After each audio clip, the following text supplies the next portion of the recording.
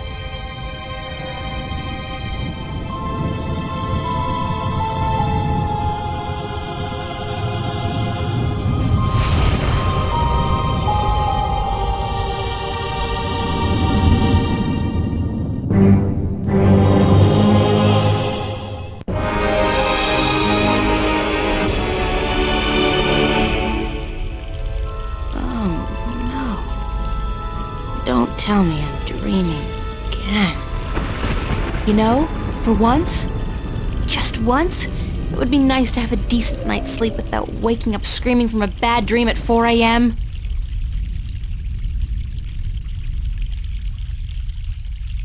There's a storm heading this way. Even the weather sucks in my dreams. I feel so charmed. Postcard pretty. Real life never looked this good. Storm's coming. You know, that should really have been my cue to wake up. Storm's coming.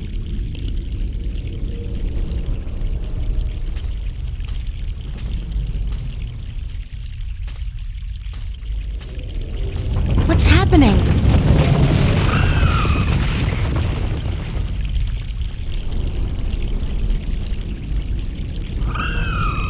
Oh, perfect. I guess if I don't do something to save that egg, I'll suffer 7 years of bad karma or something.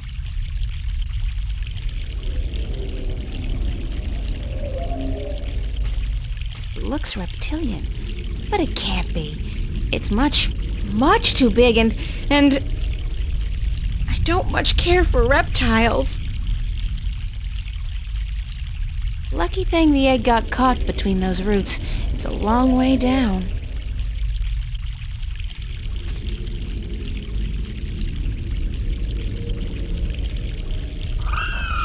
Did that sound come from the egg? Boy, that's some chick. I don't think I can get a good grip on it.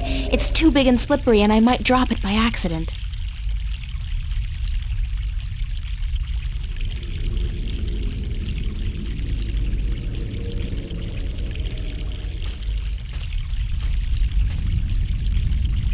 It's a nest, padded with large scales, very large scales.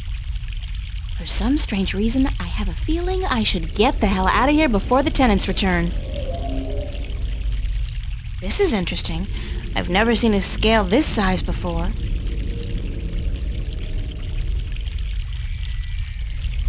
I'll keep it as a souvenir. It's as dry as a bone. It'd probably snap right off in a second.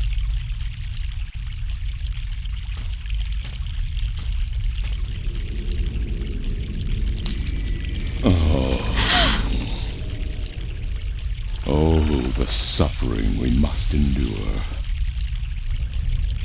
What? Why do you take such pleasure in torturing us? Torturing you? Who are you? We are the voice of all trees, the spirit of wood and leaf. You're a talking tree? No, a tree does not talk. At least not in your tongue. The tongue of trees is the language of wood, root, and leaf. Who are you then? Like we said, we are the voice of all trees. Whenever an injustice is done, we must speak for the tree if we are present. It's the branch. I shouldn't have broken the branch off. Oh, what does it matter anyway? There is nothing more to be done for us. We are simply here to provide comfort in the final passing to Earth. We?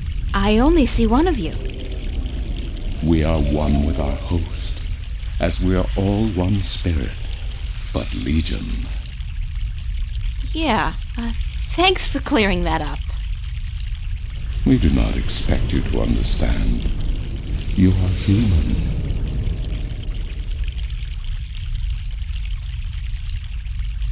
What happened to the tree? Oh, the pain. As the battle raged, we...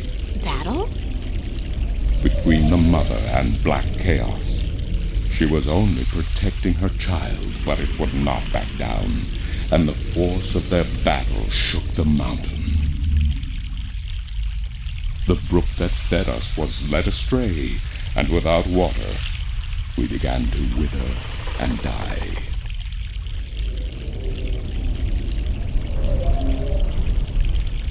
What's the deal with the egg? Egg? What egg? Oh, of course, the child.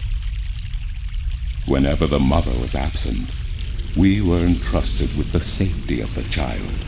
But now, withered and without strength, we can do nothing to help. We have failed the mother, and we despair. Our shame knows no bounds. Who are you again? We are the wood spirit. We come to all trees in the hour of great need to provide comfort and aid in the passing to earth, and to give a voice to those who suffer. Our time is running out as we speak. The passing to earth is about to begin. Leave us now. What about the egg?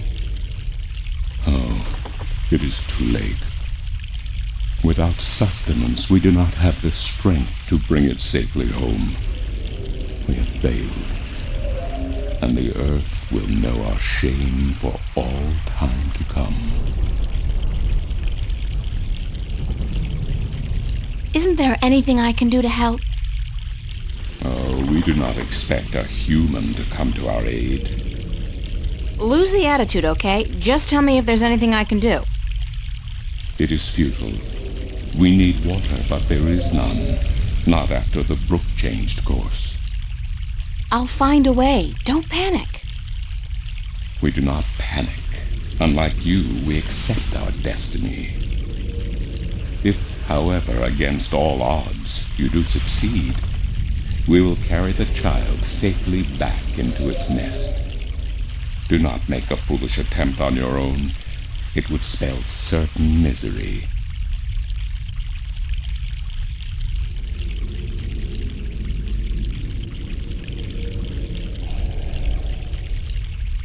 I'm an artist, not a botanist, but I'm pretty certain this tree is dead, or close to it.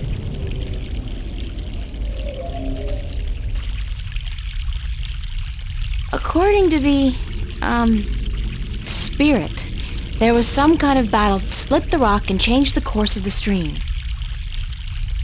According to the...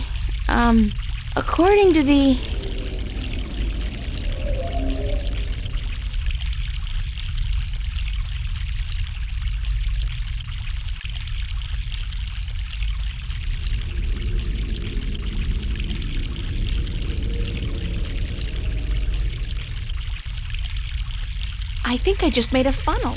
Cool! I'm so proud of myself.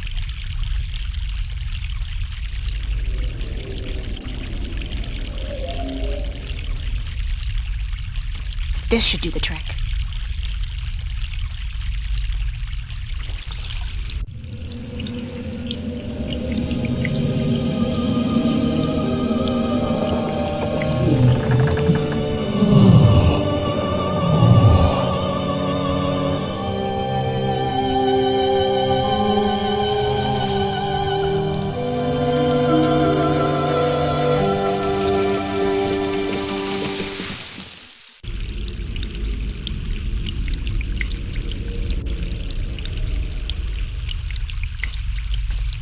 Neat.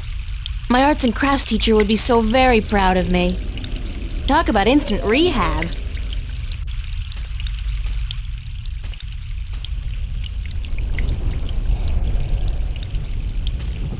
Hello? Hello? Leave us be. Are you okay? We find our strength returned, and so we have no time for idle conversation. We must drink and rejoice. Aren't we forgetting something? Hush, listen. The song of ancient wood. Is it not sweet? Sweet, definitely. Yeah. The baby's probably ready to boogie down as well. The baby. Oh, the egg. Thank the earth. We almost forgot. Uh-oh.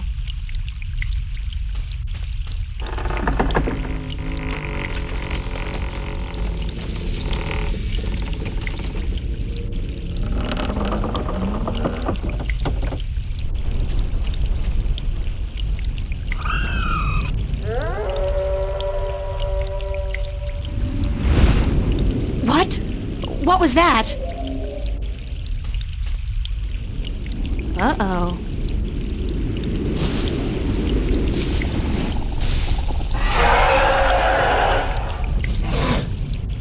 It is you.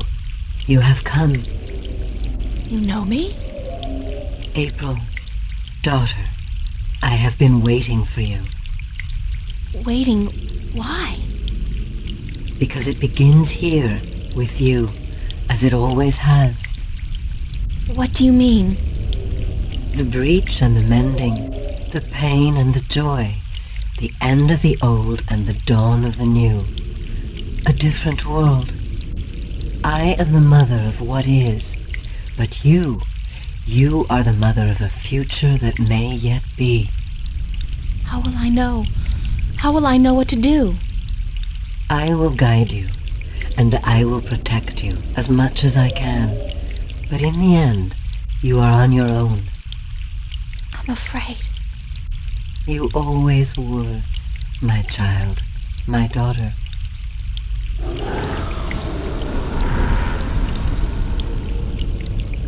This is probably not a good thing.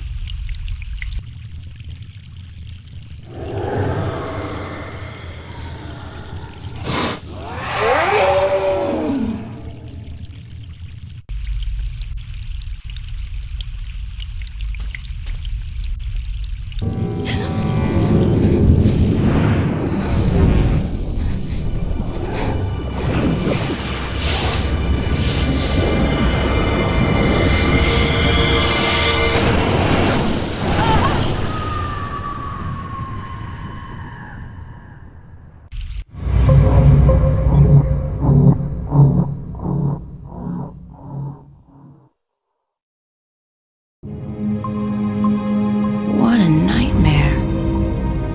I'm completely exhausted. I must have been tossing and turning all night. It's so hot in here, too. No wonder I keep having these weird dreams. I've basically been simmering in my own sweat every night this past week. Doesn't look like it's gonna cool down anytime soon, either. It's another sunny day in Newport.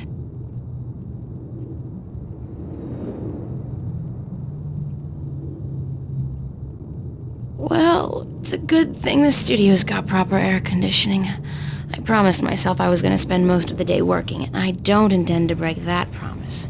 Not this time.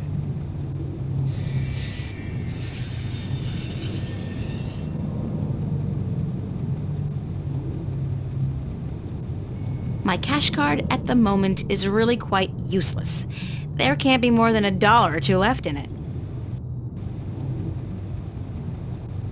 April Ryan, you have got to get past yourself. I'm not good at taking care of living things, but this plant's doing just fine despite months of neglect. Nice view, if you're into brickwork. The wardrobe is actually made of real wood and not that synthetic crap that makes me sneeze and itch all over.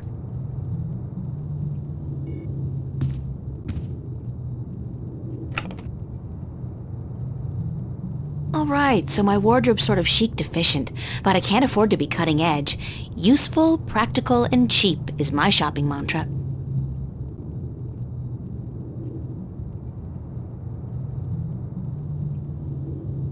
It's Constable Guybrush, my toy ape. He doesn't much like being called monkey.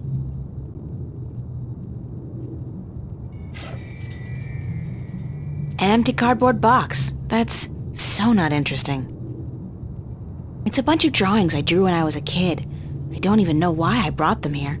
They mean absolutely nothing to me.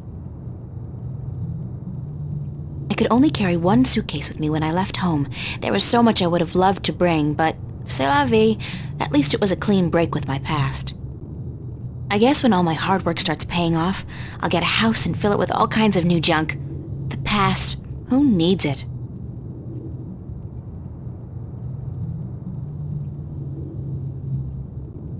It's real wood.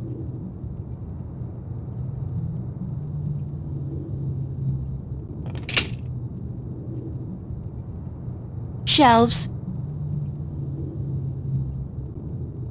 It's been too hot to sleep with a cover, so I don't. I don't need to make my bed. It's been too hot to sleep with a cover. I had to borrow some posters from the cafe because I just can't afford to buy any of my own. When I think about it, that's so depressing. I got those posters from the cafe. I got those posters.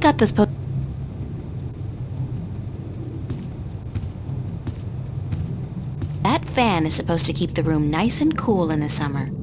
Sure, yeah, it's at least, 1/4 of a degree cooler in here when it's on.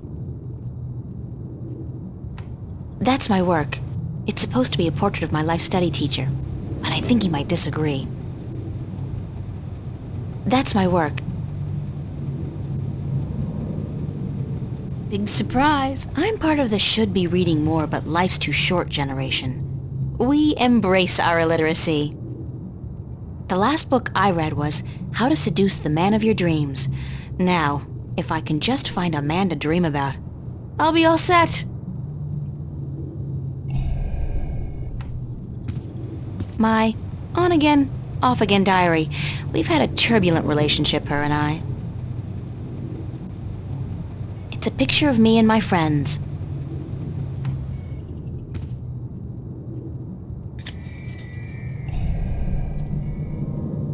Dear Diary, note to self. Dreams of talking trees and dragons aside, it's still no excuse for talking to inanimate matter in the real world. So quit it!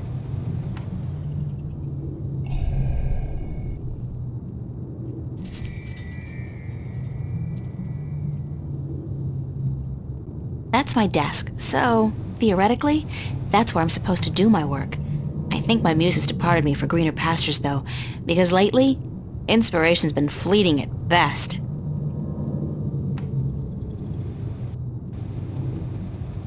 It's just a chair.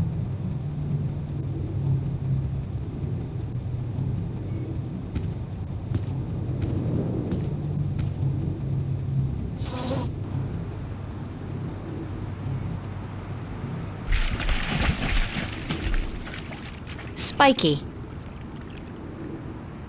It's a seagull. The poor guy looks quite hungry. Whatever those pipes are spewing out, I know one thing for sure, it ain't water. It's a rusty old grill, kept afloat by a rubber ducky. It's a rubber ducky, helplessly trapped under that rusty old grill. I don't know what that chain's for, but it's connected to some kind of mechanism at the bottom of the canal.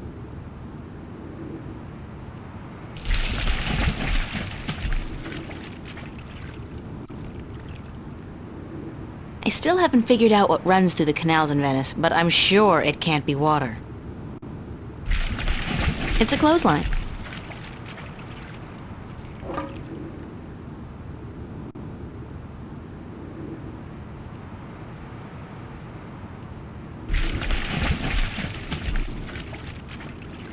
It's a clothesline.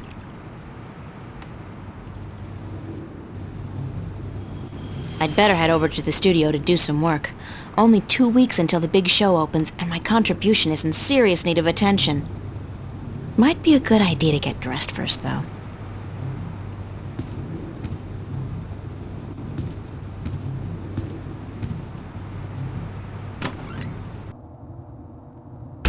Hey, babe. Babe, you're looking real sexy today. Zach, listen, I've got to run, and... What's going on, April? How you been?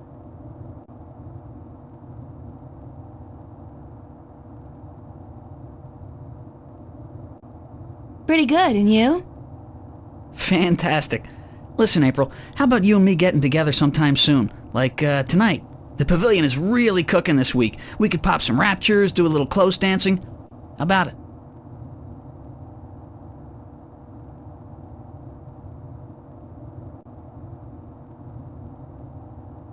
Sounds like good fun, but not tonight. Hey, whenever. Just don't expect me to be waiting around for you forever. No chick is worth that heartache. See you around.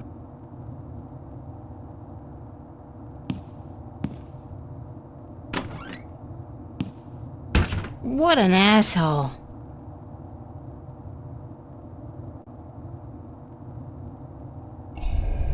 It's a fact, as in FACT, Free Access Terminal.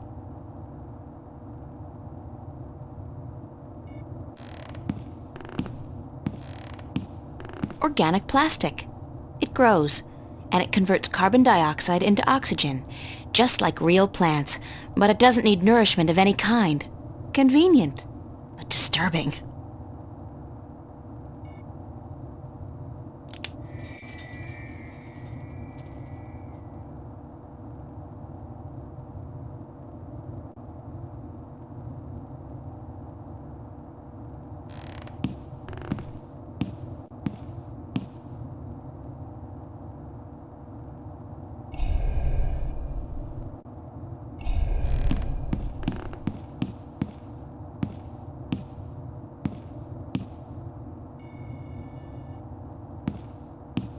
Charlie's apartment. His place is twice as big as mine, with a private bathroom. And a huge bed. I guess he likes his creature comforts.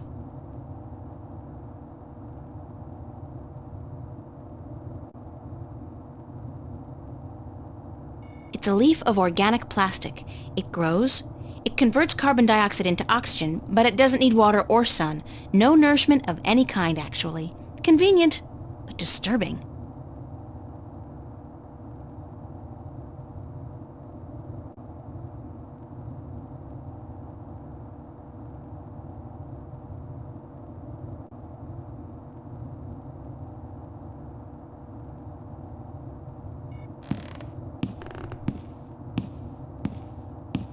That's Zach's room. I've never been in there, and I pray I never will. Nuh-uh. I'm not knocking on that door unless it's absolutely necessary, and frankly, I don't see that happening anytime soon.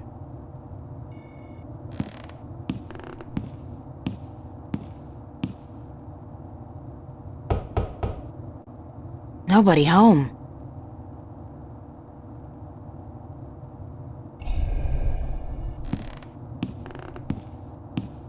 Computer. Voice interface is not installed. Please use the touchscreen interface to communicate with this free access terminal. Oh, okay. Why not consider a very reasonable upgrade? In addition to a voice interface, true holo display technology and Instacredit compatibility. No, I'll just use my hands, thanks. You are missing out on a great opportunity. If you upgrade now... Hold on. You understood that. You have a voice interface installed already. Why would I pay to have another one installed? Current voice interface is for sales purposes only. If you take advantage of this very affordable upgrade today... No, really. This terminal doesn't belong to me. Noted. Please refrain from voice communication in the future, or you will be reported to the FACT FUB and charged for processing time. FUB? Fair Use Bureau. They are authorized to carry deadly arms. Well, whatever. Sorry.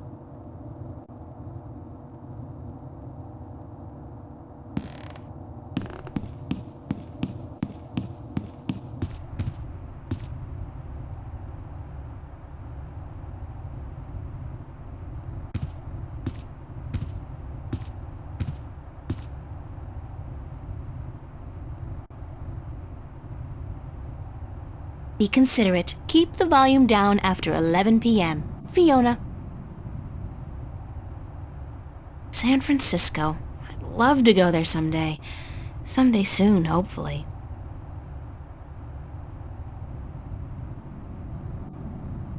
Common Room Duty Roster, July 27th. April and Emma. Oh joy, manual labor, my favorite. Pizza and Movie Night, Monday, July 31st. BYOS. BYO what? Soap? Look, it's Monkey Boy! Annual Summer Blowout at the Fringe Cafe, Friday, August 4th, 8 p.m. Free food. Live performances by Royne Dale. Harlequin Masquerade. The Go-Getters. Tickets available at the bar. $10 only. Spread the word. I can't tell what that note's saying as long as it's up there. Fiona's handwriting is not particularly legible.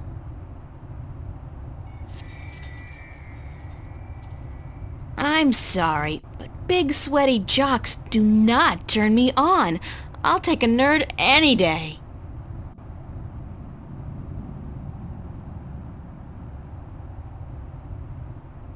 Found a gold ring under the common room sofa. If it's yours, let me know. But no false claims, please. Fiona. I did lose a gold ring a few weeks ago. I hope this is the one. I'll have to ask Fiona about it. It's a pushpin.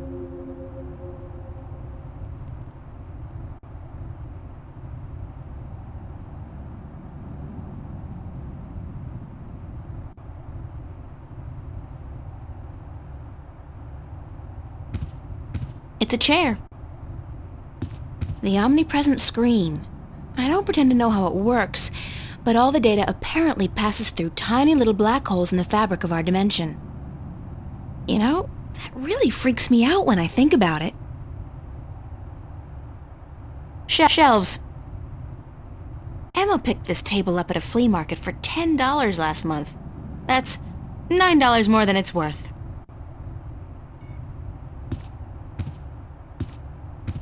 It's a matchbook.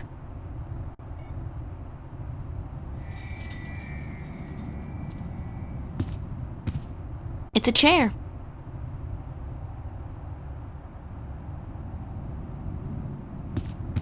We have a nice view of the bridges from this window. More fans. Proper air conditioning was apparently never a viable alternative for the contractor.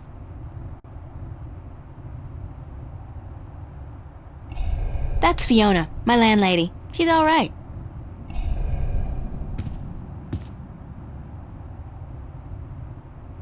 Morning, Fiona. Good morning, darling. You're up early. Yeah, I couldn't sleep.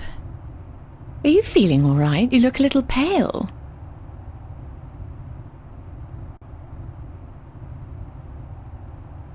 I had a bad nightmare. Again? Well, you're not the only one, darling. Mickey woke me up screaming in the middle of the night. She wouldn't go back to sleep until I made her a cup of herbal tea. Nightmares? Apparently, but she refuses to tell me what they were. I think she's embarrassed. That doesn't sound like Mickey. I know, darling. Don't tell her I said so, but I've never seen her so agitated in my life. She scared the hell out of me. I don't know why I have nightmares. I guess they could be stress-related. After all, the exhibition's right around the corner. Oh yes, the school exhibition. How's that going? God, don't ask. I have no idea how I'm going to finish my painting on time. I haven't felt inspired in ages. I think you work too hard, darling. You need to relax once in a while. Live. Enjoy your youth. There's inspiration to be found in hedonism, you know. No, I don't know, but apparently you do. I'm an authority on the subject, darling. Ask Mickey. She'll tell you I don't lift a finger around the place unless I absolutely have to.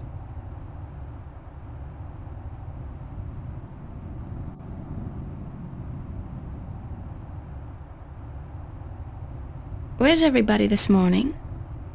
Mickey's tied up in the basement. Mind you, she's not literally tied up, of course, although that is a tempting thought. Are you getting into your sexual fantasies here, Fiona? Because it's a little too early in the morning for that, don't you think? Sorry, I just can't help myself. Anyway, the plumbing is...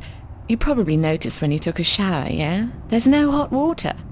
So Mickey's working on that. Getting knee-deep in putrid canal water is her job, thank God. What about Charlie? He up yet? No, he's still sleeping, and Emma just went to bed. I saw her come in when I was making breakfast. Do you know who she's seeing now? I don't know. Some guy? Those lads I see her with, darling. She's too good for those arseholes. I wish she'd find herself a man who'd treat her right for once. She hasn't had much luck with love, no? She's a magnet for creeps, and she's so pretty. They prey on her, you know, bastards.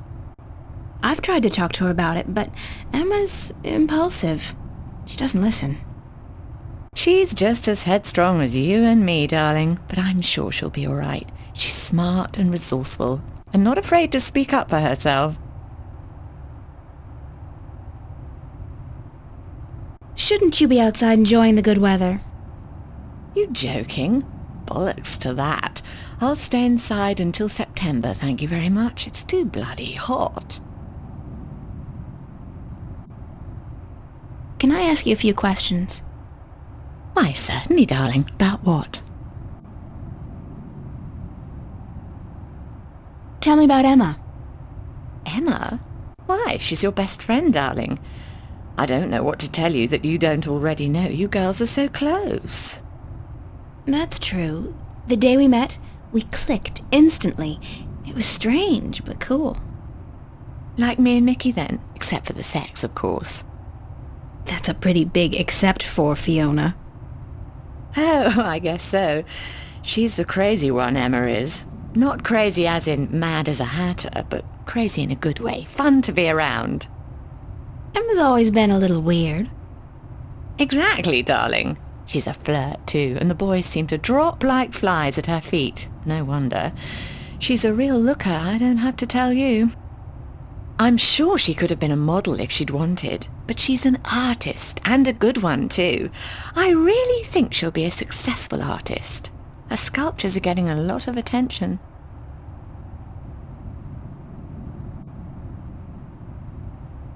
Anything else you can tell me about Emma? She ought to be a little more careful sometimes. She's a flirt, and although she doesn't mean any harm, some lads don't take too well to being teased and rejected. You should tell her that, though, being her best friend and all. I have told her. She won't listen. No. She does worry me a little, but she's a big girl and she can take care of herself. I'm certainly happy to have her living here. Next to you and Charlie, she's my favourite tenant. What did you think of me when we first met? That's a peculiar question, isn't it? I thought you were quite lovely. I still do, darling. Do you remember the day I arrived? Of course, darling. It wasn't that long ago, and I'm not senile quite yet.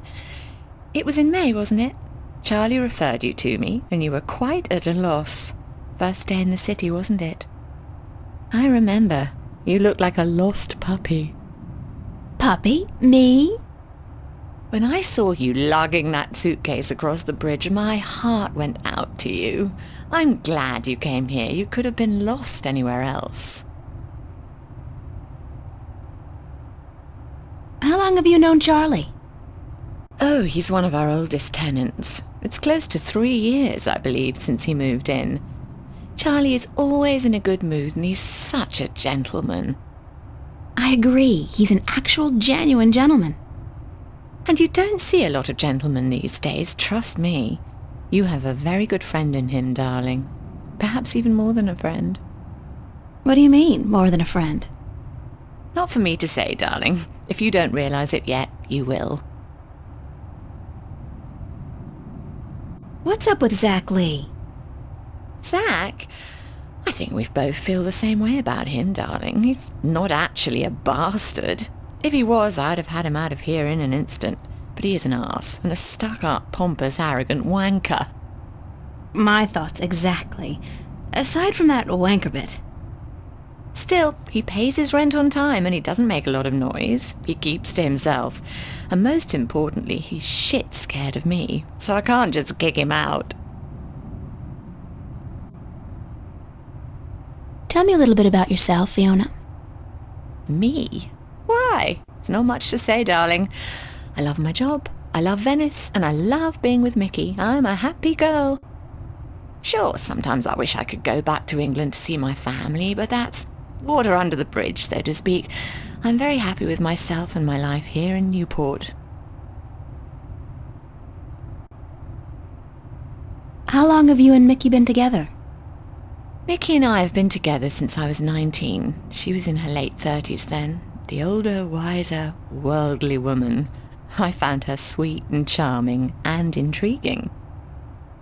When I finally realized she was neither of those things, it was too late. I was in love. She stole me away from my dreary British inner-city life, and she brought me here. She was no knight in shining armour, that's for sure. But she knew how to treat me like a woman. You guys make a great couple. You think so, darling? Yes, I guess we do. And the sex is amazing. You never get tired of talking about your sex life, do you? Never. And if I ever do, please shoot me. Can you tell me something about the border house? That's one of my favourite topics, darling. What precisely do you want to know?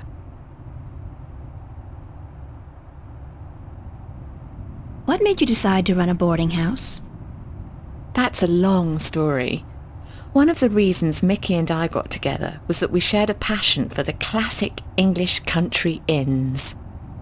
You know, quaint, weathered buildings, funny old ladies, and oddly suggestive names like the Lazy Cock. So why come here to the big city, to America? We wanted to create a place with a similar atmosphere and hospitality here in Newport. Like a safe house for people like you and I to call home, if only for a short while.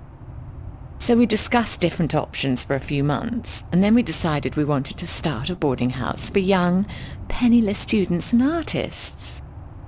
You decided you wanted to do that here in Venice? We knew that Venice was the place for us long before we came here, but the hard part was finding a building cheap enough. And this building was available? Not at first. Like most of the buildings in Venice, this one used to be a factory, but when we first looked at it, a local company was planning to turn it into a bar and nightclub. It was so perfect for our purposes, though, that we appealed to the Venice Borough Council, and after outlining our plans, they gave us the go-ahead at a reduced price, provided we kept our promises regarding our tenants. What inspired the name Border House? That came quite naturally when we saw the place. It's on the border between two worlds, isn't it? Between Venice and the city itself. And at the same time, I also believe we're on the border between two more abstract worlds. Between art and spirit on the one hand, and science and technology on the other. That's very poetic, Fiona. Yes, I've practiced. I may be an inner city girl, but I can philosophize and bullshit with the best of them. Do you and Mickey own the place together? We own it together, yes, and we've shared the responsibilities between us. Mickey takes care of the maintenance of the building, and I busy myself with the administrative tasks. I also take care of the day-to-day management of our tenants, like deciding whether or not to let someone rent a room. And, of course, the unpleasant business of booting someone out. I thought you enjoyed that part. Yes, all right. In some cases I do, but not always. It can get quite messy. Thanks for the information. I'm glad I could help you out, darling. Tell me some more about the Border House. What precisely do you want to know? Thanks for the information. I'm glad I could help you out, darling. What can you tell me about Venice? I don't really know much about the history of Venice. You should really ask someone with an interest in local affairs. What I do know is that this whole neighbourhood used to be an industrial area, and that about 100 years ago they converted most of the buildings into residences for students and the homeless. And it's a nice place to live, certainly. Friendly people, liberal attitudes, great clothing stores, quite perfect, aside from that dreadful stench from the canals in the summertime. What's the story behind my apartment? Your apartment? It's more a room than anything else. Not much more than a large closet, really. It's not that small. It's one of our smallest rooms, but it's cheap, and it's on a nice floor. I hope you're happy there. I like it. It's convenient, and it's got an interesting view. That's nice to hear, darling. As for the story behind it, no unexplained deaths or hidden pirate treasures, I'm afraid. Just a long string of students on a tight budget. Do you like Newport? The city? I stay in Venice most of the time. It's easy to forget we're just a tiny little pocket in the middle of a sprawling urban wasteland. But do I like it? I think Newport is one of the great cities of our age. Love it or hate it, you can't argue with that. And which one is it? Love or hate? I haven't decided yet, darling. Ask me again in another 15 years. Perhaps I'll have an answer then. I don't have any more questions right now. Don't hesitate asking if there's something else you want to know. I'd better get going. Off to school? Yeah, there are no more classes this semester, but I have to finish my painting by next Thursday. For what it's worth, darling, good luck. And don't work too hard, all right?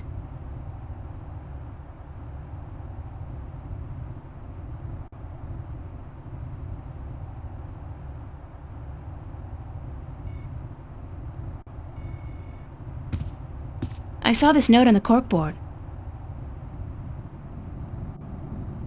I think the ring might belong to me. I'm sorry I have to ask, but could you describe the ring? Sure thing. It says Sweet 16. My dad gave it to me. I think it was the only birthday of mine he remembered, or at least acknowledged. Yes, that's the one. I found it under the sofa when I was vacuuming. Here you are, darling. Thanks. It's not worth much, but it's got a certain sentimental value for me. It's a very pretty ring. Yeah, it is. My dad never gave me anything pretty before or since. He must have won a poker game or something that day. You know, it's strange. I don't hate him. He's a bastard and he treated me like crap almost every single day of my life. But I don't hate him. I feel sorry for him. Why? Because he doesn't know how to love. He can't love anybody or anything. And because he'll be miserable every second of every minute of every day until the day he dies. God, I'm glad that life is behind me. I hope I never have to see him again. No, that doesn't sound right. I've made a choice not to see him again. Ever.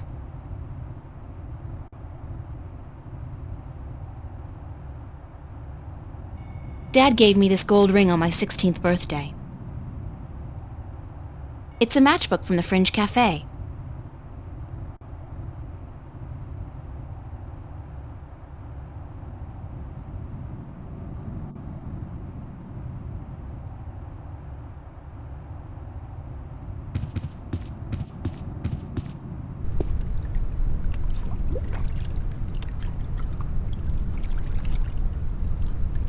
I love this mural, even though the motif is a little trite. I mean, fairy tale forests and magical dragons? Still, it's pretty. I wonder what happened to the artist. Probably making a bundle from cheesy fantasy calendars and book covers. Rust is the very definition of Venetian architecture. Think of San Francisco without the hills, Paris without the cafes. Venice wouldn't be the same without the rust. It would be better, not the same.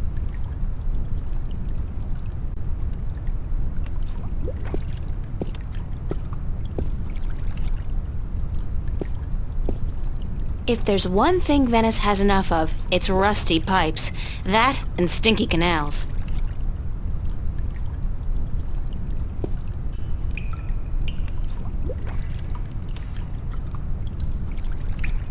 I'd guess that's a pressure gauge. It's at 100. That's percent, I guess. 100% pressure? The water tank's full. What a mystifying contraption, and completely absurd. What are all these valves and wheels and thingamajigs for? What grand purpose does it all serve? It's a rusty old wheel. I'd imagine it turns the water on and off. That's probably Mickey's handiwork. She's the tool gal around these here parts. I wonder why she put the clamp there, though.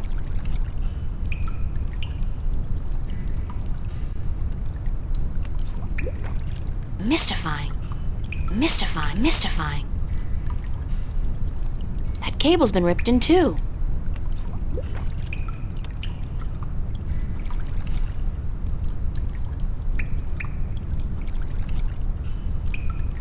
cables are too far apart to tie them back together. Looks like a big piece of cable was torn off.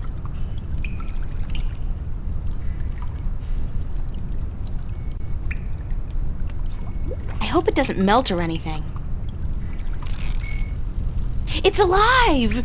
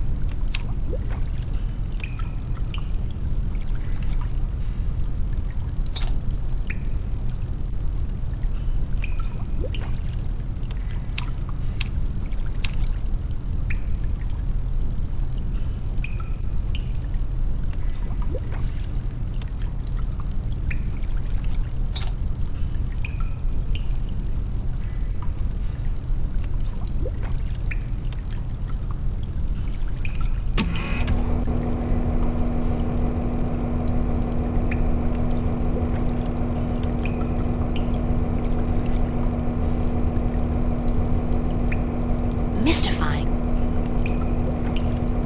It's a pressure valve.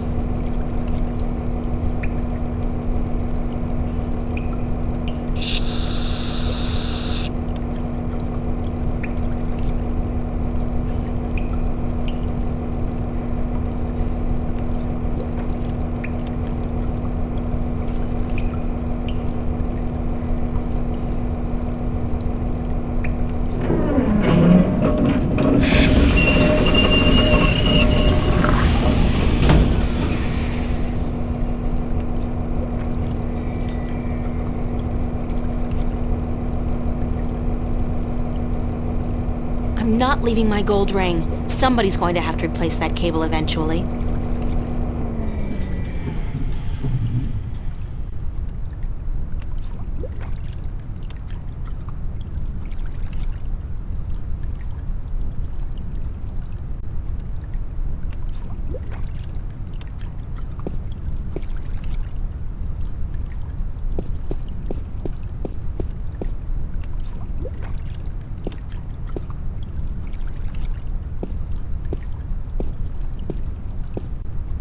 Hey, wow! I can see right into the common room. That's amazing. The shades are drawn.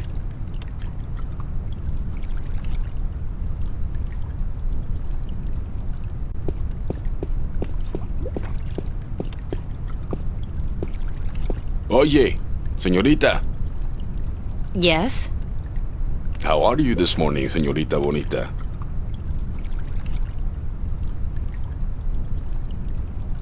Hot.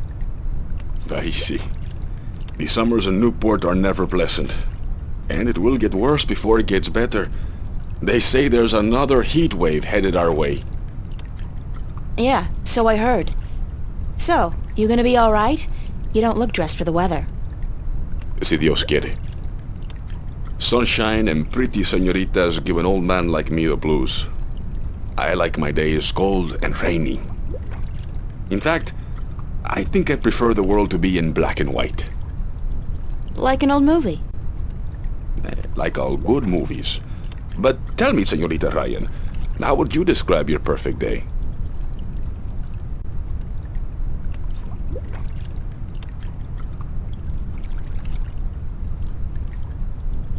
Cold and rainy like yours. Está bien. We are alike, you and I. But this heat is not why you are unhappy, no? You are troubled by nightmares. What? You are afraid of them. You even fear your dreams may be real. Who told you about my nightmares? No one. I can tell from looking into your eyes. I see the ghosts that haunt you. I don't know who you've been talking to, but from now on, stay the hell away from me in my personal life. No puedo, señorita Ryan. You have a destiny. Destiny? I don't care what you think. Just leave me alone. If you don't face them, I'm afraid your nightmares will continue. Soon they will appear to you even when you're awake. You need some serious help, you know that? We all do, April. That's the reason we are here, you and me. That's it. I don't have to listen to this. Perdóname. I've upset you. We didn't think you'd react this way. I hope we can talk again soon. I don't think so, no. Please, think about it. And señorita, cuidado. Be careful.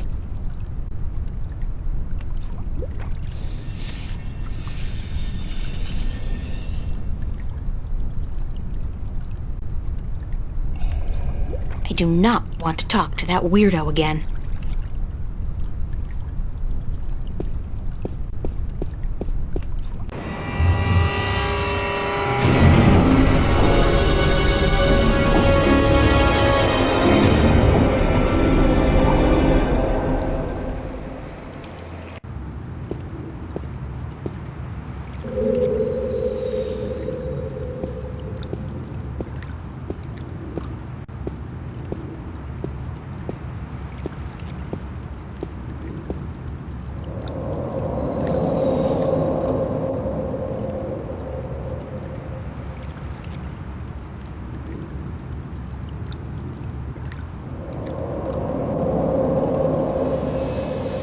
From what I've been told, the clock stopped on the very day of the infamous Venice massacre in 2109, to the minute the police opened fire on the squatters.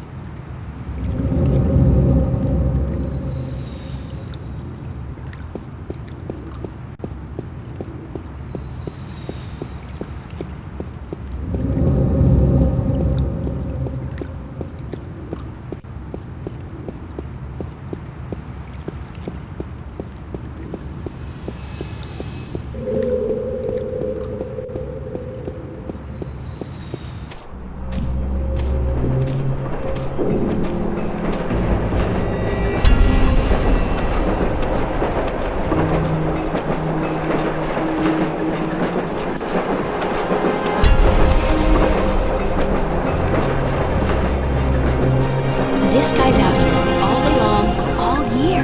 He never stops painting. Ever. And I doubt he's ever finished even one painting.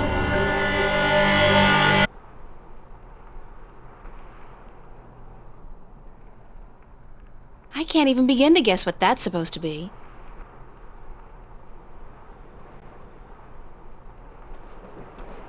Nothing adds more to the tranquility of a city park than a huge rusty iron bridge. Those freight trains pass by at least once every 5 minutes all day long. You get used to it, though, eventually.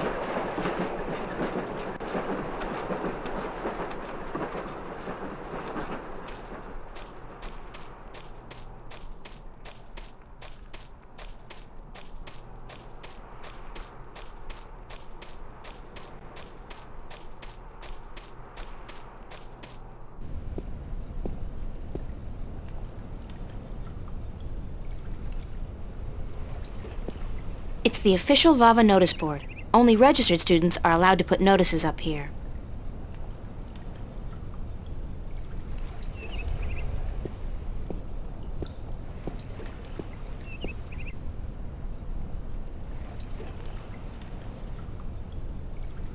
The Venice Academy of the Visual Arts. World-renowned, prestigious, expensive, and my future alma mater, if all goes well with the exhibition and I get my grant, that is.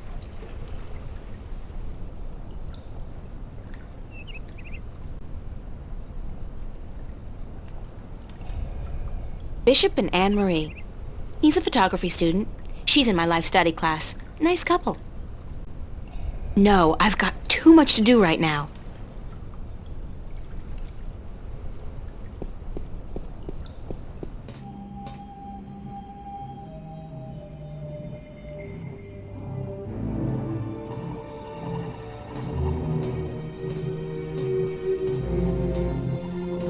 somebody's thrown away a rubber glove. Why would somebody toss out a perfectly good work glove with just one big hole in it? What a terrible, terrible waste. Olaf's on a roll. Again. Does that guy ever run out of inspiration or energy? Must be the cold Norwegian winters. Nothing else to do but paint. Don't want to disturb him. Art books. There's a really nice one here on Turner. I love his landscapes.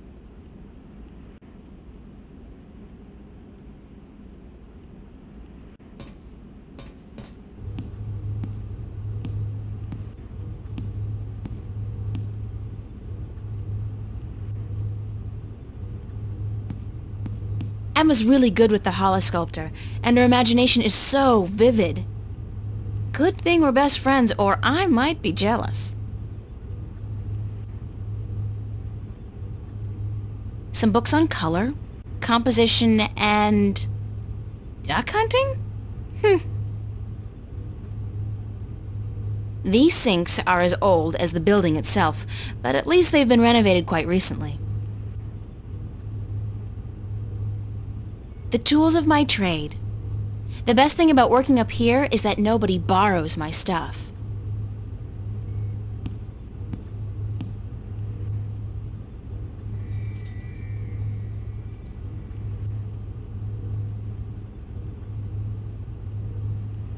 My paintbrush and palette. What more could a girl need? Maybe a blank canvas, a handsome nude model, and 6 hours of uninterrupted painting. It's a rubber glove, but it's pretty useless with that big hole in it.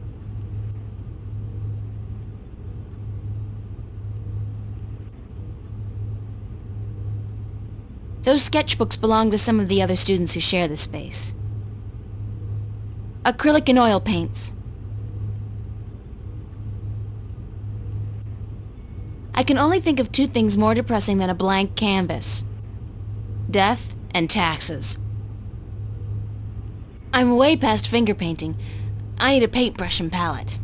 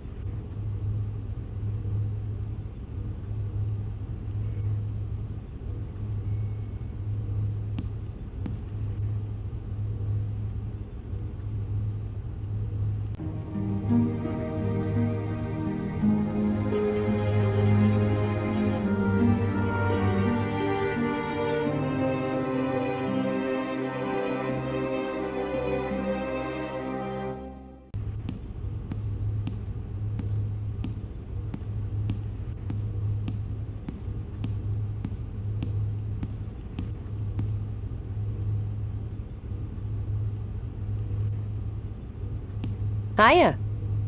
Emma? Hi! I didn't expect to see you here today. Me neither. Are you busy? Nah. Well, I am. But I was about to wrap up for today anyway. Why? What's going on? I have an important message for you.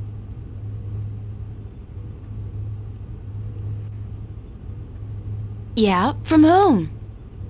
Believe it or not, girlfriend, but it's from Cortez. Excuse me? He said to tell you that he wants to meet you, these are his exact words, where children visualize their dreams. Visualize dreams? What's that supposed to mean? Me? I was hoping you would know.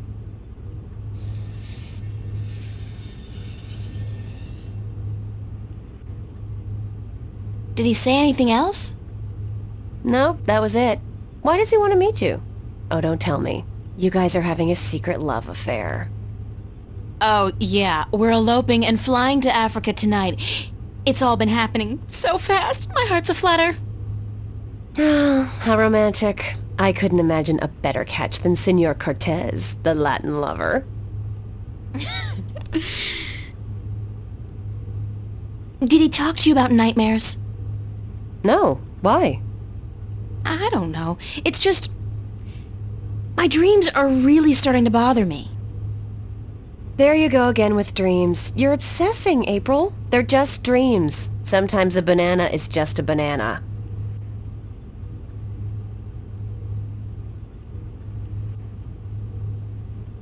And a dragon is just a dragon.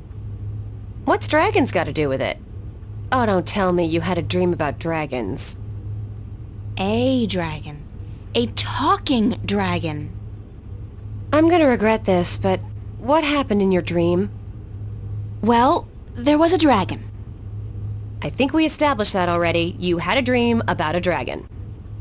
Not just any dragon, though. A talking dragon. Yep, we've been through that. Talking dragon covered. What did it say? She. It was a she, a female dragon. What, you could tell from the skirt, high heels, and lipstick? Don't mock me, Emma. She said something to me. Something about being the mother of the future. She probably said time to get up and go to school, April. If you don't want to take my dreams seriously, I'll just stop telling you about them. Is that a promise? Like you're in any position to make fun of my dreams? Have you looked at your sculptures lately? Oh, that's low. I'd punch you out if I wasn't so hungry. You want to go get some lunch at the Fringe?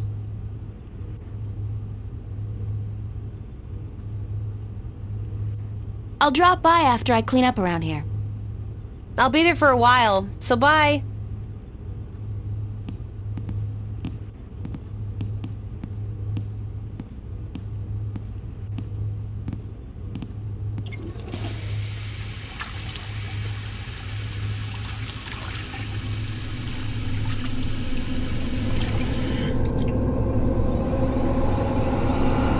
Who's there? Okay, that was not a dream, I think.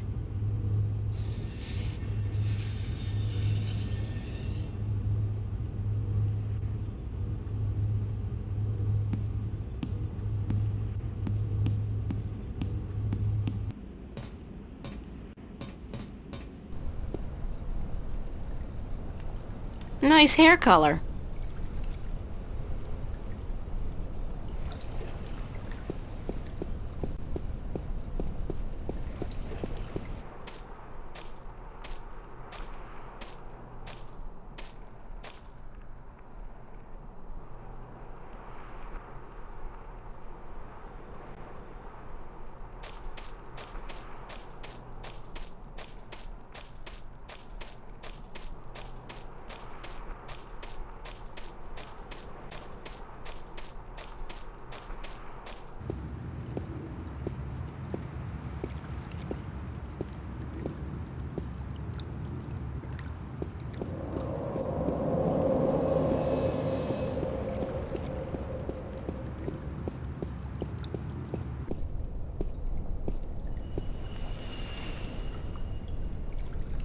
Rusty pipes. They're hundreds of years old, installed way back when Venice was an industrial area. See? I know some local history. Can you say Death Star? The Fringe Cafe, my home away from home. I really don't mind working there. It's a nice place. I mean, it ranks nice on a scale from begging for food at the bottom to just scraping by at the top. I do not intend to make a career of it.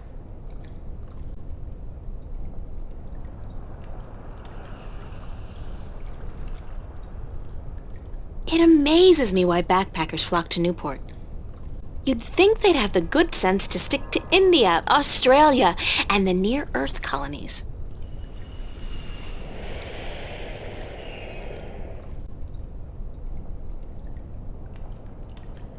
I think people should have the good sense to do that kind of stuff behind closed doors. At least as long as I don't have a boyfriend.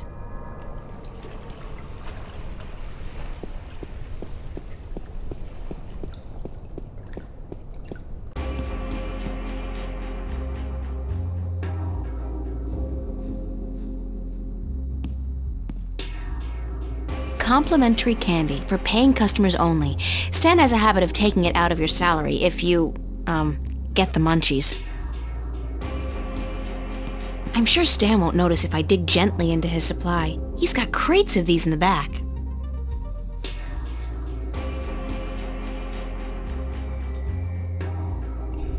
That's my good friend Charlie. He was the first person I met when I came to Venice, and I love him dearly. As a friend. Hi, Charlie. April, nice to see you, girl. You know, I came to wake you this morning, but you had already left.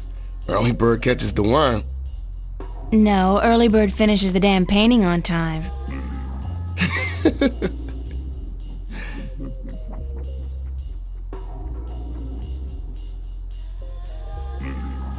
Have you seen Cortez around? As a matter of fact, I have. And he was asking for you. He asked about me? Yeah, where you were. He had a message for you. I told him to give it to Emma, that she would be more likely to bump into you. I got it, but I have no idea what it means. Cortez can be a little strange. Do you know where he was going? No, but he seemed interested in that poster next to the jukebox. They put it up earlier today. What poster did you say he was interested in? The one right next to the jukebox.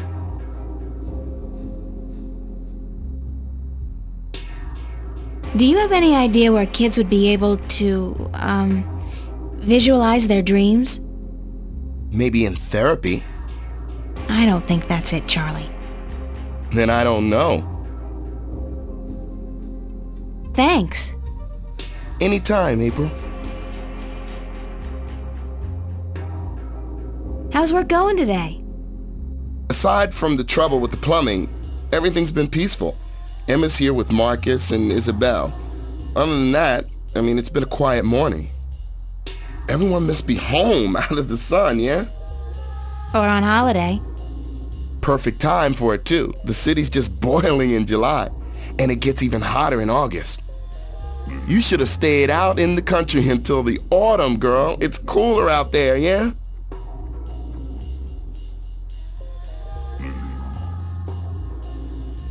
Yeah, the summers were cooler back home.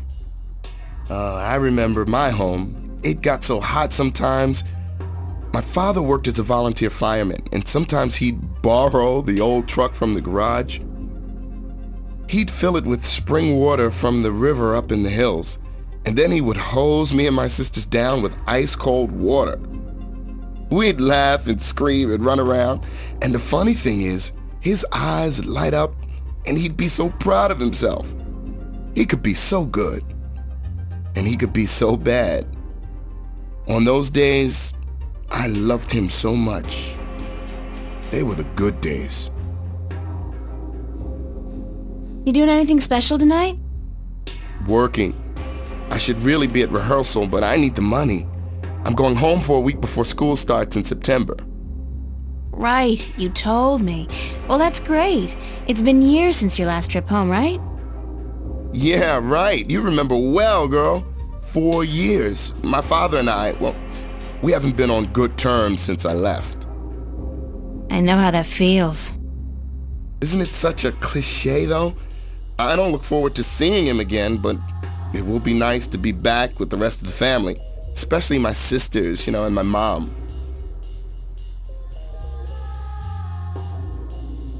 Mind if I ask you a few questions, Charlie? Why would I mind, girl? What's your take on Cortez? Why do you want to talk about Cortez? I don't know him that well. He's been around for as long as I can remember, but I really never talked to the man. Do you think he's as crazy as some people say? No, he's not crazy. Just a little eccentric. He doesn't give a donkey's ass what people think or say about him. And that's cool. I don't know. I have a feeling there's a lot more to Cortez than what he wants us to believe. That man has had an eventful life, I'm sure. Anything else that comes to mind about Cortez?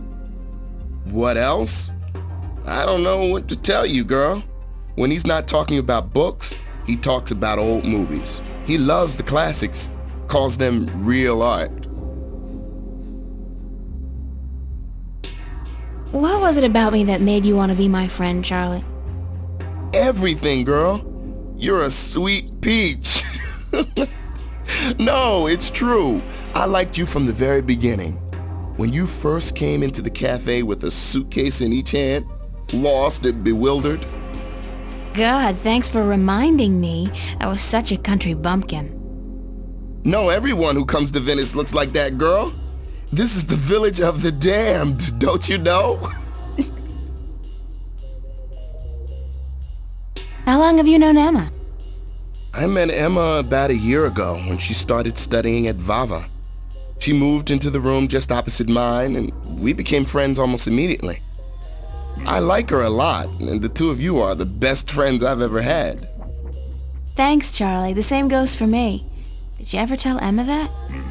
Yeah, I told her, and she jokes about it. That's just Emma. I know she appreciates me telling her, though. Does Emma's behavior ever worry you? She can seem a little out of control from time to time, but she's smarter than people give her credit for. I think she's able to take good care of herself. She's a brilliant artist. Her sculptures are inventive and beautiful. I know. Sometimes I'm in awe. They just don't seem to match her personality. She's a deep person, but she hides it well. She's more comfortable being a ditzy teenager than a professional artist. But around the two of us, sometimes she lets the disguise drop. I love her when she does that. Do you like living in Venice? I love Venice. I've been here 3 years now, and I haven't grown tired of it yet. I don't know if I ever will. Venice is like a college campus. There are so many young people here from all over the world. And the mix of nationalities and ideologies and ethnicities is refreshing and inspiring. The fact that we're also right in the middle of one of the great cities on earth is just a bonus. Call Newport whatever you want, at least it's alive, and there's always something going on. Yeah, Venice is my kind of place, and I'm not planning on leaving anytime soon. At least not as long as all my friends are living here. What about you, Charlie? What about me? Yeah? When was the last time you talked about yourself? I don't talk about myself, girl. You know that. Still, I'd like to talk about you for a bit. If you want, just in general, or is there anything in particular you want to know?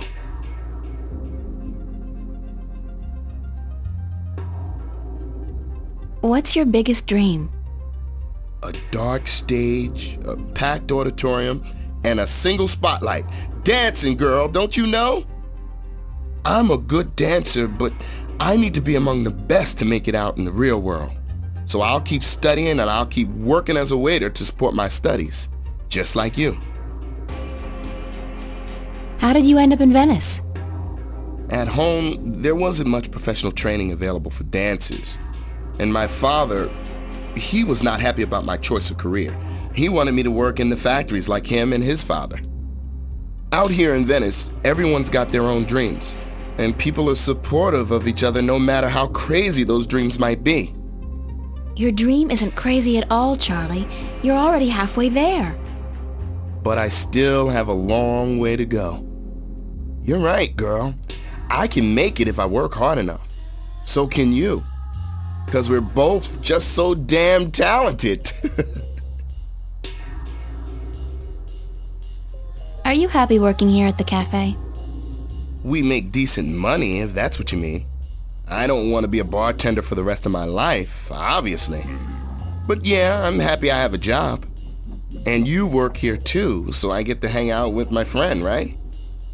If it wasn't for that, I don't know if I'd be able to do it. Hard work and lousy pay. The hours are flexible, and like you said, I get to hang out with you and my other friends. That's all I wanted to know, Charlie. Okay. Thanks, Charlie.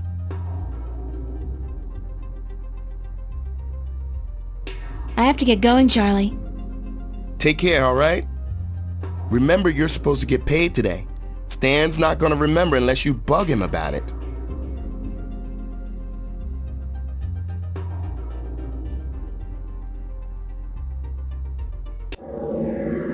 I've been keeping a diary intermittently since I was 5 years old. Not the same one, of course. I started this one, I think, April of this year. It's my diary. There's a loose sheet of paper in here. Hey, it's my timesheet from the cafe. I completely forgot I put it in here. Good thing I found it, 'cause I'm broke.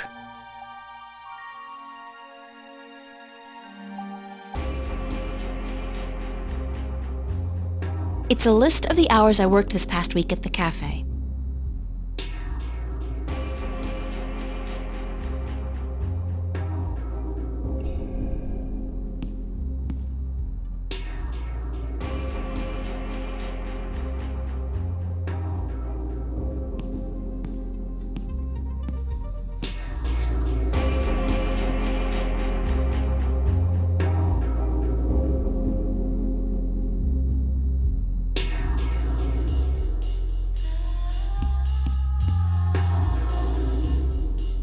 Roma Gallery presents Growing Pains, an exhibition by and for kids and teenagers. Could this be what Cortez was talking about? Where kids visualize their dreams? I think this may be it. Where's the Roma Gallery located?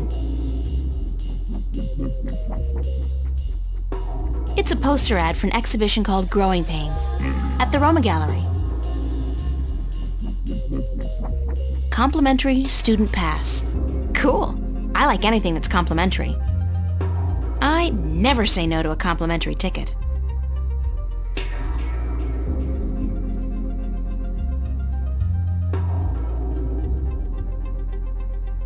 It's a jukebox, according to Stan. It's an original. Almost 200 years old. I don't know, that looks like a replica to me. A good replica, but still. It took some convincing, but Stan finally agreed to put the jukebox on free play. I'll just choose a track at random.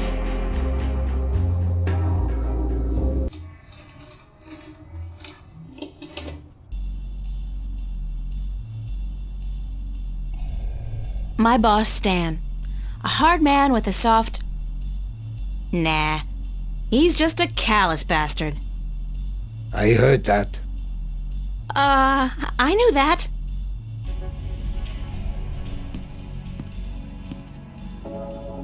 What you doing here?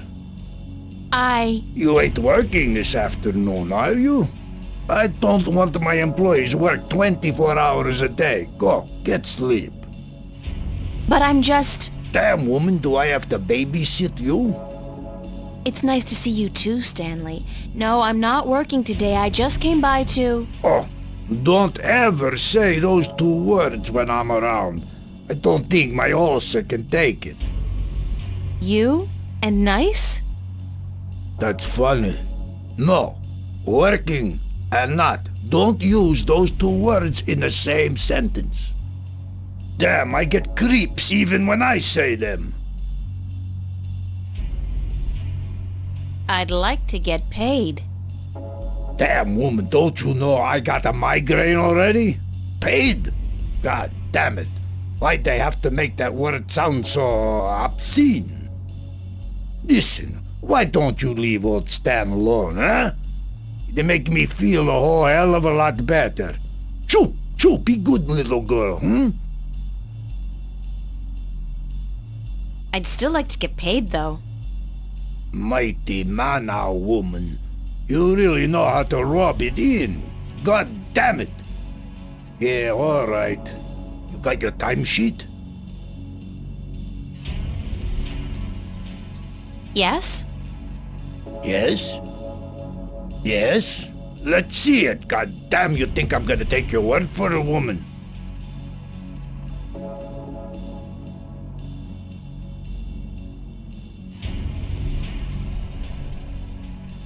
Yeah, what do you want now?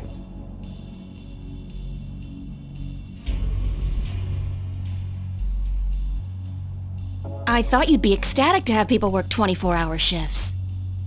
Oh, don't get me wrong, sweetheart. There's nothing I'd want more, but you see, for some weird reason, it is illegal to make people work that long.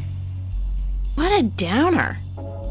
Yeah, I'd make you guys work triple shifts if I could. Nah, I don't think you would. I think you're a real angel at heart, Stanley. You're just afraid people will find out. Yeah, I'm a real goddamn sweetheart. Go on, take advantage of my kindness while I'm still out of my head. Listen, about my pay. Lord almighty, everybody wants money from old Stan. But who signs his paychecks? No goddamn body, that's who. You run the place, Stan.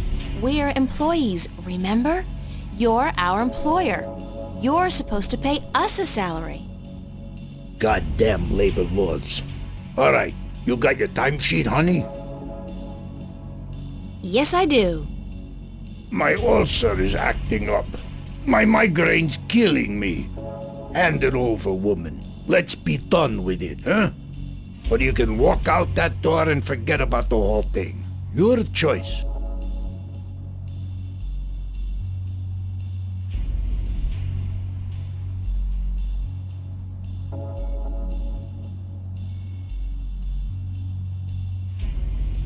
Here you are, my timesheet. Don't say that word too loud, sweetheart. You're killing me. Let's see. What is this? Huh? No. Did I sign this? What I thinking? So? At least it doesn't look like it's been forged. Thanks. Thanks? Where's my money? Oh, you ain't getting it now. Next week, honey. I write down this amount in my ledger. Don't you worry your head from it.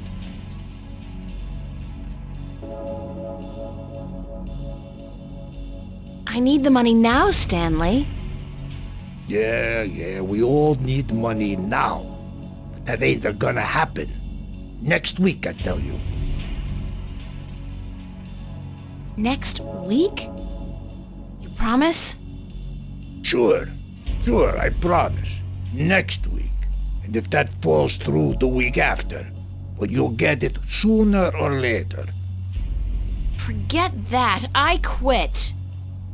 You're quitting? You can't quit. You work for me. Nobody quits this job, honey. I can quit. And I'm quitting. I quit. Damn, woman, you know how hard it is to find people to take a crappy job like this one? I need you. Just as much as you need the money? All right, Jesus, I give you your damn money. What was it, $50? $375, Stanley, cash. Oh, sure, cash. 300. Are you sure? I pay you guys way too much. All right, give me your CC.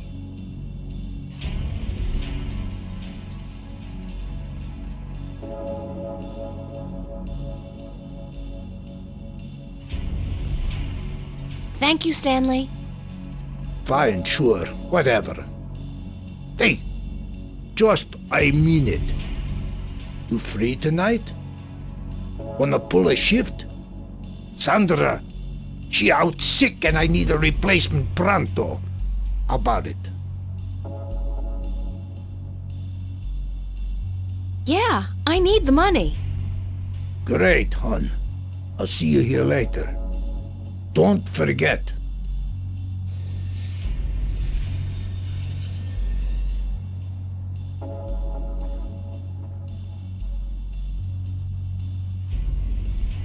It's the address. The gallery's located near the Watertown Bridge.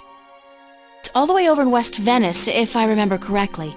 I'm gonna have to catch the Metro Line subway to get there. It's a complimentary pass to the Growing Pains exhibition at the Roma Gallery. Could this place be the one Cortez was referring to, where kids visualize their dreams? Roma Gallery is located near the Watertown Bridge in West Venice.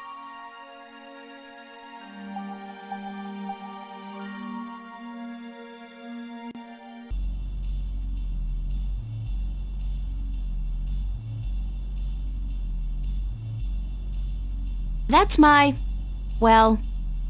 Emma's friend, really. Marcus. He's a Vava student as well.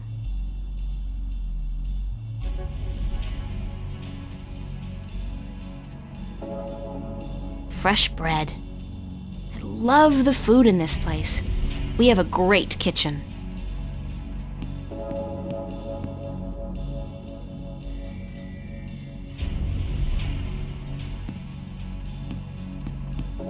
Tom's Follies. April Ryan, you have got to get past yourself. When she's not working, or out on a date, Emma's always hanging out here. Just like me, really. Just like all of us.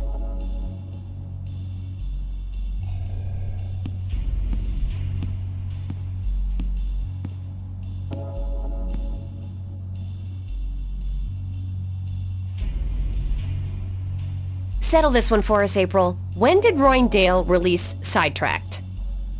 04, right after the Morning Star exile, those sons of bitches. With blood on their boots, yeah. Told you so, Marcus. You said 03. I was closer than you. 07, and you call yourself a fan. I don't. Did you speak with Zach today? Why? He was upset. Called you a stuck-up bitch. He what? You gotta be kidding me. I wasn't even that rude to him. He thinks so. Said that even if you came crawling to his door, he wouldn't give you the time of day. Said you called him an asshole. Oh, God. I really don't know when to shut my mouth, do I? Who cares? It's Zach. He hates you, so what? No great loss. That's true. So what else is going on? What are you doing this afternoon?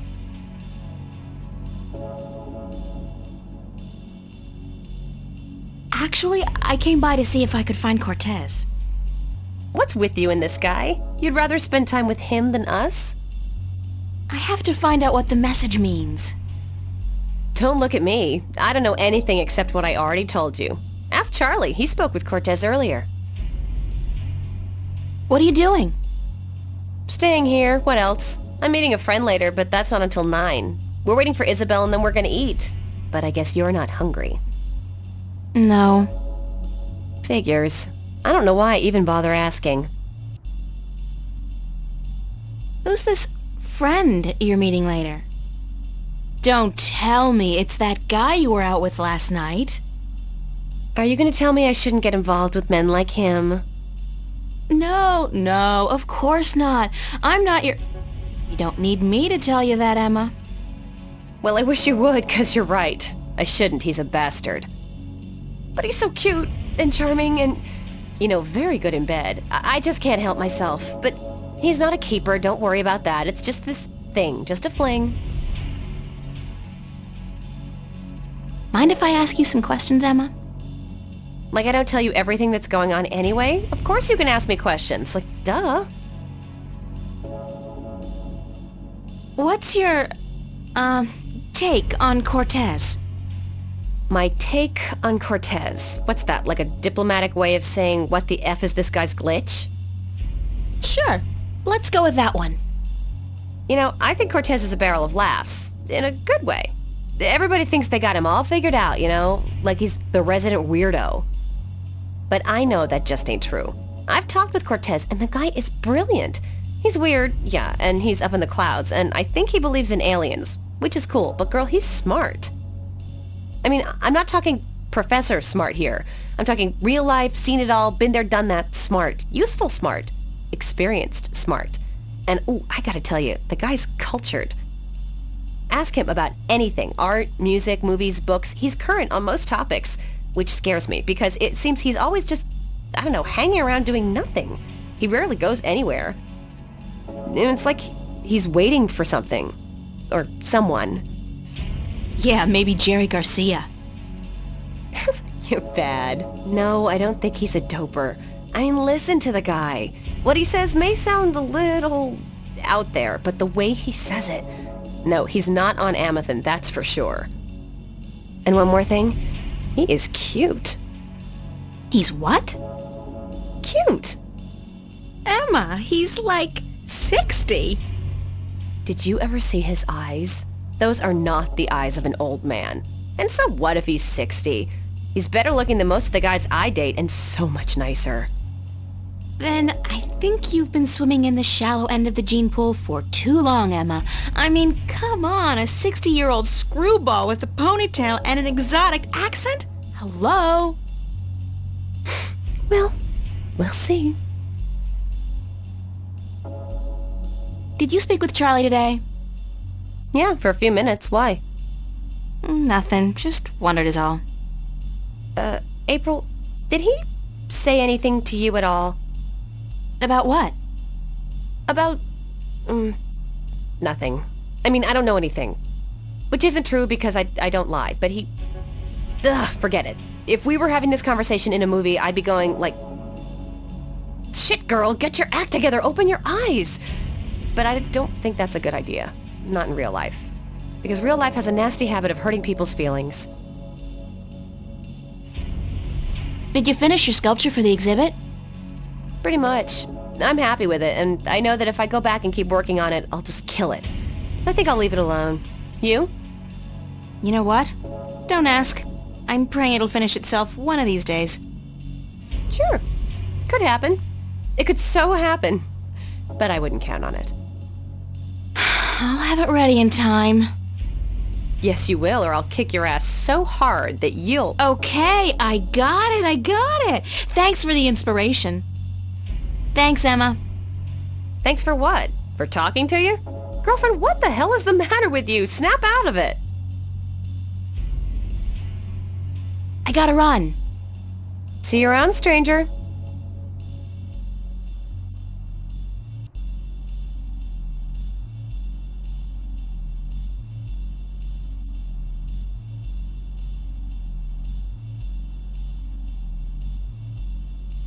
I feel like someone's staring at me.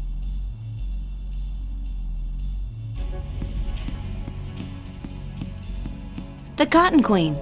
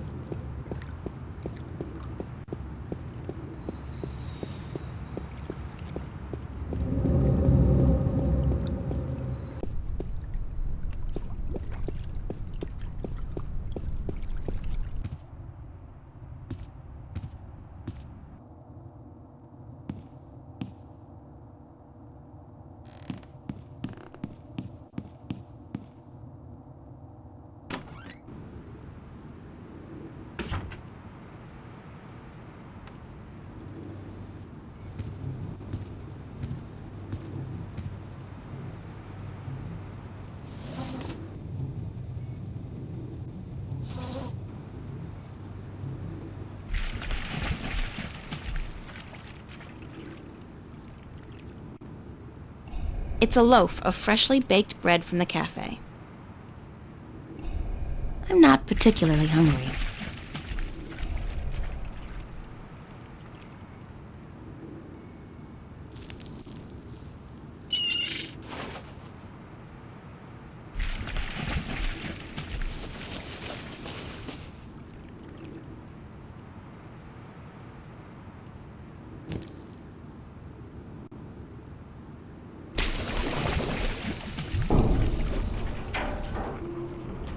Clank?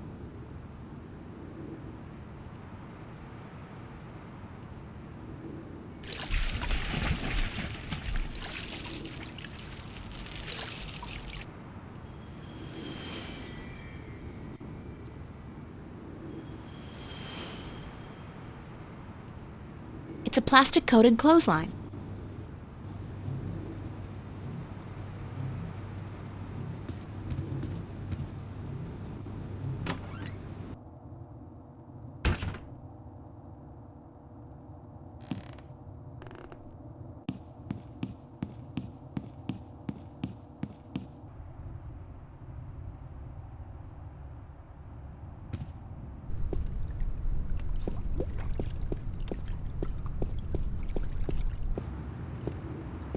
I know that duck.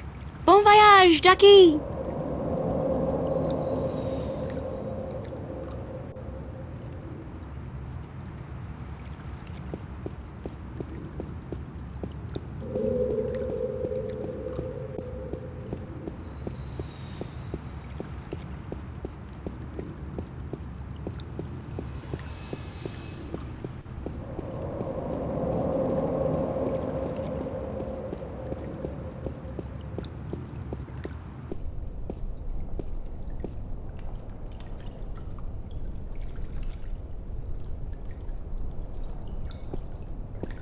It's a rubber ducky.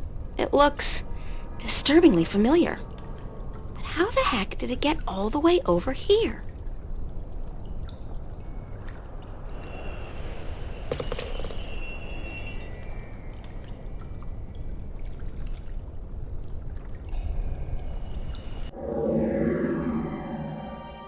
The duck's deflated. It's a Band-Aid. How did that get there? Last I remember, the seagull had pecked a hole in the duck. Weird.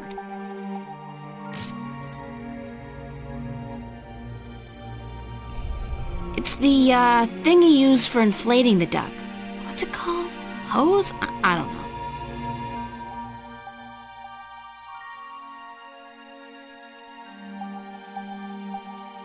It's a Band-Aid.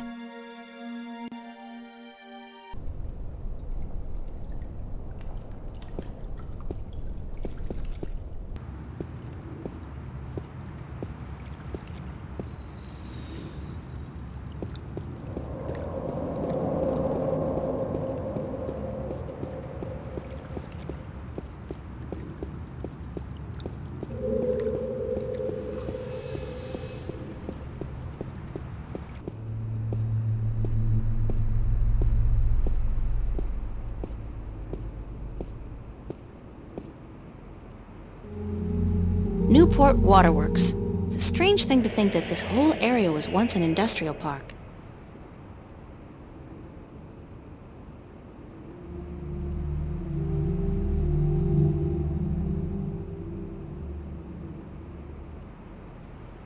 Newport Transit System.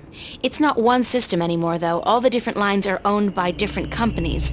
This is the Metro line, and I believe it's run by Bocamba Mercer. East Venice. There are, I think, 3 subway stops in Venice, including this one.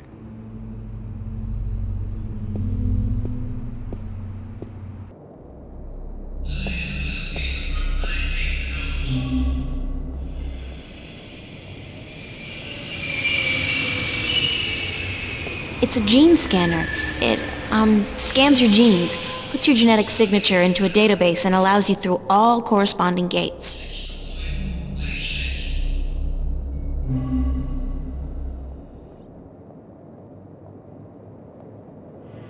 I'll get a weekly pass, just in case.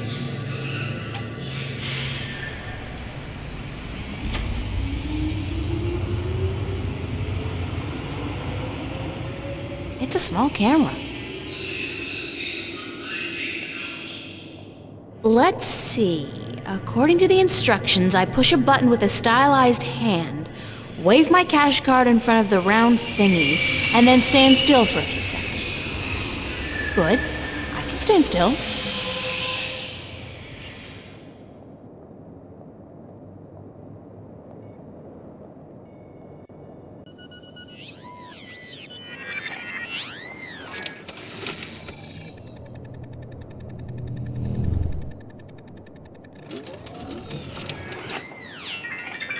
$15 subtracted from cash card. You are now free to travel on all Metroline subways for exactly 1 week.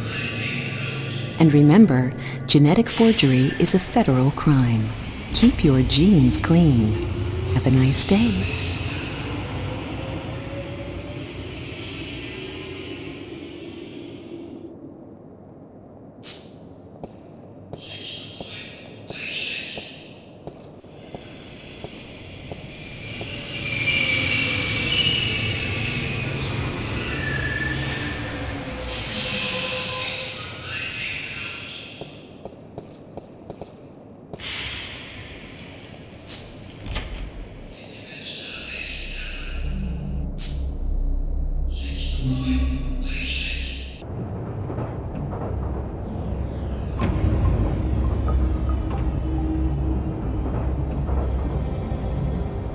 The screen really is ubiquitous. There's no escape anywhere.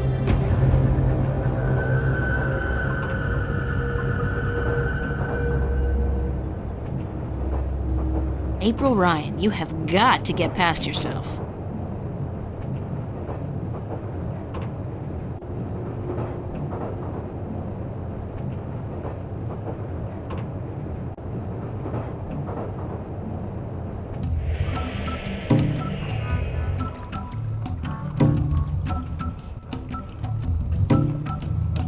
Another victim of Amethyst. Poor guy's drugged out on Amethyst. They say the first motor function to suffer is always rhythm.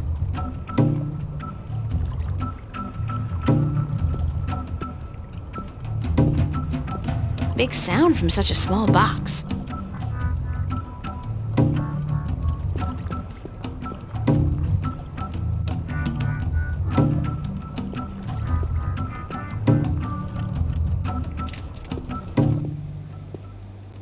Hello, sir? Sir? I'll just leave my ticket here then, shall I? Yes. Yes, I guess I'll do that.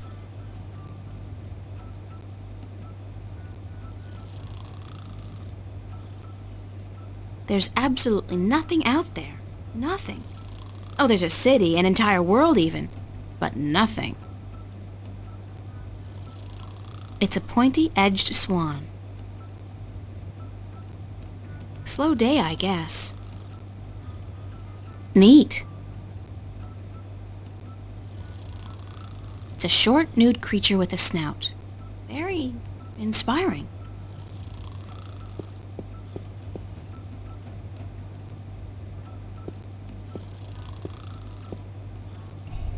For the life of me, I can't figure out why Cortez wants to meet me. Come to think of it, why do I want to meet him?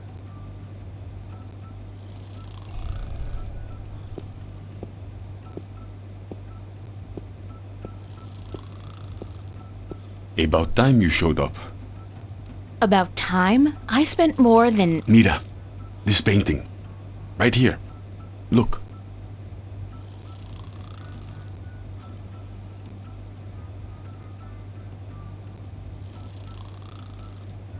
Why?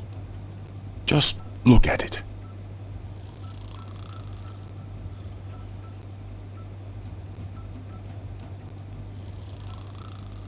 It's nice work. It's very nice. But there's more to it than nice. Keep looking. Who's the artist? A boy named Warren Hughes. Not so long ago, I knew him and his family quite well. But he does not paint anymore. What am I looking for? What do you see?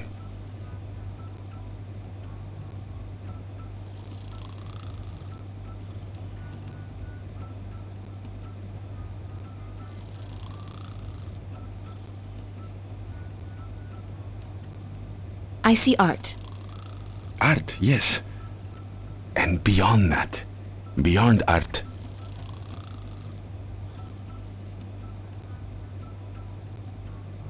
Truth? Truth. Exactly. A deeper truth. This painting, this particular work of art, speaks a deeper truth. It has a soul. How can a painting have a soul? It has a soul because it has an identity. It has a heart. The memory of this painting will survive beyond this moment. It will linger in your mind, become part of the tapestry of your subconscious. It has made a lasting impression on you, and you're not quite sure why. It's just a painting by some kid. It's not as if it's a Picasso or a Monet. Now you're arguing technique. Not every painting by Van Gogh or Michelangelo is real art either, although they all demonstrate great technique and craftsmanship. And the scribbled drawings of a 5-year-old child are rarely technically impressive, but they may still have a soul. They may still be real art. So you're saying real art is not defined by the skill of the artist? Then what is art? If just anybody can create something more real than artists who spent their entire lives developing their skills? Art is still the work of artists, and skill, craftsmanship, technique, those things are critical to the success of an artist's work. But alone, those things are merely pretense. For something to be real, to be truthful, the artist must shift part of him or herself into the work to transcend the illusion and reach for the truth of art. And what is the truth of art? Who knows? I've been asking myself that question for years. Excuse me? You don't even know? And what's all this about all the questions and lectures on truth and illusion? For that matter, why did you ask me to come down here in the first place? Because... Actually, you didn't even ask me to come down. I spent my entire afternoon traveling all over Venice, deciphering a cryptic message, spending money I don't have on a subway ticket, only to have to stand here and listen to... You saw something this afternoon. A waking dream, and you can't explain it. That's why you are here, isn't it?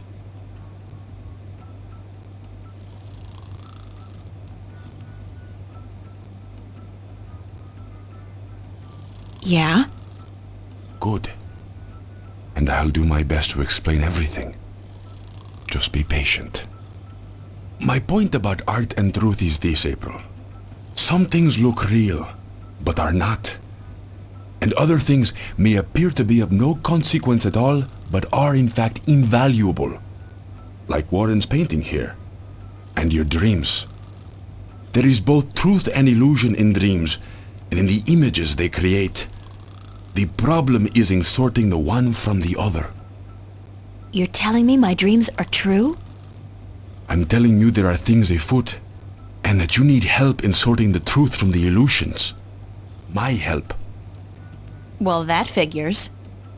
Good. I was hoping you'd understand. No, actually, I didn't understand a single word. You talk about art and truth and dreams and illusions, and I still don't understand what it all has to do with me. There are things happening, yes, and I came here because I thought maybe you're crazy enough to believe me, to help me. I don't know, sort through the debris and come up with the plausible explanation. But no, you tell me my dreams might be true, that I need your help, and that there are things afoot. I mean, who says afoot? I've never heard anybody use the word before. There are things afoot. Está bien. I understand your reluctance to believe me, señorita. But I cannot convince you here, now. Meet me tomorrow. What? Meet me tomorrow, and I will tell you everything. Not again, no way. But you will. Because you are compelled to do so by your own curiosity. Because you are drawn to mystery. And because despite your skepticism, you believe I have the answer to all your questions, yes? No. No, I don't care. I just want to have a normal life. No nightmares, no visions, no strangers telling me that things are afoot. Comprende, amigo? Ay, Dios mío. Is that the time? I've got to run, señorita Reagan. I'll see you tomorrow then. I said... Goodbye.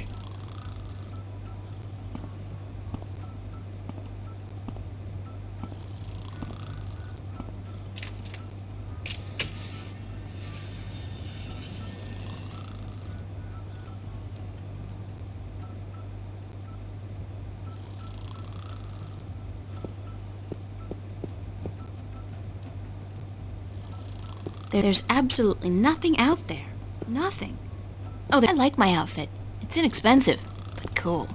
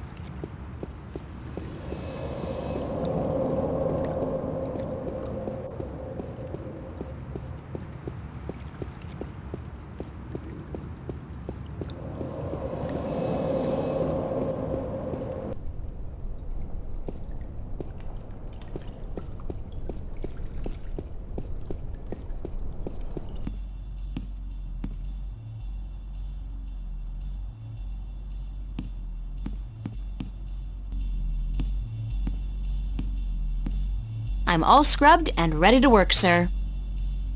You'll be on the floor tonight, honey. Start taking orders.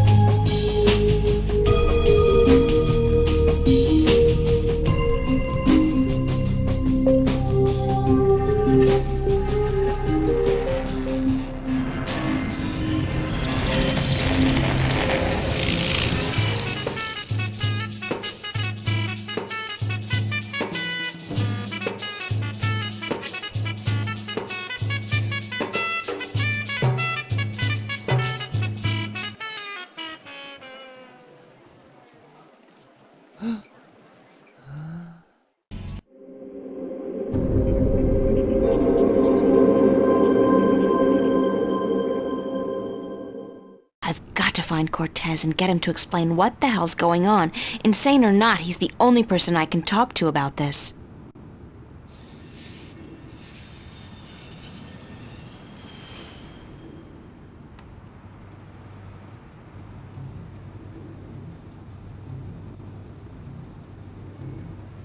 I wonder why it's called a twin bed. There's no way it could possibly accommodate 2 people. Not that I've had a chance to try. I worry about the exhibition coming up in 2 weeks. This is the net result of my work. A pile of nothing. And it's not even a big pile of nothing. It's just a chair. Books. I don't read much, but I believe it's important to maintain an intellectual facade. I got those posters from the cafe. For some reason, the fan keeps switching off and on all the time. The thermostat must be broken, like everything else in this room. That's my work. It's supposed to be a portrait of my life study teacher, but I think he might disagree.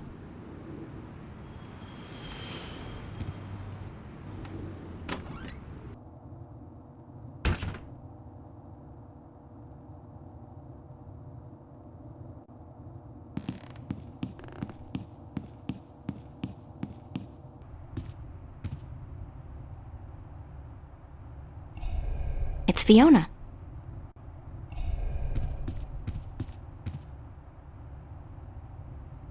Good morning. Did you ever question your own sanity, April? I mean, did you ever wonder if you were going mad?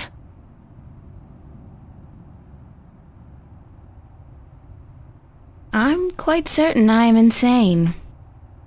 I'm not trying to amuse you, April. I'm really serious. Sorry, yeah. Yeah, I felt like that. Many times. Then explain it to me. How do you deal with it? Do you lock it away inside yourself, or do you talk to someone about it? Because I'm at a loss here, April. I don't know what to do.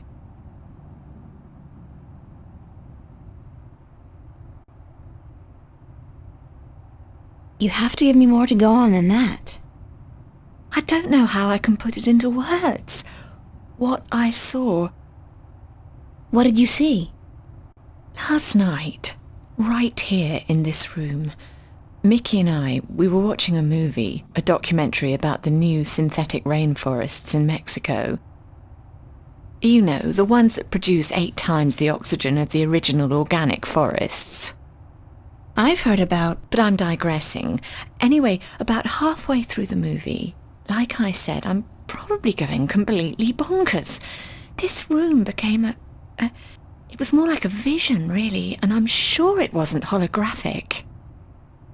What kind of vision? This room turned into a forest. What?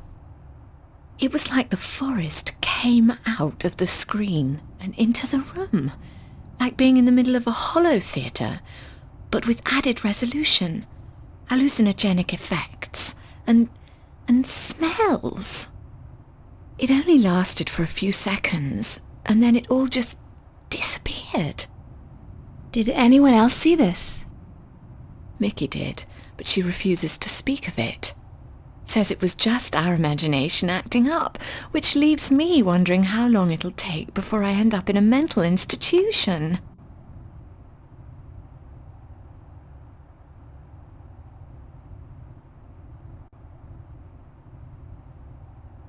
I've been seeing strange things lately, too. Like what? Last night, at the cafe, right in front of everybody, this creature appeared out of thin air. Just like your forest. It was only there for a few seconds and then it disappeared, but everybody saw it. Everybody. Oh my. What's going on, love? I don't scare easily, but this is really getting to me. Don't know. But whatever it is, I'm pretty sure Cortez is involved. Cortez? How is he involved? I don't know that either. I'd love to find out, though. What other weird things have happened lately? Little things, like movement in the corner of your eye that's gone when you turn your head. And noises, the kind you're not supposed to hear in the city. Animal noises. Wild animals. And once, this was very early in the morning, mind, a few days ago, I looked down into the canal and saw what looked like an underwater city. But as I looked at it, it dissolved into ripples of water. Scary. You're telling me, darling. I'm scared of cockroaches, for God's sake. What do you think this does to my nerves? Have you seen Cortez today? No, darling. I don't think he's around. Do you have any idea where Cortez is? Sorry, he could be anywhere. Well, he does enjoy going uptown to watch old movies in some revival cinema, but where that is, I wouldn't know. Who'd know? Perhaps Zach. He is, after all, the self-appointed film expert around here. You should talk to him, darling. Great, Zach, my very best friend in the whole wide world. Could you tell Cortez I'm looking for him?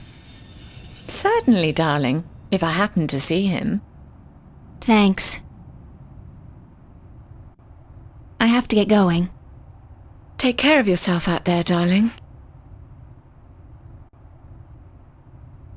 They really knew how to design tacky furniture back in the late 22nd century. It's a chair. It's supposed to be a coffee table. It's our screen. Shelves.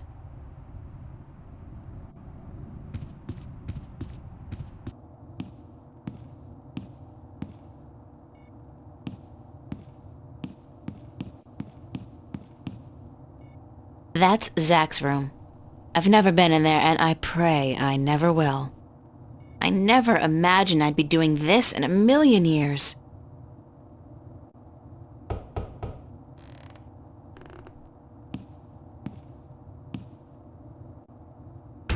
Well, well, what do you know? The princess comes knocking after all.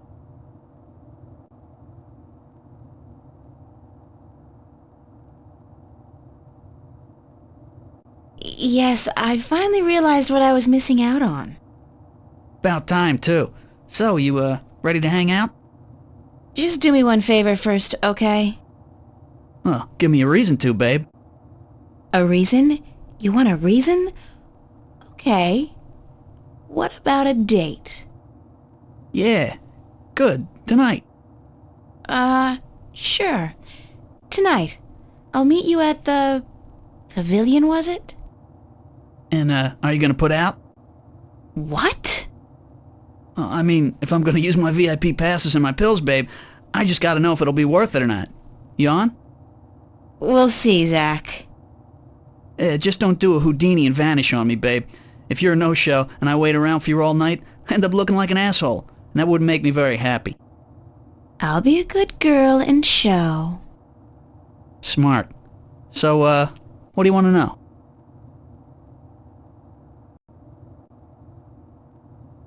You know where I can find Cortez? Cortez, yeah? I knew there was something going on between you guys. Don't be ridiculous, Zach. It's not what you think. Whatever. Hey, like I give a shit? You're with me tonight, and by tomorrow morning, I don't think you'll find that old creep so appealing anymore. So, where's Cortez? When he's not outside reading or whatever the hell he does, he's usually at the Mercury Theater. They show old movies on real celluloid stock through a projector, like in the fucking Middle Ages. Where's this theater located? I don't remember the street it's on. It's been ages since I was there last. But you'll find it if you head out the East Gateway from Metro Circle. It's close to the Radio Power building, and there are tons of adult stores in the area. Actually, if you're not too busy, you could pick up something for us to watch tonight. Something really filthy. Zach, I don't think... Hey, whatever. I was just kidding, yeah? Babe, you got a major bug up your ass. Get a fucking sense of humor, yeah? I'll keep that in mind. Thanks for the tip and the info. Just be at the pavilion by 10, okay? I don't like waiting around for babies like you. Got a million better things to do. And it wouldn't be a good idea for you to ditch me. Not a good idea at all.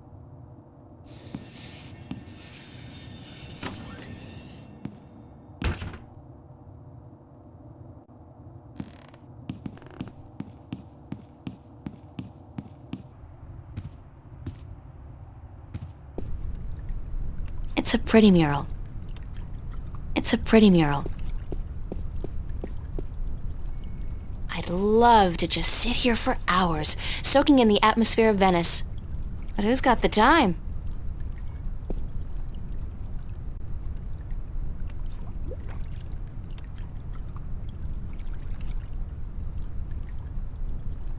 It would be great to take a few hours out just to sit here and watch life pass by. But duty calls.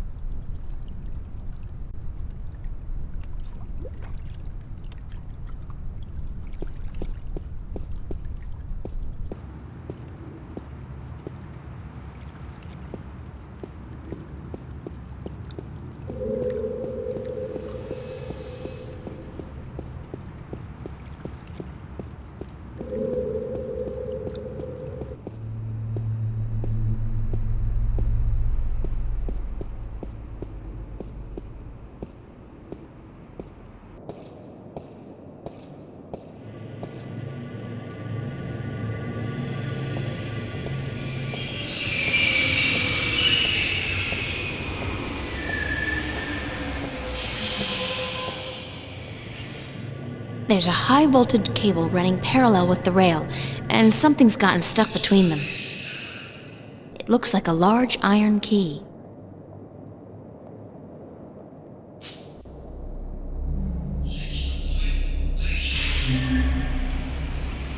I'd have to get down there to reach it with my hands, but with that frayed high-voltage cable... I didn't brush my teeth this morning just so I could be fried bacon with a pretty smile. I'll have to find some other way to get the key.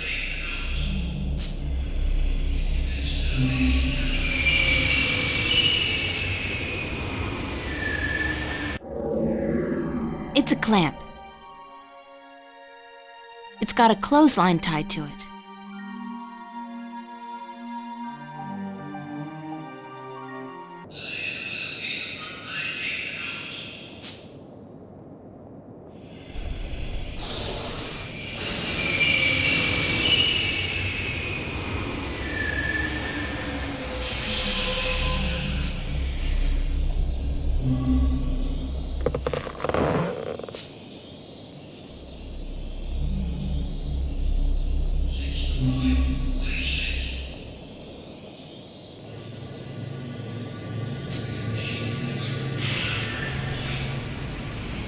When I was a wee lass, I tried fishing a couple of times in the pond behind my house, but I never caught anything. I hope my luck's improved.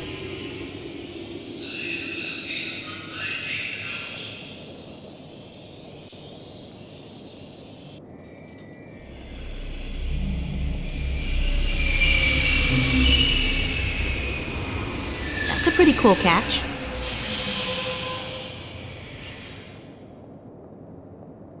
It's a large iron key.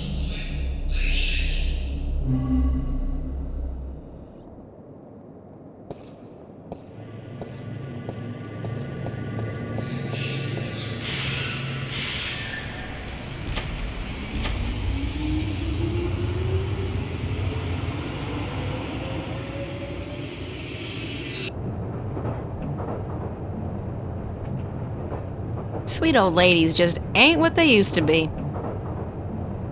The screen really is ubiquitous. There's no escape anywhere.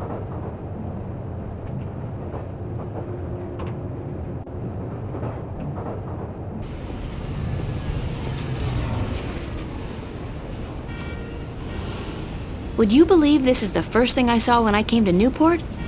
Big city? Gotta love it.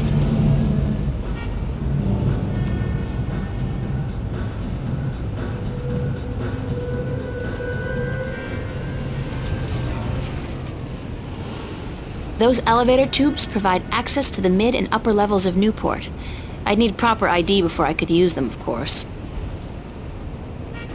Metro Circle, gloriously decadent. I hear Bingo's planning to buy the whole thing, convert it into a theme park or something. I'll believe it when I see it.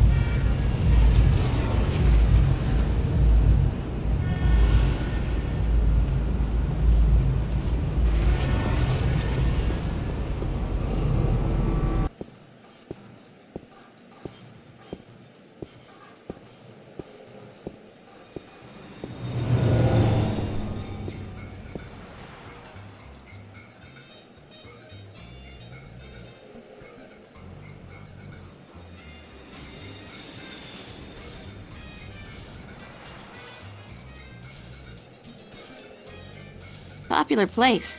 Not my crowd, though. I think he's selling something. Counterfeit. Triple strength raptures, probably. Highly addictive and guaranteed to blow your mind. Literally.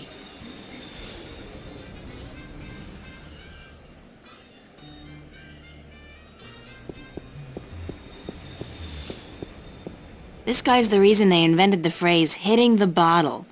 And he's hitting it hard. Well, at least he's not doing Amethyst. It's a liquor store.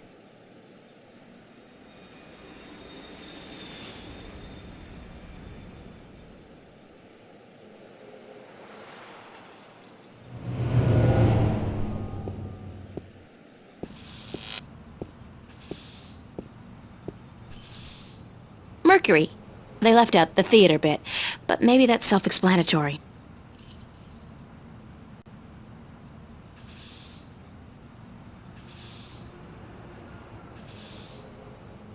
The box office is closed. A Welsh ghost story, written and directed by Ragnar Tornquist. I saw that. It's a classic.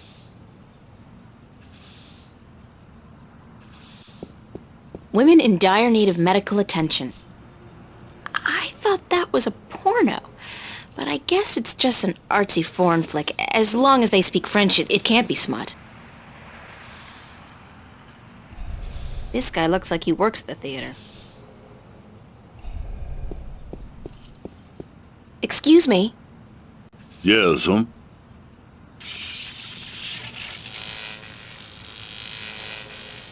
Oh, geez. Hold on there 1 second, lady. Dang marquee, light up!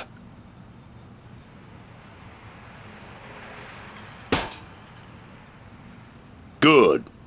Now stay that way, you hear? Do you work at the theater? Yes'm. I'm Freddie. Freddie Mellon. My mama, Mrs. Dottie Mellon, she owns the theater. Yup, I reckon she does, She owns it, and she be running it by her own self like a real proprietor. I reckon I help out some, of course, yup. And what do you do, sir? I'm the usher. And I also takes care of sweeping and cleaning up after the show. My mama, Mrs. Dottie Mellon, she say she reckon I'm a regular jack of all trades. I tell you what, I think she's right about that, Is the theater open now? No, I reckon it ain't, lady. It don't open till this evening. Ain't nobody in there either. I reckon that wouldn't be legal. Do you know a man called Cortez? No. I can't say as I does, lady. Ain't never met him. Now, I reckon I'd like to get on with my sweeping, But I'm supposed to meet him here. Are you sure you don't know him? Look, lady, I reckon you should just mind your own bee's knees and get. I told you, I ain't seen Cortez today. You said you didn't know Cortez. I reckon I don't know nobody by that name, so I tell you what, I'd mighty appreciate it if you'd stop bothering me and let me get on with my work. Jesus, Mary, and baby Joseph, I reckon the whole dang world wants to find Cortez today. Thanks anyway. Yes'm. I'll tell you what. You go on now and let Freddie Mellon do his sweeping before his mama, Mrs. Dottie Mellon, get all pissed off.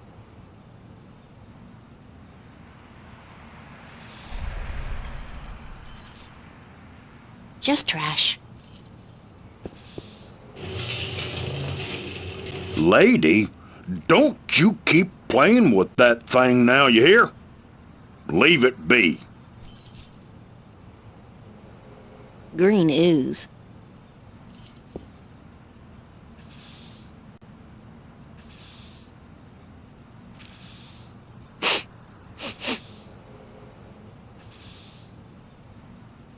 Smells like kerosene.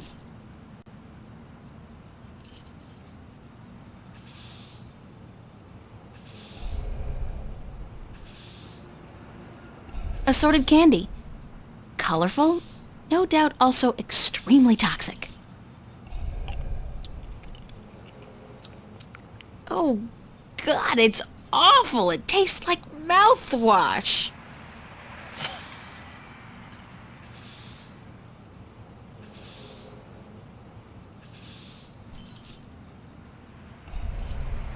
It's a sticky, half-eaten piece of candy.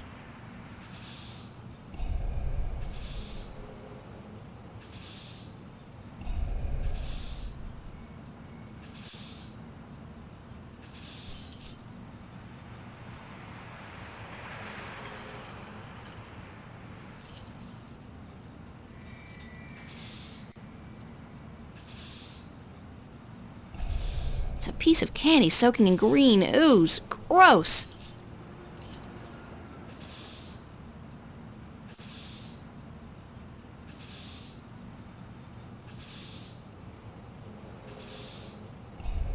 That guy's so conspicuous, he's gotta be a cop on a stakeout assignment. Hi there, having fun? Didn't your mother teach you not to talk to strangers?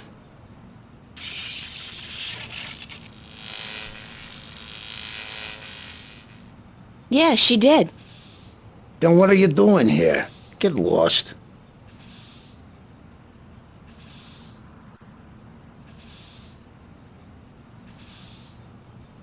Why are you dressed like a cop? What do you mean, why am I dressed like a... Hey, wait a second, what's it to you? Just trying to do my bit for the boys in blue, sir.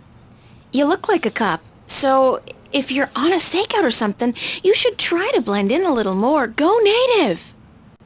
Yeah, how? I don't know. But that trench coat, it sort of gives it away. Perhaps a pair of blue jeans and one of those I'm with stupid t-shirts might help. Hold on, let me get this down right. Hey, wait a second, what am I doing? Who the hell do you think you are? The NPD fashion consultant? Is that supposed to be funny, ma'am? Are you a comedian or something? Because I'm not laughing. I'm not even smiling, am I? Now get your ass out of here and don't bother me again. Is that a threat? Damn right it's a threat.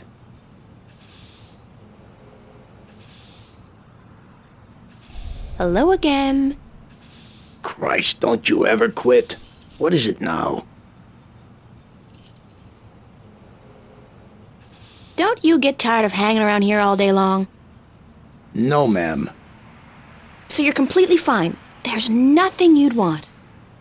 That's right. Nothing at all? Nothing at all. Not even a bite to eat? Just had a full lunch, ma'am. Thanks for asking. So you just had lunch? That's right. At Cool Cow. What did you have? A triple whammy cow patty with a side order of grease onions and a large bingo cola. No ice. What about fries? And a double order of cheese and fried taters, yeah. Tastiest damn fries you're ever likely to find. Soaking in melted goat cheese. And you had this when? About an hour ago. And you don't feel, the urge to go? No, ma'am, no. My bowels are genetically enhanced and require only perfunctory attention. The burger filled you up good? You don't have the munchies? Well, now you mention it, I have a craving for sweets. I didn't have time for my usual Cool Cow strawberry pie with whipped cream, chocolate sauce, and a scoop of ice cream. Wait a second. What am I telling you all this for? Who the hell are you anyway? Get out of here, ma'am, right this minute or else... Is this a threat? I think that was a threat. A very serious one, ma'am.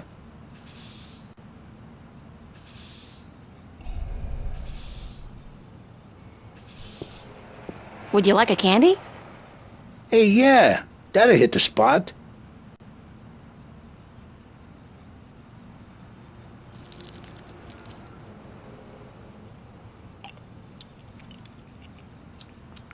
What the hell?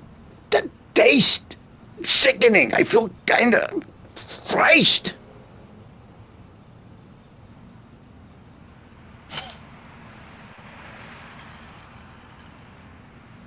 Hey, what the hell do you think you're doing? Did you just throw a rock at my head? Now, I tell you what, you shouldn't have done that. I reckon that was a bad mistake.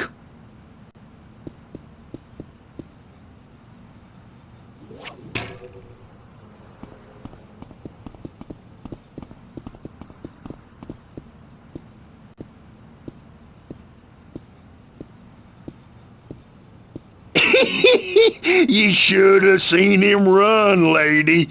I reckon I ain't never seen nobody run that fast, and he was clutching at his buttocks like he had the runs or something. He even lost his stupid old hat in the gutter. I ain't never seen anything that funny in a while.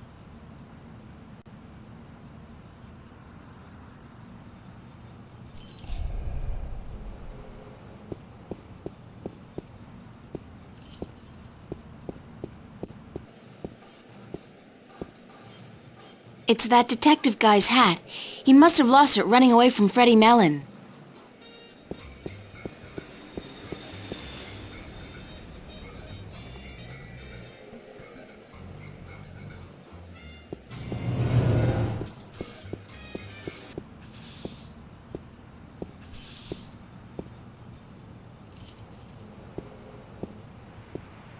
It's that detective guy's hat.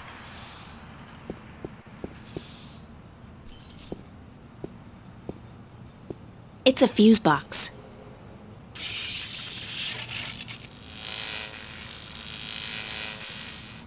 There's something wrong with the power in that box, and it looks like the theater marquee is connected to the same switch.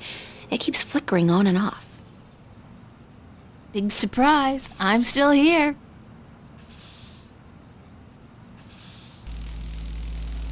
Caution. Is that like a general caution, as in life caution? Life should carry a big yellow caution sticker. It's certain to kill you sooner or later.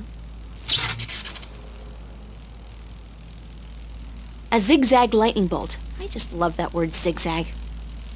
It's some kind of keyhole.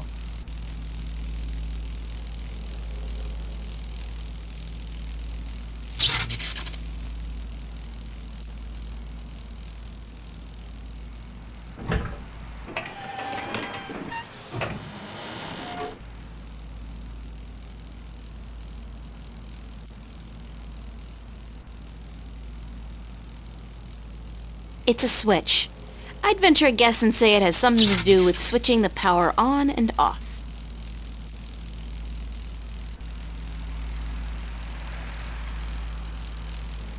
Rubber glove, patched up, and good as new.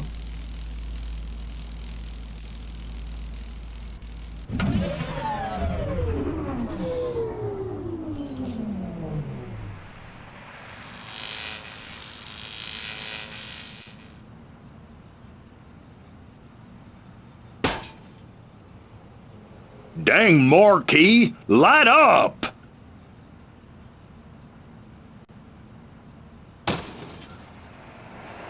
Hell, it gone dead on me now. I'm going to have to fix that sign proper this time round, I just need me a ladder and some tools from the basement.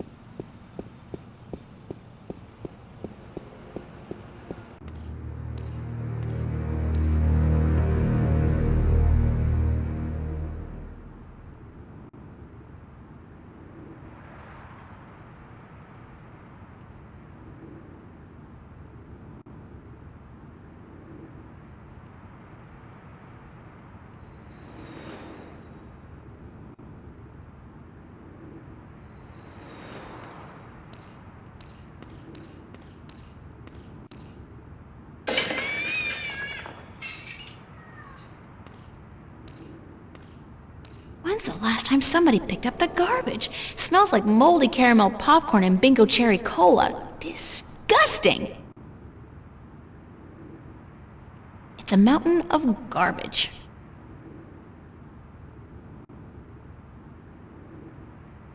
They must be really paranoid about fires in this place. It's a fire alarm and a smoke detector.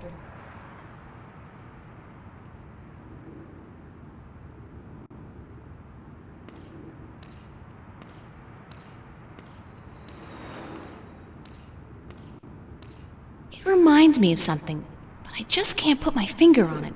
I feel an uncontrollable urge to raise my hands, though. The shadow's being cast by those garbage bags.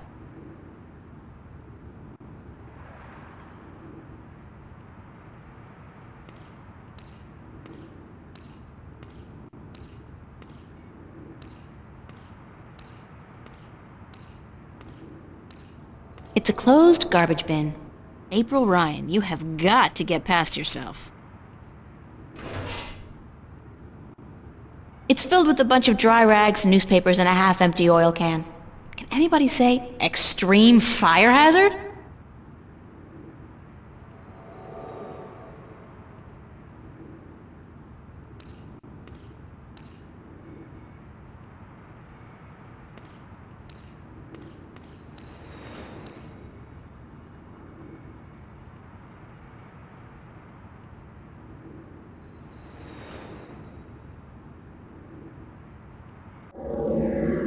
Constable Guybrush is a strange hybrid between man, ape, and musician, in addition to being an officer of the law, of course.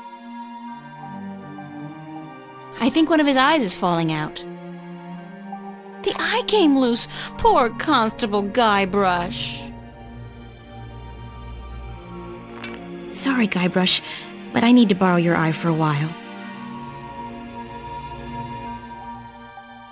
It's a wind-up mechanism.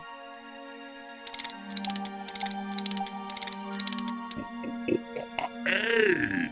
You! Yeah, you! Hands up! Spread your legs! And do the monkey! Mildly amusing, but irritating as hell. I think I'll shut him up now.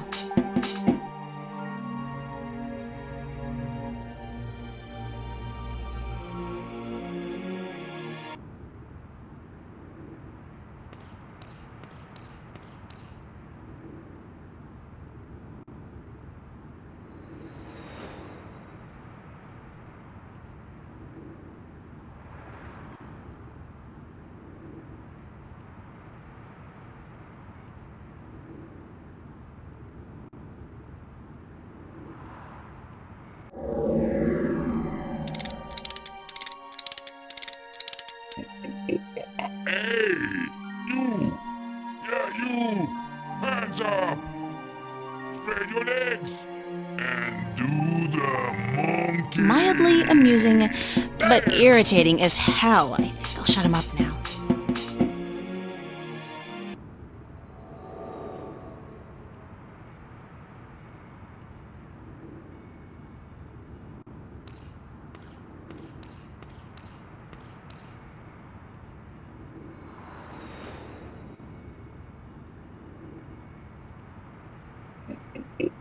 Hey, you!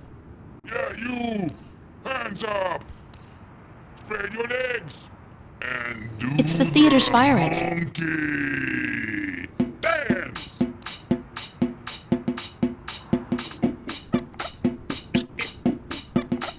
Dance!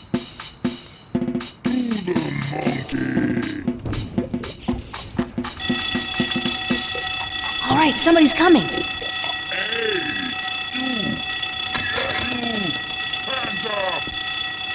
Hell's blazes, we got us a fire. Now, where's that voice coming from? Show yourself. All right there, mister. Just don't you fire that gun now, you hear? I'm sorry I chased you earlier. Freddy'll do the monkey for you right now, if that's what you want, He'll do the monkey until you ask him to stop, I reckon, Yeah, you! Hands up! Spread your legs! And do the monkey! Dance!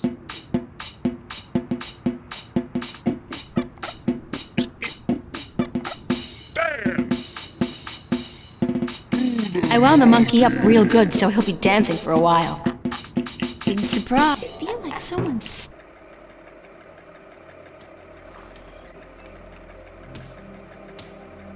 I knew you would come, sooner or later. There's no way out there. Did you know that? All the time I spent trying to get into the theater, he could have just quietly walked out to meet me. I feel like kicking the guy. They just lead back inside.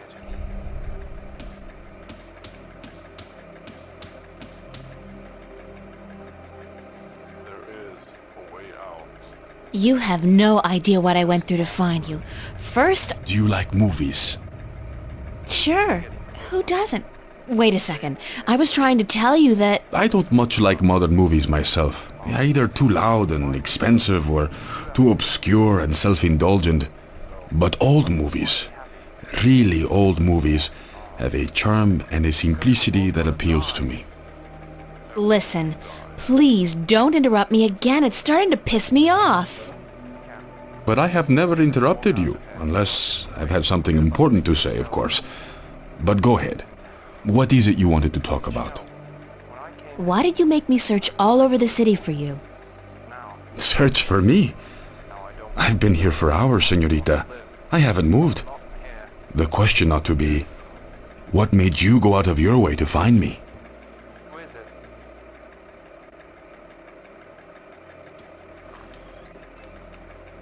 We agreed to meet this morning, remember? As I remember it, there was no agreement. I said tomorrow, but you refused. I assumed you weren't interested. I apologize for making myself unavailable, however. Don't give me that. You wanted me to come looking for you again. Actually, no, I had to lay low for a few hours. Does it have anything to do with the cop that was staking this place out? Yeah. So it was a good thing I didn't stick my head out the door to look for you then, no? He's gone now. Are you in some kind of trouble with the police? Wait, don't tell me. Immigration. No, señorita. Not the police. There are bigger players than the police. I don't want to know. I'm not getting mixed up with the mob or gangs or anything like that. There's not much you want to be mixed up in at all, is there? My life's complicated enough as it is, Mr. Cortez. I don't even know what I'm doing here. Answers. You want, you need answers. You keep telling me that, but you never give me any answers. Just more questions. Like, who's out to get you? What's going on with me? How come you know so much about me? I plan to answer all your questions today, April. By the time you go to sleep tonight, your world will have changed, and nothing will ever be the same. You're just being cryptic again. It's like soap opera sex. Lots of boring dialogue, and when they finally go to bed, everything's dark and covered by blankets. You want the full Monty then? Come with me. Come outside. No more talk. I will show you the truth.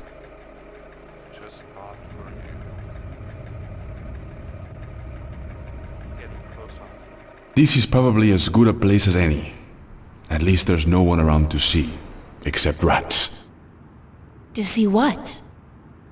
Stand back, señorita. What for? What are you doing? Why, Alice, I'm sending you through the looking glass.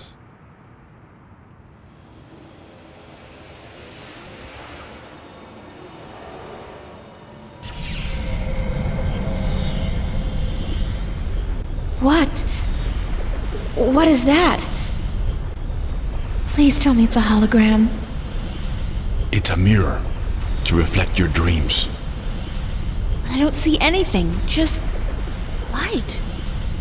Oh, you have to step through. Step through that? Oh no, I don't think so.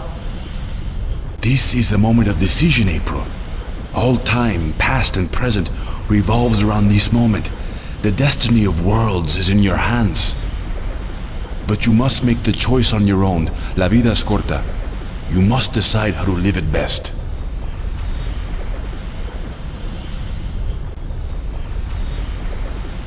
All right. I'll do it. Vamos. Enter the light. Don't say that. It sounds too ominous. Just tell me what's gonna happen. You're about to take the first step on the longest journey of your life. But don't worry. I'll be waiting right here. I must be insane to do this. Yes, it's pretty much a given.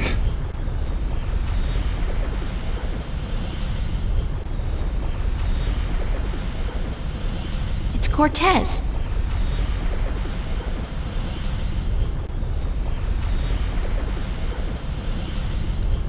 Oh, I almost forgot. When you're ready to come back, pay a visit to a friend of mine called Westhouse, Brian Westhouse.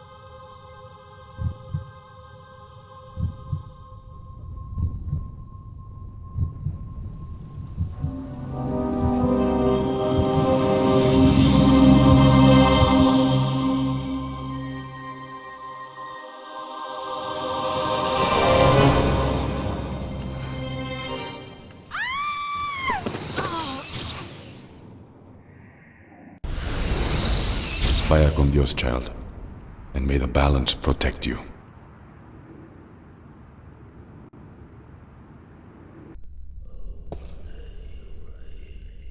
Cortez?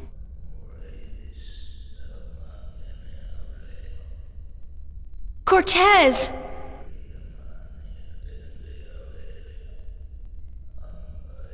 I have a bad feeling about this. Wait, what was the name Cortez told me to remember? Westhouse? Ryan Westhouse? I think that was it. Cortez said to look him up when I wanted to go home. Well, I want to go home now. It's kind of unsettling to be so aware of myself all the time.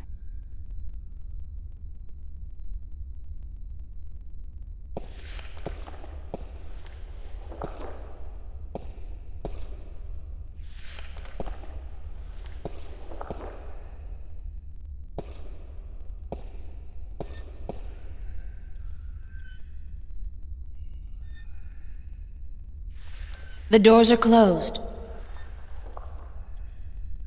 Quaint, and they go with the general decor of the place. He looks like some kind of priest. Hello?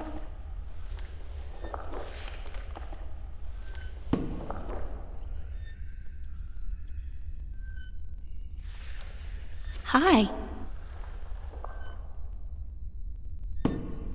Et tu? Emile, tu vas?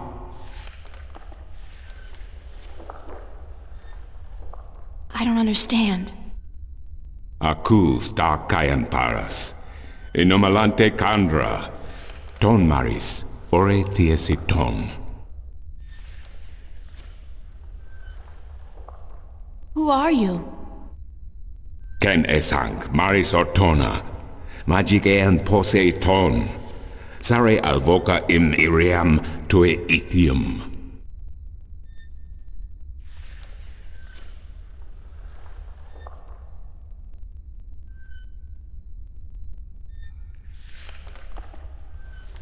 Where am I?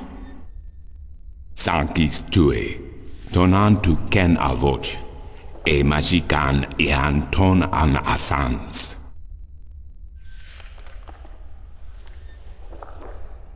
Where's Cortez? Tu tone e ken. Tu ken vernilia fata tintu vermilian ton.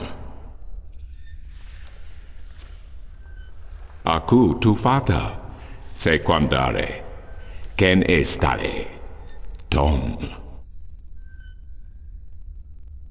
Aku kandi. Good. Niranton al voce. Sank al coda magic. Torrante. Salhe.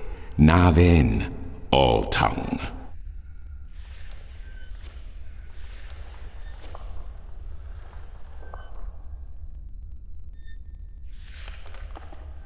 Sorry, but I don't understand a single word you're saying.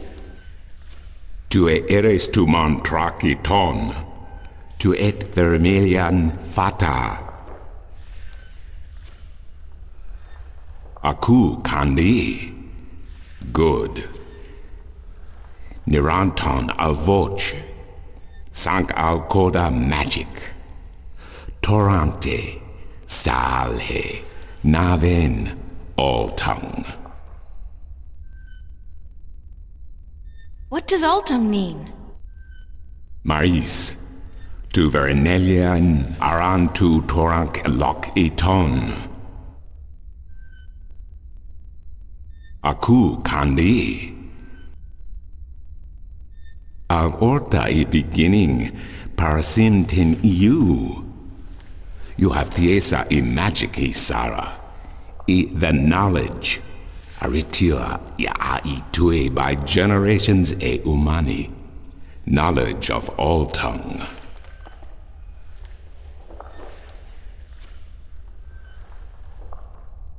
Now you have allowed the magic to enter your heart, and the knowledge of all tongue, ever present but dormant, to guide your ears and your tongue.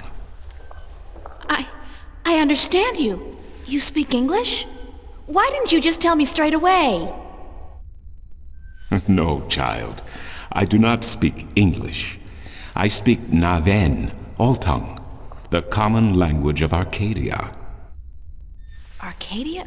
Wait a second. How did I get here? What is this place, and who the hell are you? Oh, my manners have abandoned me yet again. I'm afraid my preoccupation with ancient texts and the company of my fellow fathers have left me unequipped with the grace of social intercourse. Meaning what? That I have been rude. My name, dear child, is Tobias Grensret, and I am the Vestrum of the Sentinel, the Order of the Balance. We are the fathers. Okay. I'm April Ryan. I take it this is your first shift, your first passage through the divide? I have no idea what you're talking about, but I guess this is my first shift. Then I will explain everything. Someone must. You are without guidance, without a mentor? Mentor? There's this guy Cortez. He assisted me, told me about magic and truth and dreams and portals. Crazy stuff. Well, it seemed crazy at the time, although now I don't... Cortez? Ah, yes, Cortez. Very good, very good. Then come, let us proceed. Let me show you Mercuria, the grandest city of all ages.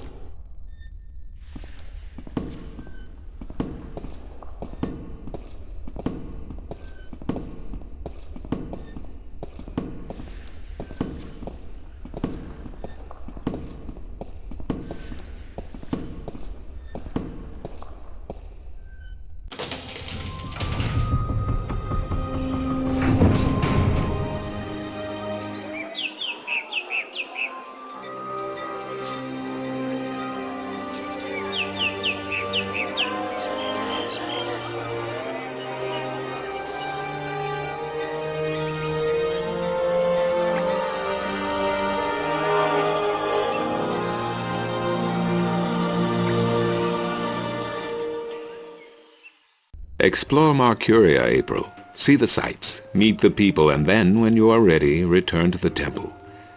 I will answer whatever questions you may have then.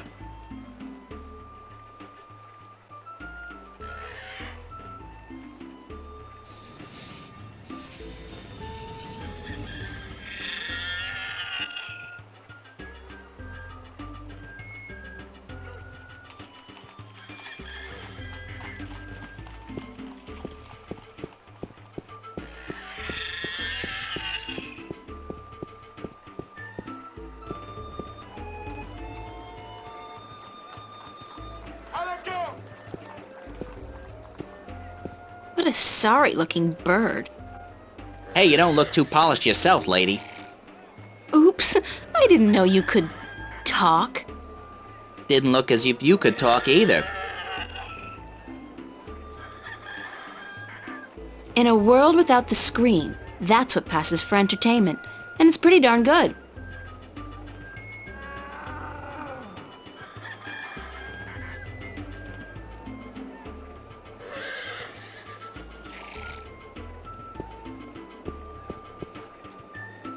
I wonder if that's supposed to be anybody in particular, or just any old head. That's a particularly sleazy-looking merchant. I wonder what he's selling. Want to test your skill and perception with a game of cups? There are prizes to be won!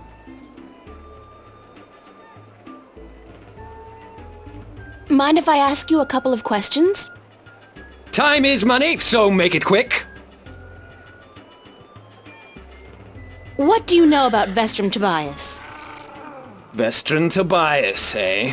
The High Priest of the Sentinel himself. Did you know they call themselves the Fathers? What a joke.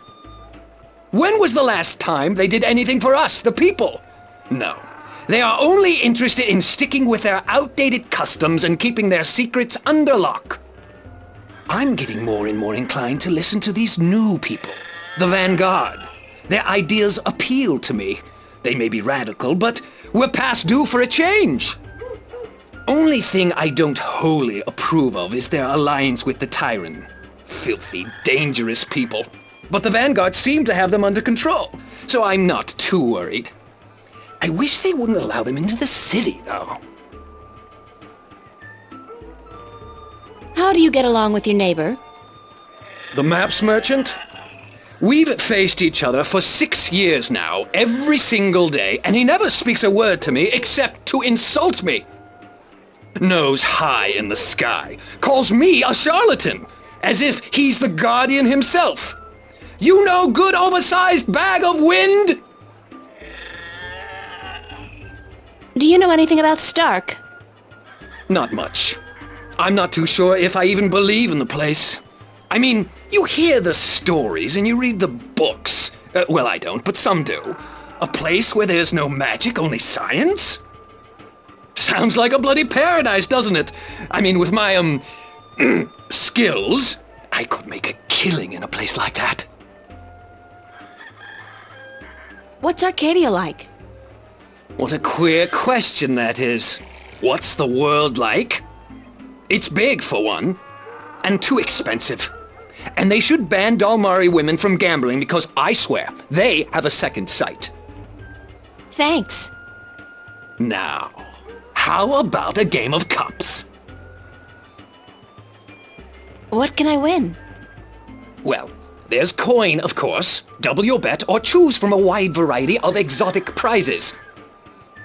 Like this antique Dalmari canter from Guyenne. A superb replica of Mount Tyranny cast in pure solid iron. A magic walnut from the once glorious island kingdom of Ansiel. And this, unique bird. Get me out of here! Keep your beak shut, you scraggly piece of...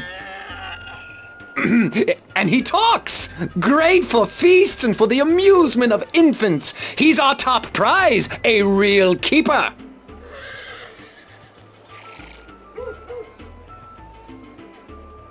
How do I play? You put your coin down on the table. I put a cup on top of it and shuffle it around with the other two cups. And all you have to do is guess which one hides your coin. And remember, no magic used and none allowed.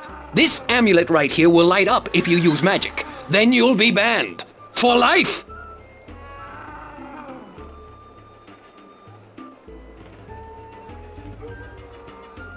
Sorry, but I'm broke. May the balance bring coin to your pocket, young lady, so that you may return to me and invest it in a game of cups. My intuition tells me... Maps! That he sells maps.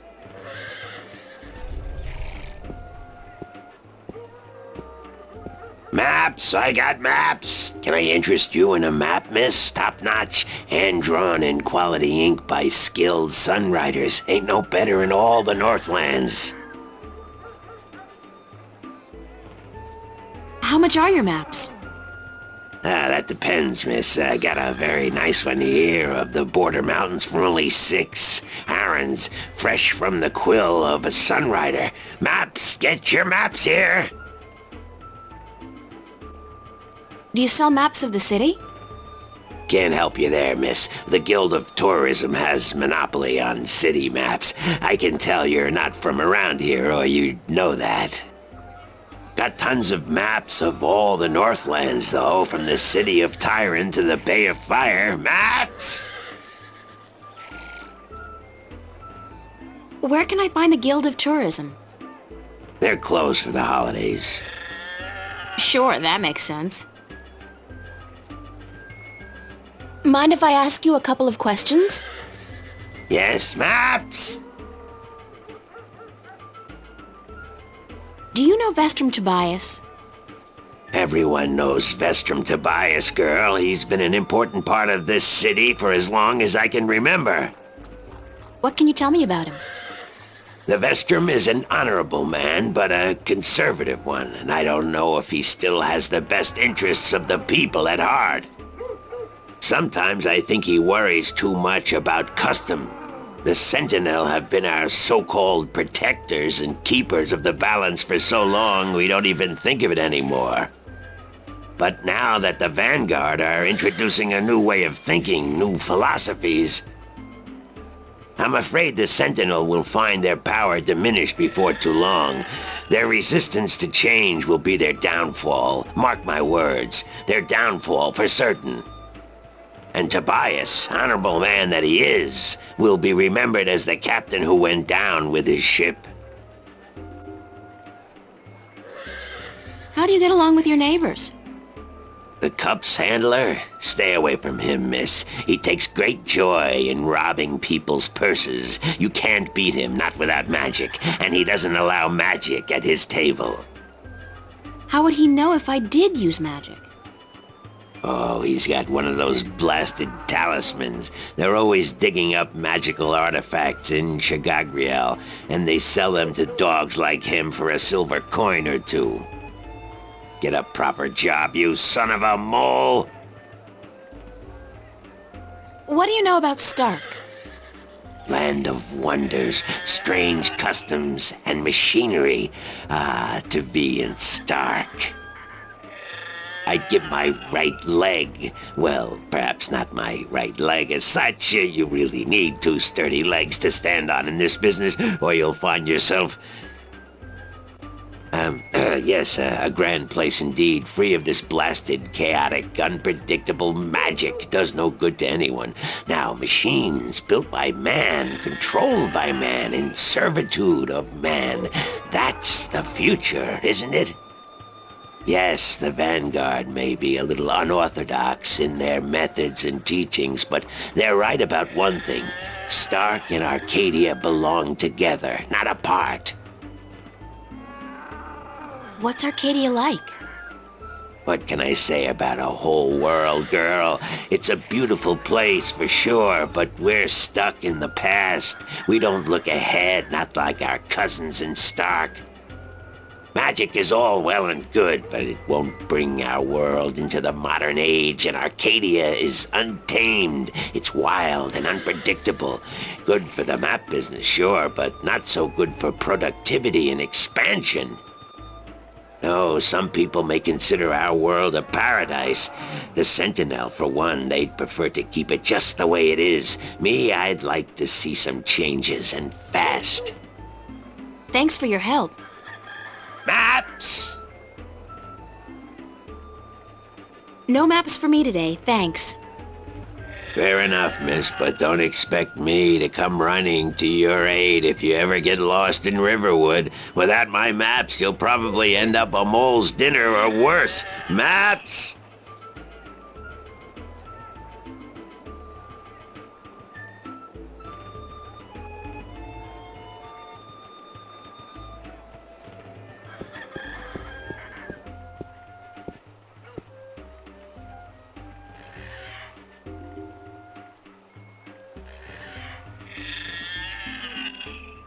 The whole fountain's been carved in one piece from a granite-like material. Very impressive.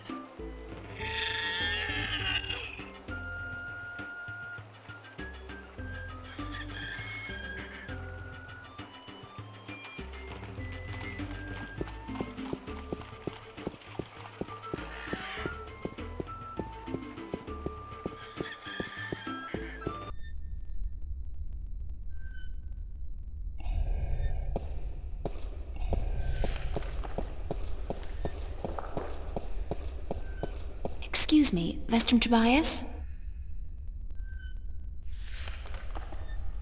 Tobias. Just call me Tobias, please. I require no ceremony from a distinguished guest such as yourself. Did you enjoy the sights? I don't know. I'm overwhelmed. Walking around out there, seeing with my own two eyes things that can't possibly exist. I kept thinking, it's all a dream. I'll wake up at any moment now and everything will return to normal. But then I realized, I'm still here. It's real. I can touch it. I can smell it. And you know what? It doesn't make sense. Nothing makes sense here. Magic, alien creatures, parallel worlds. I don't believe in those things. I don't believe in fairy tales. In your world, in Stark, there is no room for magic. That is, and always has been, the curse of science, the fallibility of logic and order. They leave no room for the imagination. If it does not fit into the narrow perception of the laws of nature that your world adheres to, it's a fairy tale. But then, magic has its downsides too. It's unpredictable. It invites chaos.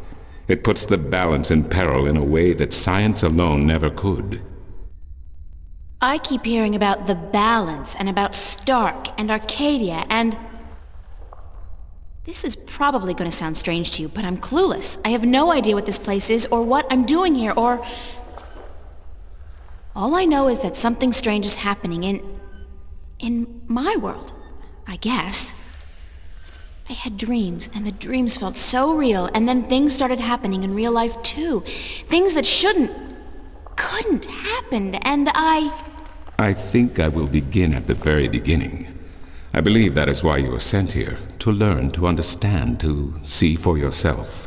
Like you said, you cannot believe in this place. Well, you will. After you have learned the truth, you will.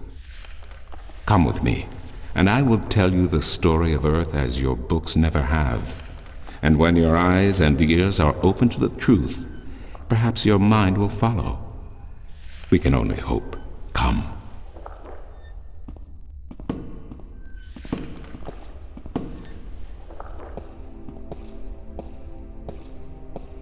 This is the true story of the balance, as observed by the Sentinel, the Order of the Balance, the Fathers. The Sentinel Minstrom committed this story to the pages of the Scriptures and to these temple walls thousands of years ago, so that coming generations could learn and understand their past and their future. The wall paintings we are looking at became known as the murals of the balance, and it is through these images that I will recount our common history to you, April Ryan. The story begins and ends here, with this mural. Ages ago and in ages to come, the earth was one, and magic and science existed side by side in nature and in all people. There was balance, and there was harmony. You're saying there was just one world then? One world, one earth. Magic and science in balance with each other, within each and every living creature. The power to make the stars dance and to create life itself was within our grasp. But then, humankind began to exploit this divine power of two, and they saw fit to use it for their own selfish purposes. The balance of the cosmos was in peril.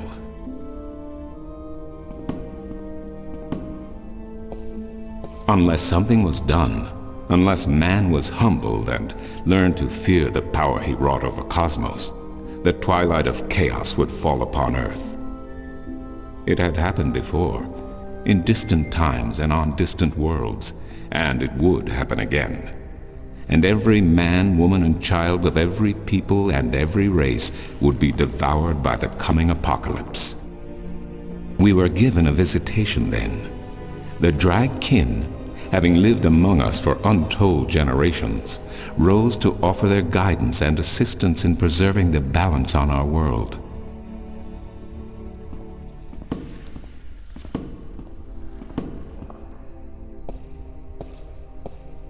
The Drag?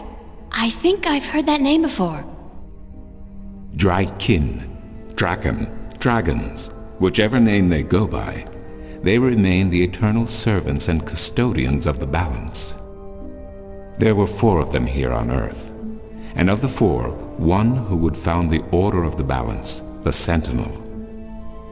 The first Minstrom were instructed that magic and science would have to be separated before the balance collapsed and brought untold disaster. Earth would have to be split in 2 equal parts. Arcadia and Stark, magic and science, chaos and order. The first Sentinel were counted 13, 6 scientists, 6 magicians, and one who was between, the Dragkin, our mentor, our custodian, our learned guide. Both magic and science were needed to perform this most difficult of tasks, to split a world in 2, to create 2 worlds from one. Wasn't the use of that kind of power dangerous to the balance? Yes, and so for this purpose, they built a tower to channel their powers and focus them on the divide that they would create. The kin had brought a disc with them, a disc forged in the fire of their world. Placed at the base of the tower and the epicenter of the divide, the disc and the tower would become one, a conduit for the flow of magic and science. At the appointed hour, the 13 came to the tower, and with them a woman whose destiny was decided by the purpose to which she had been born. She would be the first guardian, the human protector of the balance, who would stay in the tower for 1,000 years to watch over the two worlds and to ensure that the flows of magic and science were always equal. And so the ritual began.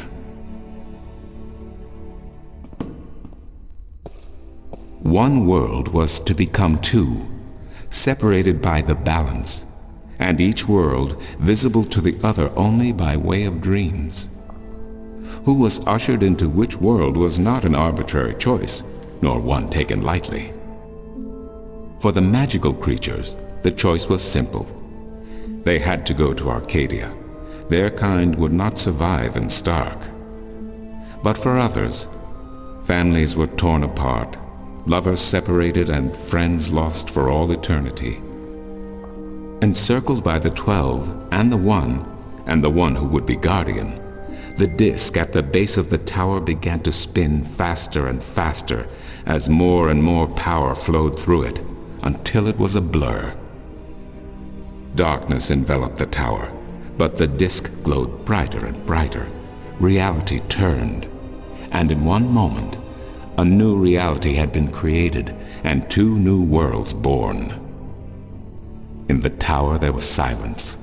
The original disk had disappeared, and in its place was a smaller counterpart, a similar yet different disk. Around and outside the tower the world looked different. They were now between Stark and Arcadia, between reality and dream. This was the realm of the balance and of the guardian, and it would be her home for the next 1,000 years. The one who was kin picked up the disk and said, "This disk is a counterpart to the original disk, which has now become this realm, and the key to which has been split and divided in 4. The key is the disk, and the disk is this realm." This mystified the 12, and the one who was kin continued, "Know only this. The Guardian's realm cannot be broken unless the disk is broken. But nor can it be repaired without the disk being repaired. The 4 pieces, that is the key, will be given to the 6 of you who are to be taken to Arcadia for safekeeping. Yet the key will never be complete," he went on, "without the precious stones that adorn each piece. I will keep 1, and my fellow kin the 3 others. Should the day come when this realm must be repaired, or the worlds reunited, and that day will come, you will assemble the disk, and the kin will come together one last time." With that, 6 of the 13 went to Arcadia, and 6 to Stark, and the one who would be guardian ascended to the throne. Witness the mural, where her dreams and hopes, her very soul, were locked away in the disk. In service of the balance, these traits were nothing but barriers. Through new eyes, the imbalance between the worlds was as clear as the stars themselves to the Guardian, and with one thought, she channeled chaos from Arcadia and logic from Stark into the disk, and redistributed the power wherever it was needed. A new era had begun, the era of the Guardian. After they left the tower, 2 of the Drakkin went to Stark, the other 2 to Arcadia. The 6 who came to each world started what is now known as the Sentinel, the Order of the Balance. But while in Arcadia the Sentinel thrived, in Stark they did not. In Stark the memories of magic and the balance could not survive in the face of the new reality of natural laws, of logic, and of science. And soon, very soon, Arcadia became nothing more than legend, a myth, tales of fairies to recount to impressionable children, and stories to frighten and entertain around a fire. And while dreams still brought sights and sounds of Arcadia to those asleep in Stark, they were discounted as mere dreams and nothing more. So that's it? We forgot about our past and about Arcadia? And that's the way things are? Then what's wrong with that? And why does magic from Arcadia seem to have begun leaking through to Stark? That is another long story. But I can tell that you are tired of stories, and so I shall be brief. As I told you, while in Arcadia, the Sentinel grew in numbers and in strength. In Stark, while flourishing for a brief time, they were soon diminished and powerless. Some of the Stark Sentinel did not take kindly to this, and they berated the Arcadian Sentinel for their politics and teachings. The Stark Sentinel wanted people to work towards reunification, while their brothers did not. So the inevitable soon came to pass, and the Stark Sentinel parted ways with their Arcadian brothers and named themselves the Vanguard. And while at first their philosophy was not so different from ours, over the years it changed radically. The Vanguard wanted the divide torn down, the worlds reunited, and the return to what they called the Glorious Ages, when humankind could control the forces of cosmos. But first they needed their own servant in charge of the balance, their own guardian. Now, every 1,000 years, a new guardian took the place of the old one, because no one can be separated from their souls for any longer than 1,000 years. Every 1,000 years, a new guardian was born. The balance provided the seed from which a new fruit grew. But now, it has been 200 years since the previous guardian, the 12th guardian, was to be replaced. Every new child born to the balance has been taken away by the Vanguard, to be studied in an attempt to control them. In every instance so far they have failed. But the 12th guardian could wait no longer.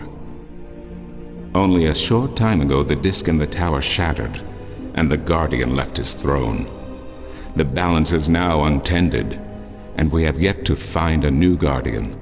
Unless we do so, the Vanguard may get their chance. And they may be able to place their own puppet on the throne, to rule the balance according to their principles. And this we cannot allow. It will mean the end of Stark and Arcadia, and the dawn of an era of chaos. Now do you see?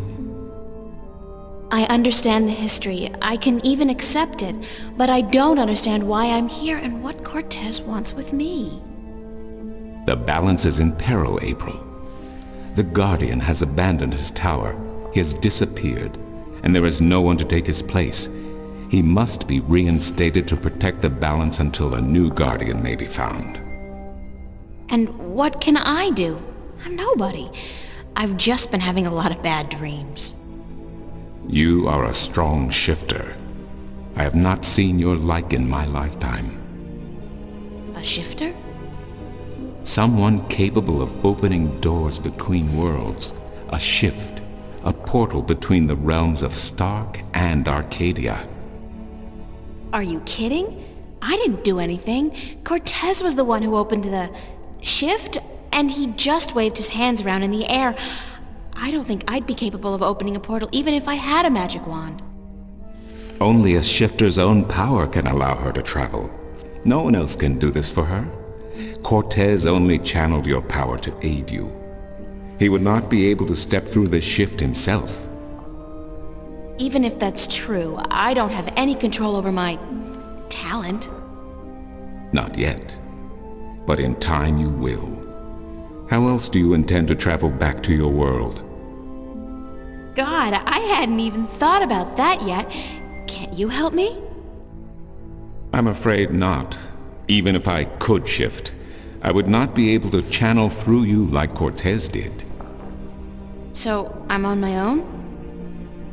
If you have any questions, I will do my best to answer them. But aside from that, yes, you are. That's so not cool. No, it has been unseasonably warm. If you don't mind, I will return to my studies now. Thank you for listening to an old man and his long stories.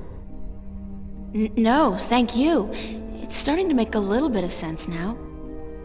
That is good news. Come see me again if you have any more questions.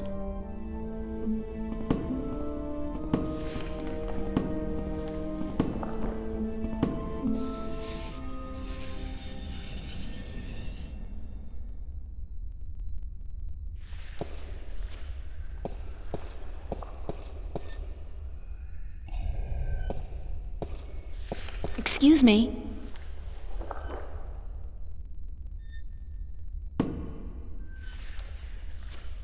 Do you know a man named Brian Westhouse? Westhouse? That old goat? Yes, unfortunately. What would you with him? I need to find him. I do not know where he lives. I hear somewhere on the outskirts of the city by the sea, but I cannot tell you any more than that. Who'd know about Westhouse? His whereabouts? I do not understand what you would with him. He is rude, uncultured, and ignorant. Cortez told me to look him up. Well, I do not know where he lives or frequents, but someone at the market may. He trades merchandise there, and I think he collects maps of the Northlands.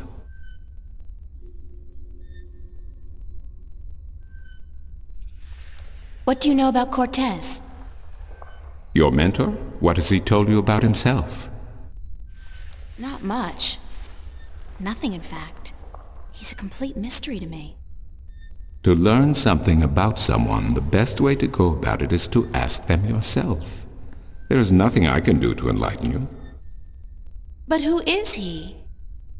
He is who he is, what he is. If he has not told you himself, then perhaps he does not wish you to know. It would be improper for me to divulge his secrets. You're as bad as he is. No offense. It's just frustrating. I understand. The next time you see him, tell him what you have told me. Maybe he will tell you the truth, maybe he will not. It is his choice to make.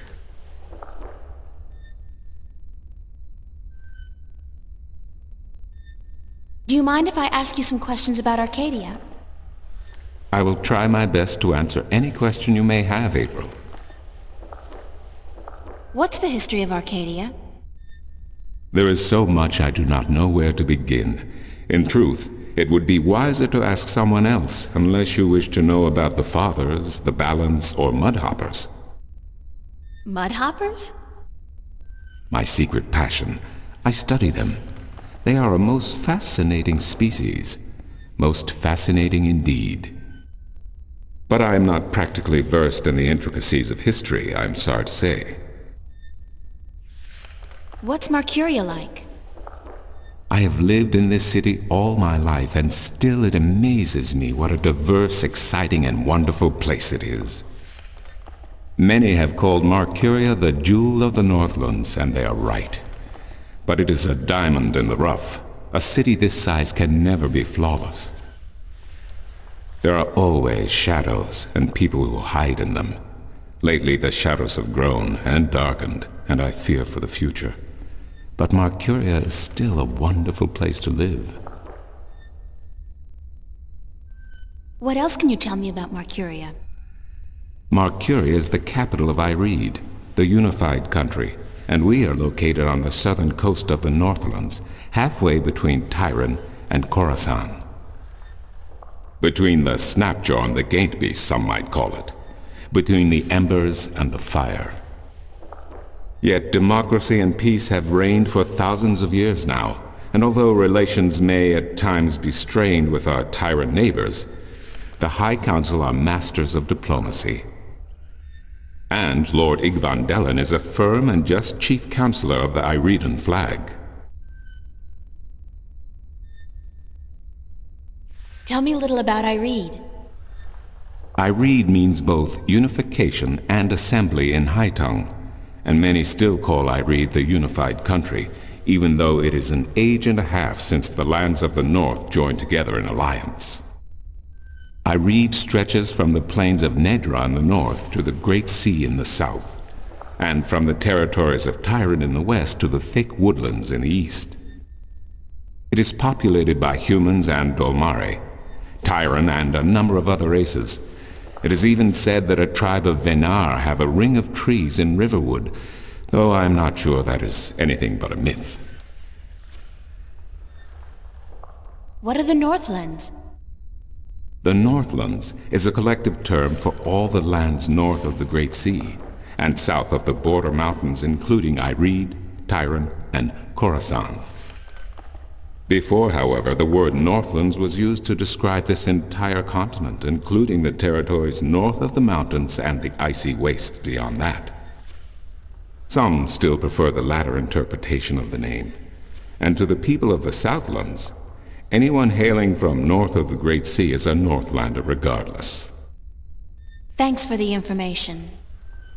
I'm glad I could assist you.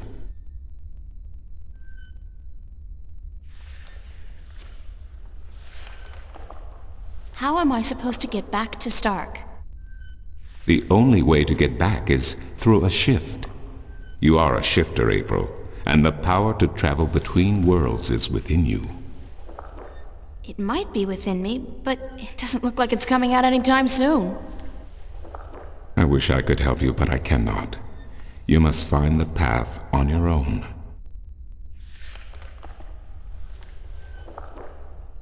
I'll see you later.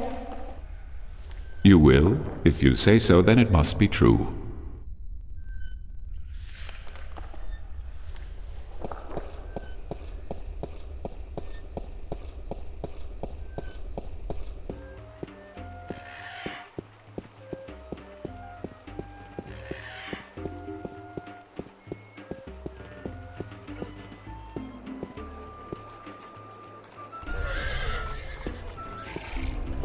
Maps! I'm looking for Brian Westhouse. Briar west of house? It's not on any of my maps, and I've never heard of it. Maps! It's a man, not a place, Mr. Brian Westhouse. I would most certainly remember a name as queer as that, and I don't. Get your maps while they're fresh. Mind if I ask you a couple of questions? Yes, maps! Thanks for your help. Maps! Bye. Maps! Get your fresh maps here. Buy 2, get the second one half price.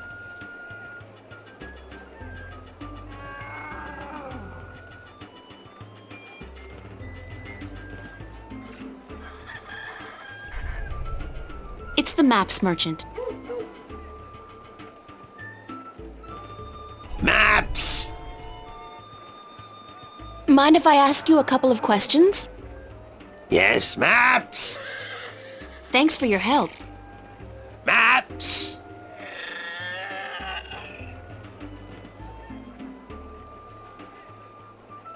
Bye. Maps! Get your fresh maps here. Buy...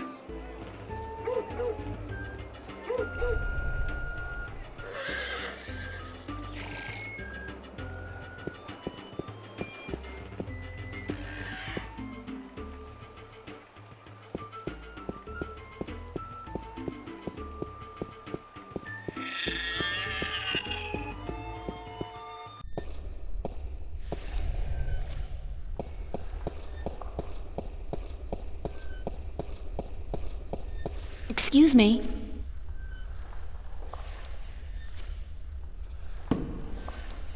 Who did you say I should see about Westhouse? The map merchant at the market may know. There is one thing I must tell you, however.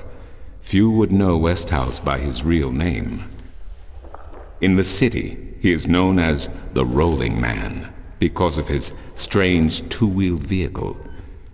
A most dreadful and dangerous contraption if I ever saw one. A bicycle? Perhaps. It has a grotesque appearance, much like the Westhouse himself. Who did you say I should see about Westhouse? The map merchant at the market, just outside the temple, asked for the Rolling Man. I'll see you later. You keep telling me so, and I do believe you.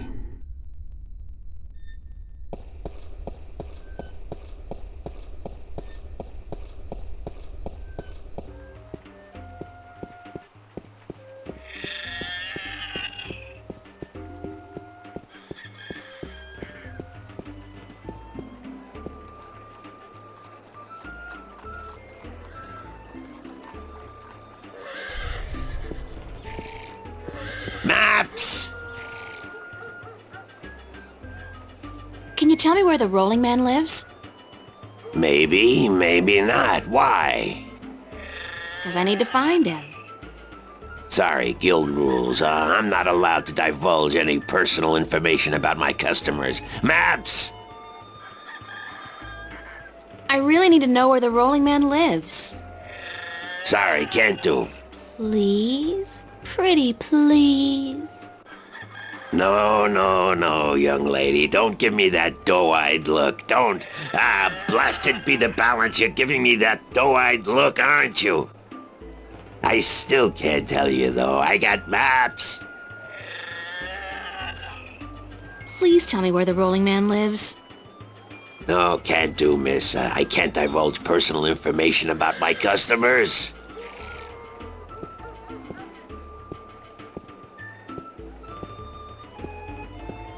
You're late again, and you know what else? You're fired! Give me back the delivery list and get your sorry blue skin elsewhere!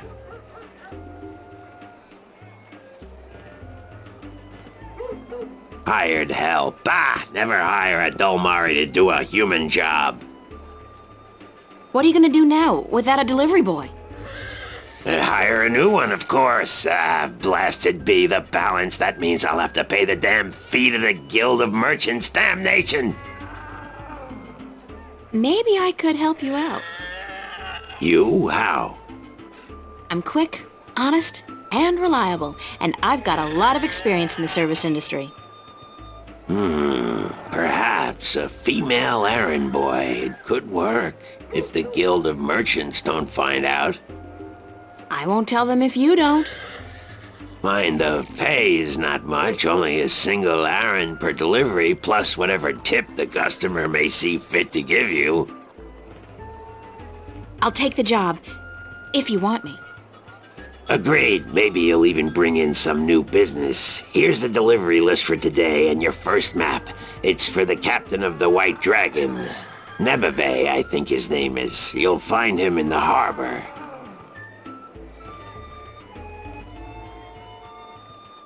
Oh, and remember to have the customer sign the delivery list. The guild are sticklers for protocol. No signature, no money, no new jobs.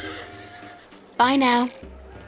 Maps! Fresh, detailed, life-saving maps!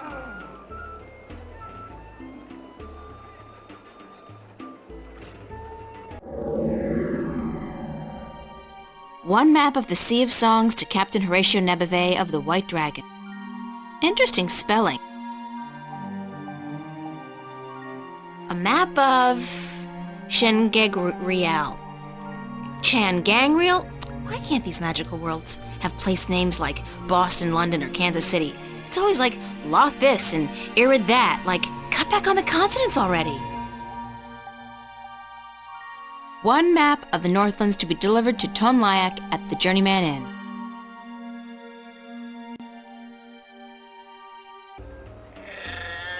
It's a map of the Sea of Songs. I was told to deliver it to Captain Horatio Nebeve.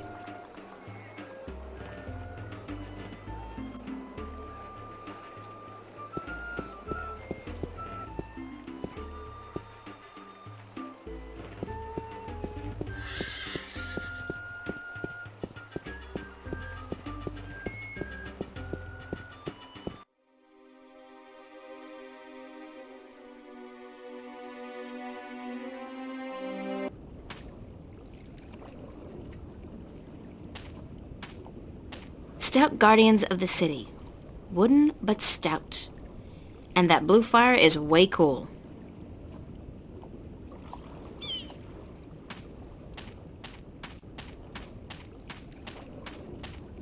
This guy's selling musical instruments.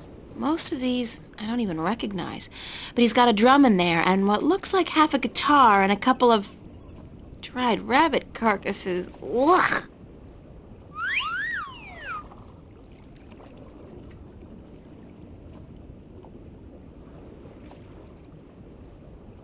She's selling a variety of fresh fish. Those guys must be part of the City Watch. They look a hell of a lot more intimidating than the Newport cops, despite the lack of an exoskeleton.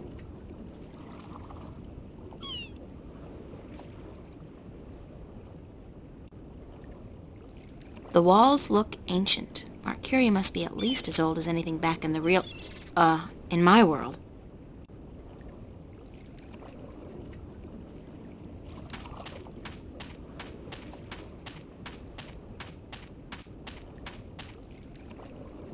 This guy's selling lobsters, crabs, eels, and... What the hell is that purple thing? That is so not appetizing.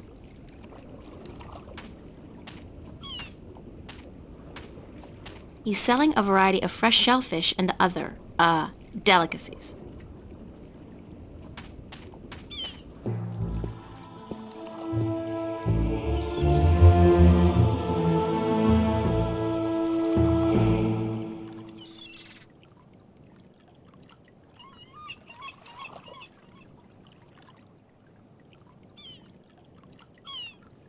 The size of these galleons is truly breathtaking, and there are dozens of them, not to mention a number of smaller vessels.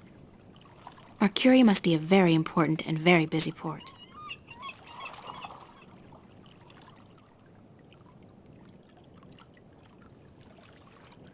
It's a lighthouse, much like the ones we have at home, except this one, of course, burns a blue fire.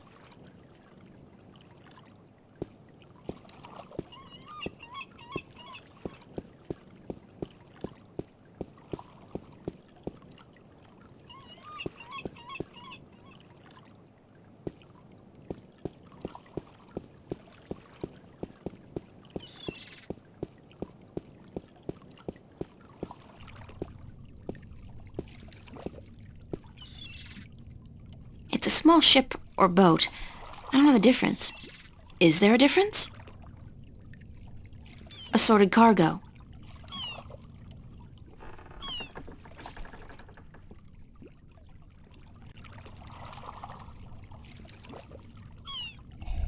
Judging by his ungainly stance, I'd say he's a mariner pining for the sea.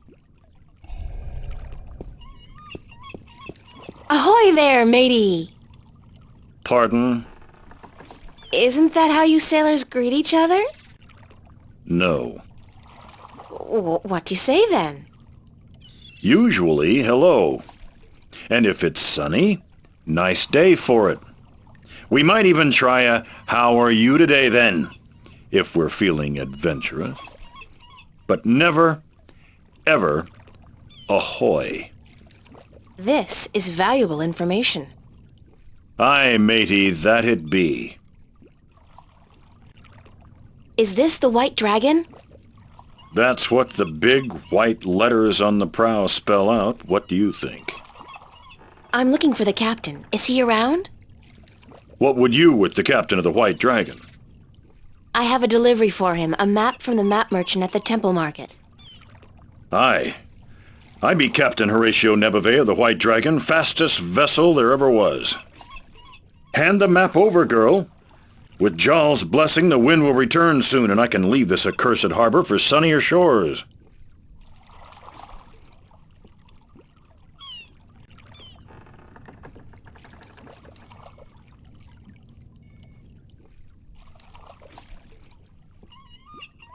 Thank you. There's an errand for your trouble.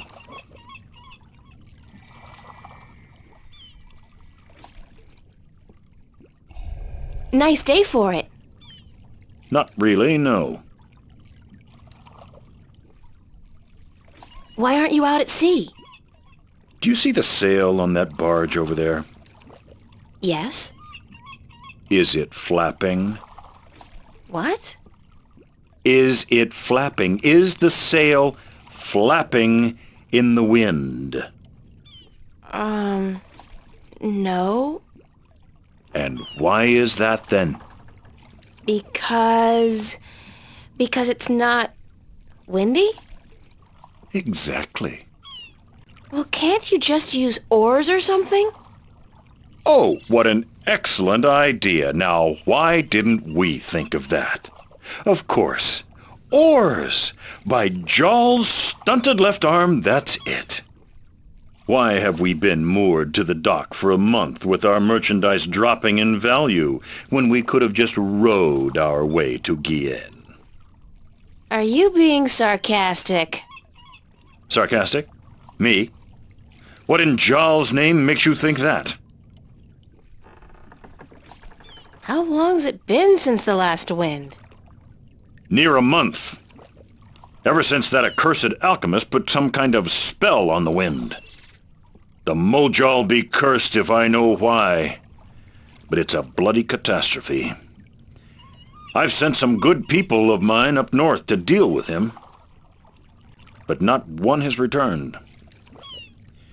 Now the Areed High Council speak of sending an entire army platoon to sort him out, but I'm afraid that just might piss him off.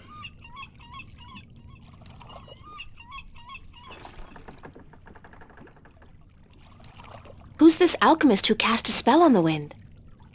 I believe his name is Clax. Roper Clax. Lives in a bloody rock somewhere up north, beyond Riverwood. Thanks for the chat. Aye.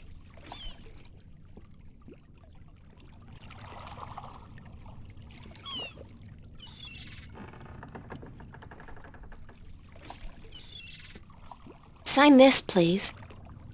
What is it? I need your signature to confirm that you've received the map. Map? What map? The one I just gave you. Oh, that one. Sorry, I never put my signature on a piece of paper. Why not? Brings bad luck to give a piece of yourself in that manner. A signature has untold powers. It's part of your soul. I can't sign away my soul. Who told you that signing a slip of paper is bad for your soul? I'm from Gien, and we're a spiritual people. Our souls are in balance with our bodies, and the great Mojal has taught us not to endanger this balance. Signing my name, giving a piece of myself in that manner, breeds corruption and imbalance within. And it pisses the Mojal off no end. And that's why you choose to make my life difficult? Hey, blame organized religion. You can't write, can you? Pardon? That's what this is all about. You can't write. So what? So what if I can't write?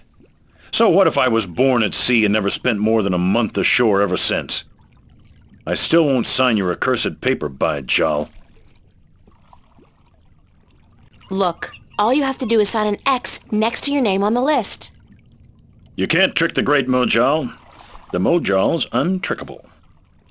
That's not trickery. It's legally binding. I said no. Is there anything I can do to get you to sign? No. Well, yes. But no. Look, Captain, I'm desperate here. I really, really need some kind of signature. Well, there's always music.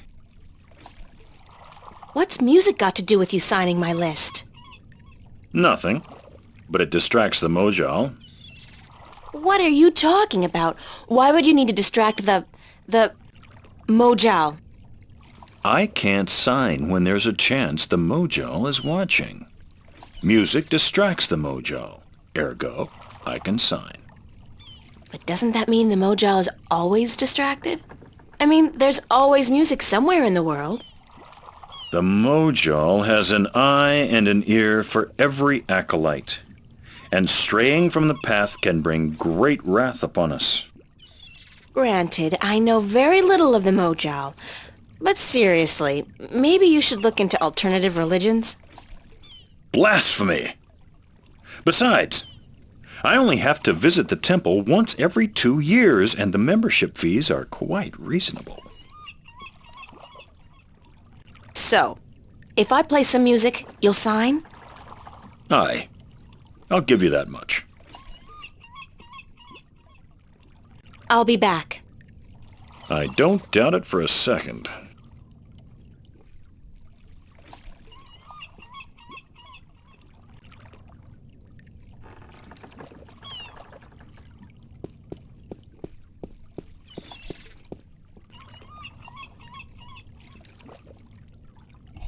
The old man and the, ocean? Looks like a lifetime at sea has left its tracks on him. Better a lifetime at sea than a day in a dress and a brassiere. I wouldn't feel too comfortable about sailing anywhere in that. It's like a toy boat for children.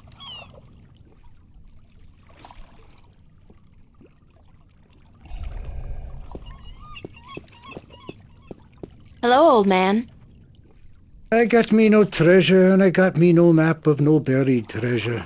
I just be an old sailor with no ship, so leave us be.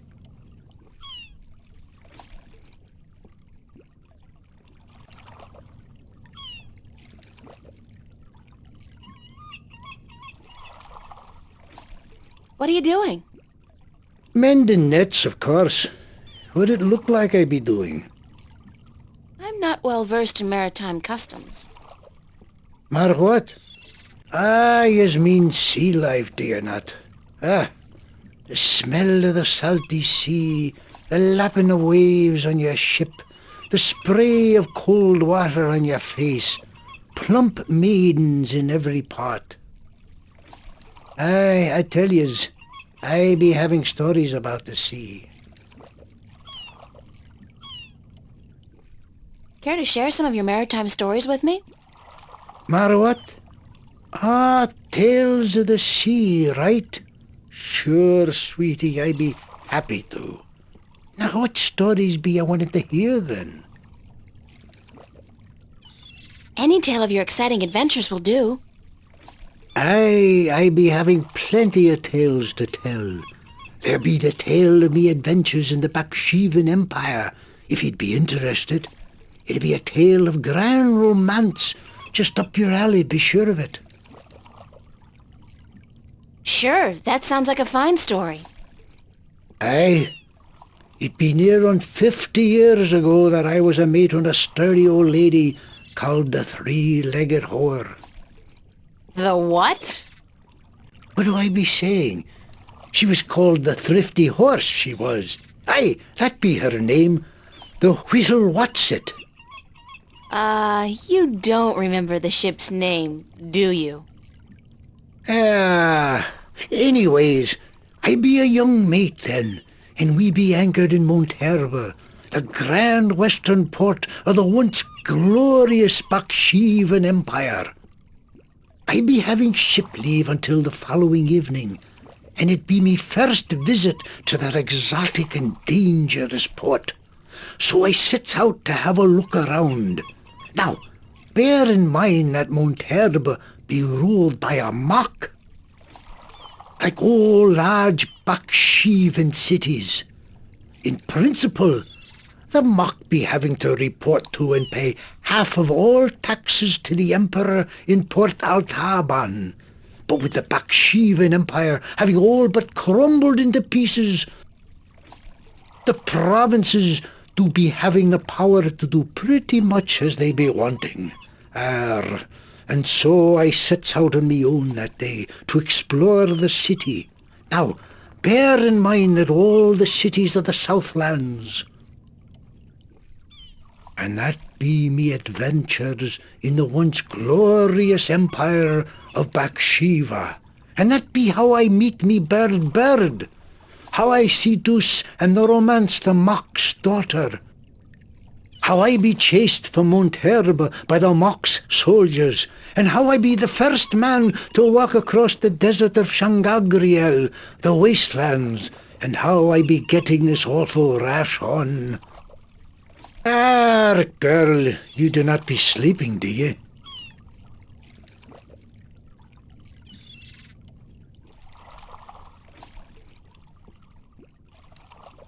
What? What? Sleeping? No. Just concentrating really hard. Good story, though. Solid material. Ever considered doing a book? Aye, but the agents in Marcuria be bloodthirsty vampires with no thought but to milk your life's blood. Oh, so they take an outrageous commission, then? No, they actually be bloodthirsty vampires with a penchant for biting your neck when you ain't be looking. Huh.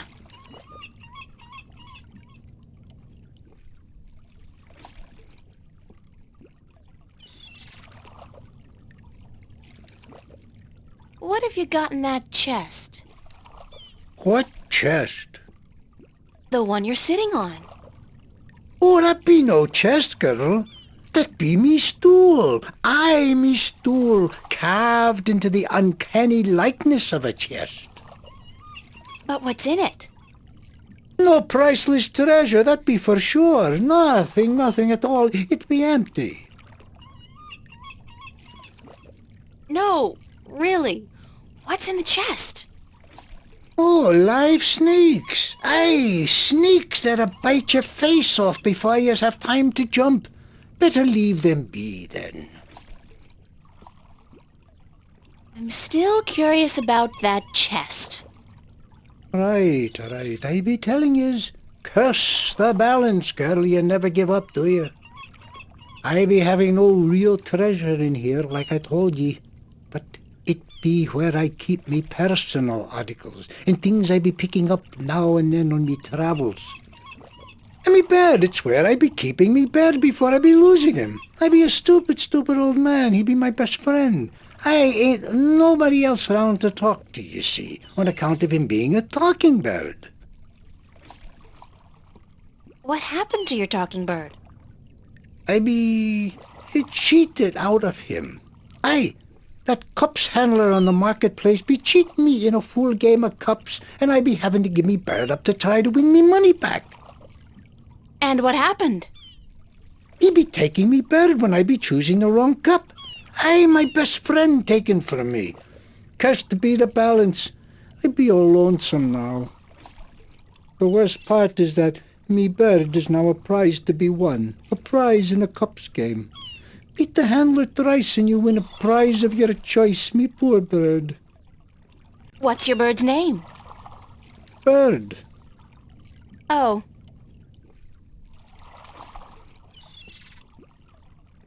I'd better get going. Ah, yous young'uns be always running round. Everything be so important. Yous be having no time to sit down and take a breath. So go. Be not wasting your time here with me.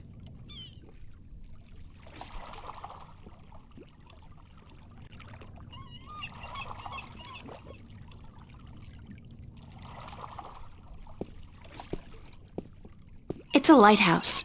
The blue fire's burning bright, a safe beacon for weary sailors, and a magnet for flowery prose.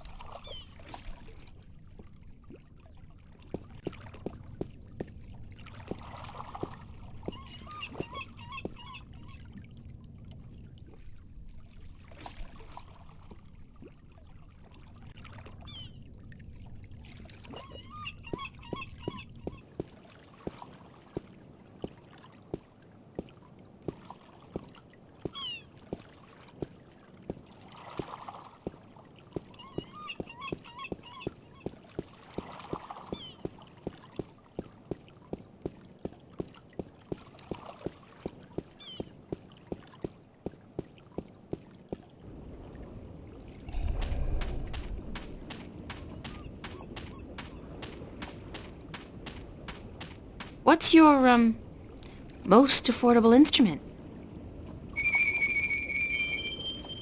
That's cute. The flute, right? And how much for the flute? I'm guessing that's 1 Aaron?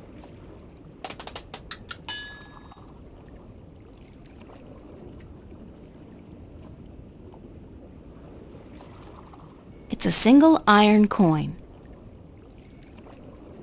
I'll have the flute. That's 1 Aaron, isn't it?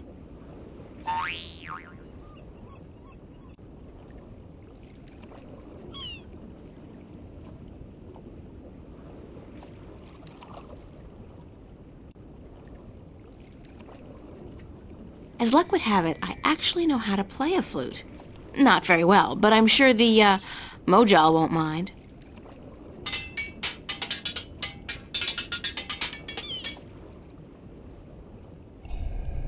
He's selling musical instruments.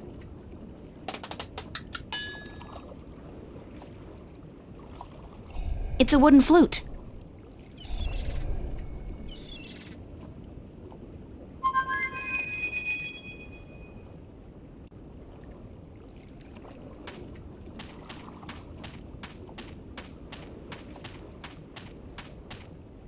He's selling a variety of fresh shellfish and other, delicacies.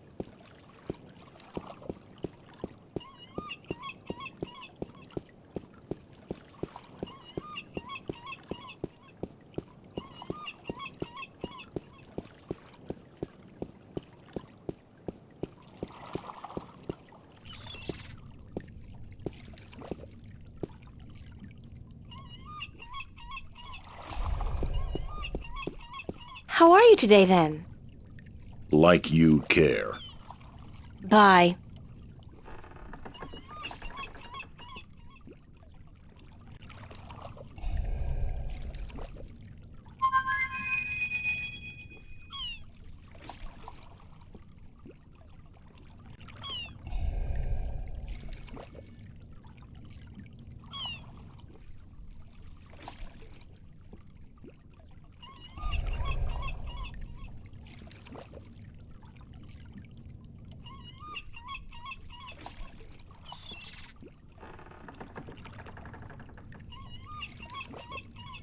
I'm ready to play some music if you're ready to sign.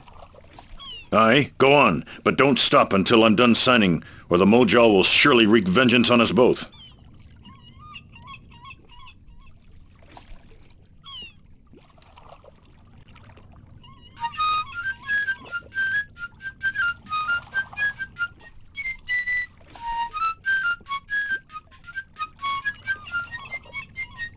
Done. Here you go. And don't ever ask me to sign anything ever again. I can pretty much guarantee you that.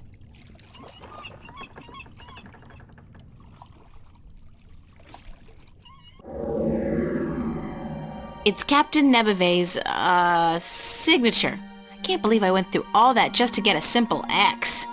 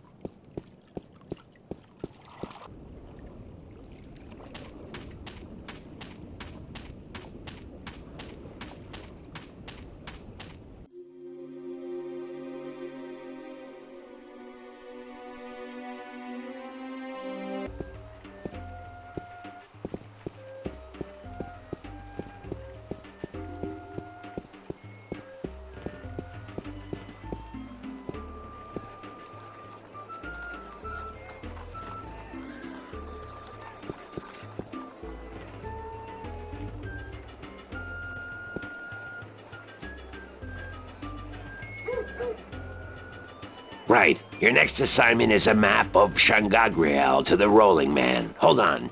Did you not ask me about him earlier today? No, that wasn't me. That was somebody else. I could have sworn. Well, no matter. Do you know how to get to the Rolling Man's house? I forget.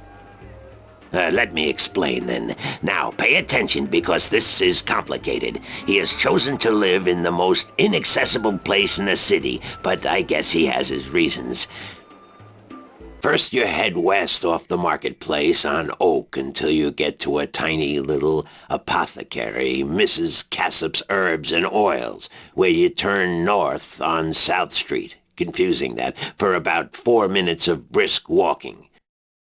That's when you see a large grove of trees. It's a memorial to those who died in the last war with the tyrant back the balance knows when. Can't see why they choose to remind us of that, where you'll turn left. That's west? No, left. That'll take you back south, but onto North Street instead. And that keeps you out of the Dalmari neighborhood. Down that way, nasty, nasty neighborhoods. Keep walking south for about, or was that north? Wait, north on South Street, south on North Street, or the other way around. Anyway, find the Rose Bridge off Iread Avenue and cross it. There's a river? No, just a bridge. The river disappeared 500 years ago. No one knows what happened to it. After you've crossed the bridge, you'll be on the western slopes of Marcuria. And that's where West House... I mean, the Rolling Man lives. No, far from it, but you need to pass through that part of Marcuria to get to the Rolling Man. Keep south and watch out for the livestock. They're likely to attack in that part of town. Eventually you'll get to a large circular square. That's where they used to hold executions back when the city was civilized. You call murder civilized? Better than locking people up for years, as any level-headed person would tell you. Our freedom cannot be curtailed. Real men choose the honor of death to the shame of incarceration. Yeah, sure you do. Circle around the square and head down Tandak for half a mile. Or should that be Parrock Lane? Yes, Parrock Lane. Head west on Parrock Lane for half a mile. Then turn right at the Maiden's Honor Tavern. North again?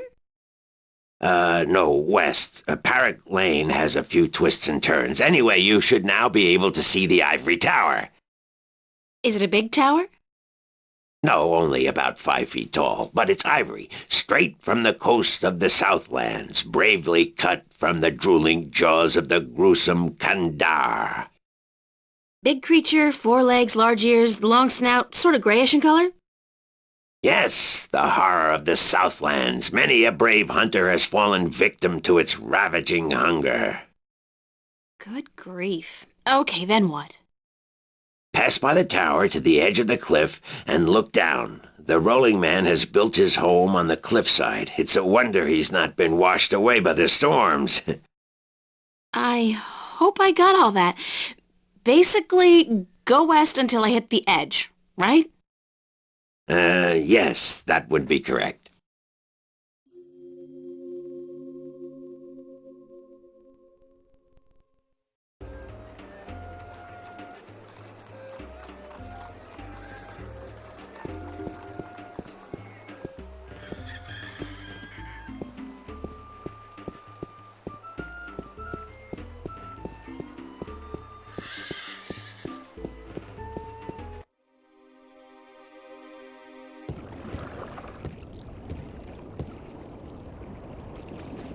Great view. Back home, a place like this would easily set you back tens of millions. Here, it's probably free.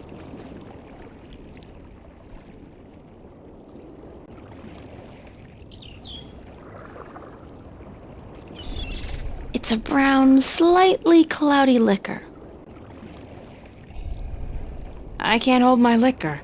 I'll be spending the rest of the day doubled over, staring into the ocean, and, I'll just not have any. That's probably Mr. Westhouse. Hello, Mr. Westhouse? Damn, Nation, what is it now? Oh, well, guess you're not calling on behalf of that son of a bitch Sanyef, are you?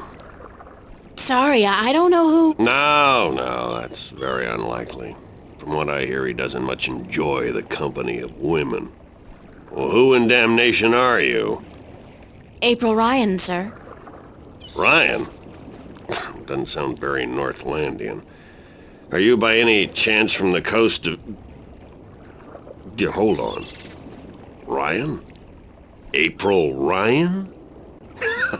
I'll be damned. You're from Stark. Apparently. Until today, I thought I was just from Earth. I had no idea there were 2 of them. Takes you by surprise, doesn't it? Well, goddamn. Sit down, Miss Ryan. Let me get you a drink.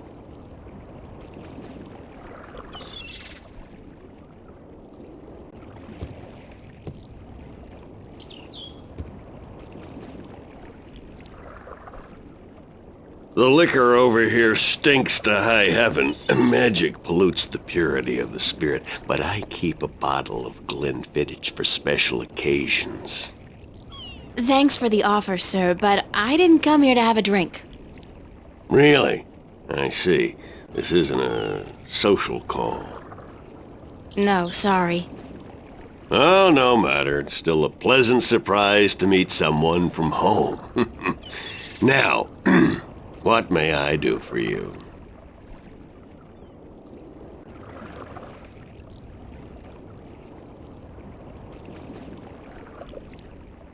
I have a delivery for you. A delivery? When did the U.S. Postal Service start delivering mail to Arcadia? It's from the map merchant at the market. It's just a map. Oh, good. I've been waiting for you. Hold your horses. What are you doing working for the Guild? Are you planning on staying in Marcuria? I'd strongly advise against it, Miss Ryan. Arcadia may look like a pastoral fairy tale realm, but it's not. You bleed as easily here as you do in Stark, and magic can do more damage than a gun. I'm not planning on staying, but I had to find you. The map merchant was the only one who knew where you lived, and he wouldn't tell me. So I got him to hire me, and you are the second delivery on my list. Gods. Carrick and his misguided loyalty. I'll have a word with the man. Thanks for the map, though. I collect them. There's not much else to do in this godforsaken city.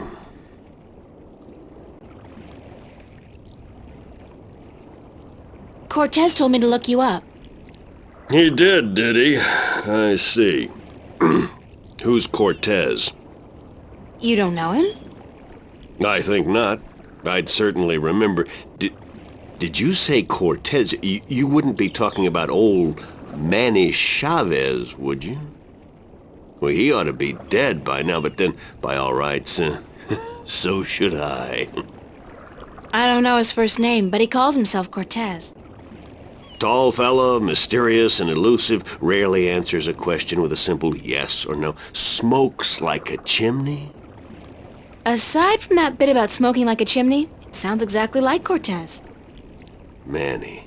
I'll be damned. That old crook is still around. Well, how the devil is he? He's good. Where do you know him from? Oh, my old life back in Stark. We had some exciting adventures, him and I. Actually, he's part of the reason I ended up here. I last saw him in the winter of 1934. But that's almost 300 years ago. Yeah. Funny, isn't it? And I'm sure he doesn't look a day older than he did back then. The handsome devil. Well, if I'm going to accept magic in parallel worlds, I might as well accept people living 300 years. Oh, no, you misunderstand. I'm only 46. I arrived here about 15 years ago, but I left Stark in 1934. Between the worlds, where you dream time has little meaning, I was trapped, you see, for quite a while. For 300 years? Time went by pretty fast. It didn't seem so bad at the time, but now that you mention it, 300 years, quite disconcerting, really. Quite disconcerting.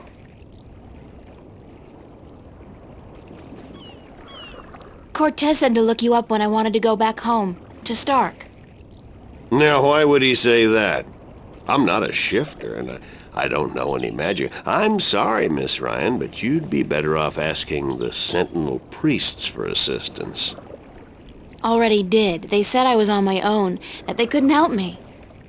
Bloody typical. Those reactionary fools wouldn't extend a hand to help a drowning man if it violated the principles of their bloody balance.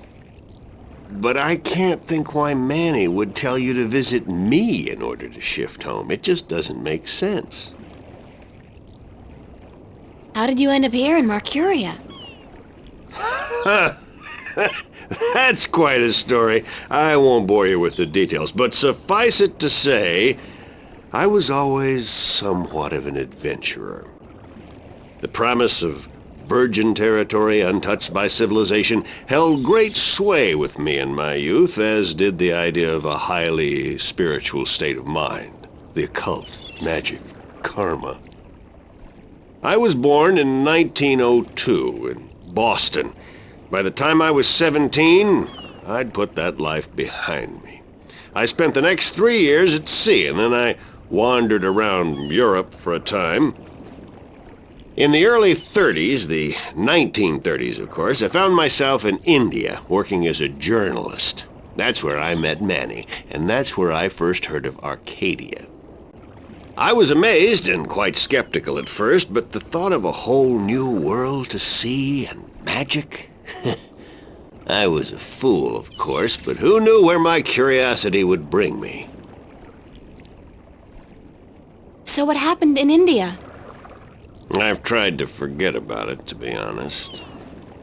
If I could go back and convince myself not to... but I still wouldn't have listened, of course. The unknown attracts. I ended up in Tibet in the winter of '34, wading through snow up to my chest, thinking for sure that this was it, and I was going to die. Manny pulled me out of that one, thank God. I spent 3 months in a monastery before pushing on into the void. There's only one way for a non-shifter to pass through the divide, and it's not an easy road to take. Now, if you don't mind, I'd prefer not to talk about the past anymore. There's more than enough to worry about in the present. I should get going. Very well. You're welcome back at any time, Miss Ryan. Any time. Thank you, sir. I'll remember that.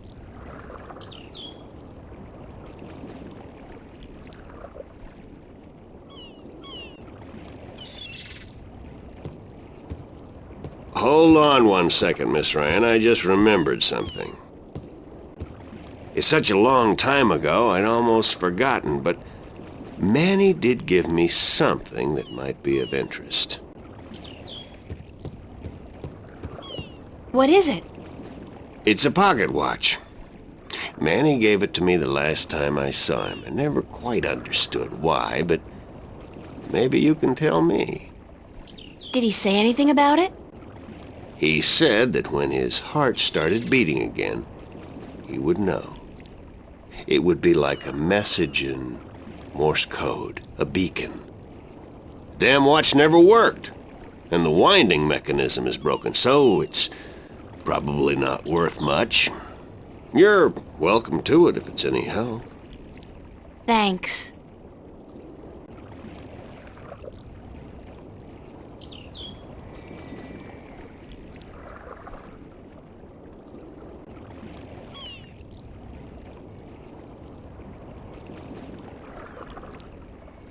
Sign this, please. It's just to confirm that I made the delivery. Certainly.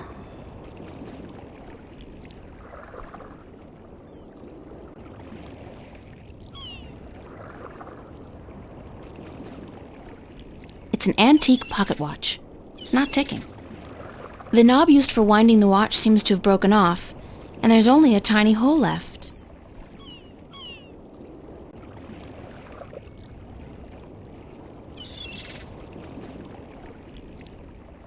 It's a pushpin.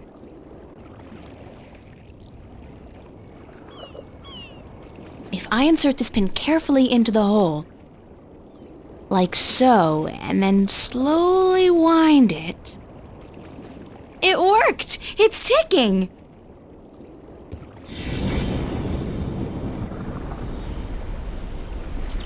I did it! It's a shift! I can go home! By God, it's a shift. I haven't seen one for ages. Why don't you come back with me, Mr. Westhouse? You could say hello to your old friend, Manny. If I tried to step through that, Miss Ryan, I would suffer a most unpleasant experience. And I would be lost in the between forever. Besides, I built this house with my own 2 hands. I wouldn't want to leave it to these barbarians. And what does your Stark have to offer me? This world is more recognizable to me now. Now you go ahead, Miss Ryan. Go back. And don't let your curiosity of the unknown tempt you into making another shift. Thanks for your help. Say hello to Manny for me. Tell him I'm doing all right. And then I said, thanks.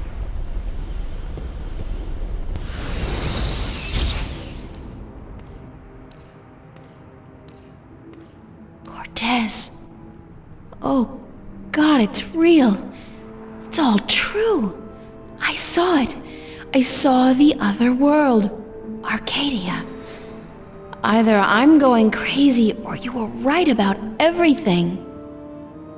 Let's hope for the latter, mi amiga? So I gather your trip was a success. Success? My whole world has been turned topsy-turvy, so I don't think success is the right word.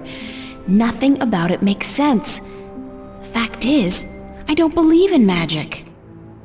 The sun does not need you to believe in it to rise in the morning, señorita. You have seen the truth with your own 2 eyes. I can do nothing more to convince you. It is up to you now. Well, do I have a choice? I have to believe at least some of it. My life wouldn't make much sense otherwise. You are a true skeptic, April. Está bien. We need your kind to balance the hopeless romantics like myself.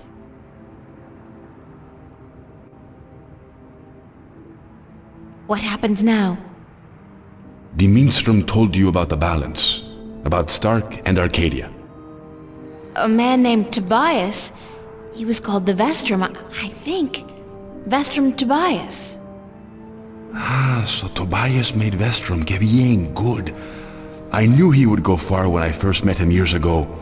He was just an instrument then, a student of the balance, but he was smart and resourceful. So you know what is going on with the balance. Tobias told me that the Guardian was missing and that the balance was failing. He said this would bring chaos into both worlds. As we are already seeing, your dreams, your nightmares, they are part of these. You sense chaos more keenly than most, but even they are beginning to notice that things are not as they should be.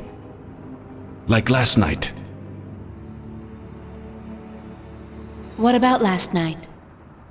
What you saw, you were not alone this time. There were others, and they saw the same thing. Not nightmares anymore. Real. The first sign of the damage chaos can do. The divide is being breached. It is not yet time for the worlds to be united. A breach could prove catastrophical. Who are you really, Cortez? Excuse me? People knew you over there in Arcadia. Tobias. He didn't know you by your real name, but he did know you. And Mr. Westhouse, he knew you too, as Chavez, but several hundred years ago. So my secrets are being revealed, are they? I wouldn't say that, because you're still a mystery to me. More so. Good. You see, señorita, mystery is important. To know everything, to know the whole truth is dull. There is no magic in that. Magic is not knowing. Magic is wondering about what and how and where. I'd settle for the truth, just to be able to know you. Because, honestly, I don't mean this in a bad way. You scare me, Cortez. I'm afraid of you. And you are not the only one, mi amiga. I'm sorry, but whatever it is about me that mystifies you, it will have to stay a secret. There are things even you should not know. Gee, thanks. That really helped. Perdóname. Perhaps later, when we are certain of what the future holds, okay? I think I can promise you that, Señorita Ryan. Later. But for now, we must speak of more important matters. You helped me back, didn't you? To shift? See? The power is yours, yes? But for now, you need me to focus your powers to call forth your dreams. Dreams? Yes. To travel from one world to the next, you must pass through the world of dreams. It is the only way. You are capable of opening a shift on your own, but you might not be able to. What do you mean? The power, the magic is within you. And when you sleep, sometimes you open the portal without even being aware of it. But when you're awake, it's more difficult. With practice, you will do it. I don't think I want to do it. You must. The worlds depend on it. So what do I do? We must work together, April. I can't do it alone, and neither can you. But what exactly is it that we have to do? 4 things. We must find the Lost Guardian, we must locate the gateway to his realm, and the disc that is the key to his tower, and we must do what we can to curtail and defeat the Vanguard.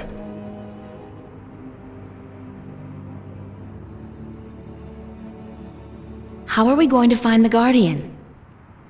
The moment he surrendered his throne and left his realm, he stepped back into our world, this world, Stark. This is where he was born, and so this is where he must return to.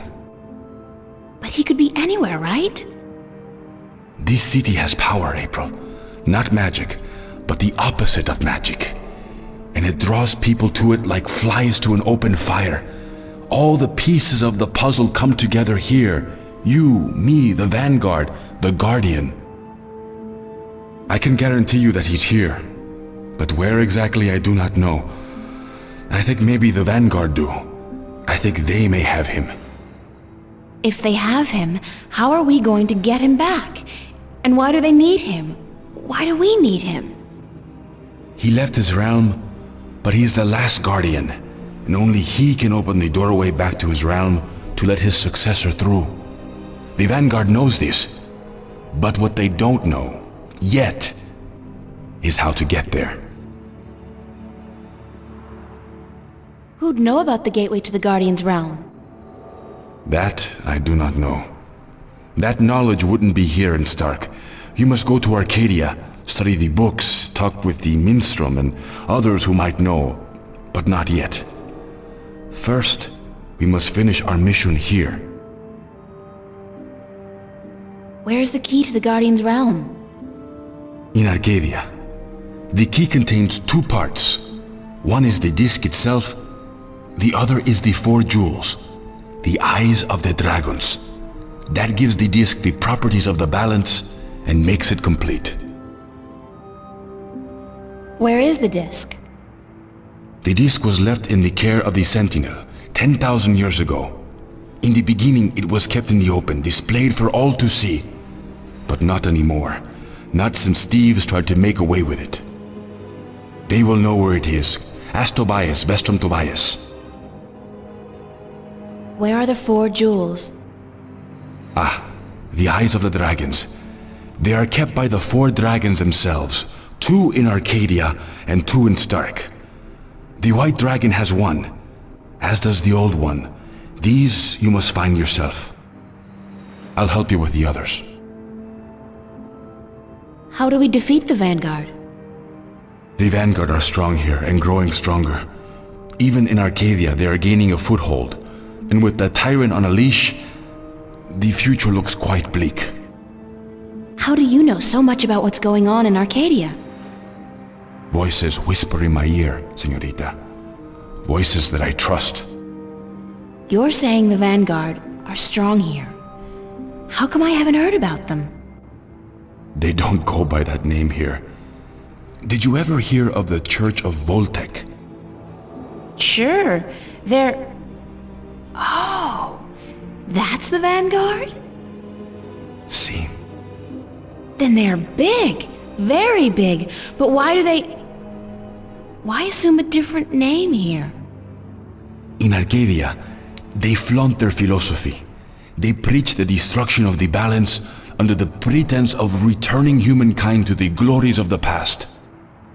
Here, they cannot do that. So they have integrated themselves slowly but surely into society under the subterfuge of the New Age religion, and they've built a financial empire to match governments. They have that much money? The Vanguard own multinational companies. They own planets, April. They own armies. All they need is the balance, and they will own everything. The twin worlds will be at their mercy. So, we basically don't stand a chance, do we? Against an enemy like that. If we hold at bay the forces of chaos, and if we ensure the natural continuation of the Guardian's role within the balance, then they will have lost. How are we supposed to fight this chaos you keep talking about? You're the key, April. You have the power to shift, yes? But there's more to you than that.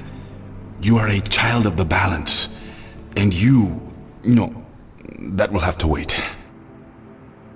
By just being alive, you counter chaos. Without you, last night might have turned out much worse.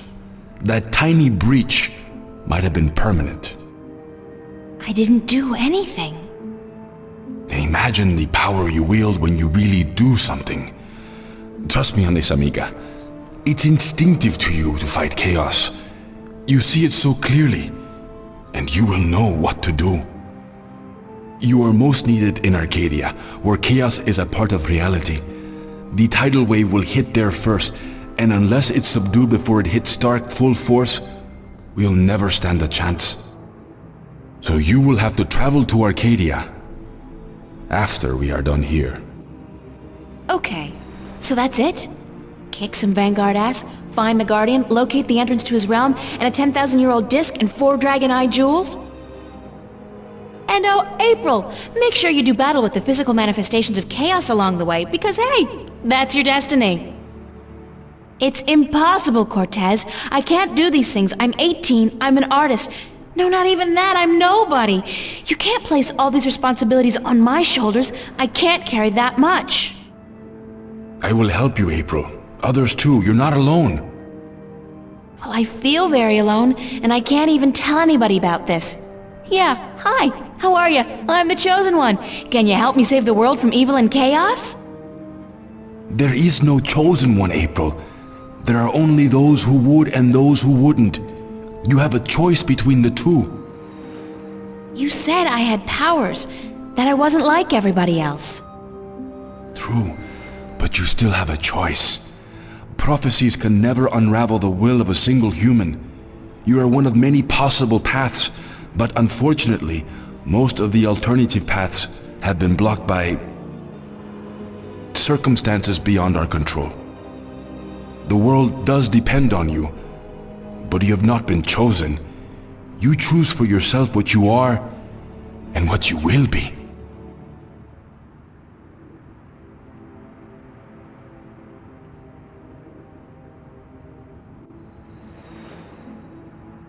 Then the choice will have to be, yes, let's save the world. Where do we start? Here, in Newport. We must find out about the Vanguard. Their headquarters are in this city, but where? Do they have the Guardian under lock and key? What are their weaknesses? Once we've done that, you must travel to Arcadia. I cannot go there, and besides, I have things to take care of here. Right. Except, where the hell do I go to find out about the Vanguard? The library? The net? Valuable information is hard to find. Remember the painting I showed you yesterday? Sure. The artist, a boy named Warren. I told you about him, yes?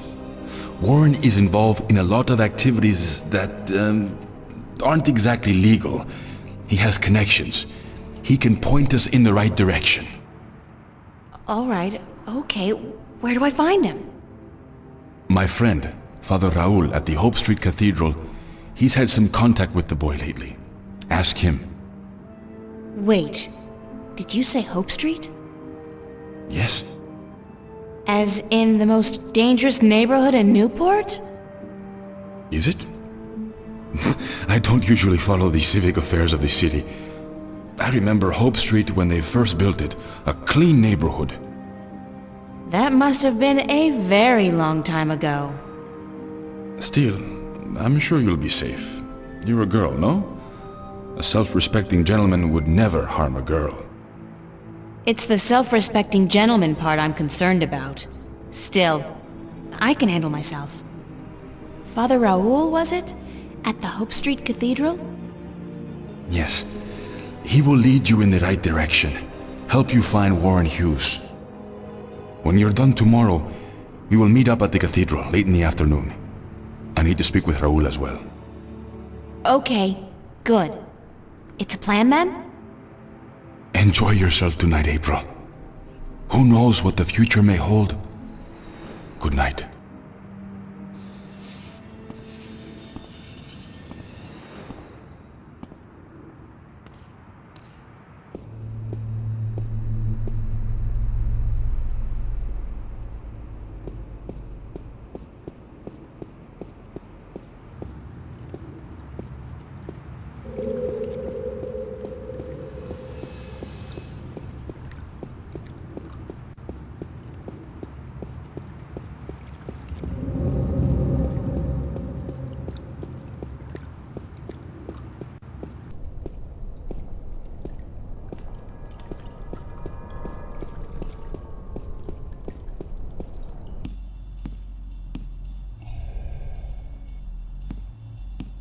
Pulling long hours today, Charlie? Unfortunately, yeah. Are you staying for the show tonight? What show? You don't know who's playing? I've had a few other things on my mind these past few days, Charlie. Sorry. Anybody good? Anybody good? Are you kidding? Roy and Dale's playing.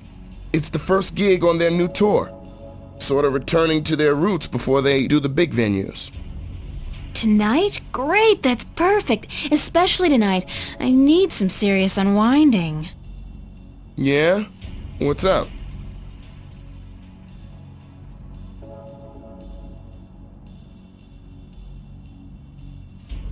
I just had the weirdest experience of my life. Weirder than what happened here last night? Much weirder, trust me. I mean, what happened here, it could be explained. A hologram, rapture gas, mass suggestion. That's stretching it a little, don't you think? What, rather than the alternatives? That we're all either going crazy or that something's breaking through from another world? You don't think that's stretching it? I don't know what I think, April. I just know that sometimes there are things lurking in the shadows that can't be explained by science. That the world holds more mysteries than we think. Maybe. So what's this thing you were gonna tell me about the weirdest experience of your life? You wouldn't believe me anyway, Charlie. Try me. No, really, I can't. It's too much, too close.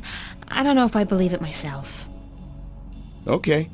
You tell me about it later then, alright? Maybe. Is Emma around? Haven't seen her. But she knows about the show, so she'll be here. When does the concert start? In less than an hour.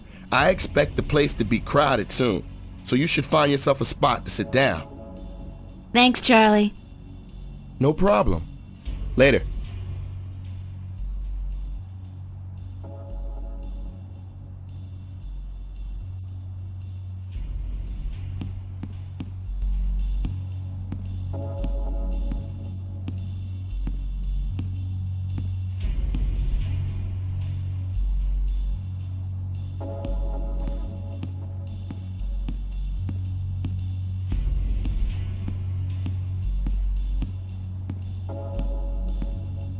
So where have you been all day?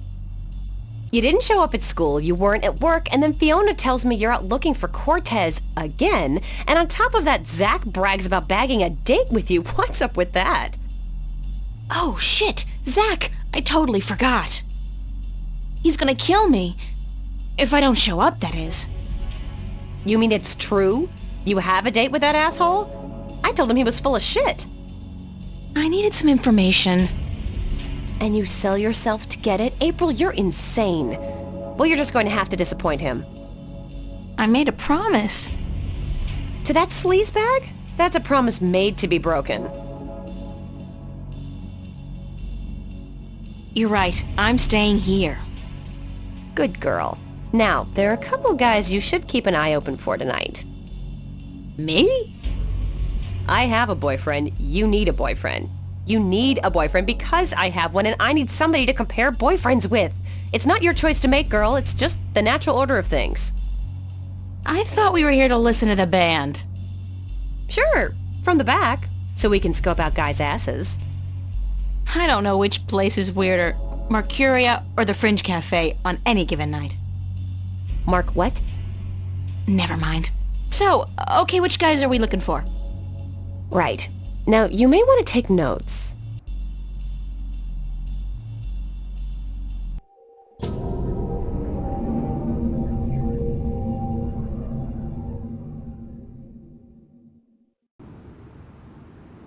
Oh, God. Headache. I didn't really have that much to drink, did I? No. But I did travel through a shift into a parallel universe, which would explain this weird compulsion to curl up into a fetal position and go back to sleep. Not that I'm particularly looking forward to it, but I guess I have to go find that Warren guy Cortez told me about down on Hope Street. And hey, like that's not enough. I have to avoid bumping into Zach today. He's probably royally pissed that I stood him up, and Zach's very good at being pissed.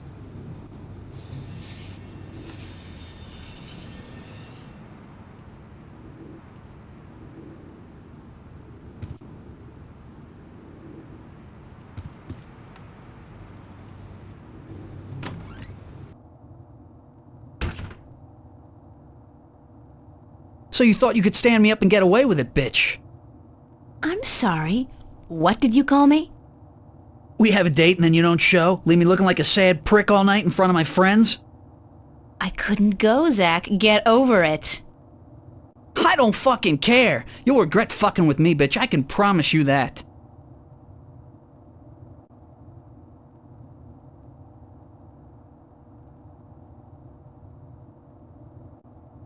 What are you gonna do? You'll find out, April Ryan. You're gonna be so fucking sorry you ever fucked with me.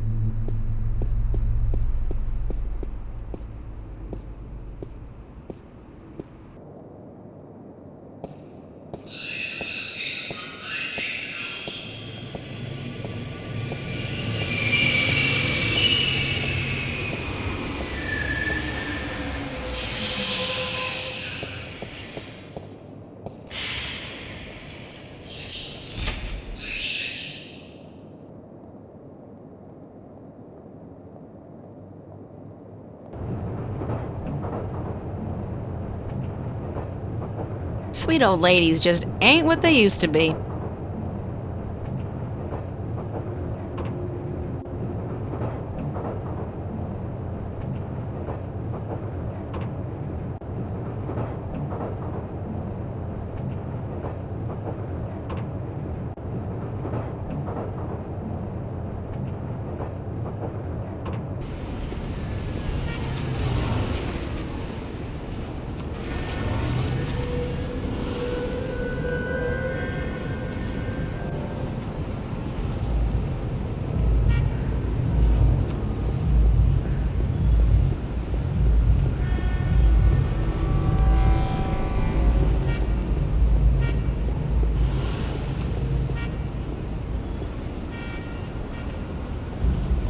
It's a police officer.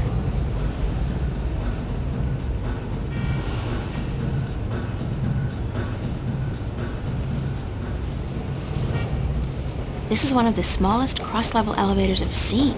The big ones can carry up to 100 people at a time and they go way fast. I've never been inside one, of course.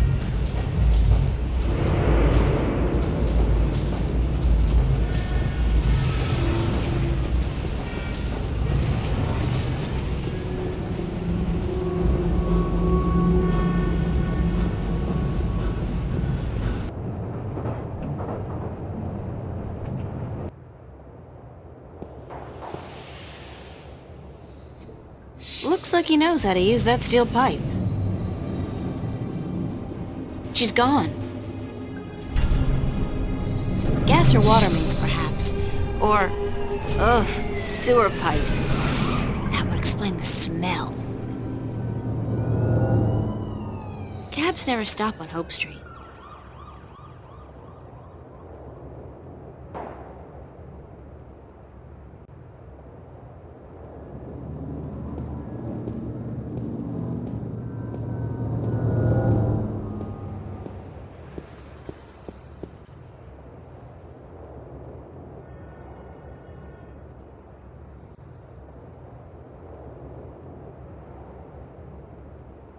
I think he's in trouble. The boss man. From his uniform, I'd say he's one of the West Side Kings. They got recruitment posters all over town.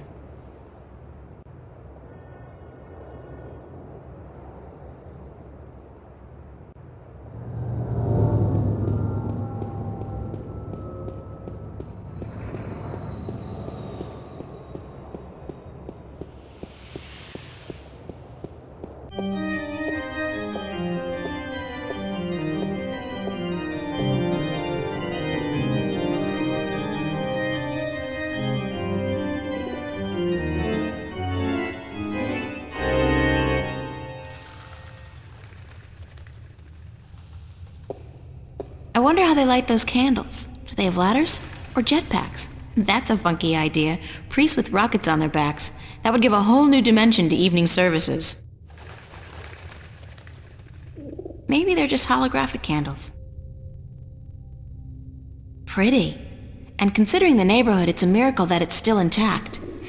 Maybe it's bulletproof stained glass designed for inner-city cathedrals. Maybe they're just holographic candles.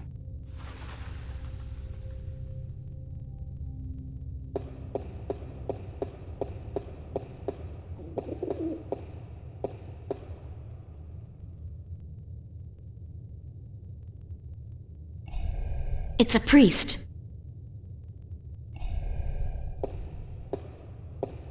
Good morning. I'm Father Raoul. You're not a Hope Street regular, are you? I haven't seen you here before. I don't visit the neighborhood very often, no. And why should you? It's not a very nice place.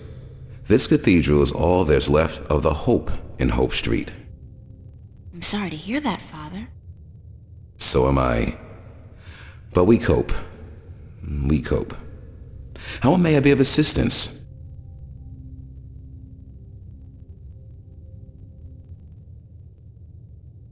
Do you know a boy named Warren Hughes? As a matter of fact, I do. The Hugheses were regulars before they traveled to the colonies. Poor Warren was left an orphan by his family. I haven't seen him for years.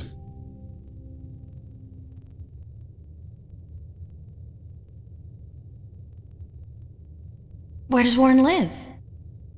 I'm not sure he lives anywhere, but he does belong to a Hope Street gang, the Razor Blades, I believe. They seem to congregate just down the street in Building 87. Be careful, though. Although they're far from the worst gang around here, they're not a particularly friendly lot, and they don't care for strangers. I can take care of myself. I don't doubt that. Still, be careful.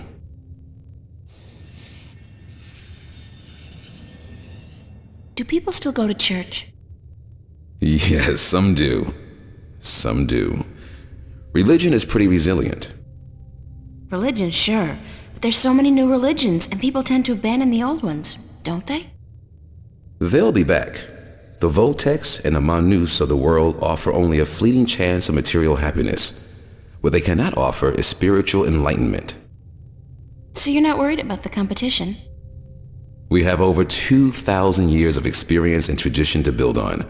I don't see us just rolling over on our backs and giving up. No. Where did you say I could find Warren Hughes? Your best bet would be Building 87 just down the street. Thank you, Father. Please come by again if you're ever in the neighborhood.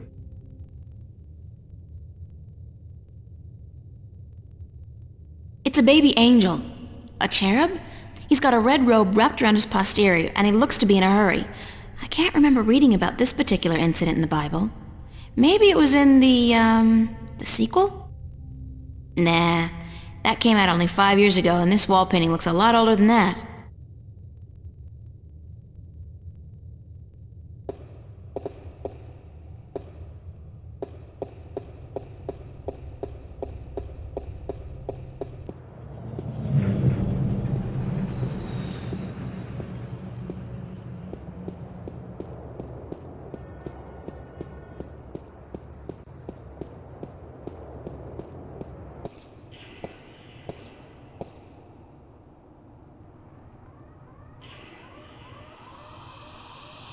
It's out of order.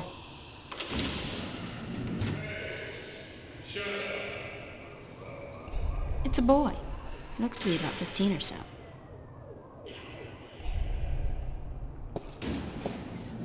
Can I talk to you for a minute?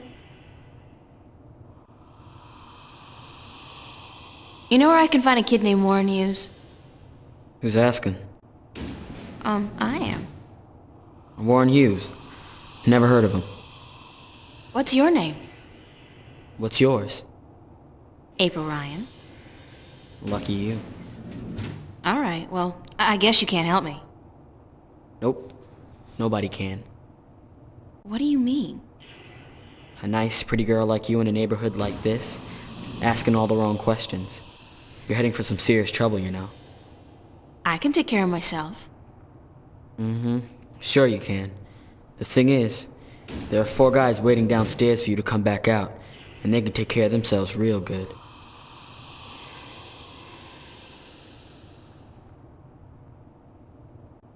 I'm not looking for trouble. Trouble found you, girl. What do you want from me? I should have asked you the same question, except I don't care. You should have thought twice before coming after me. After you? I didn't come... So you're Warren? What, like you didn't know? No. Cortez told me your name, where to find you, but... Hold on. Cortez? Old Spanish-talking dude. Real crazy in the head? That's a fair description, yeah. Shit. You're not a cop. Social services? Corporate? No, I'm a friend of Cortez. He said to look you up. I haven't seen Cortez in a while. Not since before... So what does Senior Cortez want with me? We need some help. What kind of help? Look, I gotta stay incognito most of the time now that corporates and cops are stepping up their search for us. I can't go risking my ass for nobody. Not even Cortez. That's all right. I just need some information on a group called the Vanguard and their leader, Jacob McAllen. Oh, sorry. Never heard of those guys. You wouldn't have. They keep to themselves, and they got some kind of cover operation going, but I don't know what it is, and... You need to find out? Alright, here's the thing. I got a friend who might be able to help you out. Great! Hold on. Before I use up my favors with him, I need you to do me a favor in return. Probably even help yourself out at the same time. Fair enough. What do I have to do? Easy. Break into the Newport Police Department computer archives. Get me some information on my family. Destroy my criminal record and get the hell out of there. Preferably alive.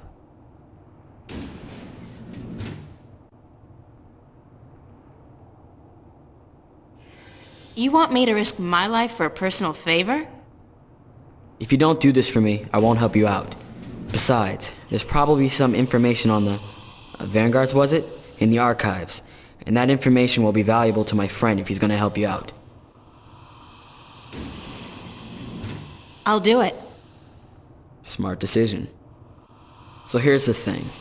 My dad doped out on raps and seduced by commercials. Sold out our whole family to the shiny happy colonization program for a lifetime supply of the big R. The rapture. He neglected to ask his lovely wife and children, and the corporates didn't care. One day they came to pick up my mom, my sister, and me. I got away though, snuck out the window. I spent the next 2 weeks in a dumpster. And your family? That's just it. I don't know. Off to the colonies, of course, but which one? I don't know. Sometimes they split up families too. You know, they don't tell you that in their ads. I don't give a shit about my dad, and my mom, she's tough. She can take care of herself, but I want my sister back. We were real tight. I'm not gonna let them use her in the mines and factories out there. So, you want me to find out where they took your sister? That's it. You're catching on. You do that for me, and delete my criminal record at the same time to get them damn corporates off my ass. I'll give you all the help you need.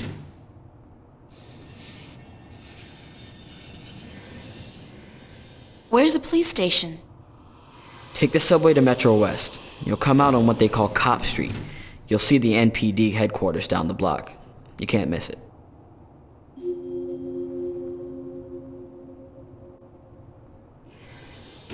I'd better get going. Be cool, eh?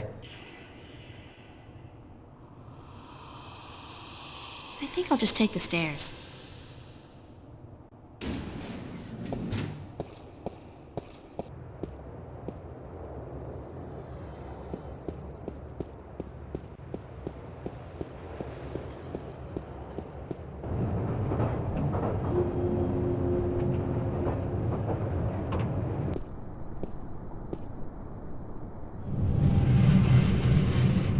Another unfortunate victim of the Anglo-Pacific Wars of the 90s.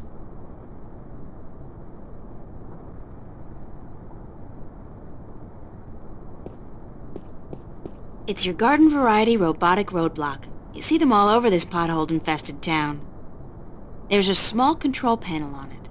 The display reads 3018.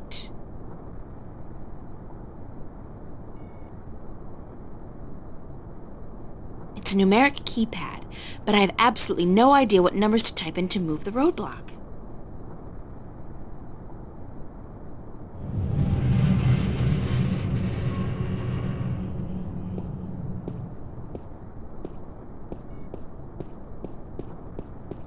It's a garbage container, and it's mostly empty, save for a couple of sticky old newspapers and bottles.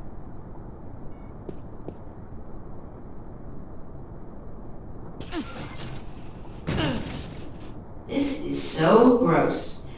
And me in my favorite shirts. Hey, is that a fur mitten? Oh, no, it's a dead rat. I'm not gonna check out that other mitten in the corner. I think it just moved. How utterly pointless is this? And I'm starting to reek a little of odor crap, too.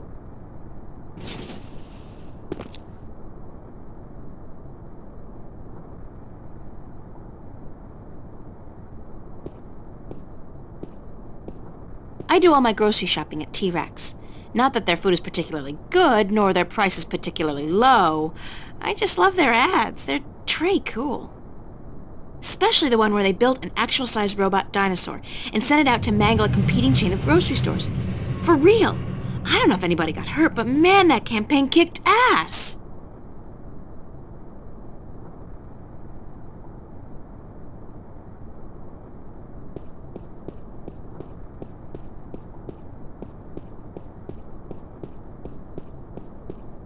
It says Threadbare Lane, MCW, and the street ID number is 3018.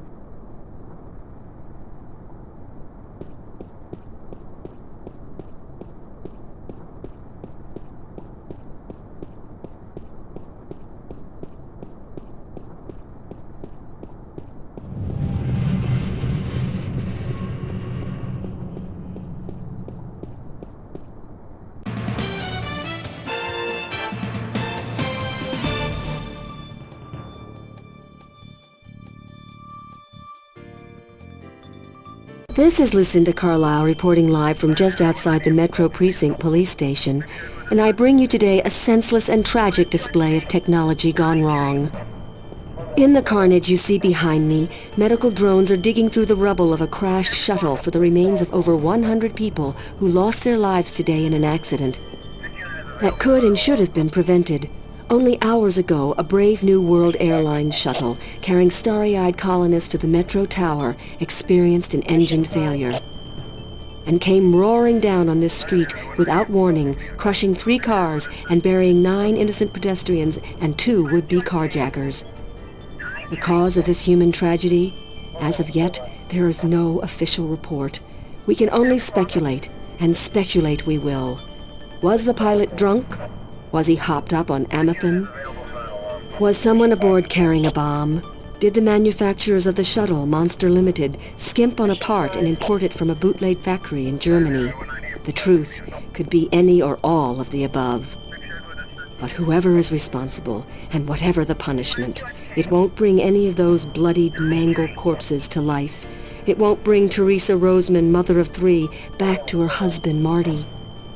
That loss is forever, and a huge cash settlement can only ease the pain. It can never remove it altogether. Only expensive brain surgery or personality modification through proprietary drugs can do that. The exact death count is still under wraps, and work will continue throughout the day to identify the thousands of body parts that are being picked one by one from the twisted wreckage of BMWA Shuttle 709. What repercussions will this accident have on our city? Probably none. You fly a shuttle, you take your chances. This is Lucinda Carlisle, reporting live for the Metro Channel Action News. Back to you, Lisa and Dan.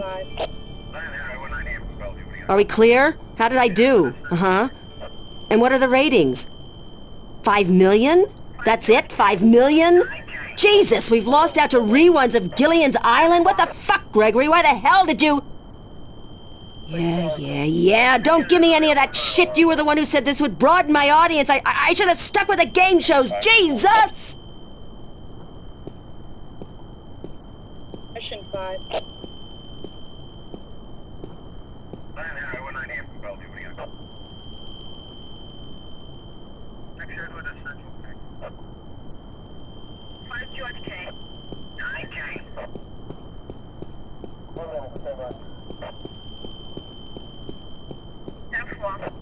If I'm not completely mistaken, and if I remember my tech classes correctly, that's an anti-gravity control unit. It looks fully intact. It's a police officer. He's guarding the wreckage. Move along. There is nothing to see here. Except for that crashed hovercraft. Nah. You see those everywhere these days. Sorry? Dime a dozen. Crashed hovercraft are a dime a dozen? 15 a week, ma'am. At the very least. In this city alone. But they say it's the safest mode of transportation available. Statistically, yes. Unless you're aboard one of the buggers. Then your chance of survival drops drastically. What? They're the safest mode of transportation if you stay on the ground. The chances of being hit by one going down are relatively low. Thanks for ruining my trust in modern technology. We're here to protect and serve. Isn't it the other way around? Just keep it moving, ma'am. Nothing to see here. Except for you, officer. Eh?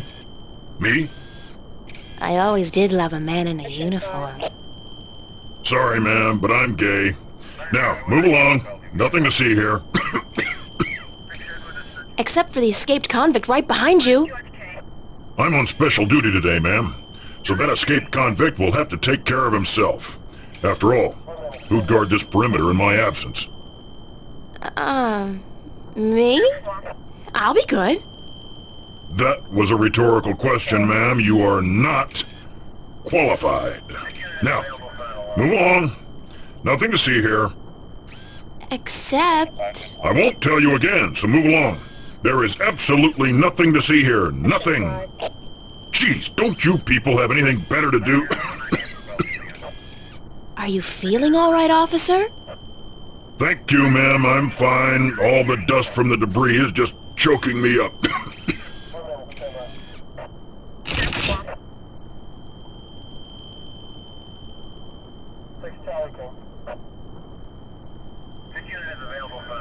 Move along. Nothing to see. Keep it moving, ma'am. Damn. Dust.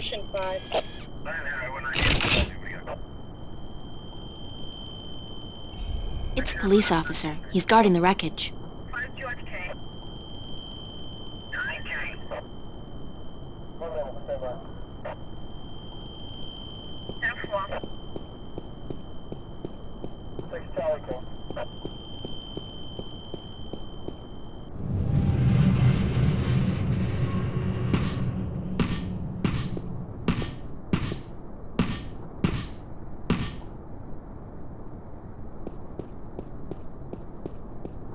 The doors are closed. Newport Police Department. It's a holographic sign. It's a police officer. He's guarding the entrance. Hey! How do I get into the station? That is the question, is it not? Pardon? To get in or not to get in? That is the question. Good grief, more weirdos. Oh, I'm not a weirdo. I'm an actor. No offense, but isn't that an oxymoron? Lady, you are the cruelest she alive. How do I get into the station? You don't. Not today. But I need to get in. What if there's been a crime? Good point. I guess you need to report it via one of the many kiosks installed throughout the city, or by contacting an officer of the law. Like yourself? I am but a humble servant of Her Majesty, and I'm actually assigned to Vice, so don't bother. Any chance you'll let me through? Shower me with sweet forgiveness, Princess, but unfortunately, I cannot. The doors ain't working. The doors aren't working? They're not! Good lord! I must report this immediately, after I'm done with my policing exercise. Did you say the doors weren't working? Ah, correct. The only things getting in and out of the station today are police officers, prisoners, and garbage. Aren't they all pretty much one and the same thing? Cutting words from a wench's barbed mouth? What did you call me? Sweet princess. That's more like it. How are you able to bring garbage out and prisoners in when the doors are broken? These doors don't work, but the gate downstairs does, of course. You can only get through that inside of a vehicle. The security measures are quite extreme. Like how extreme? Can you say radiation poisoning? How are you able to bring garbage out and prisoners in when the doors are broken? These doors don't work, but the gate downstairs does, of course. You can only get through that inside of a vehicle. The security measures are quite extreme. Like how extreme? Can you say radiation? Why were you parading back and forth like that? I am practicing the fine art of policing. It doesn't look like policing. It looks like acting. Bollocks! And I thought I was making progress. Maybe if you tried being a little less rigid? Yeah, but it's this bloody suit. It makes everyone move the same way. I'm not able to release the character. Are you an actor or a cop? Both, darling, both. I am an actor, but I will portray an officer of the law in my next motion picture. It's called Mad Cop 2. I play the Mad Cop's friend, the somewhat ticked-off cop. I think I saw the first one. It stunk. I agree. But this one has a certain, je ne sais quoi, flair that the original lacked. You mean more violence, more sex, less plot? That's it. So you're doing research for your next role? Indeed, my fair maiden, I am. I have been assigned to a squad to capture the essence of Her Majesty's honorable service. And what squad would that be? Vice. Thanks, and good luck. Parting is such sweet sorrow. Farewell, princess. Till we meet again, farewell.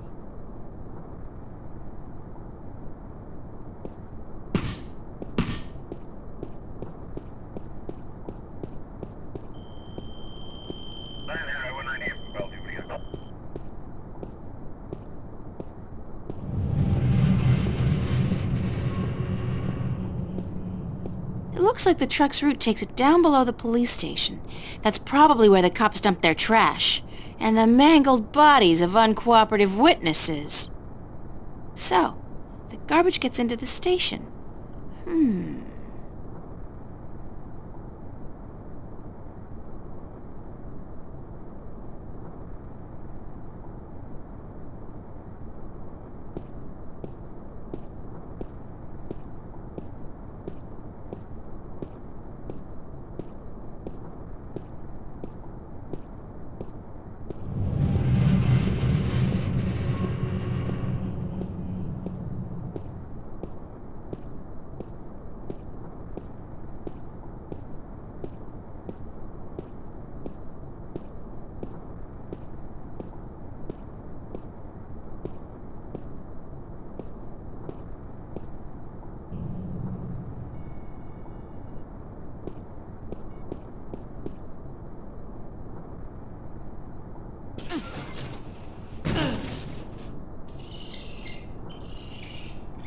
This is getting to be routine and a total waste of time. I mean, what's gonna happen? The truck doesn't even pass by this container.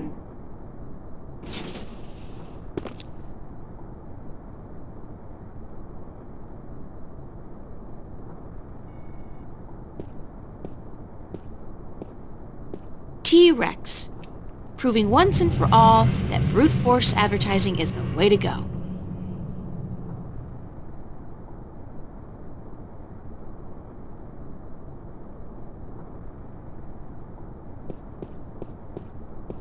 It says Calavera Crossing MCW, and the street ID number is 0092.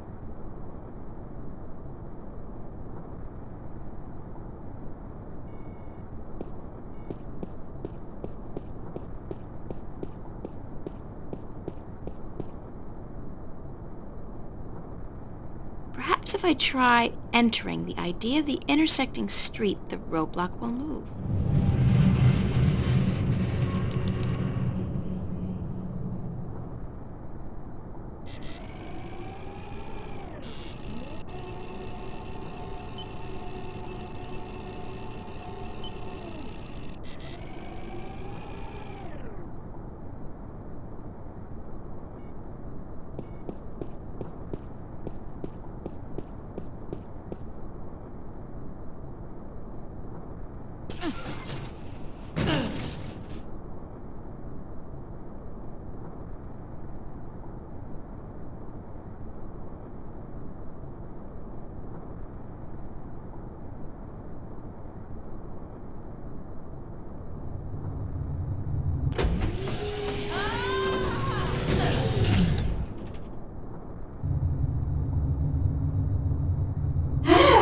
Keep it close to yourself.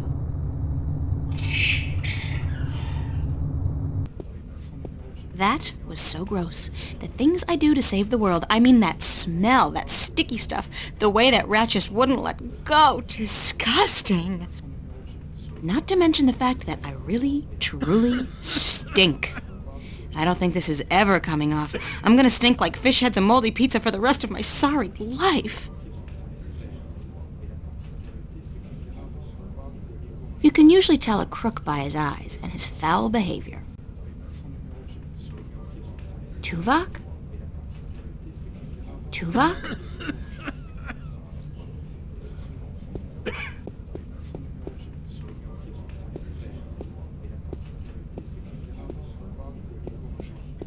It's a toolbox. There's a sheet of paper in here.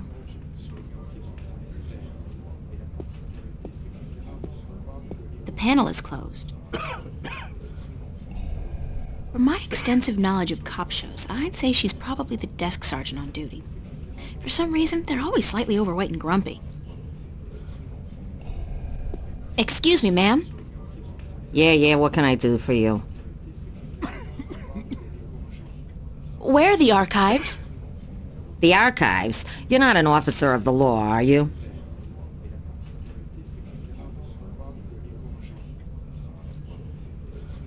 So what if I'm not? Then you can't go into the back, capiche? Cops only. Besides, half the doors in this building, including that one, are out of order. Nobody's going in, nobody's coming out. And until those overpaid, underworking service guys get off their butts and back to work, that's the way it's gonna stay. Thanks anyway.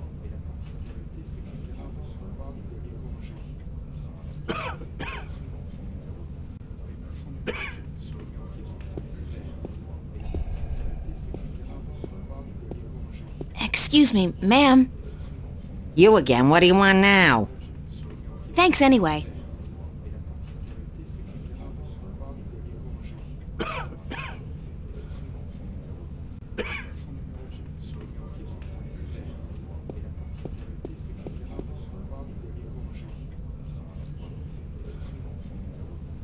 It's completely secured. I can't open it.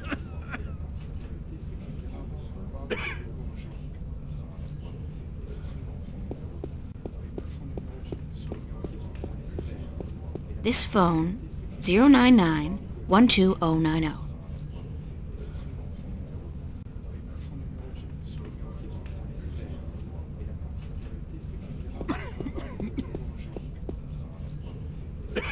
It's a, portly fellow, wearing red coveralls. I think he's a repairman. Hi. What do you want? We're on our lunch break, honey. Why aren't you guys working? We're on our contractually bound lunch break. Huh. Right. But you're not eating. We're done eating, sure, but we're still on our break. Clause 16 of the contract, and I quote, improper digestion may prove detrimental to further work-related activities, end quote. Meaning what? We're letting the corned beef settle, honey. Aren't you supposed to fix the doors? That's right. But instead you're just sitting here. That's right. And you're not planning on getting back to work anytime soon? That's right. And you're not bothered by this? That's right. I could say anything at all. That's right. And you just answer?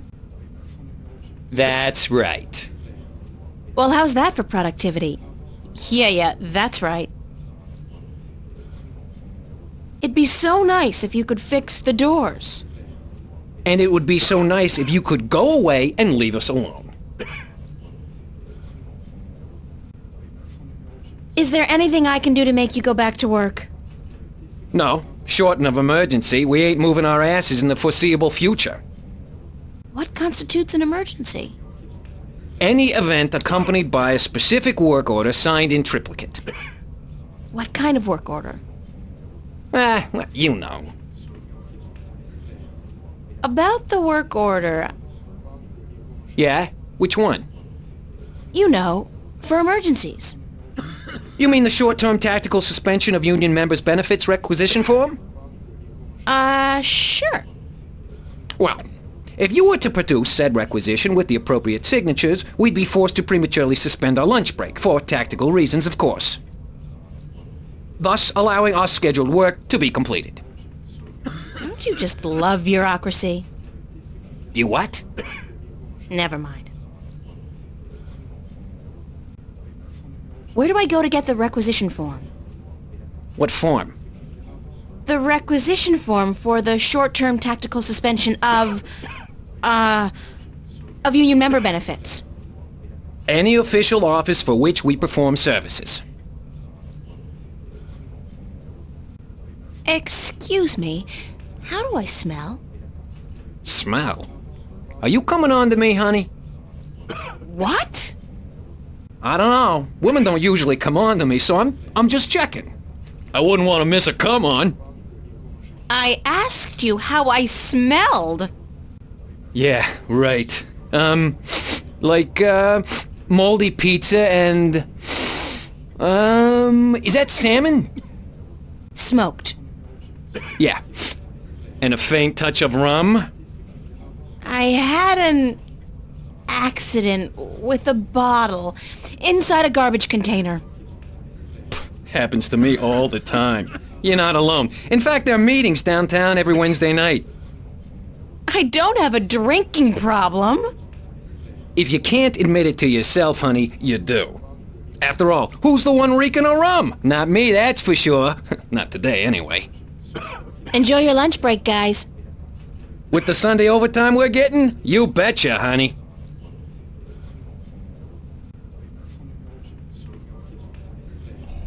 Hiya. Huh? You an angel from heaven come to take me away? No point talking to old Georgie there. Ever since he overdosed on raptures, he ain't been right in the head. I don't ever let him hold the hammer no more either, I'll tell you that.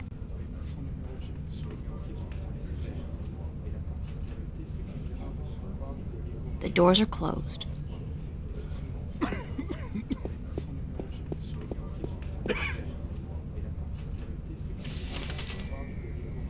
It's some kind of requisition form or work order. Bocamba Mercer Corporate Labor Union, form number 09042. Short-term tactical suspension of union members' benefits. It's a carbon copy of an old work order. That's the work order the, portly guy was talking about.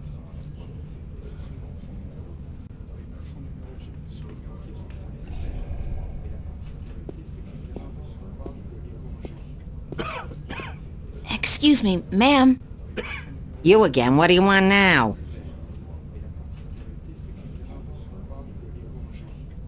I need a requisition form number 09042.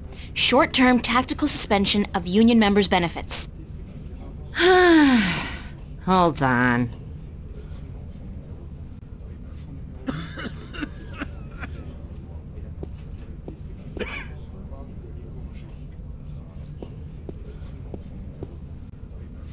Here you go, miss.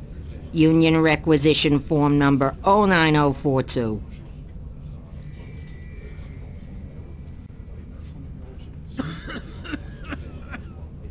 Bocamba Mercer Corporate Labor Union, form number 09042.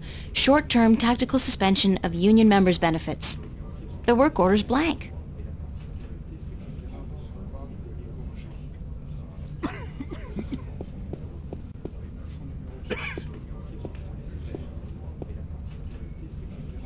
I better fill out this work order first.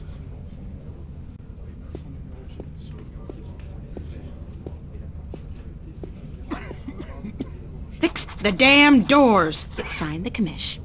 There.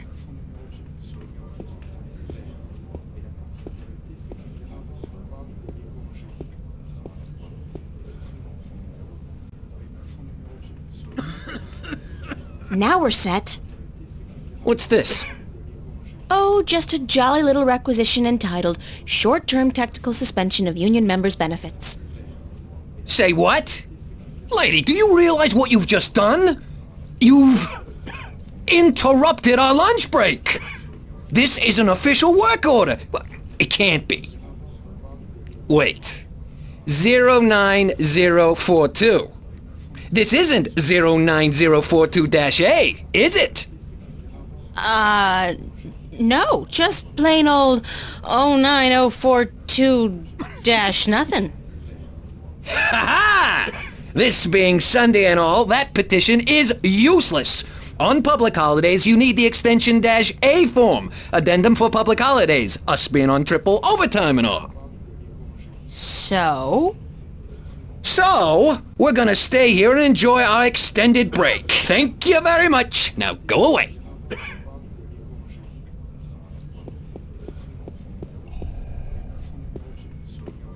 Excuse me, ma'am. You again, what do you want now?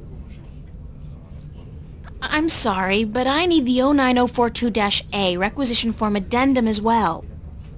The what? The 09042-A? Why the hell didn't you ask me for that one in the first place? Because I'm a cruel bitch and I love torturing you. In fact, I've made it my life's mission to haunt you forever and ever with requests for useless forms and documents. Hold on.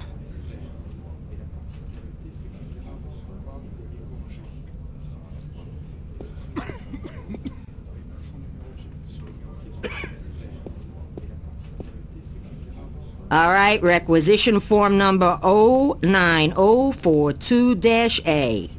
And that better be it.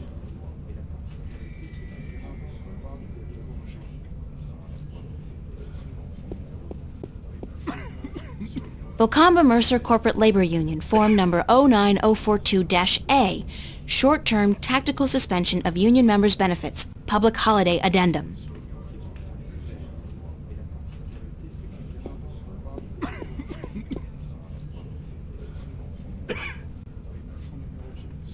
Okay, now we're set, I hope. Why do you keep bothering us? Don't you have anything better to do? No, absolutely not. This is requisition form number 09042-A, the short-term tactical suspension of union members' benefits requisition form with the public holiday addendum. Balls! We've been nailed, George. Get your ass off the chair. We're going back to work, thanks to this lovely young lady.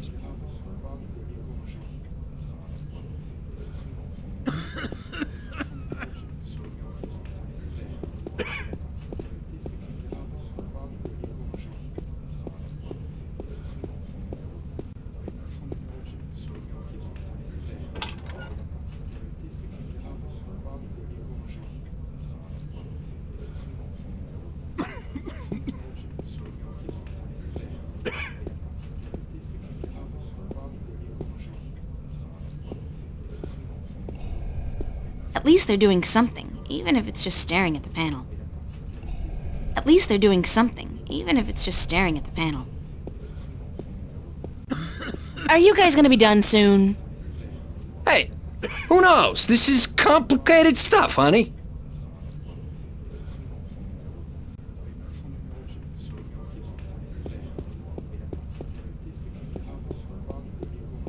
This phone, 099-12090.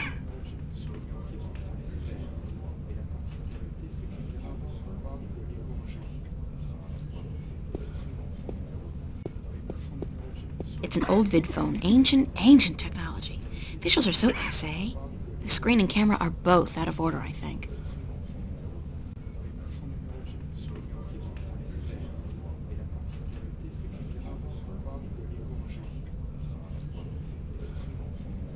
I haven't spoken with Mom since I left, actually. I should give her a ring.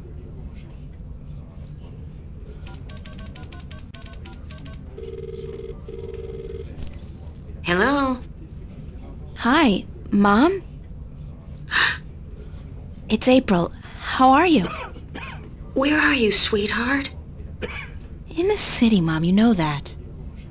Why didn't you call?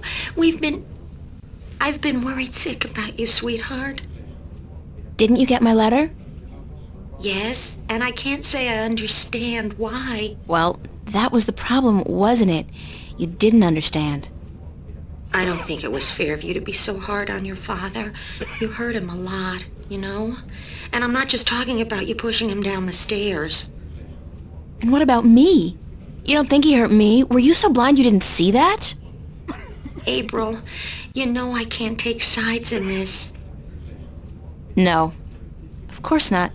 Not you. Not ever. Anyway, is Dad doing okay? I mean, after the fall. He broke his arm and he had to take some time off work. Money short because of that. We had to pull Danny out of school until next semester. You can't blame me for those things, Mom. If you hadn't left like you did... I'd probably be dead now, Mom. I couldn't take it anymore. Please, let's not argue about this now. I just wanted to hear your voice. Please come home, April. We still love you. No. Thank you, but no. That's not gonna happen. Listen, I have to go. I'm in the middle of something. Take care, okay? Okay, sweetheart. I love you. Yeah, me too, Mom. Bye.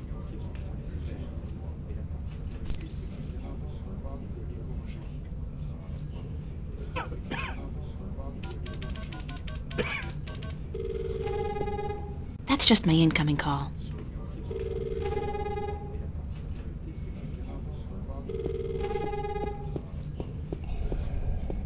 least they're doing something, even if it's just staring at the panel. Hey, there's a phone call for you. For me? Who is it? I think it might be union business. Out of my way, lady!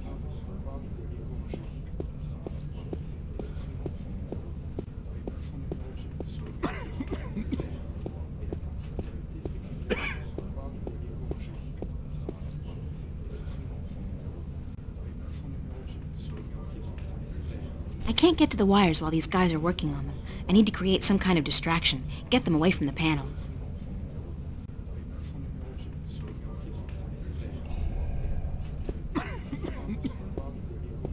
Excuse me, ma'am. You again, what do you want now? Thanks anyway.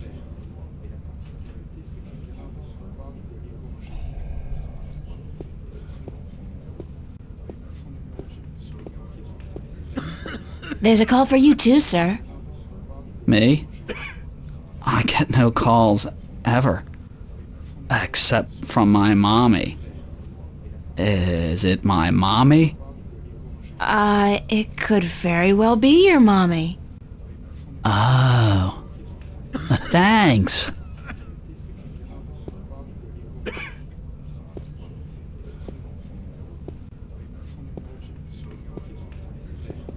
It's a long shot, but if I try to cross these wires... Voila! I'm so good.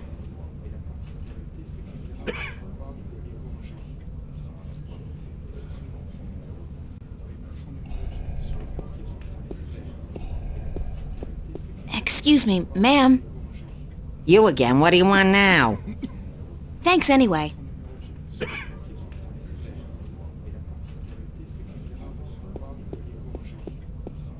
Hey, you can't go back there. It's a restricted area. I need to distract her, but how?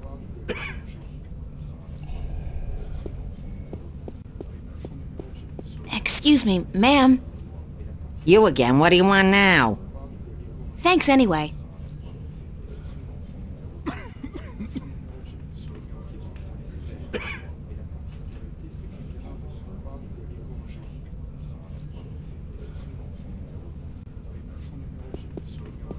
It's a toolbox. The panel is open and some wires are hanging out. Wires, one red, one blue.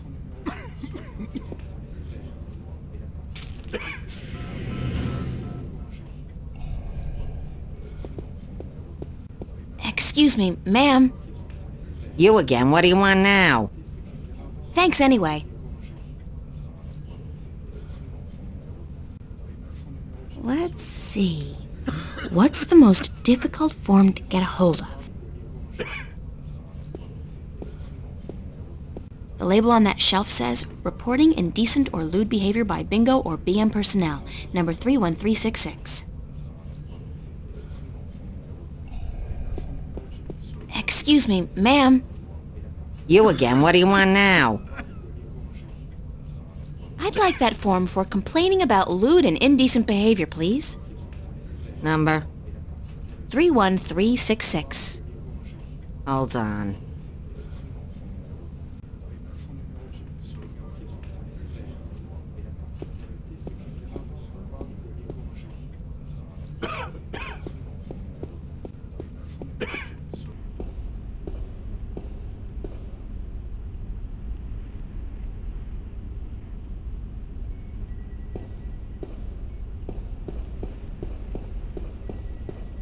Bingo! The world's favorite soda. And after the devastating soda wars of 2159, the world's only soda. Let's see. Cola, lemon, lime, lemon lime, strawberry, strawberry lime, strawberry cola, cherry cola. Yuck! I'll go with the old standby, Bingo Classic. Boring, but safe.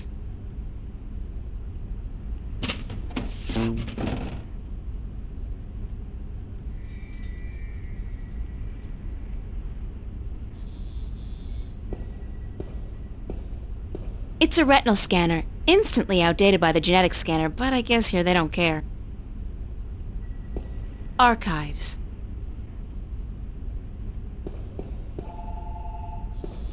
Locker room.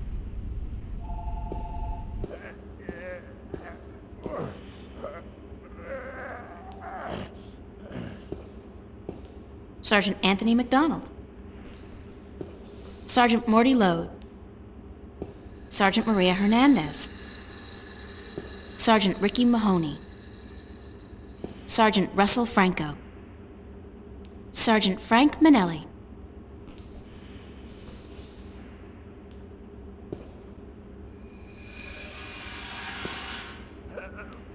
I feel like someone's staring at me. It's occupied. Hi, who's in there? Minelli, who's asking? God, I know that voice. What? Who are you?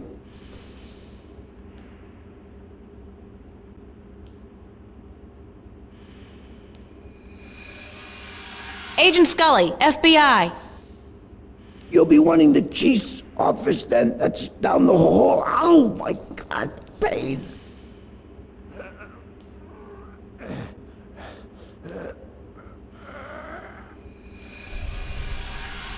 Hello? Who is it? Pizza delivery. Oh God, don't mention pizza. Christ. Hello? Who is it? It's me. Oh, hey, wait. I know that voice. Identify yourself. I gotta run. Hey, hold it. Come back. Oh my God, that hurts. Hello? Who is it? Sergeant Hernandez. Maria, thank God you're here. Listen, I need you to get my stomach medicine from the locker. Here's the key. Oh, God.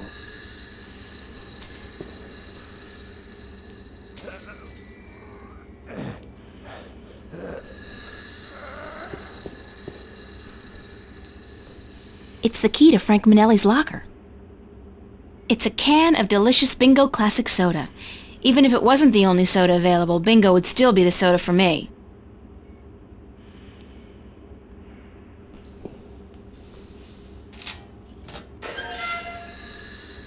What? I got something on my face? Is my hair okay? It's a receptacle for a synthetic eye. I guess Frankie Boy's using one of those babies. You'd never tell from looking at him. Tummy ooh ah. Fast relief for a runny tummy. Sergeant Minelli's been banging his locker shut one too many times. Say hello to 7 years of bad luck, guy. That sure makes me feel a whole lot better about harassing him. It's a loose shard of the mirror glass. I'll just carefully separate this shard from the mirror. Like so. I'll have to be careful carrying this around. Archives login. F. Minelli. Password, wife's birthday. What a smart boy. Real security whiz.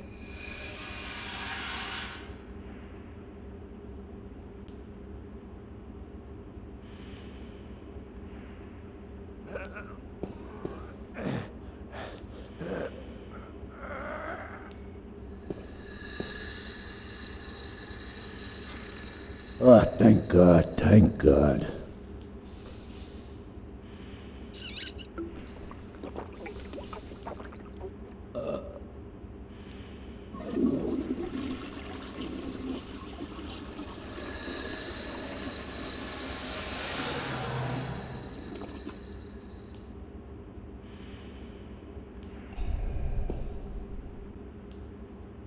How are you feeling? Better. A little better. I need it. I think this medicine is flushing out my system a little, you know what I mean? It's accelerating the natural process.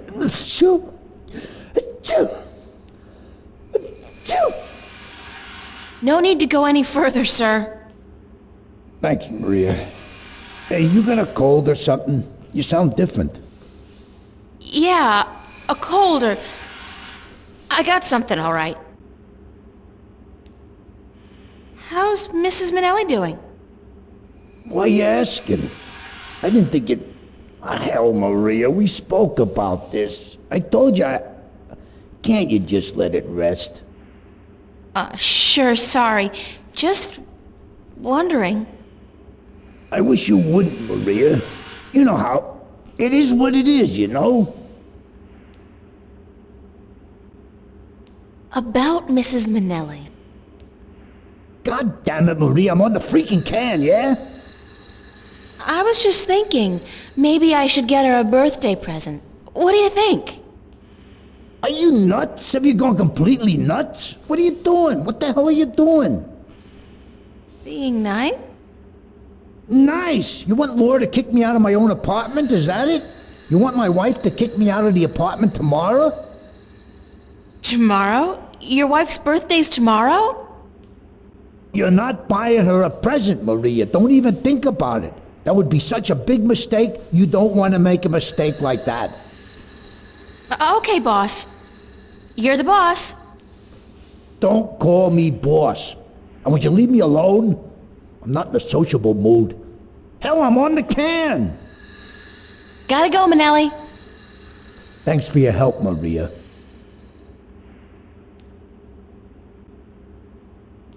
Phew!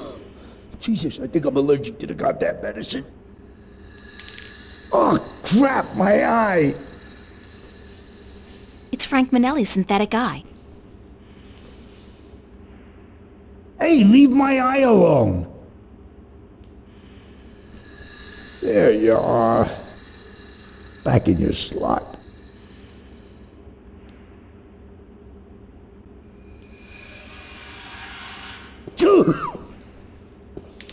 Oh, crap, my eye! I got something on my face? Is my hair okay? What are you looking at?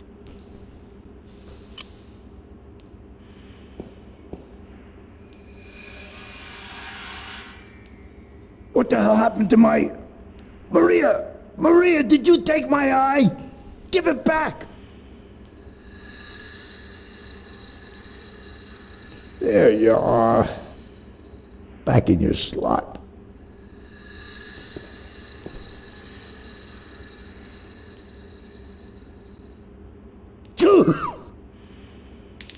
Oh, crap, my eye!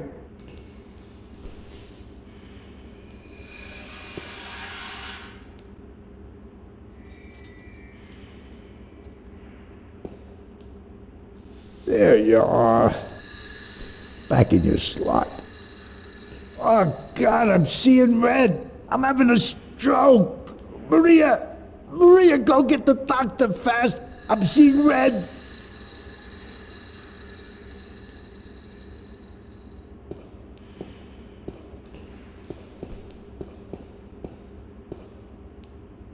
The showers. Unisex, of course. The showers. Unisex, of course. I could use a shower, but no.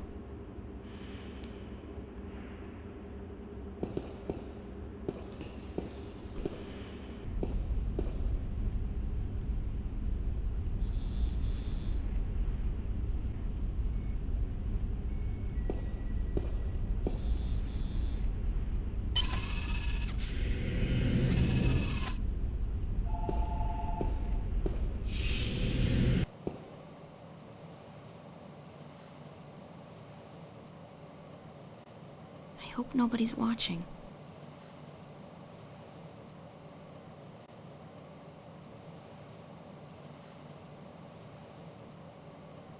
If I remember my digital history lessons correctly, that's what's called a dot matrix printer. They used that in, like, the 18th century or something.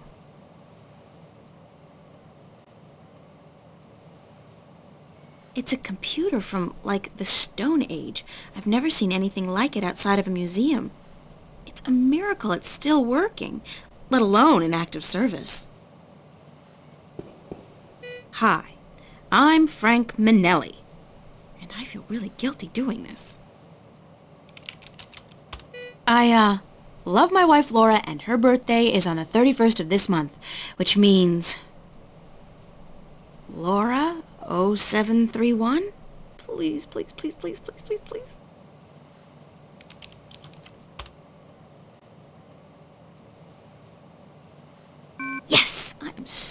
Good. Again.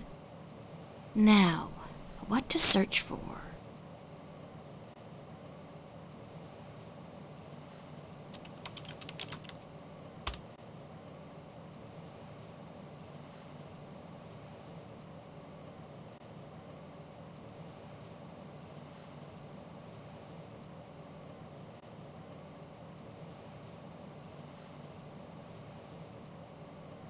I don't think I need to see any more of Warren's rap sheet. He's been kinda active.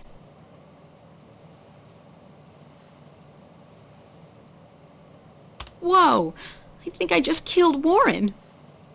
Oh well, he's just gonna have to, live with that. At least the cops and corporates won't be after him anymore.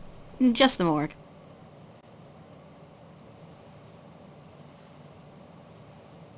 Presses are rolling. Now, where's the printer?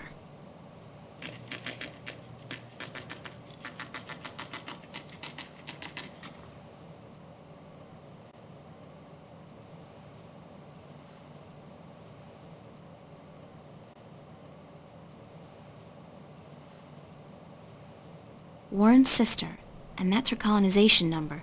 I'd better remember it in case I need it.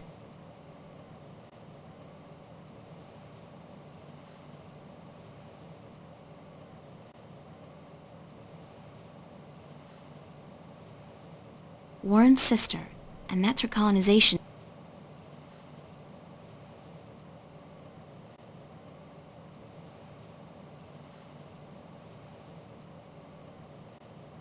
It's a long shot, but...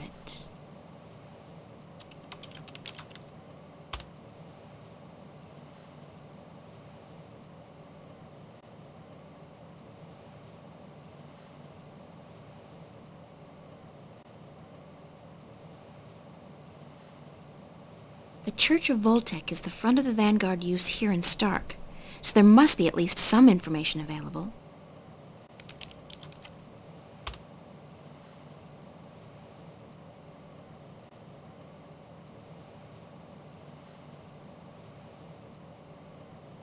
Warren's sister.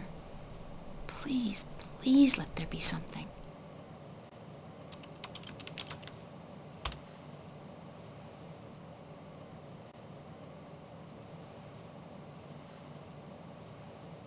It's the hard copy of all the information Warren wanted on his sister and himself. I'll leave it until I've printed out all the information I need.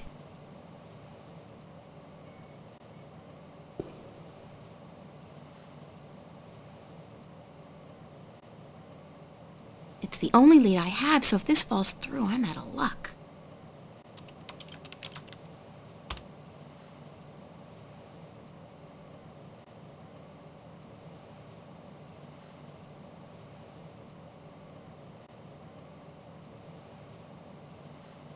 I'd better get a hard copy of this for Warren.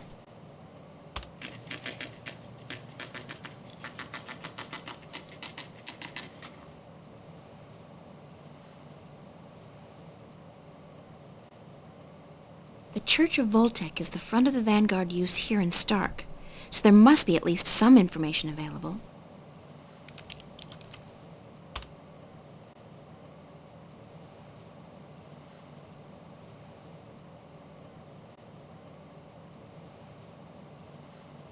Jacob McAllen. White Cardinal? What the hell is that? I should keep that name in mind, though. It could turn out to be important.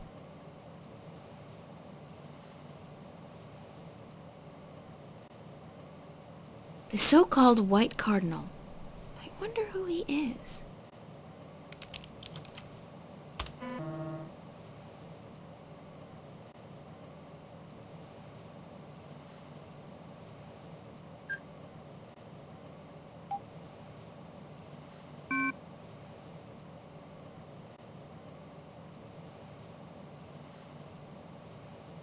I have no idea what that is.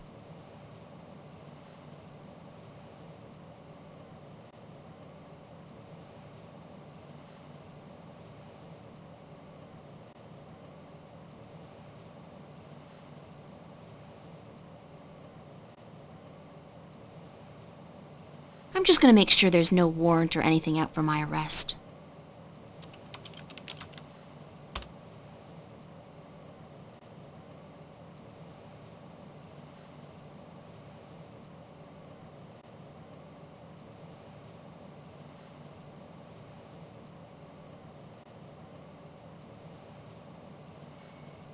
It's a control panel with a weird keyboard.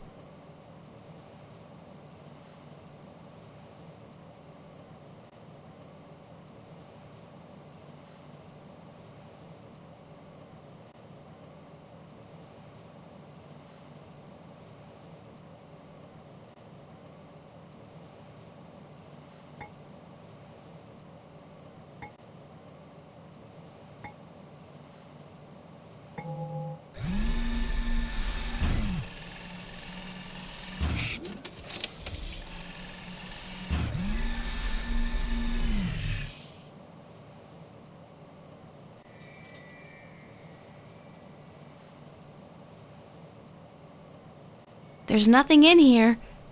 Oh, except for a tiny data cube.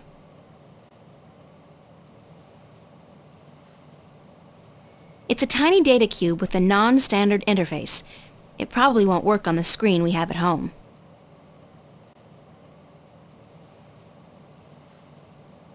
It's a shard of glass from a mirror.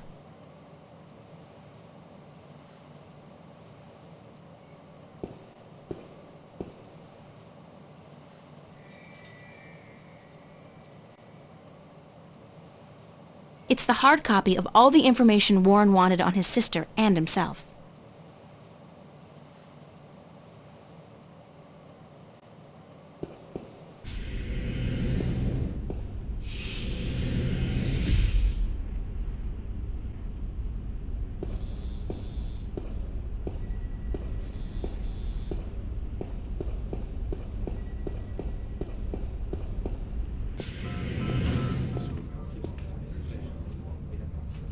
It's a screwdriver. The repairman must have left it by accident.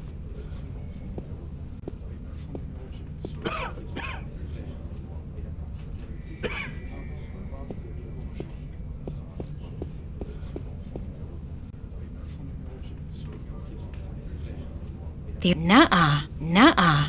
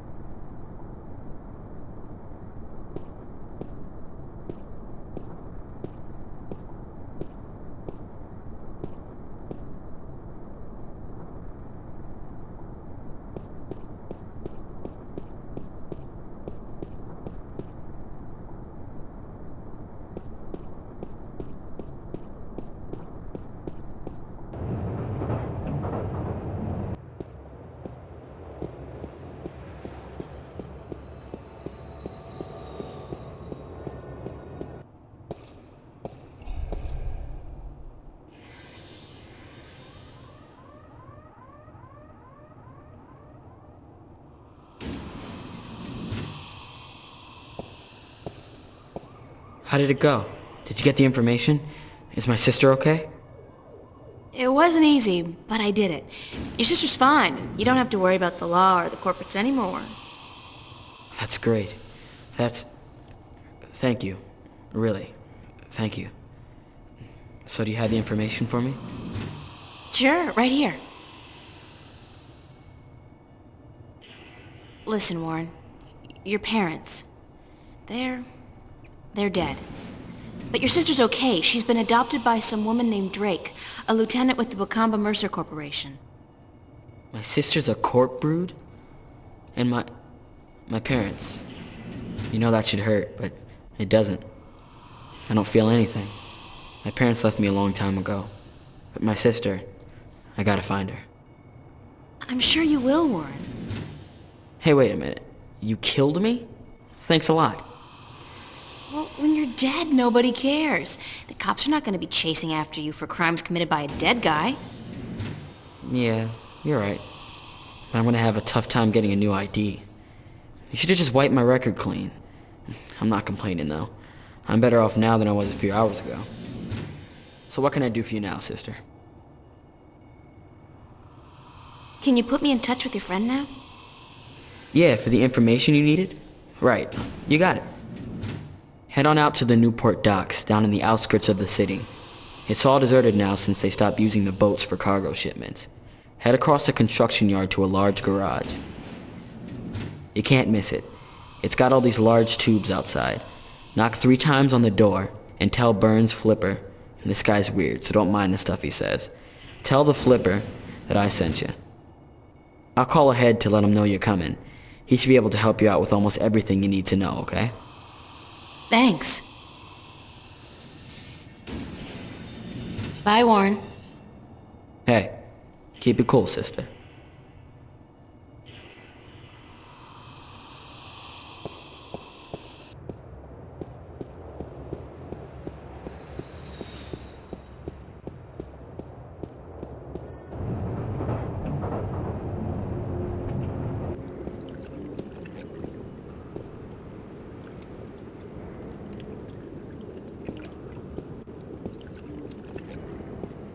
Kind of unsettling to be so aware of myself all the time.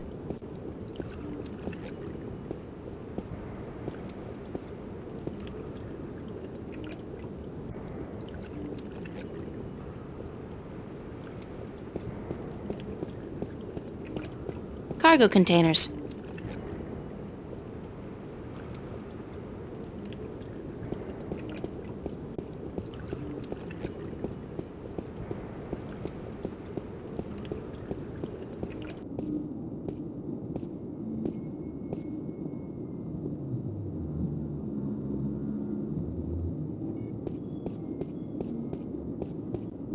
Hey, cool! It's a 2032 Camaro in prime condition! Gas-guzzling automobiles was my secret passion before I turned 13. They were so much more fun than boys. Still are, really. It's a rickety ladder.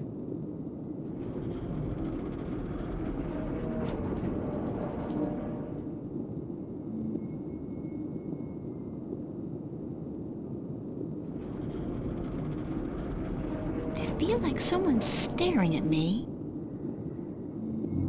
Thanks for putting your greasy hands on me. I'm now charged with a fuckload of electricity, and any further physical contact will result in you being toast. Uh-oh, it bites.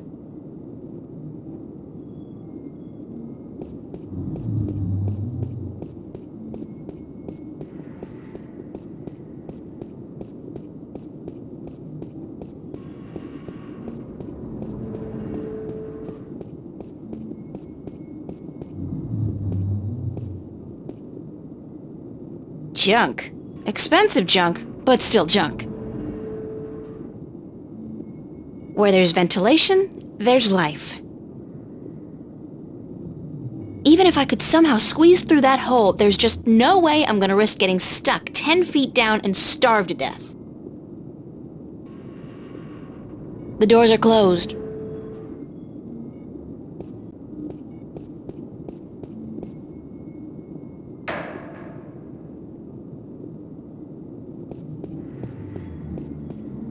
MTI Industrial Strength Paint Shaker. So it's a device for shaking paint then? That's so last century. Where there's ventilation, there's life. It's a container. I've been up close and personal with enough trash for one lifetime. So, no.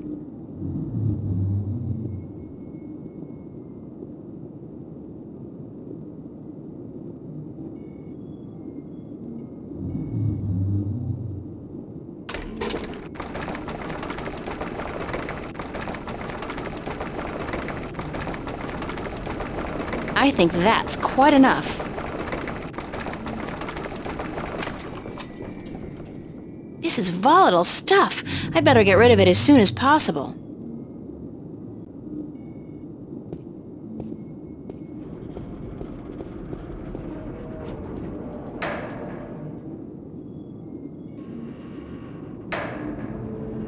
You're trespassing. You gotta leave now. Where'd that come from?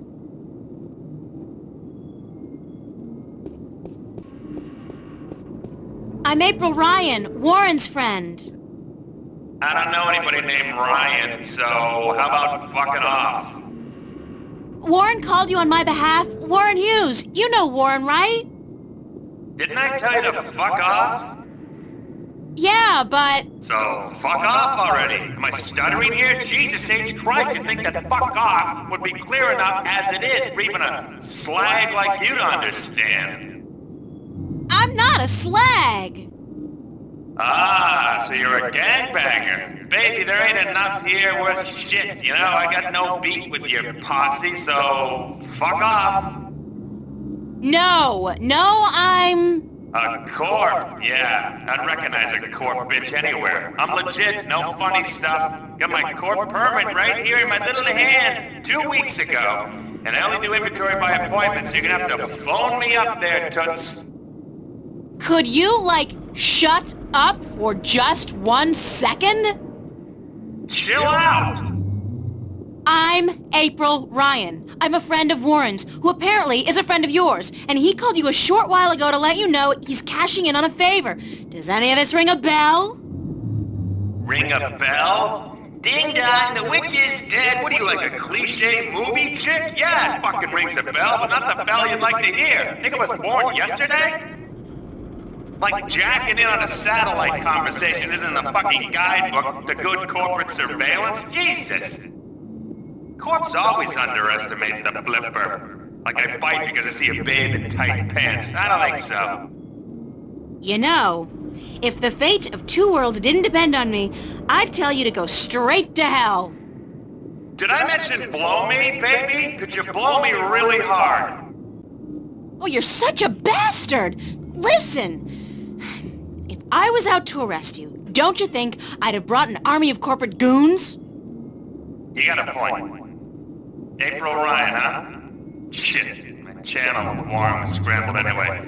Top of the line African scrambler. Fucking impossible to hack unless you're the flipper.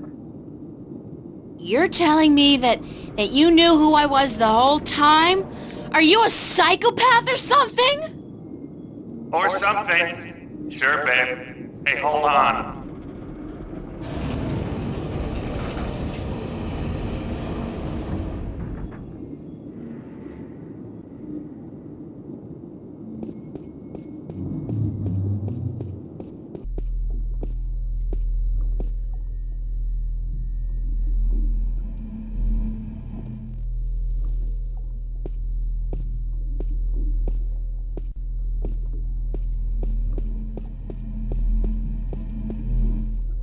There's light down there, but the pit's too deep to see anything. They don't look very solid.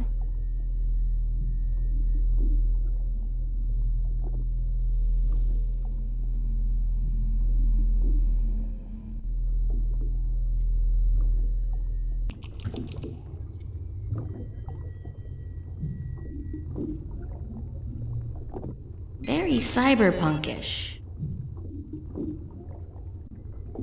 Very cyberpunkish.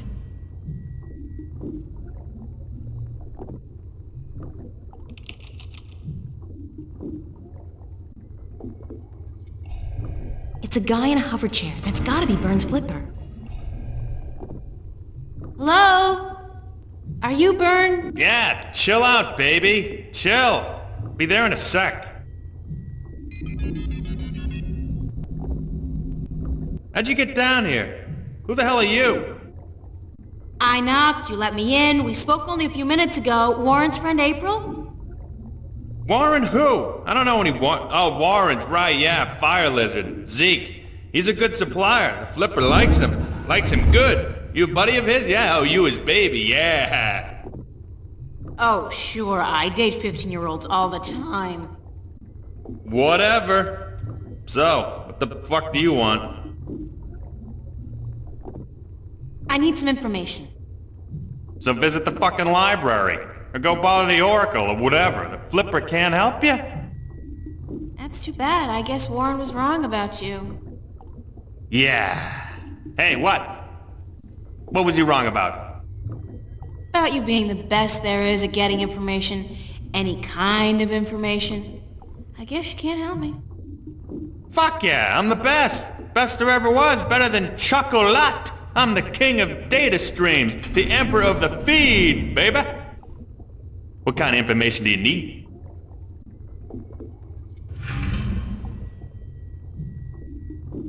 I need information on a guy called Jacob McAllen and an organization called the Vanguard, or the Church of Voltec.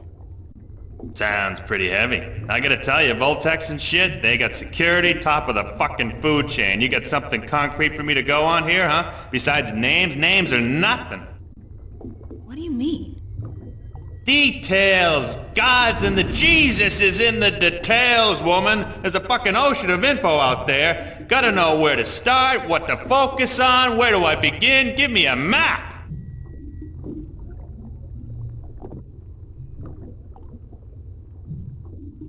What is this place? This is the Flipper's Boutique, mademoiselle. I sell everything, from joy chips and porn cubes, strictly hardcore. Max illegality. What would be the fucking point otherwise? The satellites and BH generators? What I don't have here I can get, for a price. This place ain't your neighborhood S-Mart. Let me tell you, shop smart, shop S-Mart. Nah, what I got here costs moolah, mucho moolah. Are you in the market for a neutronium bomb, by the by? Got a hot one sitting in storage. Give it to you for a cool 100 million, huh? Bargain. Interested? Sure. Let me just check my wallet. No, of course not. Are you crazy? I know you are, but what am I? Ha ha! What happened to your legs? Jesus, are you fucking kidding me? My fucking legs, huh? You wanna know? I wouldn't have asked if I didn't want to know. I'll tell you who took my legs. Captain Crunch. Now, answer this question for me. I'll tell you who took them. Sure. Are you a virgin? What? I ain't telling you nothing until you answer the question there, Trebek. I'm not a virgin. Good for you. Who'd you lose it to, Warren? What? No! Why the hell are you? I lost my legs when I was 18. I was doing odd jobs, breaking into high security accounts, spying, shit like that. I was hitting MTI at the time. Malkuth Technologies, big guys, big guns. So they caught me with my finger up the proverbial anus. You know what I'm saying? I was hooked up, cruising their network, when they hit me with some shit hits the fan tech. Fried my brain like breakfast sausages. Major brain malfunction. I was dead as a lesbian black chick at a Republican fundraiser.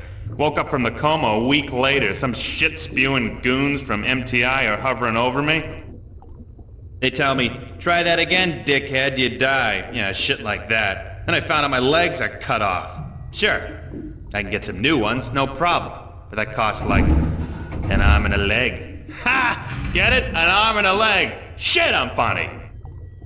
So I start building me this hovercraft chair instead. It only works in here, but I don't care. Never leave the damn place anyway. That's the story. Not a virgin. You tell me something personal? I'll tell you something personal. And the world keeps turning round and round and round again because the Flipper's on board. You're weird. So are you.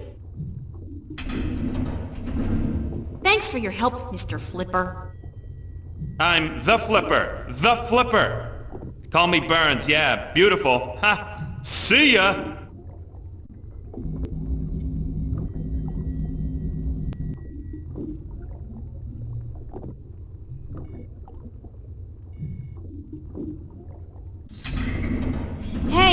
Burns?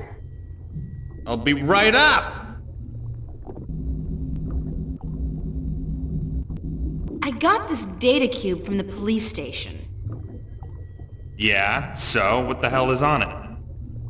You asked for details? This thing has details. Plenty of it. I hope. And you expect me to sort through this shit for you, locate the relevant information, dive into the big blue sea of corporate security and fish out whatever it is you need from the feed? Could you? Please? Shit, you're cute! But if you weren't Warren's little plaything, I'd kick you out. And whatever. Hand it over and I'll give me a few minutes.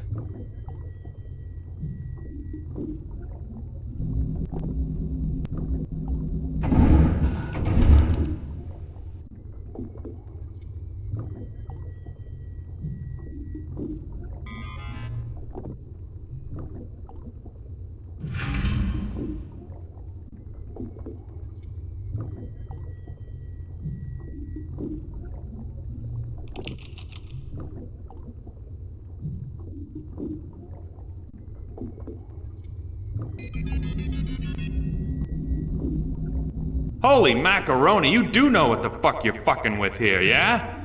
You do know, don't you? These guys are the fucking epitome of uncoolness.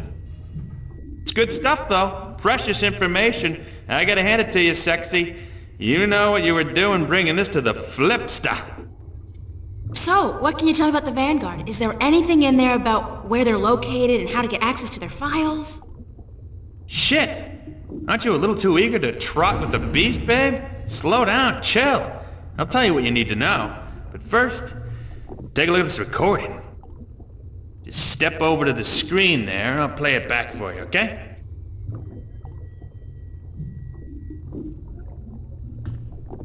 To join in the effort, we must charge forward into a new era of compassion, companionship, and goodwill. An era of expansion and enrichment. A golden era.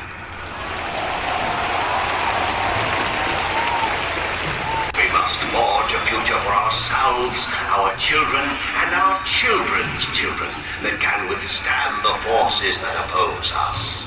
We shall be victorious.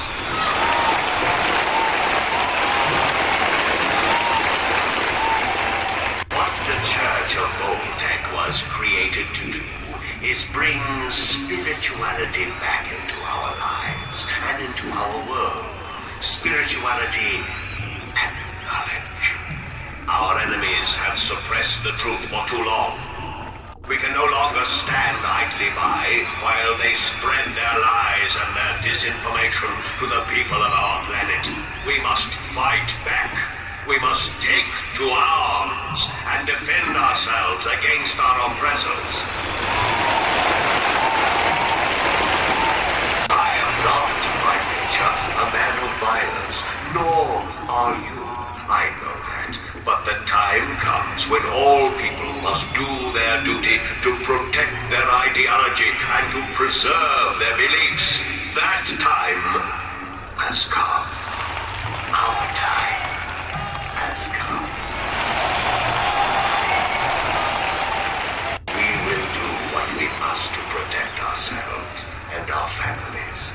We will do what we must to defend our beliefs against the heretics. We will go to war if that's what it takes.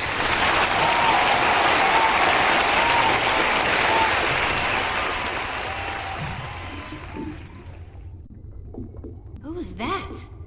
He was incredibly charismatic, but cold. What do you think? Your friend and mine, Mr. Jacob McGowan, head honcho of the Church of Voltec, or the Vanguard if you wish. Supposed peaceful philosopher dude. Not the case, as it turns out. Obvious Hitler complex, real Nazi wannabe. This is heavy, dangerous shit you got here, and I love it. But I thought the Church of Voltec was a peaceful religion dedicated only to meditation and philosophy. You and 20 billion other souls, Missy. This is the truth, it's clear as simple as butter. Now take a look at this, on the screen again. Who's this? That's a guy named Gordon Halloway. Evil-looking dude, huh? Turns out he's McAllen's right-hand man, runs the Vanguard's secret ops. There's a gold mine of info on this data cube. Yeah!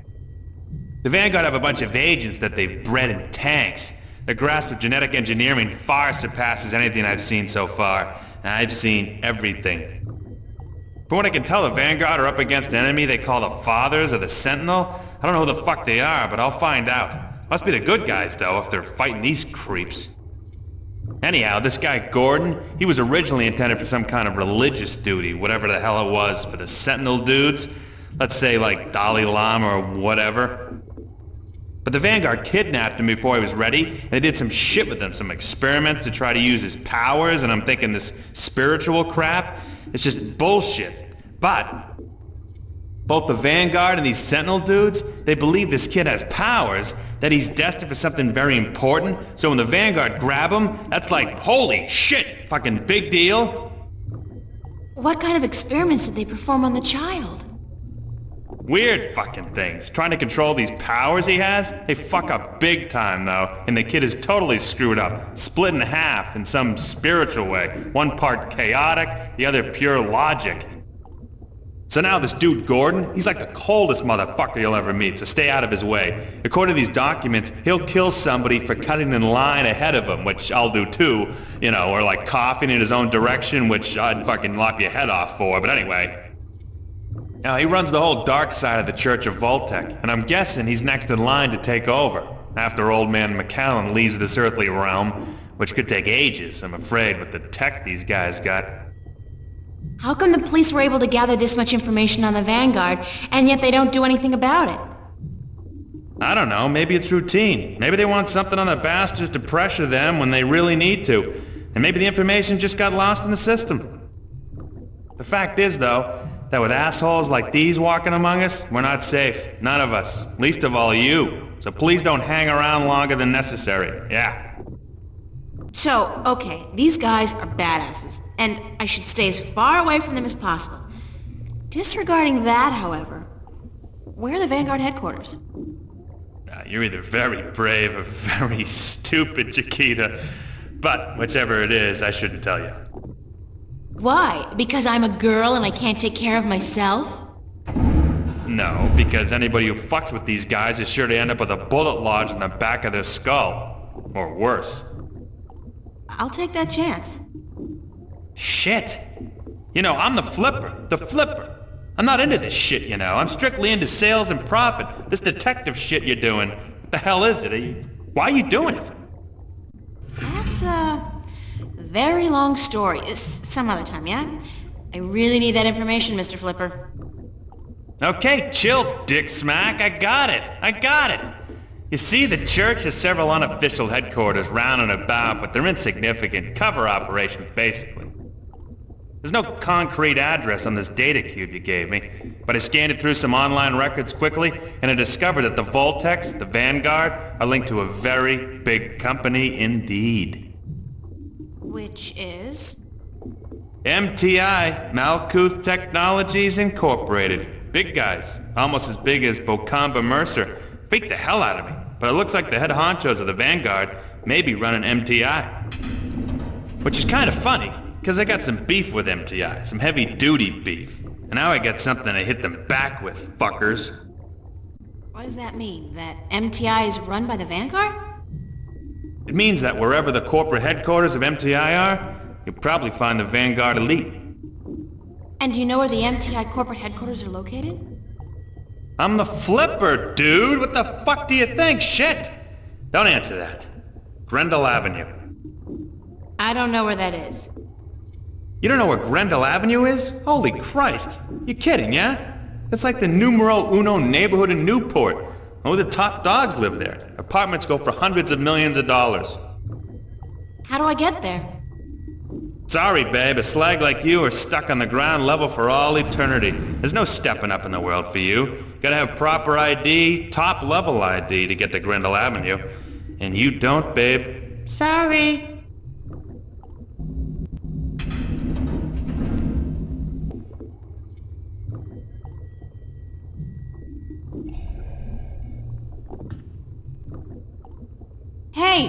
Burns? I'll be right up! What is it? Could you fix me up with some fake identification? Why would you want that? How else am I going to get to Grendel Avenue? Hey, I'm warning you, don't fuck with those Vanguard shitheads. Yeah, they bite. And I bet you they don't let go like fucking... What do you call those little fucking dogs that don't let go? Pit Bull Terriers? Shit! Man, those things are nasty. Fucking wicked nasty. Can we discuss the fake identification I need? Baby, I gotta tell you, it's gonna cost you cash only. You got a lot of cash? Lots of it. You better come it out of your ears, baby. Sorry, friend of a friend and all, but it ain't cheap. And I advise you to forget about it pronto. Let me worry about that. How much will it cost me? I have, like, $300. Try $20K on for size, shortcake. Sorry, little missy, but fake IDs cost a moolah. I need to buy a properly generated key from a connection downtown. I need an authorized blank card. You're an idiot. It don't come cheap, that stuff. Even if I cut out my profit, which for a friend of Warren's I just may, it'll still come to $15,000, baby. Would you consider alternative forms of payment for a fake ID? Sorry, Chiquita, that urge disappeared with my little legs. No! Oh, not that! God forbid! More like a favor or something you need. Don't think I need it. Whoa! God!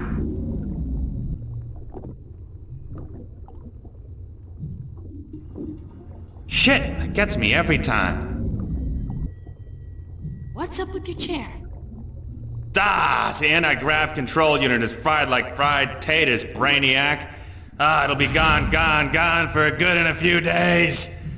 But I hope my good friend, my buddy, my mate, Freaky Sales, gets me a new one before that, so it don't fall down.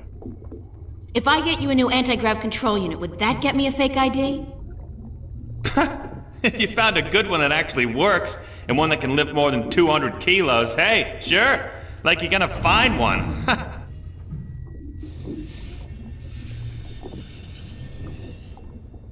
Thanks. Sure.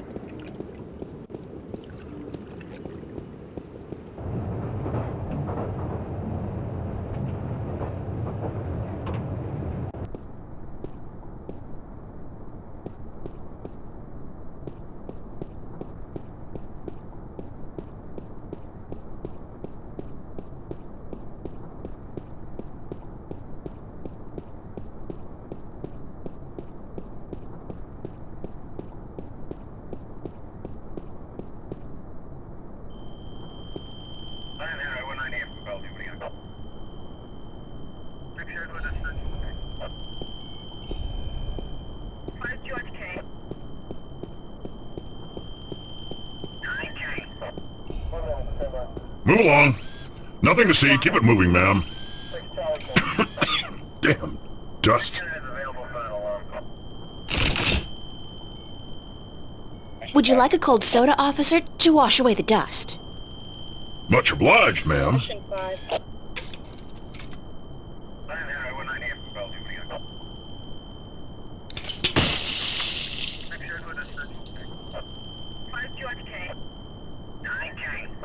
Damn!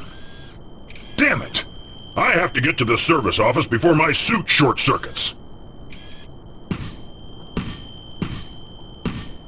I feel so bad. And I love it. It's a high-voltage laser perimeter fence. The color indicates that they're using military-grade lasers.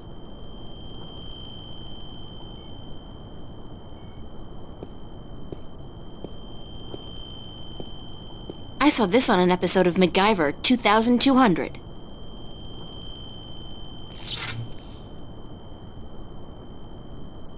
It's an AG control unit.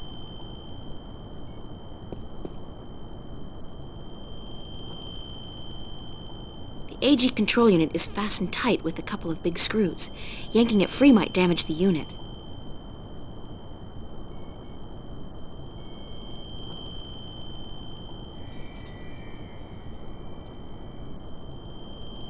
It's an anti-gravity control unit. Such a tiny device for such an enormous job. I sure hope this wasn't the reason the shuttle went down, or Mr. Flipper might be in for a nasty surprise.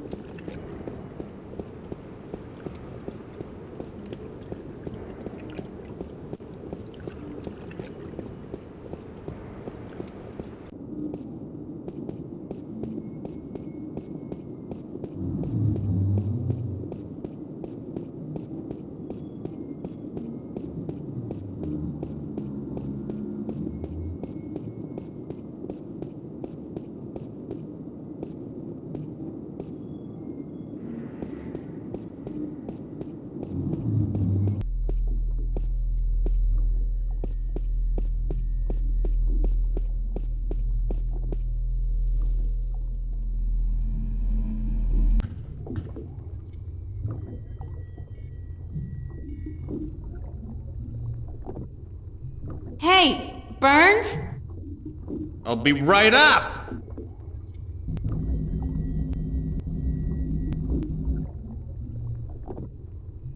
Is this what you need?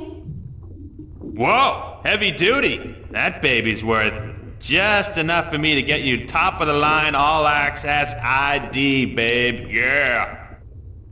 Hey, with this I might even be able to zoom on out of here once in a while. Excellent! So how soon can you have the ID ready? A couple of days. Couple of days? I need it now. Oh, no. Ain't gonna happen. Shit takes time, you know? Shit takes time. Tomorrow night at the earliest. Can't promise anything though, but I'll certainly try for the little girl.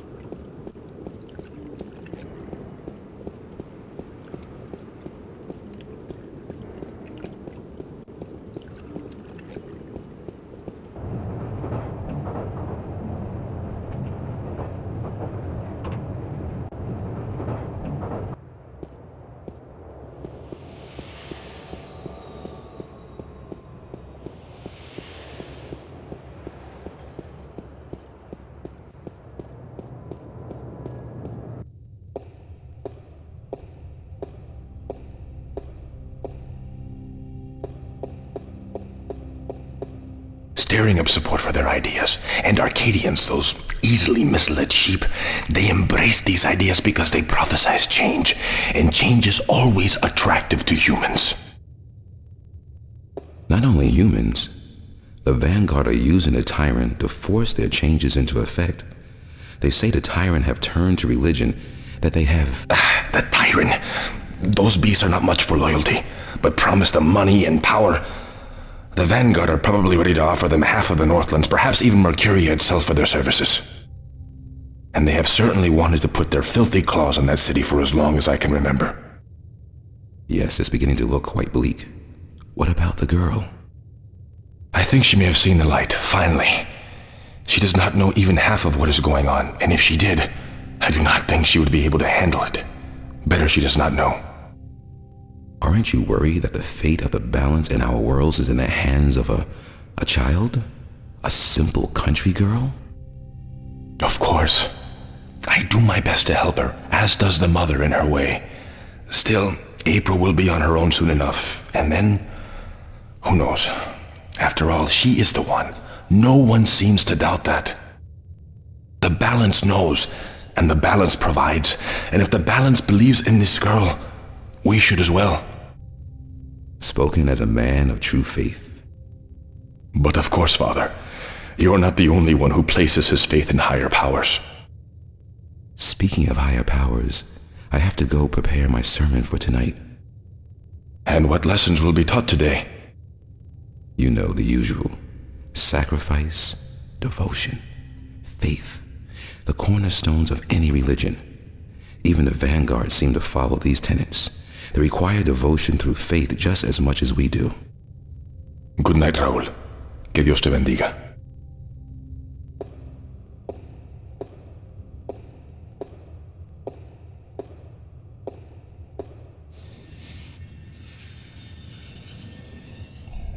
It's Cortez. It's beautiful in here, don't you think? So quiet, so spiritual.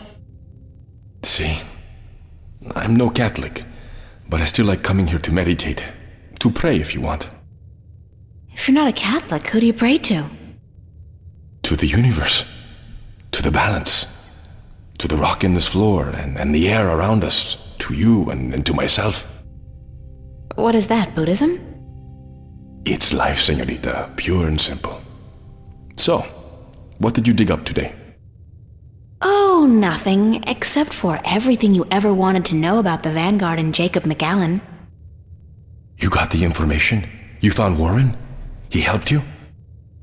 Eventually. It wasn't easy, but I know where to find McAllen, and I'm working on how to get there. I should be all set by tomorrow. Good news. And just in time, too. Things are not going well out there. What do you mean? The balance is collapsing, and magic is seeping through into this world. Stark is still protected by its strong currents of logic and order, but Arcadia is on the brink of war and utter chaos. Unless we act quickly, Arcadia will fall into disorder, and Stark will follow. Can't we get help? Everyone with the power and will to help is doing so, but you are so much more important than anyone else. You can travel to Arcadia to bring order to chaos, at least until we find the Guardian and return him to his realm. What about the Vanguard? We investigate your lead tomorrow, yes? If we find what we are looking for, if they have the Guardian or know where he is, then we are one step closer to victory. But we still need to find the entrance to his realm. And the situation in Arcadia is not getting any better, not without your help. I don't know anything. What can I do? By just being there, you are helping. You are strong in the balance, April, and your power flows into those you meet and helps them against the tides of chaos. Whatever you do, however you do it, you are helping. I still feel so helpless. I don't understand half of what you tell me, and as for the other half, I can't help being skeptical. Good. Do not trust everyone or everything, and make a stand against that which you do not believe. Just be sure to accept the truth when you find it, and embrace the good in the world. I'll do my best. What are we going to do now? Tomorrow, we will visit with McAllen, find what he knows and use it. Then the day after, you will go back to Arcadia. At most, we have a week. But it should be enough. As for today, relax, be with your friends. I don't think I'll ever be able to relax again. We pay a heavy price for our knowledge, yes. But try to enjoy yourself, because the hard work begins in the morning. I will see you then, yes? Wait! Where are you going to be this time? We will meet here, yes? I'm afraid I cannot go back to Venice, not now. There are people looking for me. The Vanguard? Yes. They know what I am, who I am. They will not rest until they have me. So we must work very fast to destroy them. Tomorrow, then? Tomorrow. Have a good night, okay? Be careful. Thank you, señorita. And you.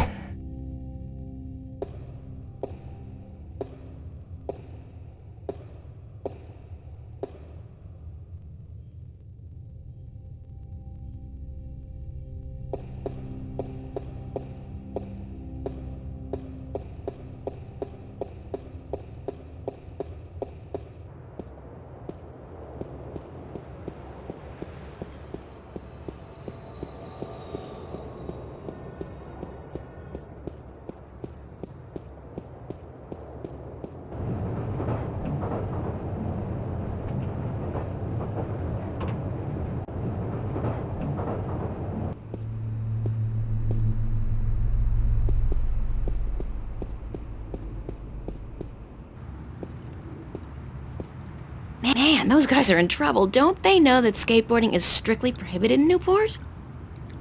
Man, those guys are in trouble. Don't they know that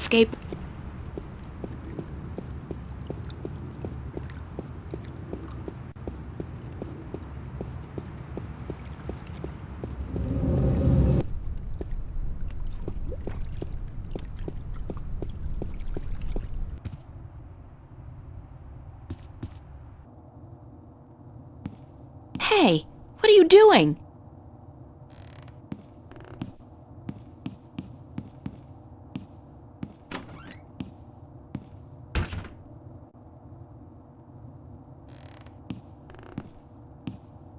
That's Zach's room. I've never been in there, and I pray I never will.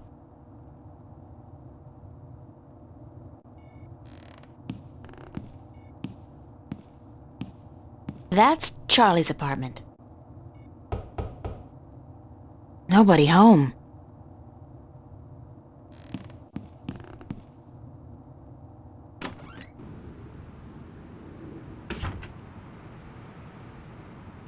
Charlie? Emma? What are you guys doing here? We locked ourselves in to wait for you. I hope you don't mind. No, of course not. By the way, I think Zach was spying on you guys.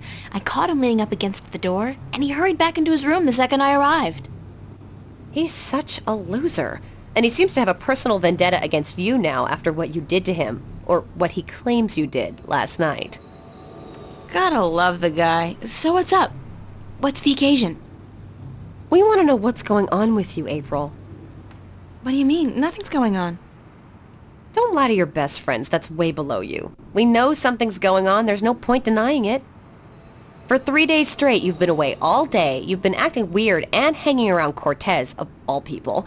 And then today we find out you've been up to Metro Circle by yourself? I mean, April, for God's sake, what is going on?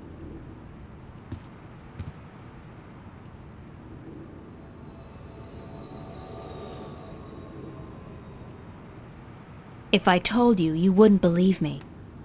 Try us. We're your friends. Whatever it is, I'm sure we can help. Somehow.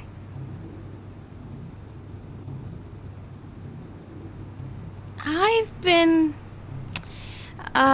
chosen to save the world. Stop kidding around, April. We're serious. So am I. I told you, you wouldn't believe me. You're actually telling us the truth. What do you mean you've been chosen to save the world? As in, there's something really bad going down.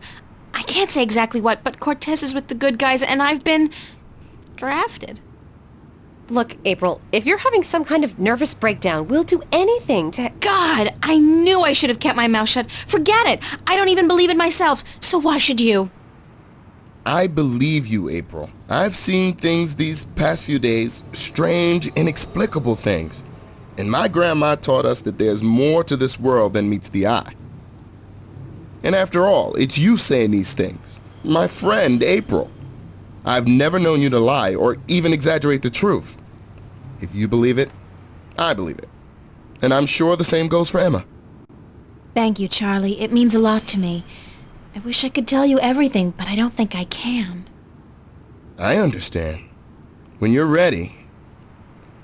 But if there's anything at all we can do to help, well, don't hesitate to ask.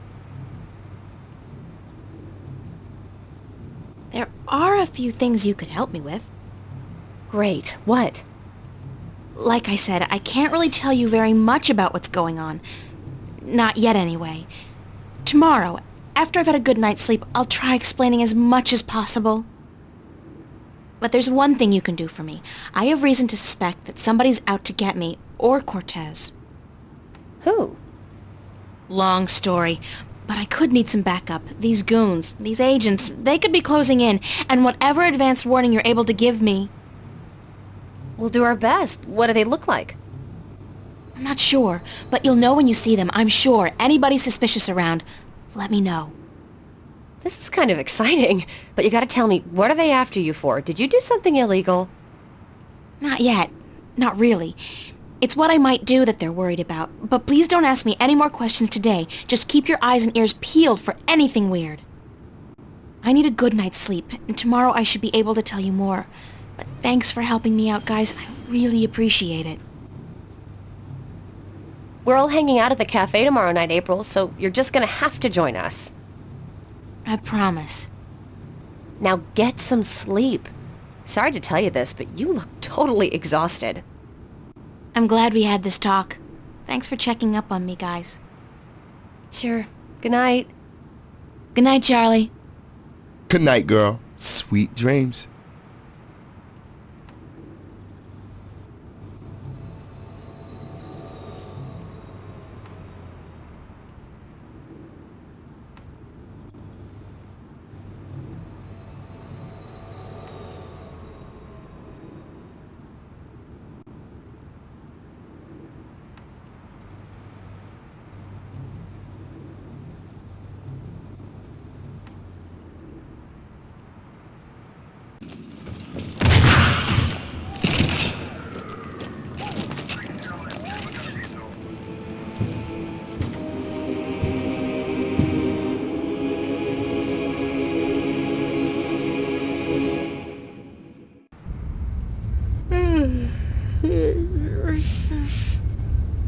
What's that noise?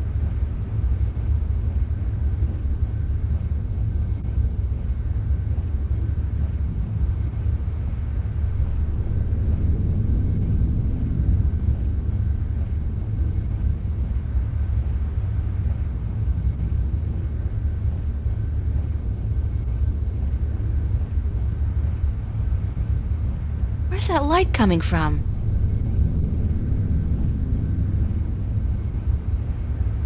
Oh!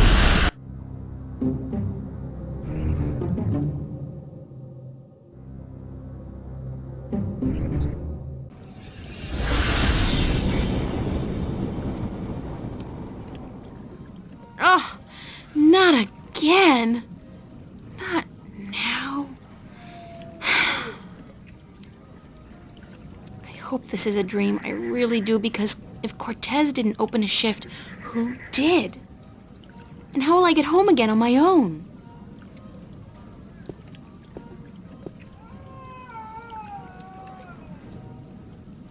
No dream, and I'm guessing this is Mercuria. It smells like it, like a mix between fresh flowers and cow dung. There's some kind of party going on in there.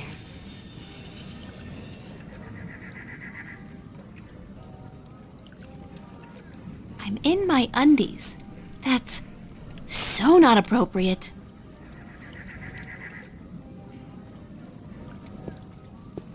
There's something so soothing and poetic about the way the moonlight is reflected on the clean and clear surface of the water.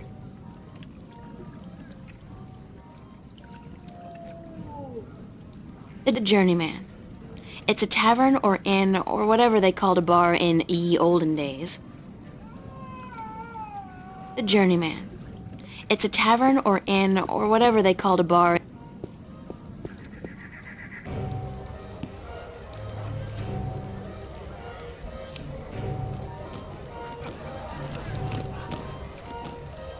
They don't look so different from farmers and craftsmen back home.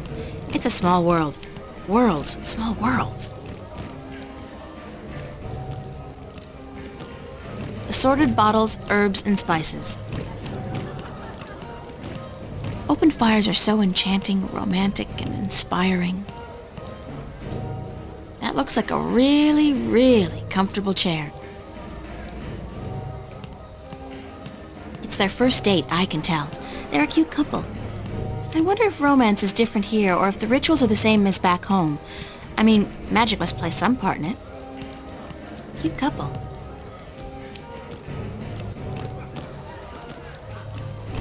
She looks like she works here.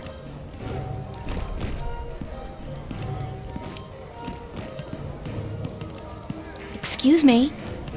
Hello? Hi, hello, do you work here? Do I work here, child? I'm the owner. I own and operate the Journeyman Inn.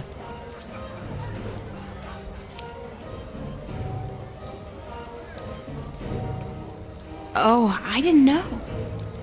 Of course you did not, child, but be careful. Others may not be as quick to forgive as I am when you address them disrespectfully.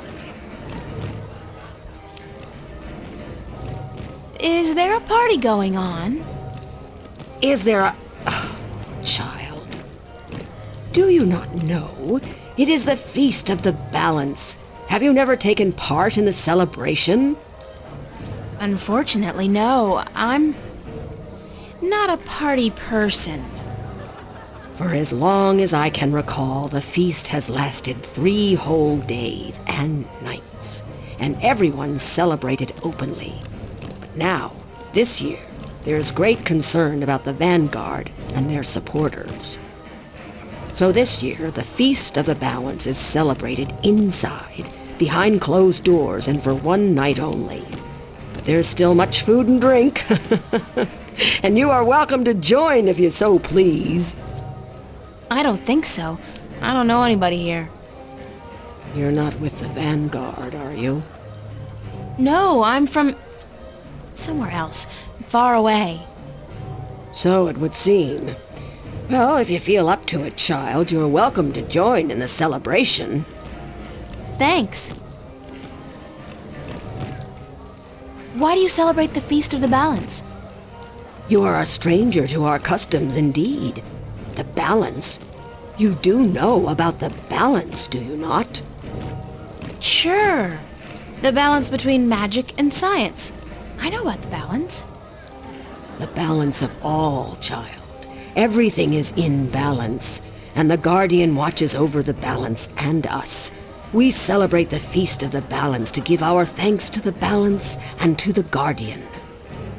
If our devotion to the balance falters, if we lose our faith in the Guardian, then we are inviting chaos to destroy us. This is what the Vanguard is doing. Inviting chaos.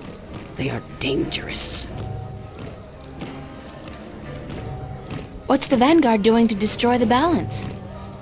They are not doing anything to destroy the balance, but they destroy people's faith in the balance. They speak to the people, telling them how the Sentinel, the Fathers, are holding our world back. And that if we were to use the balance to our advantage, we could return to the old ways, the ways of the ancient Earth, before the divide. Vanguard promised the people power and wealth and happiness, but they intend only destruction and death. What's your name? Benrima Salmon. I am the owner and proprietor of this inn. I bought it with money earned through honest trade in the Southlands. Tobacco, wine, slaves. That is where I'm from. The Southlands. I'm April. April Ryan. Well met, April Ryan. Have you come to meet someone, a handsome young suitor, perchance? No such luck, I'm afraid. I'm here more by accident than anything else. Ah, no accident, April. Fate. Fate delivered you here tonight. You are strong in fate, are you not? What do you mean by strong in fate? You shape your own fate, and not the other way around. You are what the dark people call a wave. How can you tell? I am not only an innkeeper, child. I am a seer, taught by my mother, who was taught by her mother before her. And so it goes back to the dawn of our world, to the dawn of magic. What's a seer? A seer is someone who can tell something about people, about events, about the past and the present and the future, just by looking at you. When I look at you, I see. What? What do you see? Most people are drawn along by events, by fate, like a carriage after a horse. But some people know how to steer the horse, to change paths at will. You are such a person, but there is more.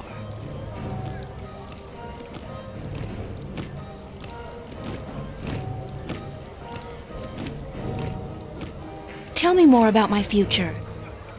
It is strange. I see many paths, but they are all dark. I cannot tell much except that you are strong in fate, and strong in the balance. And you are strong in magic, too. Magic? That can't be right. I don't know anything about magic. You do not have to know about magic to be strong with magic. If you ever learn how to harvest your talents, you will be a strong artisan. Artisan? Where have you been schooled, child? Have you forgotten your lore? My lore? Yeah, well, I haven't really had much use for my lore lately. The artisan is the most powerful of magic users. She is able to shape magic and to use it by force of will alone. An artist can use magic shaped by others, mold it into new magic, new art. A magician, or sorcerer, witch, warlock, can read and write incantations, drawing spells from the power of words.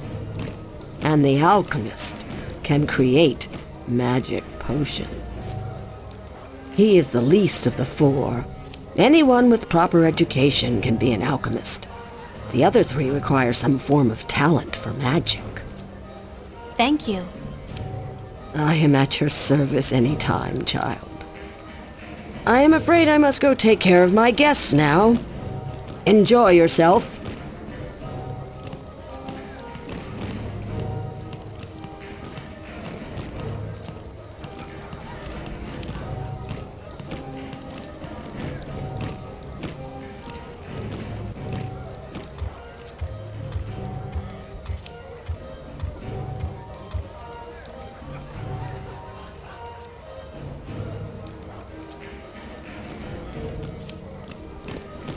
What a strange creature.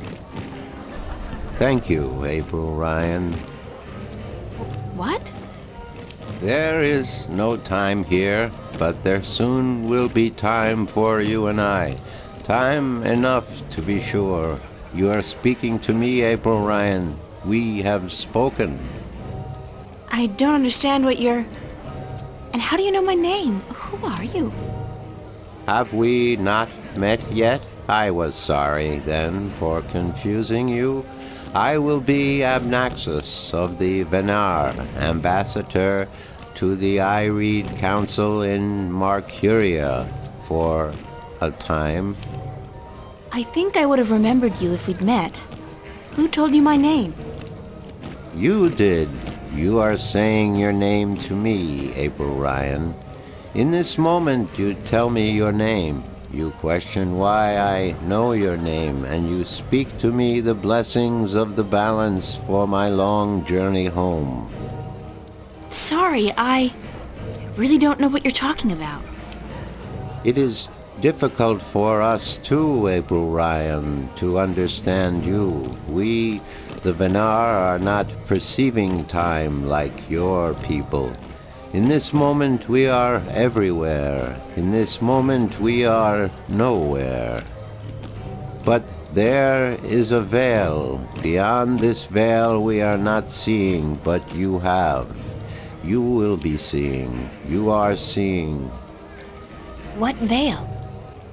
The veil created in chaos, by chaos, with chaos.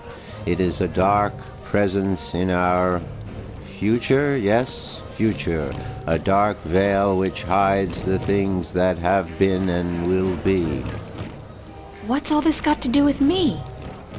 It was late. You were tired. We have talked in the morning when you come to visit me. Now you understand everything. Thank you, April Ryan. The blessings of the balance to you too. Did you just invite me to your home? I will. I did. I invite you to my home, April Ryan. My home was in the Marcuria City Green, and you will find it in the morning, before chaos came. I am explaining everything, and you understood. It seems I've already accepted your invitation, so I guess I don't have a choice. That is what you said. Good night. You will sleep well.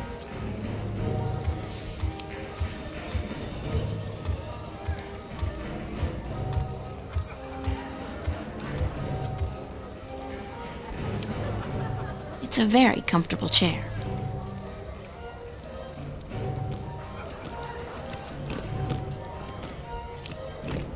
I really am getting tired. I should find somewhere comfortable to sit down, rest my legs for a few minutes.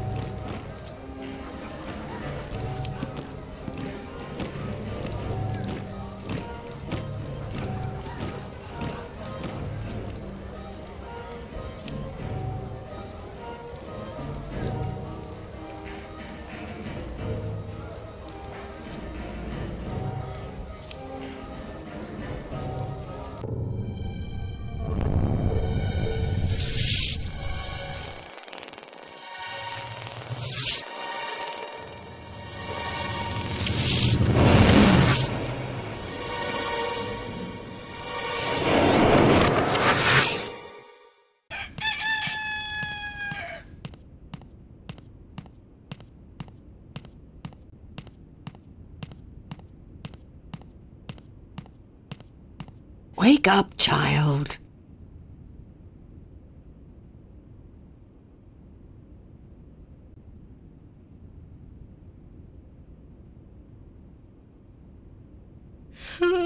Sorry, I guess I fell asleep. What time is it? It is morning. We need to clean before we open for breakfast, so I had to wake you. I slept right through the party? It seems so. You did not stir even when everyone was leaving. Oh well, I feel pretty good considering. You look a little pale, but it's nothing a good porridge won't fix.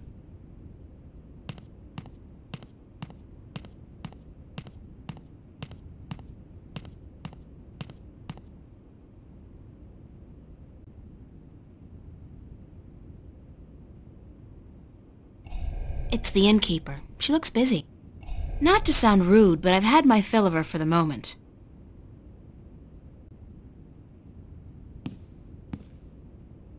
The back rooms are both empty.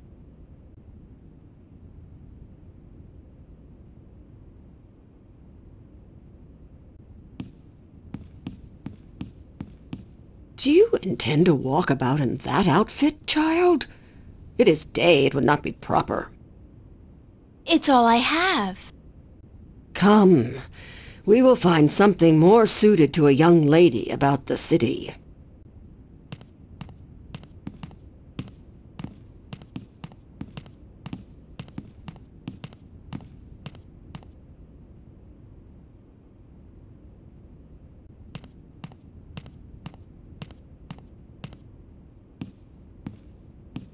How do I look?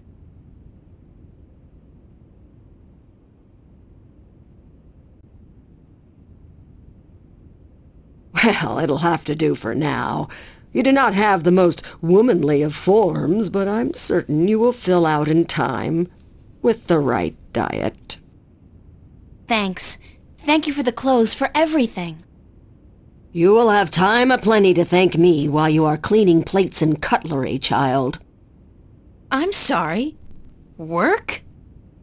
Those clothes do not come free, child, nor does a night spent sleeping before the fire. I'm not asking much, only for a helping hand in cleaning. All right. Tell me where to start. You can start carrying in the mugs from the back room.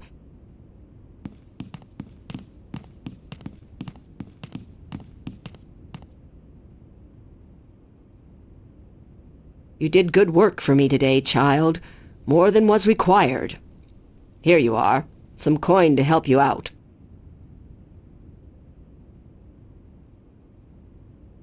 And keep the clothes. You seem to have grown into them already.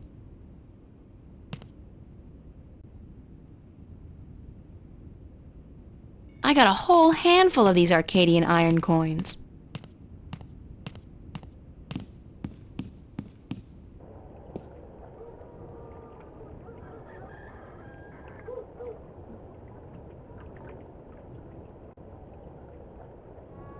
I wonder if she's caught anything today.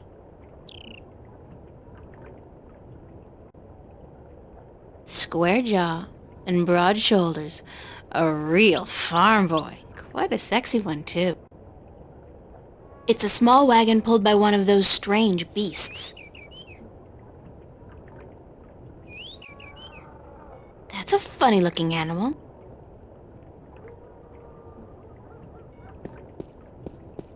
Good beast. His hide feels like a turtle's, but softer.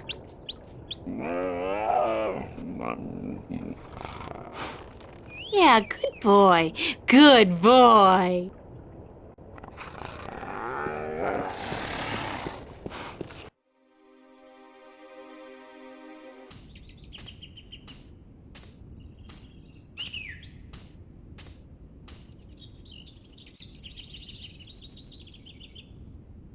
It's a flower bed.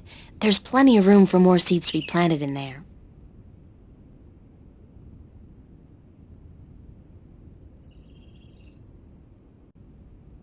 It looks to have been carved out of a large tree, but the texture of the house is more stone than bark. That's one mother of a plant. I wonder if it's a carnivore.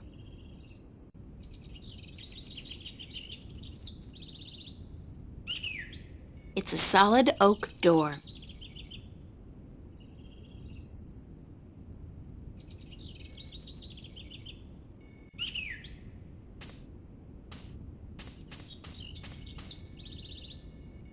I'm not very good at this, but hey, I was born on a farm. That's gotta count for something.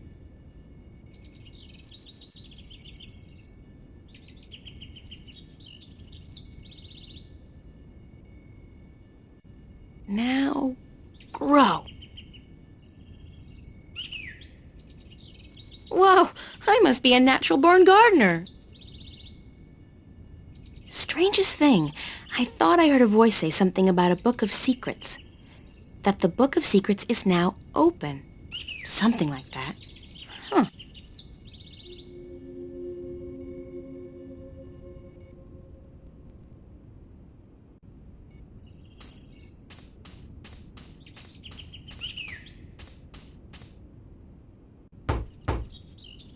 Enter, honored guest, and I would have been with you presently.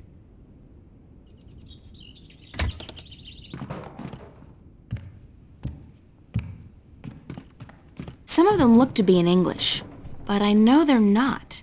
It's the Altung language Tobias told me about. The tongue of magic. Sounds a little disgusting, to be honest.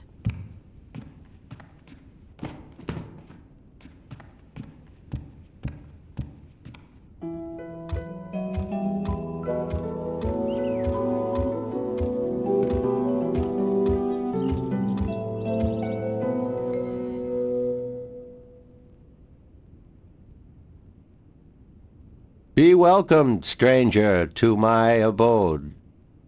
Stranger? Don't you remember me? You invited me here.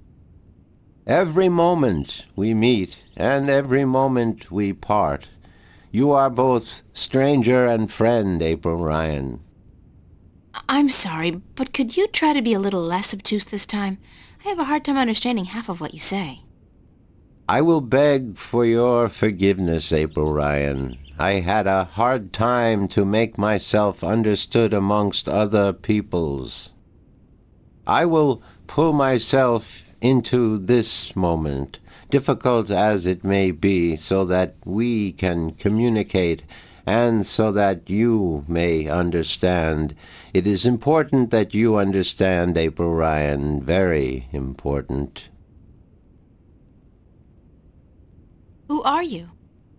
I am Abnaxus of the Venar, ambassador to the Ireed Council in Marcuria.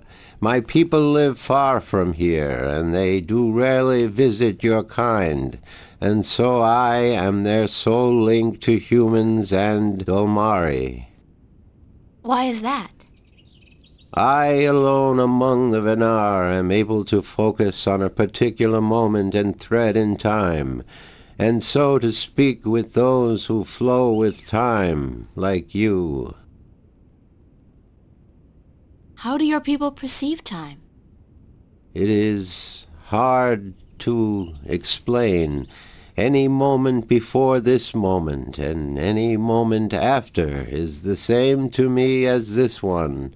I have lived already, and I am yet to live. Do you understand me? I think so, but how's that possible? Everything is possible, April Ryan. There is magic, and there is science, and between the two, everything is possible. Can you see the future? To me, every moment is the same. There is no future. I can relate moments you have yet to see, and I can unravel possible threads. But remember, the future I see may not be the one into which you walk. Moments and threads fluctuate, change. I can remember things that have never come to pass, and I have seen things that will never be. So you can't tell the future? I would see your possible futures, the likely threads among hundreds. If there was not a veil in time, I would. What's this veil you keep talking about? Somewhere ahead, in our path, there is a dark veil through which I cannot pass. Past which I cannot see. It is disconcerting to me to be blocked from the moments of my life. How did this veil come to be? It will be created in chaos, by chaos, to keep the future hidden. All threads converge on a single point here, beyond the veil, and this will happen only once. It is written. Written? Where? In the prophecies. Tell me about the prophecies. Words have been written by seers who can discern from all possible threads the threads that are certain to be woven. These words are the prophecies. And what do the prophecies say? Prophecies speak of a time when the balance will falter, weakened by the assault of chaos and its servants. The moment the veil falls is the moment of uncertainty. The balance may stand, the balance may fall. I cannot tell which it will be, and I cannot even see the possibilities, the threads extending from each fork. But the prophecies also speak of a Savior, as the prophecies usually do, one who will bring order to chaos, only to release chaos on the innocent, one who will restore the balance, only to finally break it. That doesn't sound like a savior. The word in my tongue is Kanang La. Literally translated, it means the small seed who grew to a tall tree. Can I ask you a few questions? Yes. Could you tell me a little bit about yourself, Abnaxis? Me? About myself? We, the Venar, are not good at speaking of ourselves. We always know who we are, and so we have no need to tell each other. Well, are you married? Do you have kids? Or perhaps your people don't marry? Yes, we do marry, and we always know who we are to be with, because our future is also our past, and so we also know our children even though, according to your reckoning, they have yet to be born. My wife will be, the beautiful Abyanda. She lives by the Bay of Fire in the east. She gave birth to our 3 female children, Abratha, Abalexa, Abpalmana. How long has it been since you last saw them? I see them now, April Ryan. Do not forget I perceive time in a different manner from your kind. I have given them your regards. Well, say hi to them for me. Why did you come here to Marcuria? I was chosen to be ambassador to Ireed when I showed a talent for seeing the flow of time from one point to the next. I was trained for a long time in locking myself into a single moment to communicate and understand your world. My people do not normally involve themselves with others, but the veil has forced us to do so. Why don't the Venar want to involve themselves with humans? In the wrong hands, our knowledge is dangerous. To know of the possible fluctuating futures, this can be a weapon to some who flow with time. We cannot interfere with your time. We are not allowed. Who says? The balance, the guardian. The guardian watches not only the balance between worlds, but also the balance within.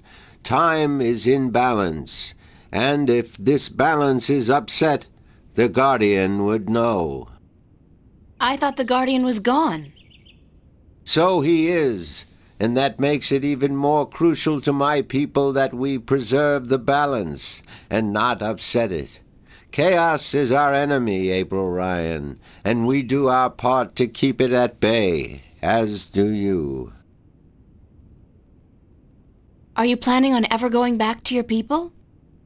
When we pass through the veil to the other side and time yet again opens up, I will return to my people. I look forward to that day. I miss my people, and it is hard to speak with your kind. It makes me tired. I know what you mean. I'm a stranger here too. You will bring us through the veil, April Ryan, and then we can both leave this place and go home. Where is your home, Abnaxis? Across the border mountains and north, to where the forests are evergreen, and where in winter the land turns white. Do you know Father Tobias? Tobias is a faithful servant of the balance, and he is a good man. He leads the sentinel down a narrow path, but he never wavers. We are friends. So, I can trust him? Trust is a concept which often puzzles me. Amongst my people there is never distrust. We always know the truth. But amongst your people, amongst those who flow with time, trust is important, a fragile thing. But yes, I do think Tobias is to be trusted fully. I cannot see beyond the veil, but up to that point there is no thread in which he betrays your trust, April Ryan. Have you heard of a man named Cortez? No, I have not. But that does not mean I do not know him. Names are often fleeting, April Ryan. He's my... well, some have called him my mentor, others a nutcase. I'm not sure which it is, but I'm leaning towards the former. Your mentor? He is a shifter as well? No, I don't think so. He doesn't travel. Shift between Stark and Arcadia. I do not see him in my life, April Ryan. I do not know him. Beyond the veil, perhaps, but not before. Thanks, Abnaxus. You are always welcome, April Ryan. I need some help in my quest. Yes, you did. I did? And what did you answer? That I will help you as much as I can, but in the end... I'm on my own. I've heard that one before. What do you know about dragons? I do not know much about the kin, but I do know a little. Perhaps it will help you, perhaps not. The Draic kin came to this world a very, very long time ago. Before the dawn of man, before the divide. The Venar had yet to learn to be outside time, and there were few other peoples on Earth. The kin played an important part in the divide, in separating magic from science, and in the founding of the Fathers, the Sentinel, to watch over the balance. It is said that after the divide of the 4 Draic kin that came to Earth, 2 went to Stark, and 2 to Arcadia. But that was a long time ago, 12,000 of your years. I do not know what has become of them since. You don't know where I may find these Draic kin? No, the white of the Draic kin, the mother, has, according to legend, been sighted. The tale of the silver spear of Gorimon speaks of the mother and her child. Though I think this is but a tale, and far from the truth. The story is called The Silver Spear of Gorimon?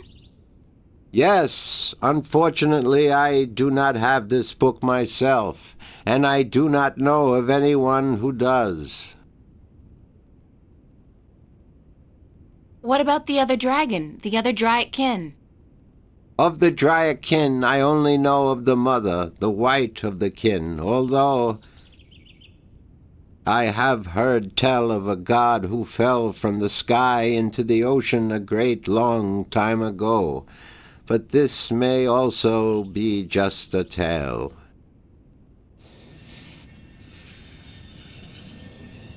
What else do you know about this god who fell from the sky? Only what I have told you. Someone with greater knowledge of the ocean and the creatures that live beneath its surface may be able to tell you more.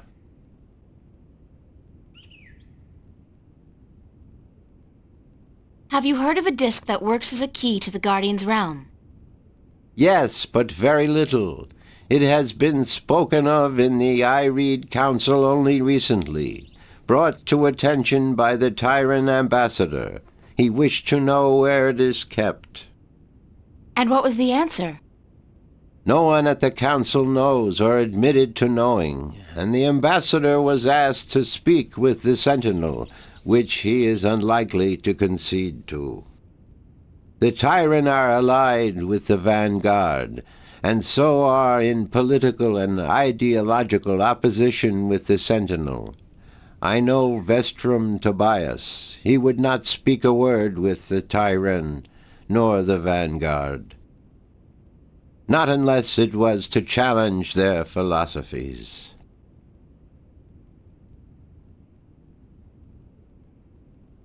So you don't know where I can find the disc? No. Ask Vestrum Tobias.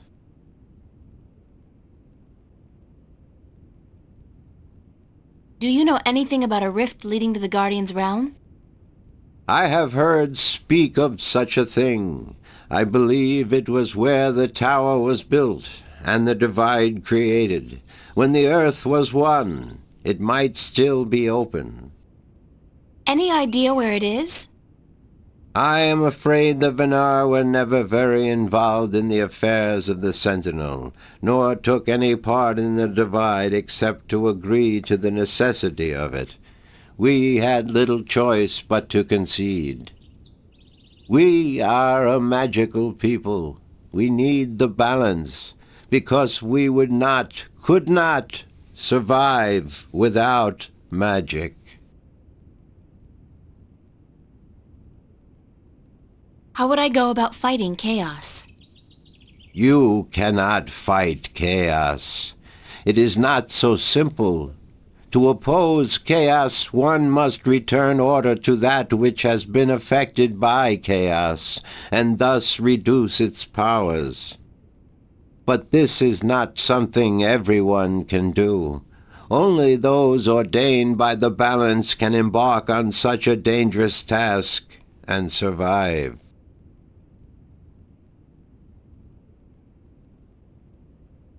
That's about it for now.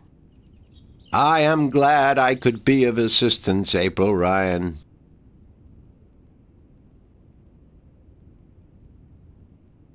Thanks for your hospitality, Abnaxis. Goodbye.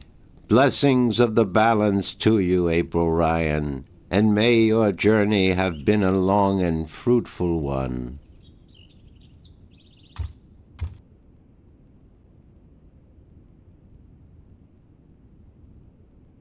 It's a nicely crafted bench.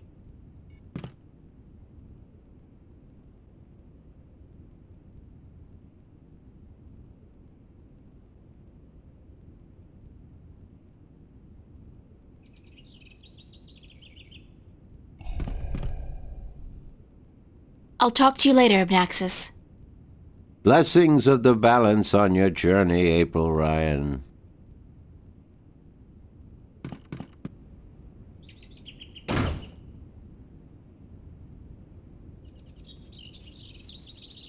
It's a flower bed.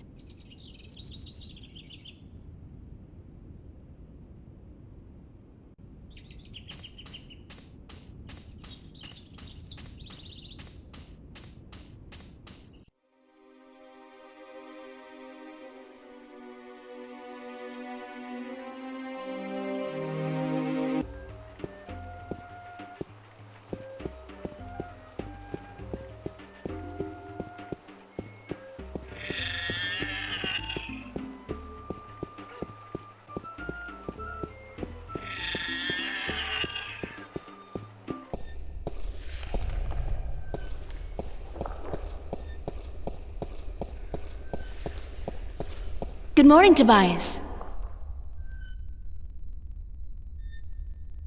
Why, it's April, my friend from Stark. Have you come to visit us again?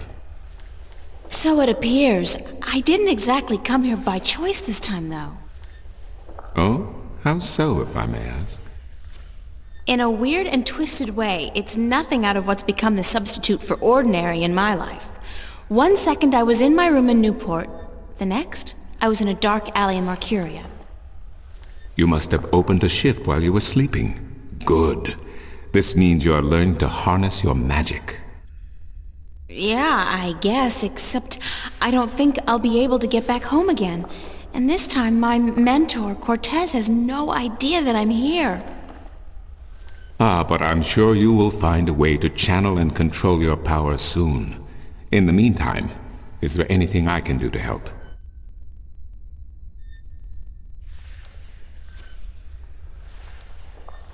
I need help getting back home. Unfortunately, I'm in no better state today to help you shift than I was the day before yesterday. You are the one with the talent, and so you must learn to use that talent. I need to locate the disc that unlocks the Guardian's tower. The disc that is the key? Yes, it is needed. It might even restore balance, provided the new Guardian accompanies it to the tower, of course. But you wish to find the disc yourself? I have to. Cliché or not, it's our only hope. You do this often then? Save worlds? It's an expression. Heroism in my world is more of a cliché than anything else. I do not understand. But then I am merely a servant of the balance, while you are more.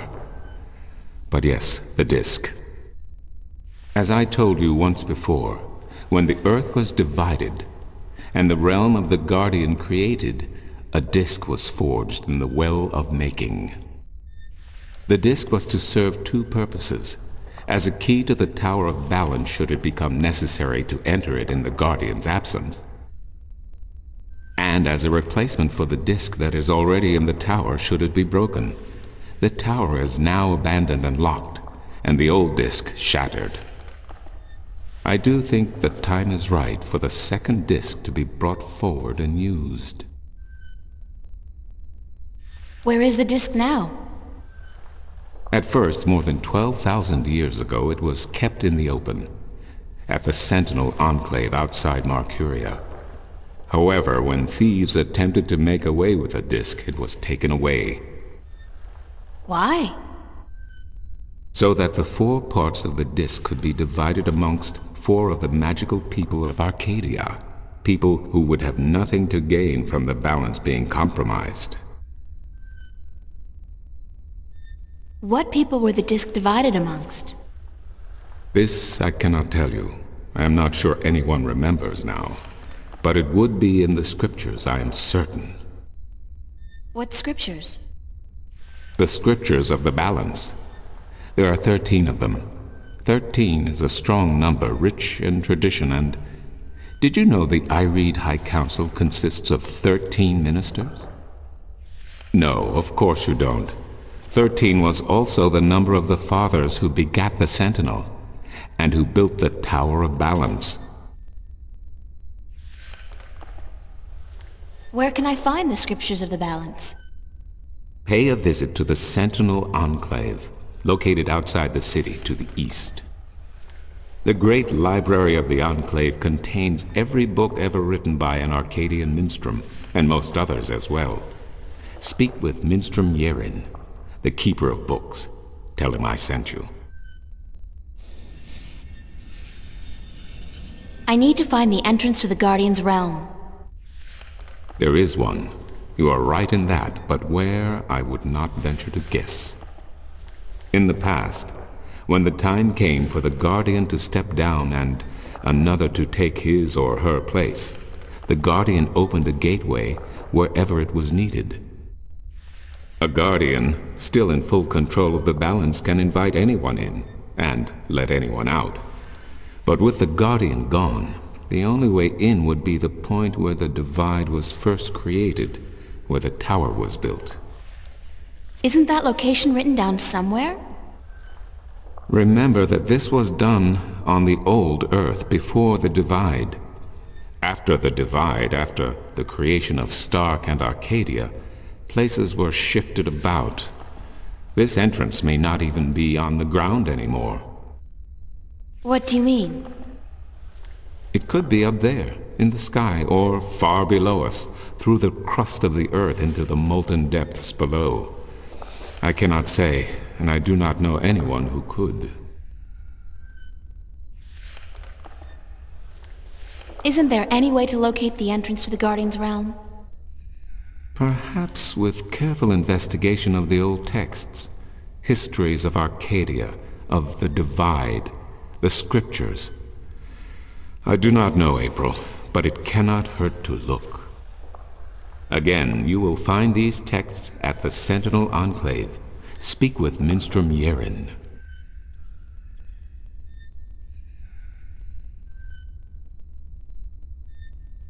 I need to locate the 2 dragons that reside in Arcadia.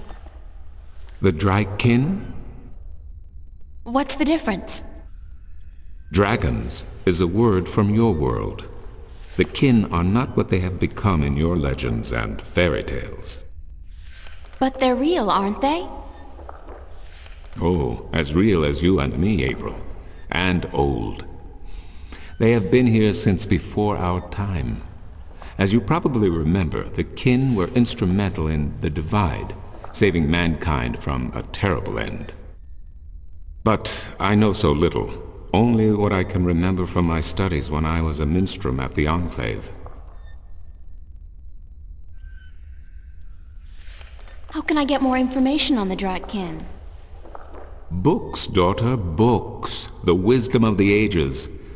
There is one tome you should study, called The Secrets of the Drykin, by Minstrom Elniak. It is old but informative, and it captures the imagination. Where can I find this book? Again, you will find these texts at the Sentinel Enclave. Speak with Minstrom Yerin.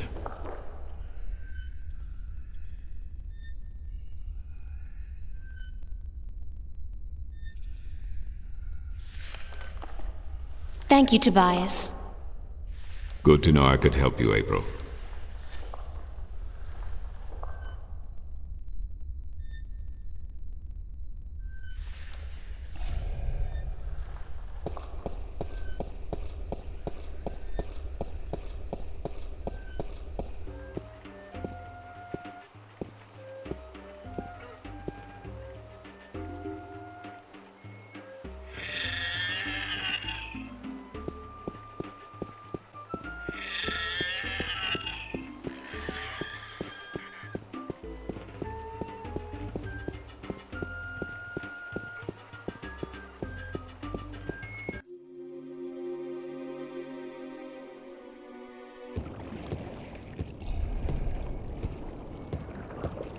Hi there, Mr. Westhouse. I'm back. My word. What on earth possessed you to return to this godforsaken place? You were lucky to escape the first time, but now you're really pushing it.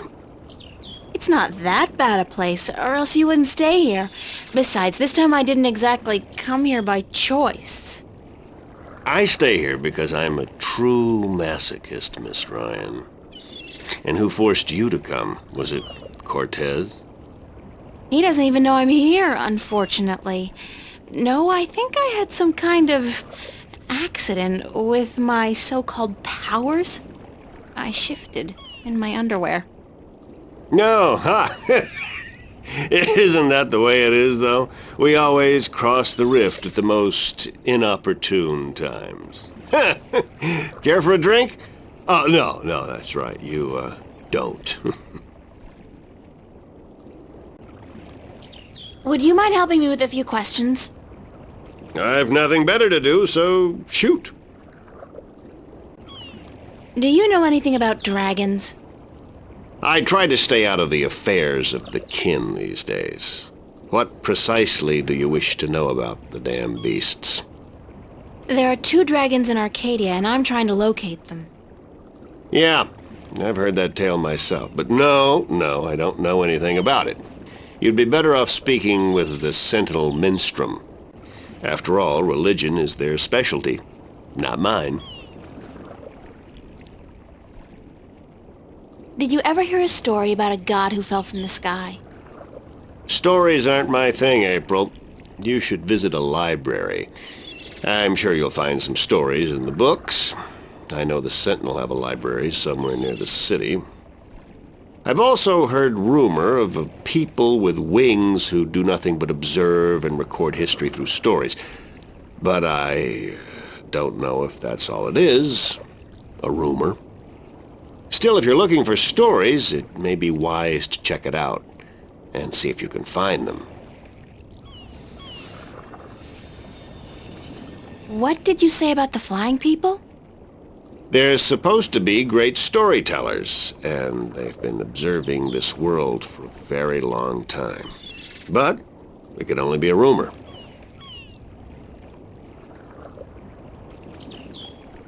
I'm looking for a disc that will open up the Guardian's realm.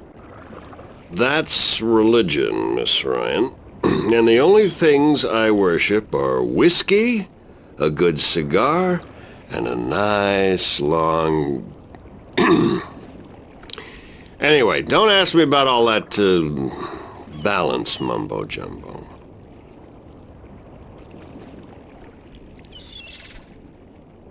Would you be able to tell me where I could look for the entrance to the Guardian's realm?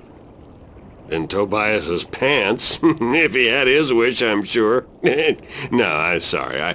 I don't know anything about the Guardians. Balance, or Sentinel, or gardening. Now, if you're interested in bullfighting, I could talk all night.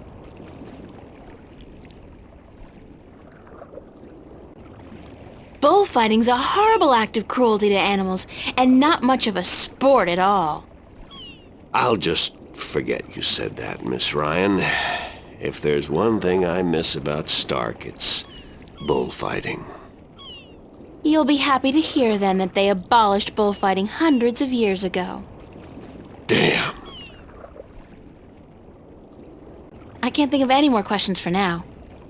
Then let's talk about other things, shall we? Thanks, Mr. Westhouse. Anytime, April. Come back if you're homesick and you feel like talking to a fellow alien.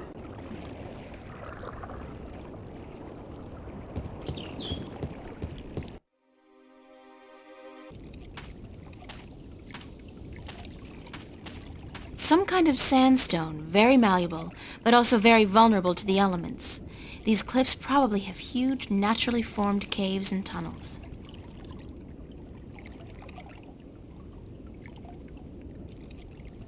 It's a stone dragon shaped as part of the dome. Stone dragon shaped as part of the dome.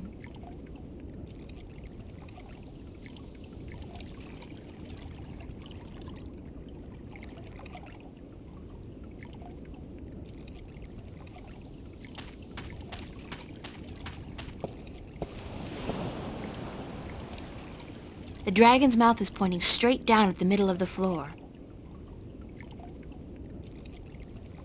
It's a circular hollow about 20 centimeters across and about 5 centimeters deep.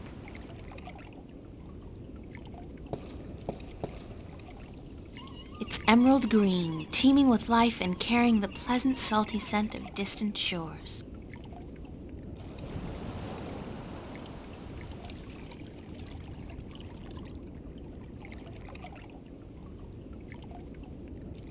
It's a small recess about the size of my fist, with a thin duct extending from the recess to the circular hollow in the middle of the floor.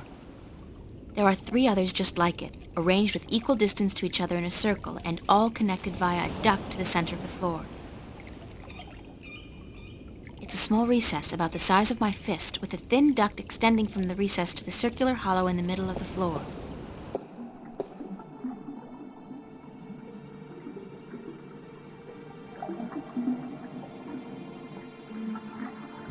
It's a pool of seawater. You'd think that it'd be a bad idea to have a pool inside a library on account of the moisture, but I guess magic makes everything possible.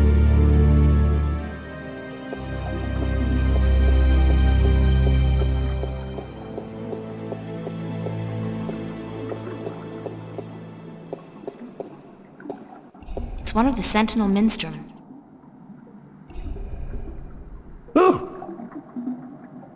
Oh, goodness me, I didn't hear you come in. By the way, you haven't seen Volume 6 of the Complete Annotated History of the Northlands, have you? I could have sworn it was here yesterday. Sorry, no. I guess someone else must have taken it. I try to tell them to write down what they borrow on the list, but they never listen. Only last week I spent 3 hours searching the entire enclave for the second scripture of the balance, the scripture of song, before I realized that Vestrum Tobias was studying it back in the city.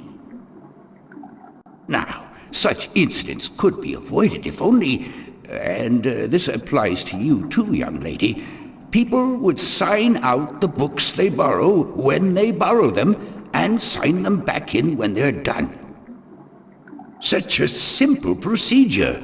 It shouldn't take more than a few seconds to jot down your name and the name of the book you borrow. It makes my job so much easier. Now, which book did you want me to find for you? Are you Minstrom Yaren? Yes, of course. What a silly question. How would I know? I don't know you. I am Minstrom Yaren, keeper of the great library of Marcuria. In fact, this is the greatest library of all the Northlands. Perhaps of the entire world, although they say the Dark People have a library as big, if not bigger, than this one. But of course, we're not allowed anywhere near there. Have you been there? I don't think... What a silly question. Of course you haven't. You're not of the Dark People, are you? You don't look like any Dark People I've ever seen, so I can't see how you could possibly... Now, where did Volume 6 disappear to, Tobias said I should talk with you. Tobias? Vestrum Tobias? I haven't seen him for... Well, he was in last week, but before that it must have been days at least. How is he? Still eating enough for 2 mules? I must tell you of this funny story I heard the other day, of how Vestrum Tobias eats enough for a table full of minstrum, or was it one Elguan? Although the Elguan don't as a rule eat very much at all. Did you know that the Elguan can smell water more than half a day's journey away? Amazing, amazing creatures, perfectly suited for life in the desert. The balance provides, that's for certain. The balance provides. Vestrum Tobias recommended that I look at some books. Books is what we do best here at the Enclave, that is for certain. Which book would you like to see?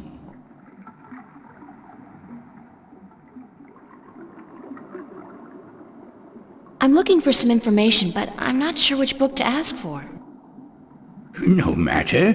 I know a great deal about most of the books in here. What topic intrigues you? Are there any books about flying people who observe and tell stories? Winged storytellers, let me see what I can find. Hold on.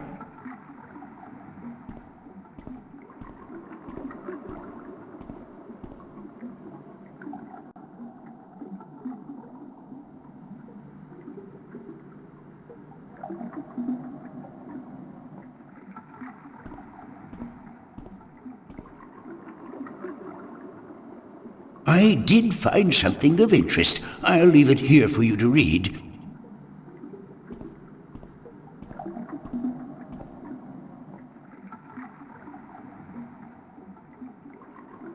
I look like a serving maid.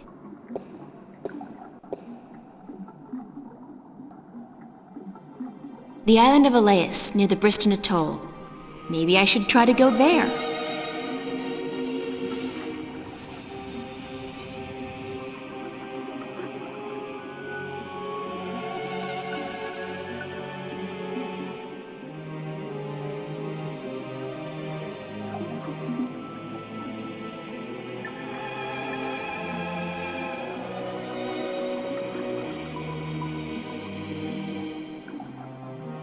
Are you done? Let me take that back for you.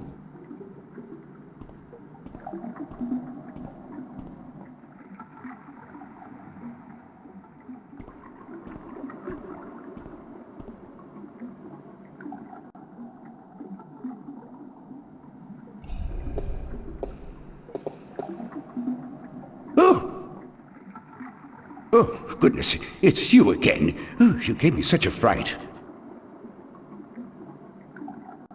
I see some more books? Oh, certainly. What a silly question.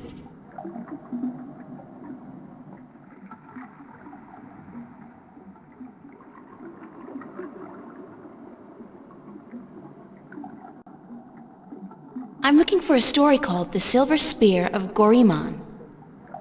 Yes, a fanciful tale if I ever saw one, but a charming one. Did you know that I'm often paid visit by adventurers wishing to read everything available on the spear so that they too can set out on their foolish quests? Yeah, don't you just hate those adventurers? Well, they pay for my bread, milk, and butter with their contributions to the coffers, so I shouldn't be too critical of them. But they care not about the books. They care only about what the books can give them. I care. About the books, really. I can tell. So, the Silver Spear of Gorimon, then?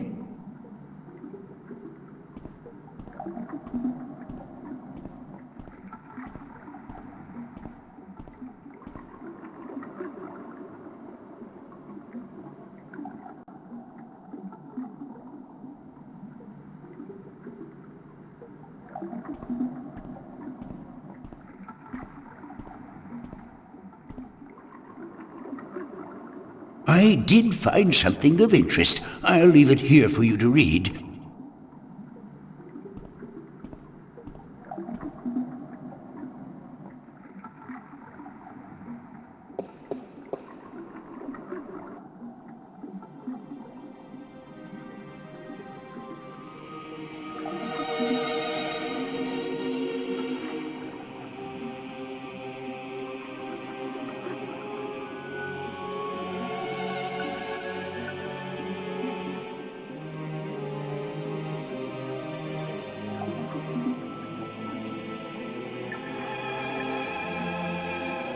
Are you done? Let me take that back for you.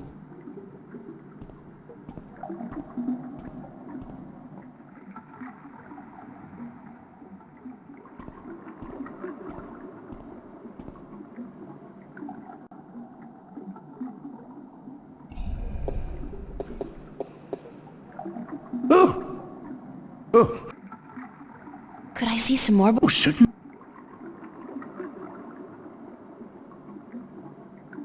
A book on the history of Marcuria would be interesting. Ah, an extensive subject to be sure. I will do my best.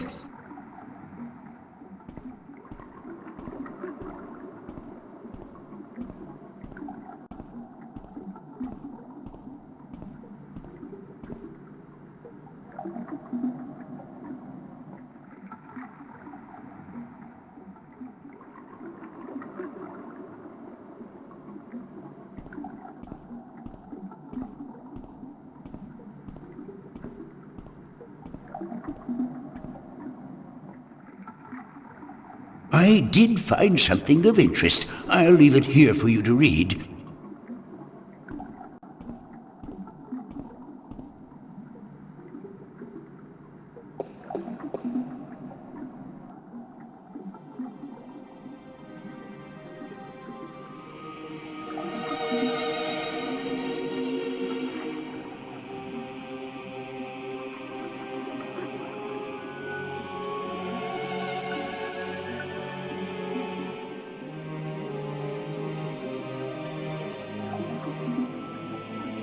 Are you done?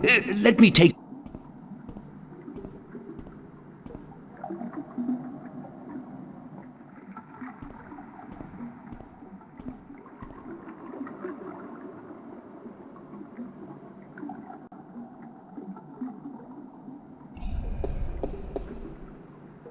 Oh! Could I see... Oh, sir.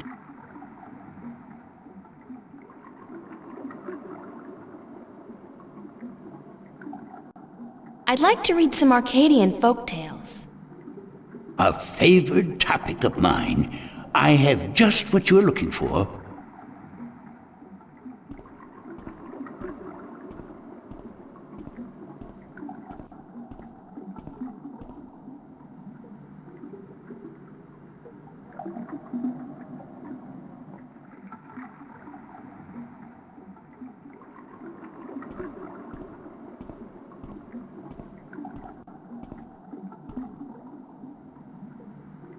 I did find something of interest. I'll leave it here for you to read.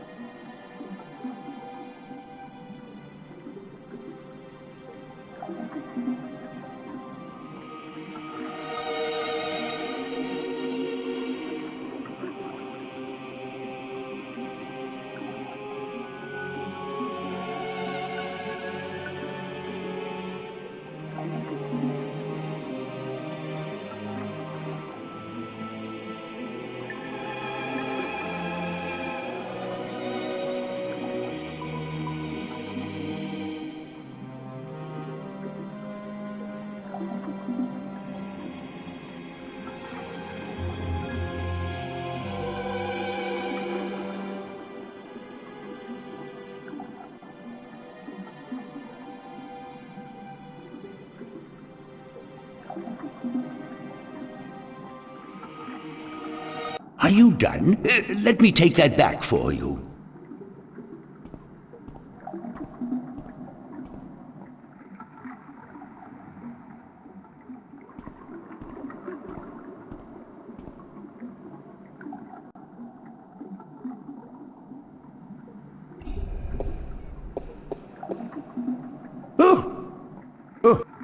Could I see some more? I'm looking for some information. No matter.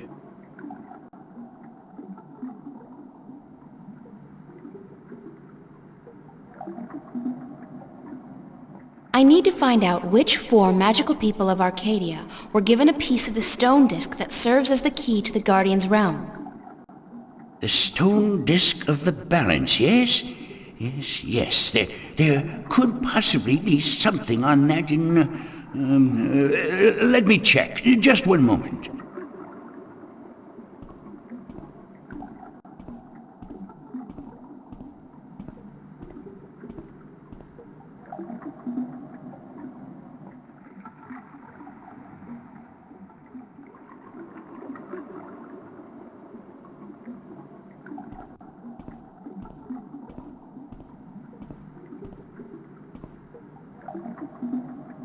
I did find something of interest. I'll leave it here for you to read.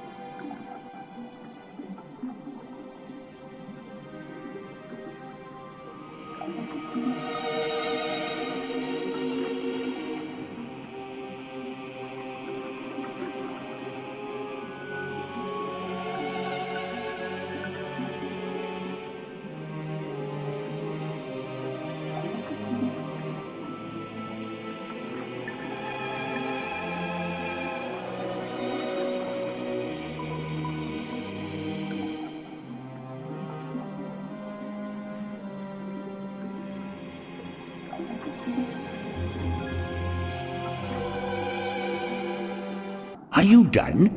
Let me take...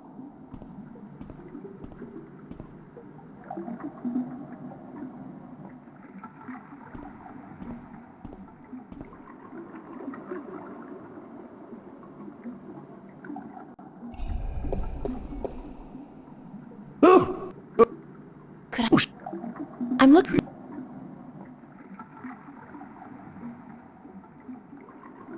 I'd like to learn more about dragons, about the Dragkin. Oh, yes, yes. We have some wonderful books on that topic. Stay here.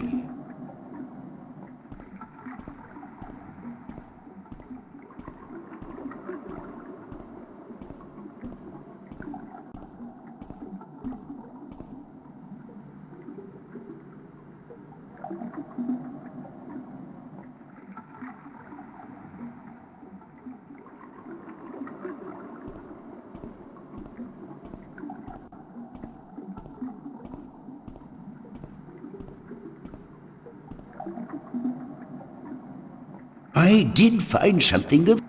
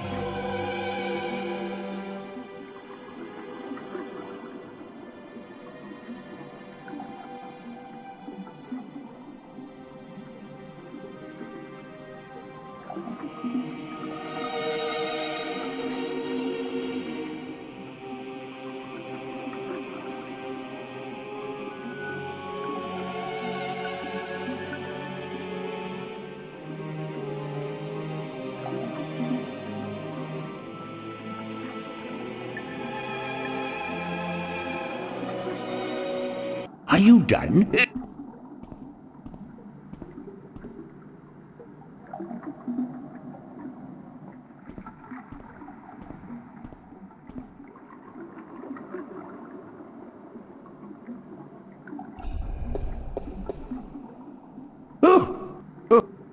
Could I... I'm looking... No.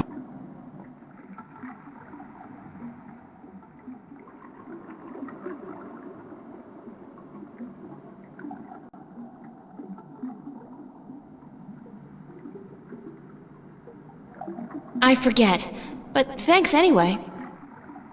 I know how it is. I forget things all the time. I even forgot my own name once. Couldn't remember it for a whole week, and then someone called for me, and I couldn't find him. Strangest thing.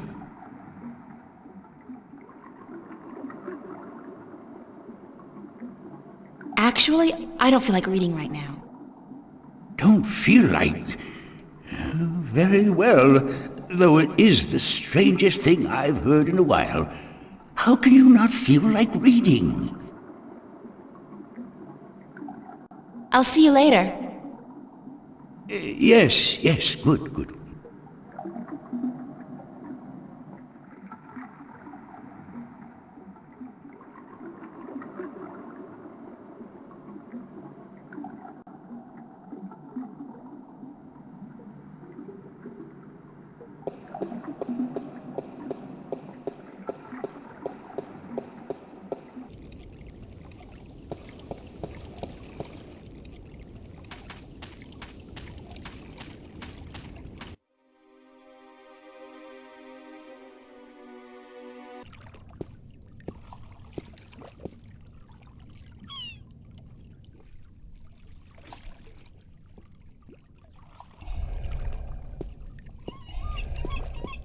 Hello.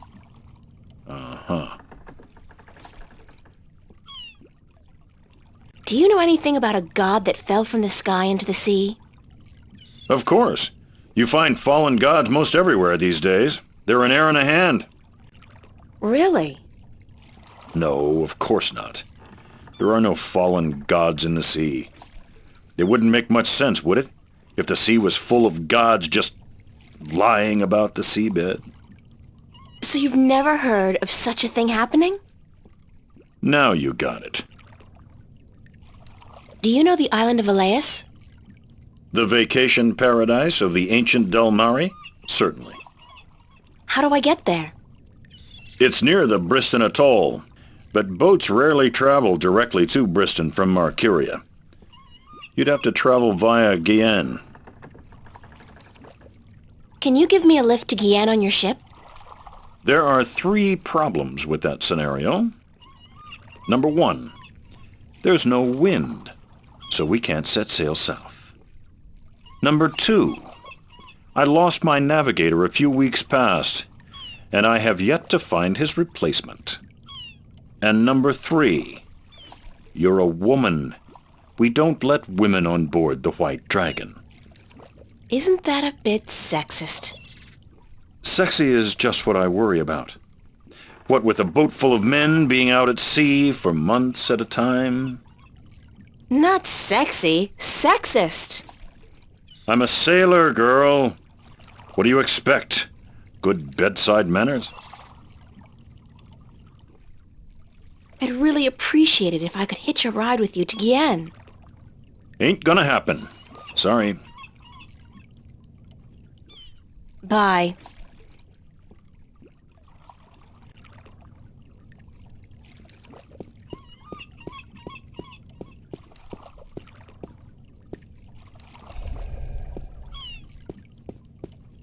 Hello again, old man. It be you.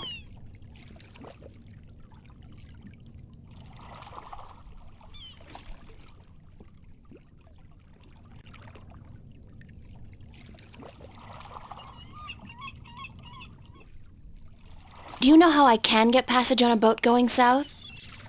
Aye, coin be the way, as me beloved wife always be saying. 'Course she'd be running off with a wealthy merchant while I be away at sea. Women, Never trusted one I didn't pay for again. I don't have much coin at all. And I be at a loss, as do ye, unless...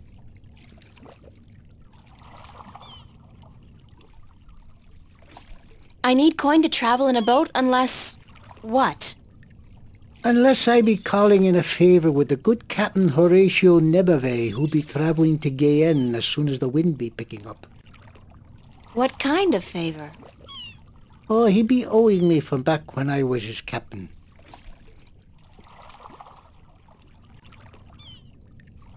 Would you cash in your favor with Nebave if I got your bird back? Aye, I be promising anything to get me friend back. It be a deal. Do you know the island of Elias?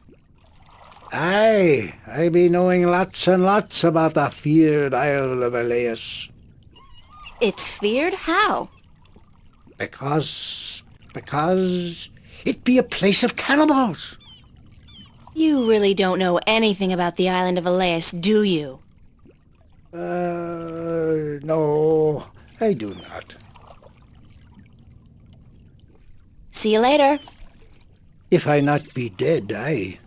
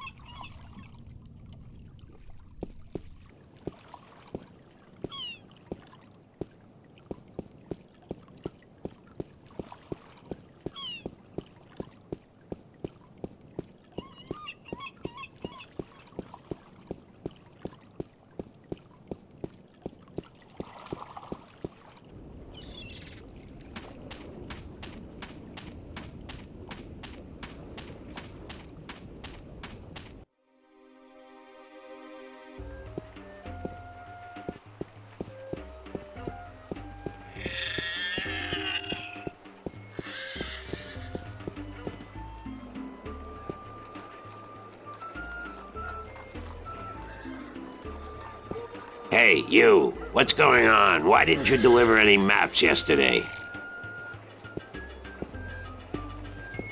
I wasn't around, sorry.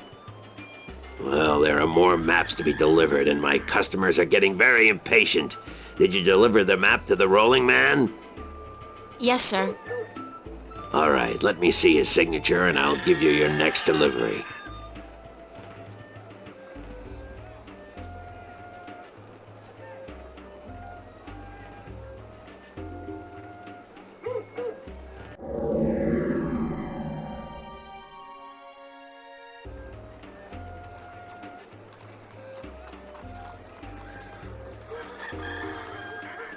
Here's your next delivery, a map of the Northlands to a Tun Lyak staying at the Journeyman Inn. And be quick about it. She's been waiting since the day before yesterday.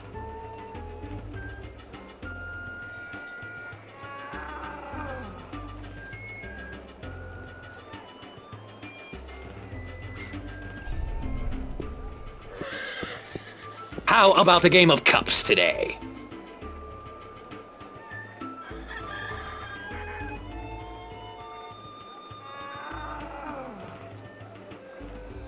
Okay, let's go.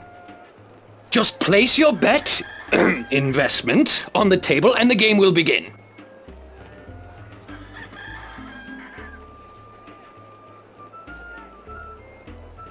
It's the traditional game of cups in which you stand no chance of ever winning. The fun part is seeing just how much you can possibly lose in one go.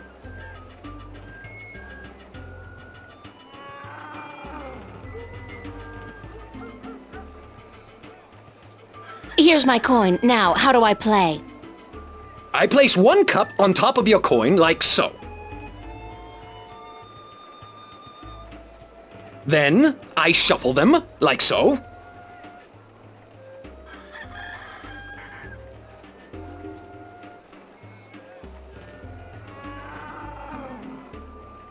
Now, you guess which cup hides your coin.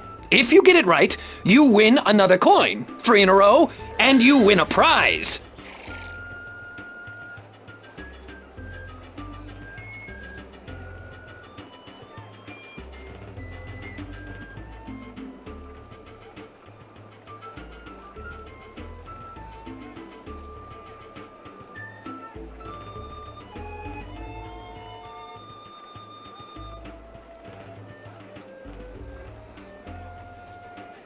gotta be this one. Looks like you've got the wrong cup. It happens. A 1 in 3 chance, you know. But with coin in your pocket, you can always try again.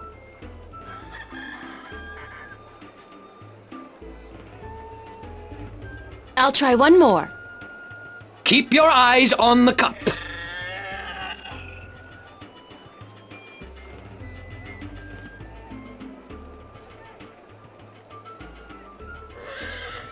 Now, you guess which cup hides your coin.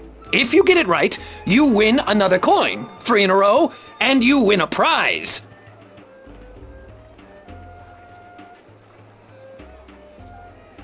Nothing happened. Hey, that cup moved. Nothing happened. I have absolutely no idea. So I'll just take a wild guess and choose this one. That's correct, but you used magic, didn't you? You used your magic wand. Nah, your amulet didn't light up, did it? No, but it's impossible! Because you use magic yourself? Because nobody's supposed to ever win your game? They have a name for people like you, sir. Con artist. What? I'm outraged! I'm outraged! Whatever. I want my prize.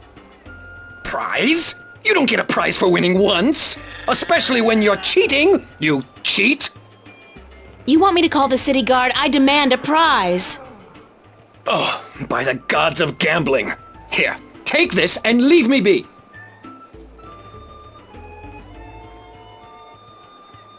A calculator? Where did you get this? Oh, I don't know. Won it off some guy who got it from someone else who's supposedly been in stock. It's it's a valuable souvenir from the mysterious and elusive world of logic. Now, would you please let me be? Let someone else play. Yes?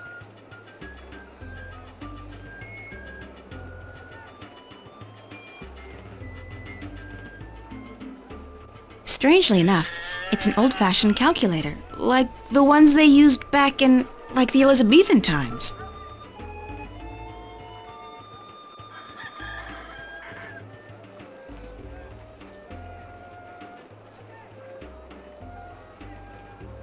I want to play again. No, not you, lady. Get your errand off my table. I have a right to play. I didn't use magic. You did use that magic wand there. That's magic to me. No, it's science, not magic. There's no sign that says no science allowed now, is there? What do you want from me? I want to play. Sorry, lady, that magic wand of yours will put me out of business. I'd rather close up for the day than let you play another game.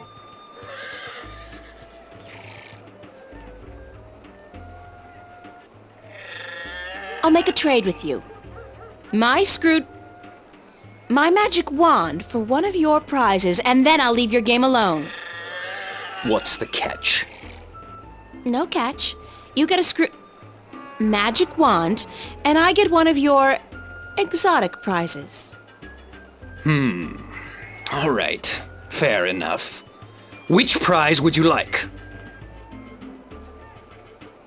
The talking bird. That scraggly heap of...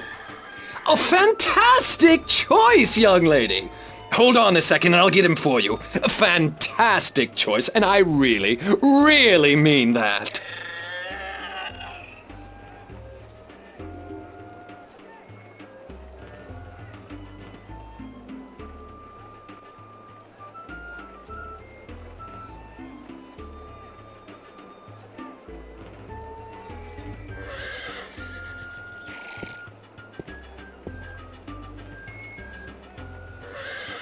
So, you're a bird, huh? Yeah. Wait a second. Did the old man send you to get me? I guess he did. My name's April. Oh, God, is there no escape? I mean, not that I like being cooped up in a cage for gamblers to gawk at and children to spit at all day, but give me a break. It's better than being locked away in a stinking chest. Thanks a whole bunch for rescuing me, April. You're welcome. No, hey, that's not what I meant. I was being sarcastic.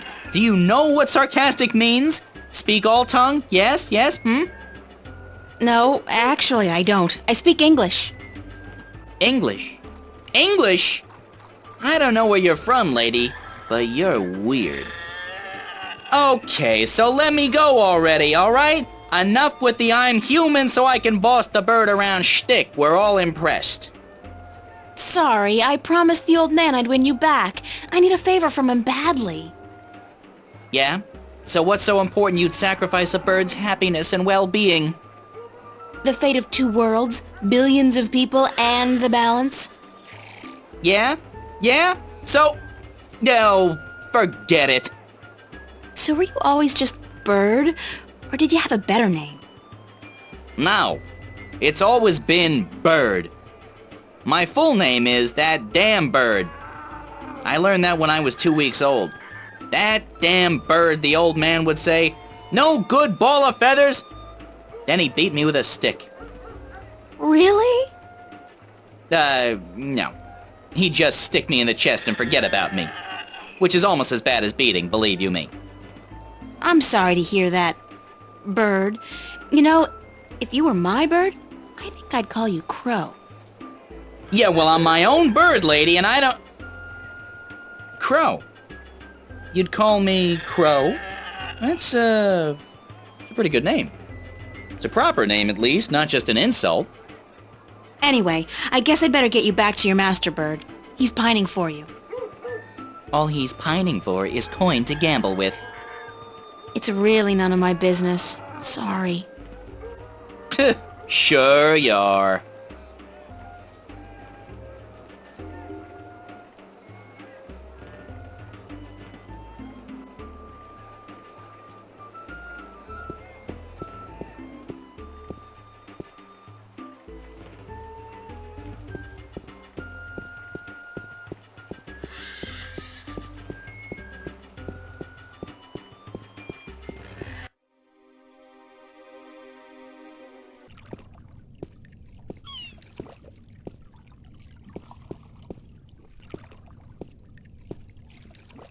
It's Crow.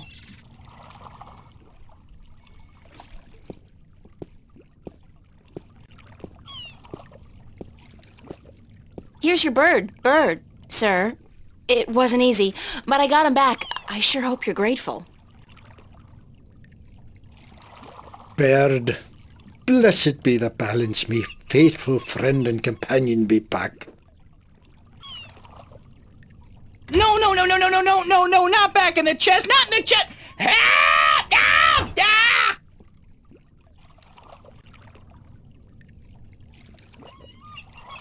Now can you help me get passage on a ship? Aye, I be a man of me word. Speak ye with Captain Horatio Nebervay of the White Dragon, the ship behind yous. Tell him Umbrianos be sending yous to cash in on that old favour he be owing me. Thanks, old man. Aye.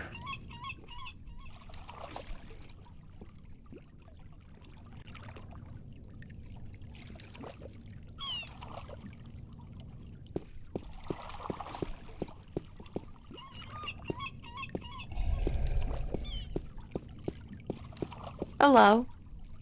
Uh-huh. You know old Umbrianos, don't you? The old drunk?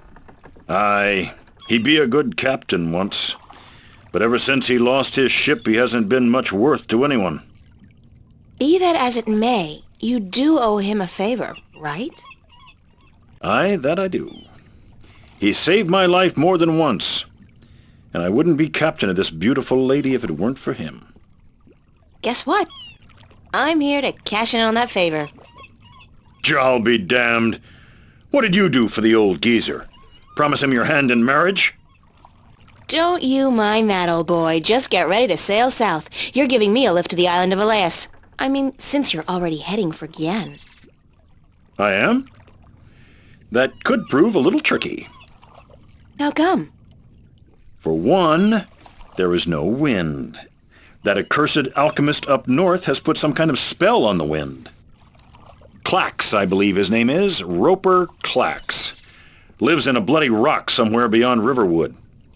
As long as he's got his dirty claws on the wind, this vessel ain't going nowhere. Then there's a little problem with my crew. I can't very well leave the harbor without a navigator, and my last one decided he didn't much care for the sea anymore and went off to marry a serving maid. But, okay, let's say I manage to free the wind and find you a new navigator. Then will you drop me off on Elias? You think you will be able to defeat Clax, free the wind, and find me a new navigator? By Jaw's pus-filled left eye, if you do such a trick, then I'll take you wherever you wish to go. Most likely they'll be holding your funeral within the week, girl. Just leave the madman be and let the army deal with him. Never you mind, as long as you keep your promise and take me to Elias. What's with Elias, anyhow? It's been deserted for hundreds of years, ever since the Dolmari fell victim to the Great Plague. I need to visit the Elation people, to listen to some of their stories. As if there aren't enough stories here. It takes all sorts, that be for sure.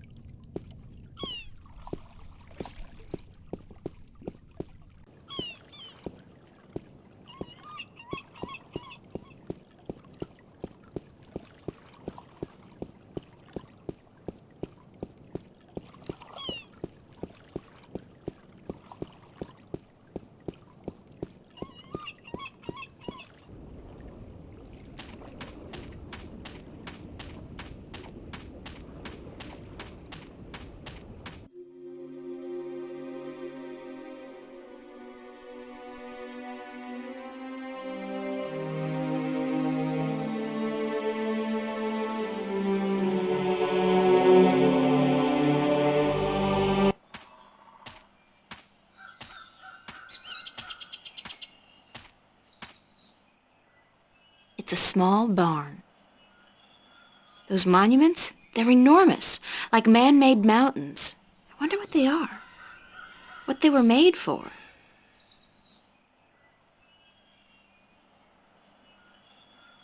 Monumental. It's a farmhouse.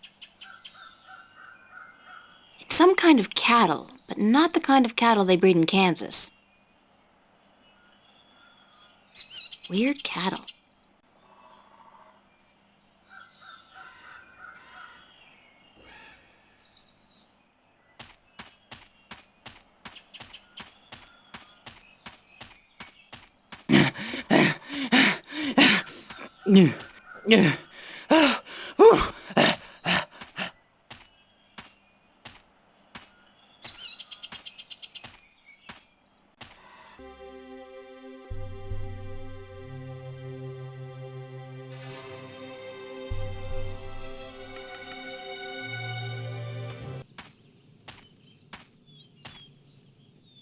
It's a discarded wagon wheel.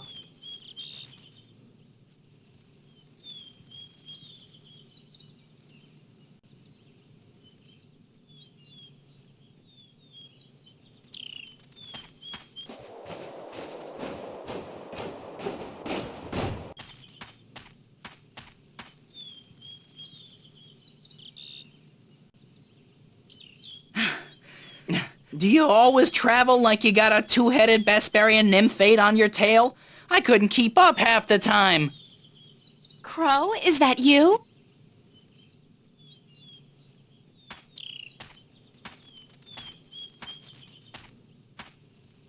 Of course, there was that pair of stunning robin redbreasts.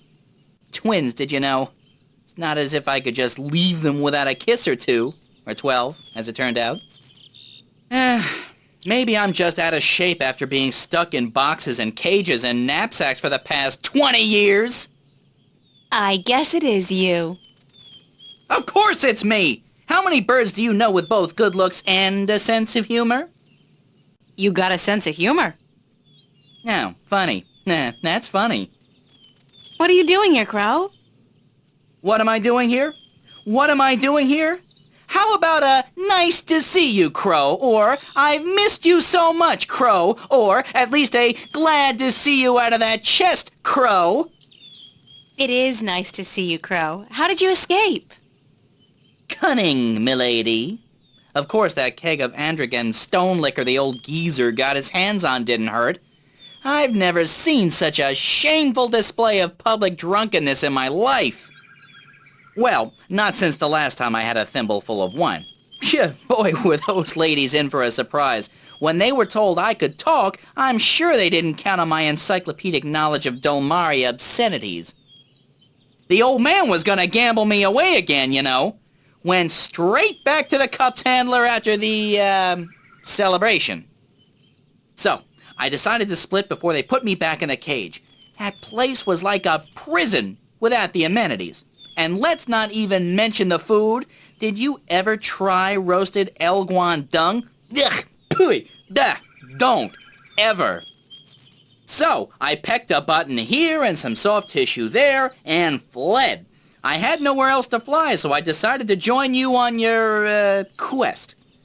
It sounded like a spot of good old-fashioned fun. Like a Bird Zone adventure. It's not as if I came after you because I like you, though. You don't have any feathers. Thank God for that. Okay, if you want to join me, I wouldn't mind some company. I'm guessing you'll be using your wings, though, and not your feet? The ground's no place for a free spirit like myself, baby.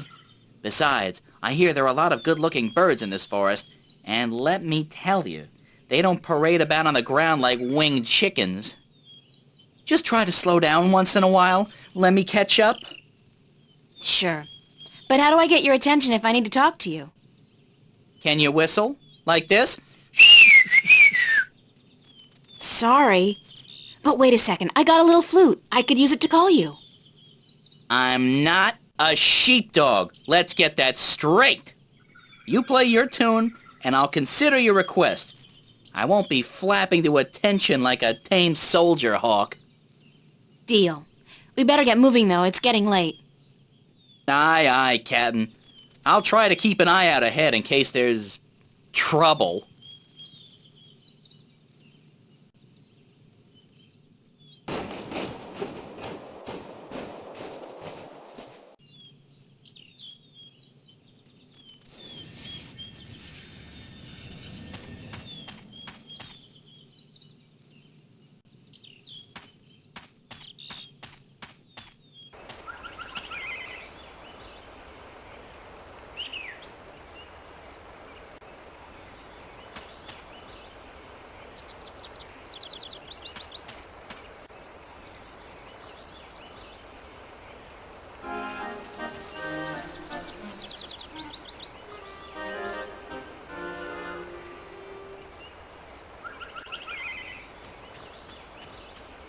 Oh dear.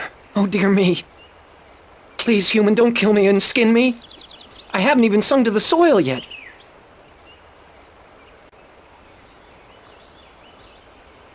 Don't worry, I'm not going to kill you or skin you. Oh my. That is good news. Very good indeed. Who are you? My name's April. What's yours? In my language, it's Bandu Umana Banta Aurubana Bitana Benort. It means the little one who tries hard to live up to his father who sings to the soil. That's a mouthful. So, what do I call you? You can call me Ben Bandu, the sad little one. Banda is the name of my people. We are the little ones. Why are you sad, Ben Bandu?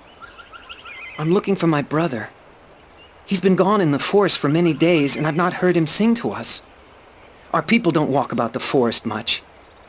It's too dangerous for us. You haven't seen my brother, have you? He's short, about my height, with a tan coat and a mischievous glint in his eye. You're the first the first Banda I've met. Oh dear. I hope he's all right. A lot of our people have disappeared this summer. What happened to the Banda that disappeared? We don't really know. But there's something evil in this forest. Something that doesn't like the Banda.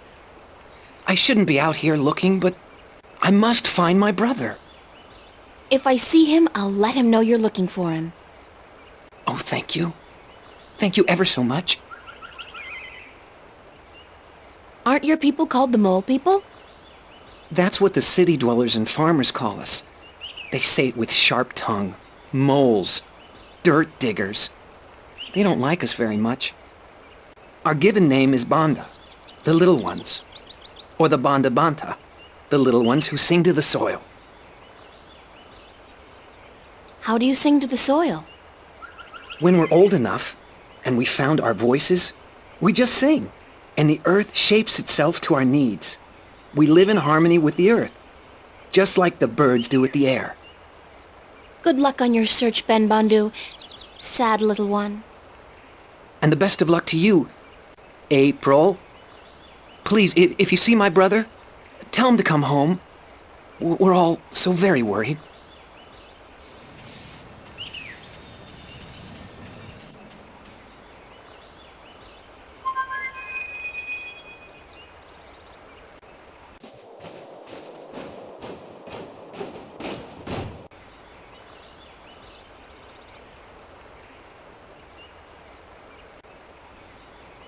Hey, Crow, would you mind doing me a favor? I was having this tete-a-tete with a pretty young sparrow, but hey, Crow at your service. Did you say favor? Oh, sure thing, unless it's something extremely... No, make that even remotely dangerous. I don't like dangerous. Not at all. Just scout out the forest from your vantage point. See if you can find Ben Bandu's brother. Ben who? The mole I just met. I thought you were supposed to be watching me. Didn't you pay attention? No. Mole, you said. They're savages, the lot of them. You eat birds, even. Crow, I eat birds. You probably do, too. Yeah, I love a roasted duckling and a tangy orange. Oh, well, yeah, I see your point. Looking for a lost mole, then, are we? Yeah, and they're called the Banda. I never got into that whole PC thing. It's not Tyrox, it's the tyrant. Don't say chicks, say birds. Don't say birds, say women. I don't know, it's all a little too complicated for a simple man of the air like myself. Just go look for the lost Bandu, okay? Yes, ma'am.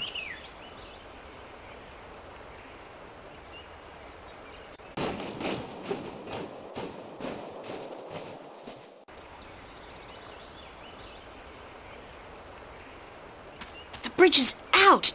Damn!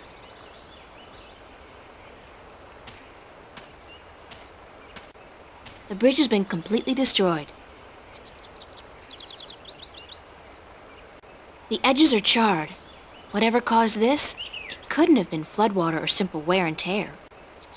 I'll have to find some other way across. This gorge is too deep to cross and the river too fierce.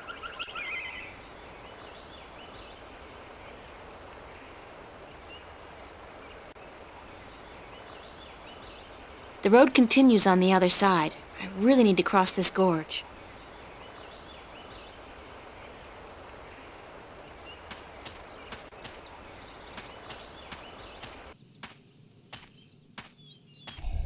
It's a woman, I guess.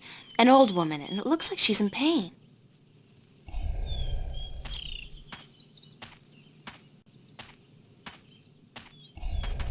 Oh, please, pretty lady, pretty, please help me. I've fallen and I can't stand up. What happened to you? Oh, I was out picking bones.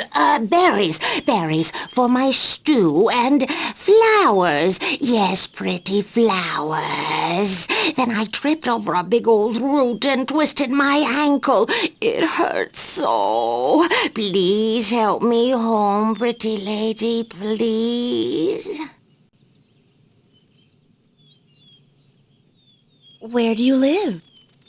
I I live not far from here, not far at all. No, help me home and I'll cook you a fine stew, I promise. Yes, I promise. Just help me home and I'll reward you for your compassion. Yes, you'll have your reward. Who are you? Oh, I'm nobody at all. Just a frail old woman picking bones. Picking berries for her stew so she can feed her prisoner. Feed her guests and fatten them up for the long winter.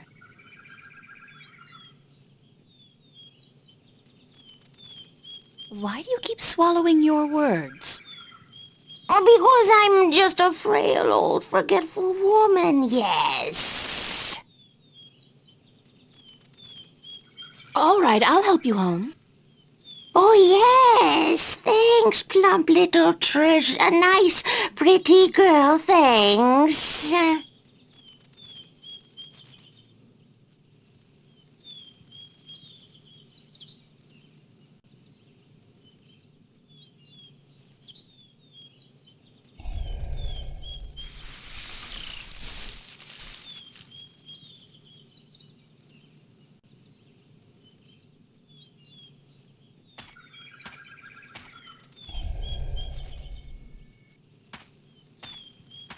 I still need your help, Plumpwood, pretty girl. I can't walk all the way home by myself, you see. Help me home and I'll cook you a good, thick, creamy stew. Yum, I'm getting hungry myself. Let's go. Lead the way, ma'am. Yes, let's go. Come on, just follow me, my sweet treat.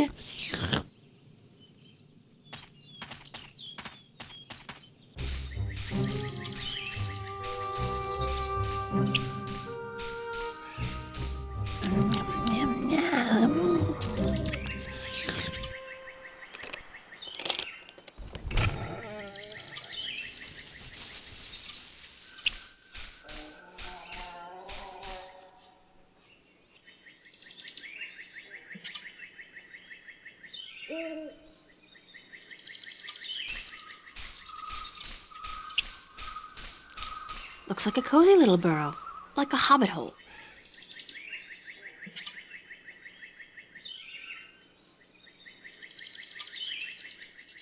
They don't look like the edible sort.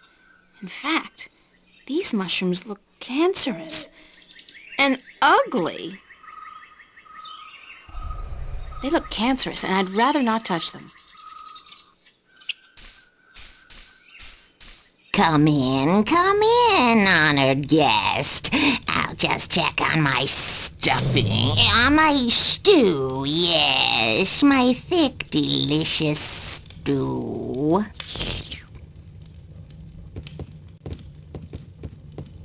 Oh dear, what have we here? This stew isn't good enough to stuff. To serve a guest as plump, as well-built and delicious, as honored as you, my dear. Why don't you just wait here, and I will go pick some more berries and spices for my stuff, my stew. But wait, what about your bad back?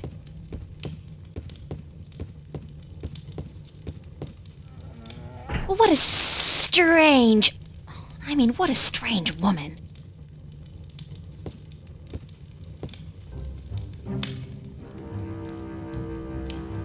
There's something not quite right about this place. Like those skulls, for one. They look disturbingly humanoid. What's that sound? Where's it coming from?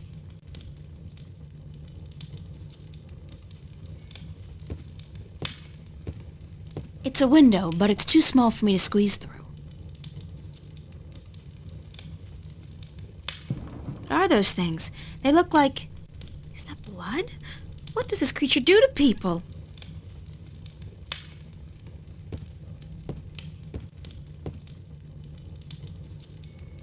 It's a broom.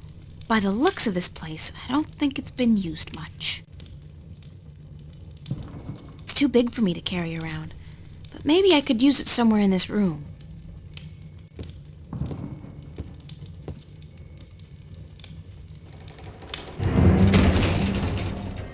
Oh, dear me.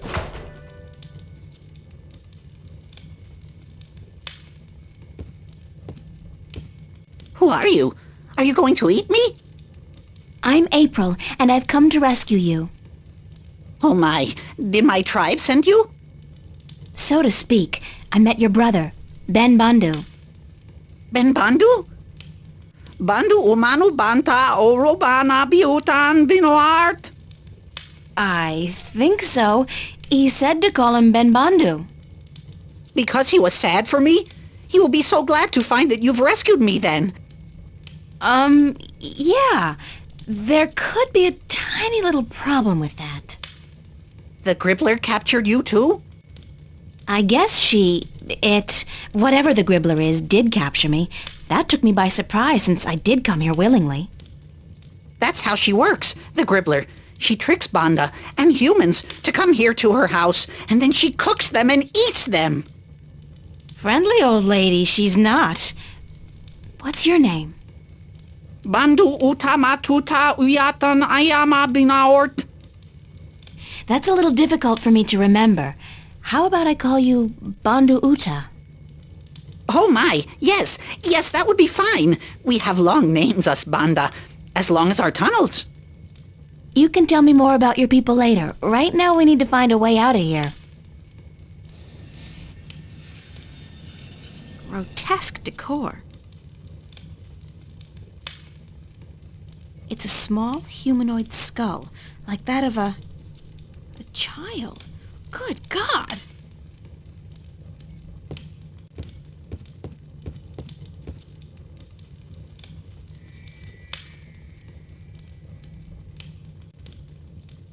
Not so solid after all. It's Ben Bandhu's brother, Bandhu Uta. I wonder who this guy used to be, back when he had a face. Wait, no, that's just too morbid.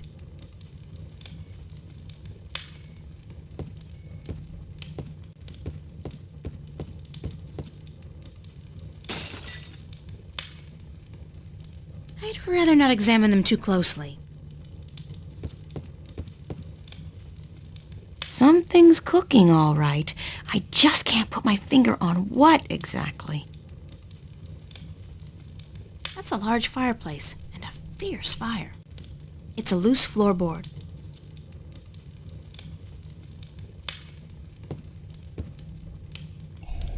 Oh dear, whatever shall we do?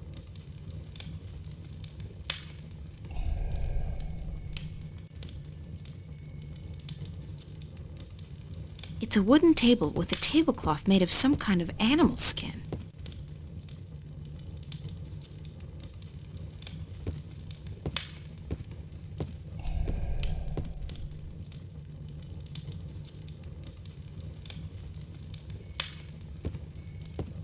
Come over here.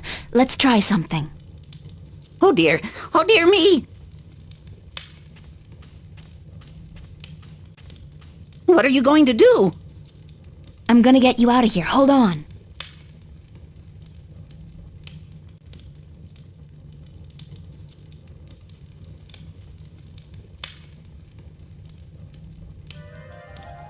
Hey, wait a second. I need you to open the door for me. Don't run off. Damn! What the hell am I gonna do now?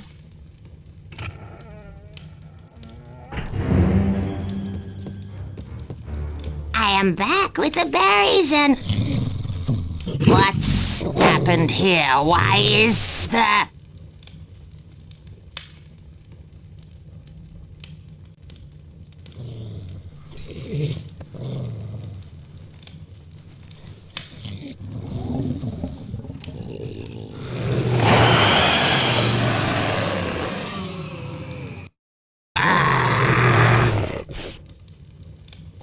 you done, you stupid little human? I just saved an innocent person from being your dinner, Gribbler, so there! So, you think you could come into my house and set my dinner free and get away with it? Well, I will get away with it, because soon a lot of people, armed people, will come to get me and to kill you, so you'd better run away while you still have a chance. I guess you will be my dinner tonight then, and I had hoped to save you for tomorrow. Oh, come on, Gribbler. You can't honestly think you can eat... Step aside. I know karate. Beat it. Get out of here. Oh, shit.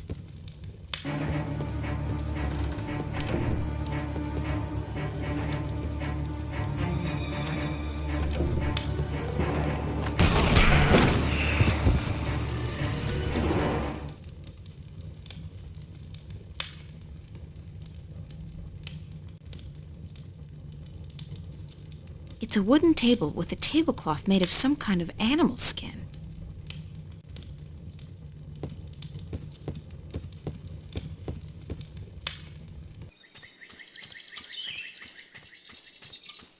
Hi, Ben. Oh dear, where's the monster? She vanished like smoke up a chimney. Do you know what happened to your brother? He just ran off, didn't even stop to say goodbye. I met him back on the road. He was running like the wind. Said that when you helped him out of the window, he spotted the Gribbler returning, so he went to get help. I told him to alert the village, gather as many of the Banda as possible, and come back here, and that I'd try my best to aid you in the meanwhile. Thank you, that was very brave of you. Brave of me? Oh my. You defeated the Gribbler. You are a hero. I owe the life of my brother to you, the life of everyone in our tribe. I know my fellow Banda will want to reward you for your gracious deeds. You are invited to our village with me, and I will tell my people to prepare a grand feast for you. You don't have to do that, Ben. I just did what anybody would have done. But you did it. Give me your map, and I will show you where our village is. Then I must run ahead to tell the Banda that the Gribbler is no more.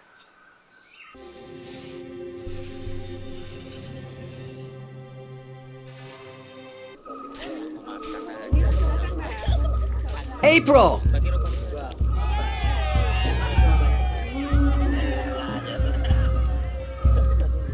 I'm so glad you could come to our village and sit by our fires so we can thank you in the proper manner.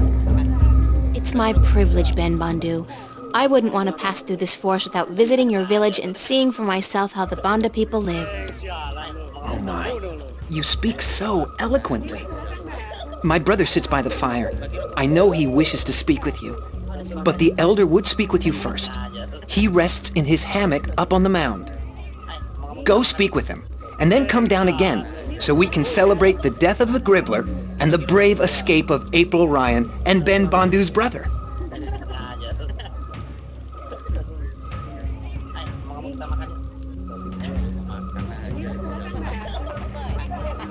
It's a hammock built for a Bandu. Glowing. It's a hammock built for a Bandu. It's the elder Bandu. It's Ben Bandu's brother, Bandu Uta. It's Ben Bandu. It's Crow. When did he get here?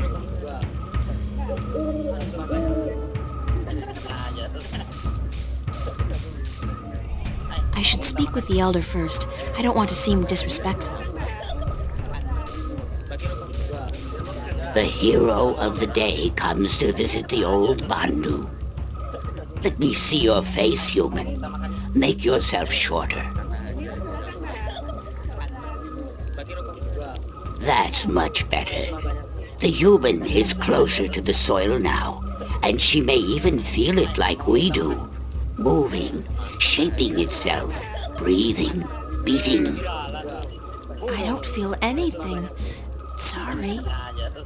So the human is not a digger. But we don't judge her because of that. The human is a hero, she is. Don't call me that. I'm not a hero. I was just in the right place at the right time to help somebody out. She destroyed the evil that haunted our forest and rescued one of our little ones from the creatures of chaos. And so she is a hero. She's the one spoken of in our songs, is she not? The one who will deliver us from an evil presence and who will go on to save the balance. You are she, are you not? I don't know. Well, we will see, we will see. You will sleep in our spirit dig tonight, and then tomorrow we will see. But now, you must enjoy yourself. This feast is in your honor to show our appreciation for your courage. Thank you. Go, eat and drink and dance, and then go to sleep in the spirit dig. We will talk tomorrow before you continue your journey. You are on a journey, are you not? A very long one. Yeah. We are all on a journey, but yours is the most important one ever. So go. I will smoke my pipe and think on prophecies and songs. Go.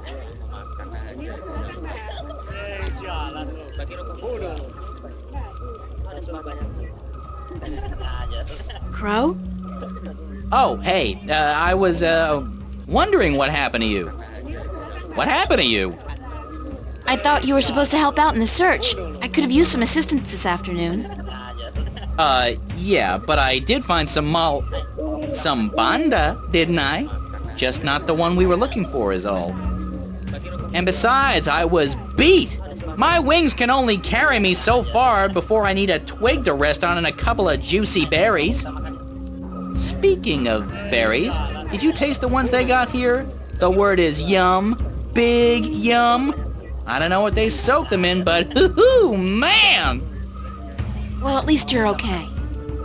Oh, sure. You know me. I could use a good flea plucking, though. Care to reward me for my diligence? Diligence? Ha! I'm guessing I'll be plucking my own fleas tonight then, and I'm okay with that. I'm blaming you if I wake up with a crick in the neck tomorrow, though.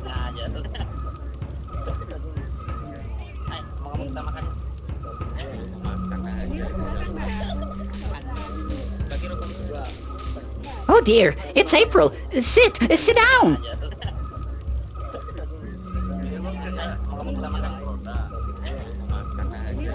Are you feeling all right? I thought you disappeared on me back at the Gribbler's lair. Oh dear, I do apologize. I saw the Gribbler return from the forest, so I ran into the bushes and headed straight for the village. I was going to get help, you understand, but then I bumped into my brother, and I told him what was happening. Well, I'm glad you're okay. Thanks to you, April. How did you kill the Gribbler? Lots of luck and a little bit of quick thinking. My limited talents in the martial arts were woefully underused. Were you frightened? I don't think I've ever been so frightened in my entire life. Kinda exhilarating, actually. Although at this point, I think I've had quite enough excitement for a lifetime. Oh, dear me. I could never be as brave as you, April. Ever. What is the spirit dig the Elder told me about? Oh, it's a sacred place. A very sacred place. It's where we, the Banda, can speak with our ancestors, ask them questions, and learn from their wisdom. Yeah? Well, the Elder said I was to sleep there tonight. He did? The Elder said that? Then you have been honored by him, April. Only those worthy of the spirits of our ancestors can spend the night in the spirit dig.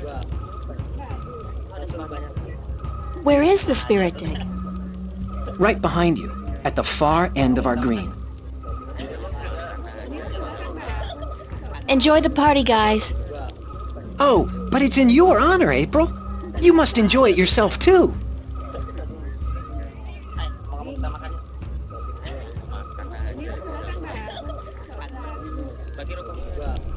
Oh dear, it's April. Sit down.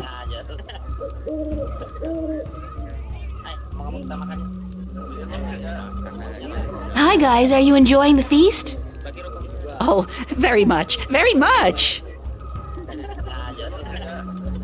Enjoy the party, guys. Oh,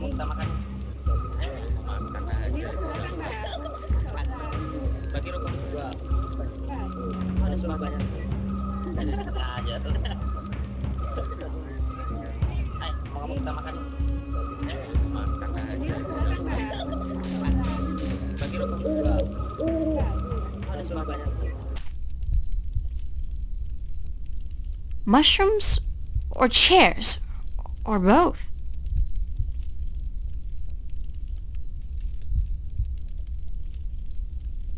It's not a big fire, but it's comfortably warm in here, and the smoke has a very pleasant, very mellow texture to it. It's some kind of bed made with twigs and moss. Not as comfortable as a real mattress, I'm sure, but it'll do.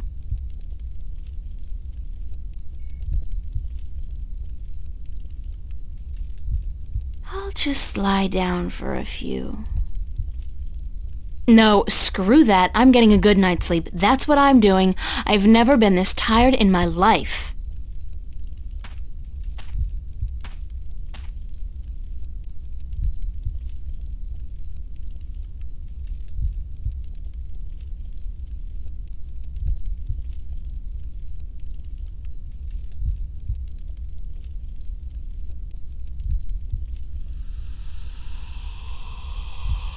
What the hell do you think you're doing?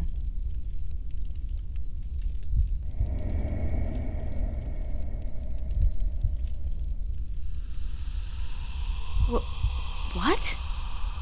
What are you doing here, you arrogant bitch? You don't think you can really save the world, do you?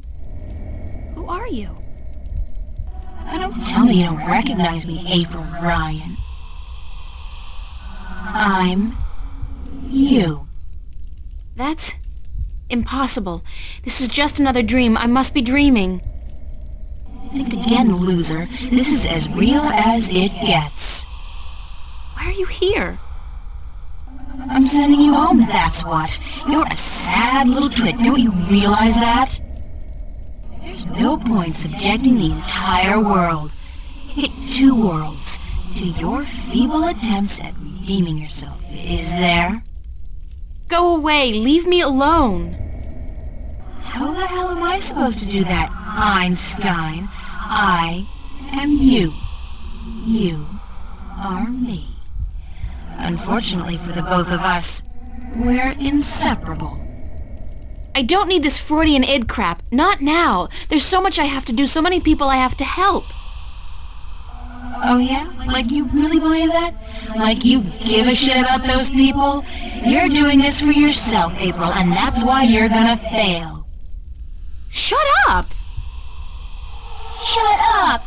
That's always your way out, isn't it? Telling people to shut up when they speak the truth and shutting them out when they're getting too close for comfort.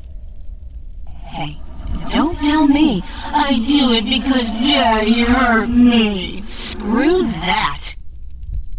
How do you think you're gonna hold up when this job gets tough if you can't rely on anybody or believe in anything?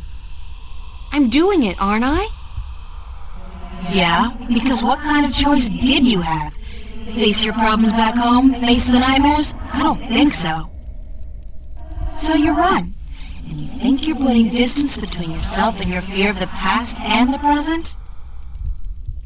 But all you're doing is running straight into an inevitable nervous breakdown. Like right now. You're talking to yourself, April. Now that's not something a mentally stable person would do, is it? Shut up! Shut up! It's okay, April.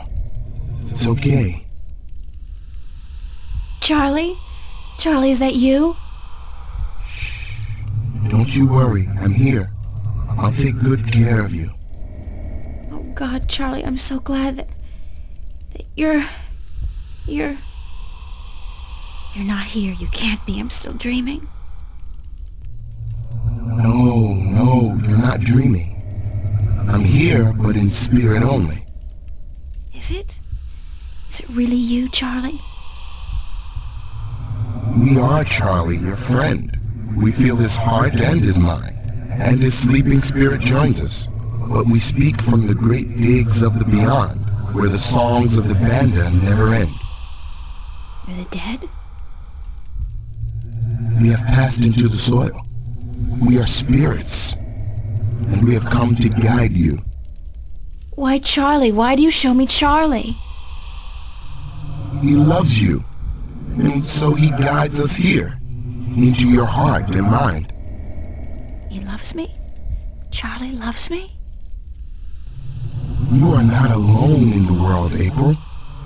There are many who care for you. Your friends and your family. Your real family. You are not alone in your journey through life.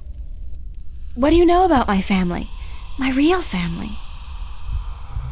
They watch out for you, April. That's all we know. They have never abandoned you. They have just let you live the life you needed to live, to understand. It's important that you understand.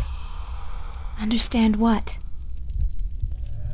That life, even when difficult and painful, is a gift. That love is priceless and rare and precious. That every good action, every good thought counts. And that a single person can make a difference, can change the world, if she puts her mind to it, if she believes in herself, and the people who believe in her. But everything is so frightening. I don't understand half of what goes on around me. Did not the mother say she would help you? Watch out for you? Did not Charlie and Emma, your friends, offer to give you a helping hand when you didn't even tell them the truth about what was going on? And Cortez the Red, did he not prove himself a friend as well? How then can you be so afraid when you have so many spirits to be with you in your darkest hour? Cortez the Red?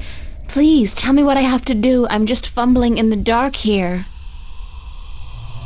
Follow your heart and your spirit, April, and use your mind. These are your weapons, and with them you will defeat chaos. When you wake, tell the elder that you've had a bakbar, that you've spoken with the band of spirits, and that your name amongst our people is now April Bandu and Bata, April Digger who will seek and find. Oh, don't go, please don't go.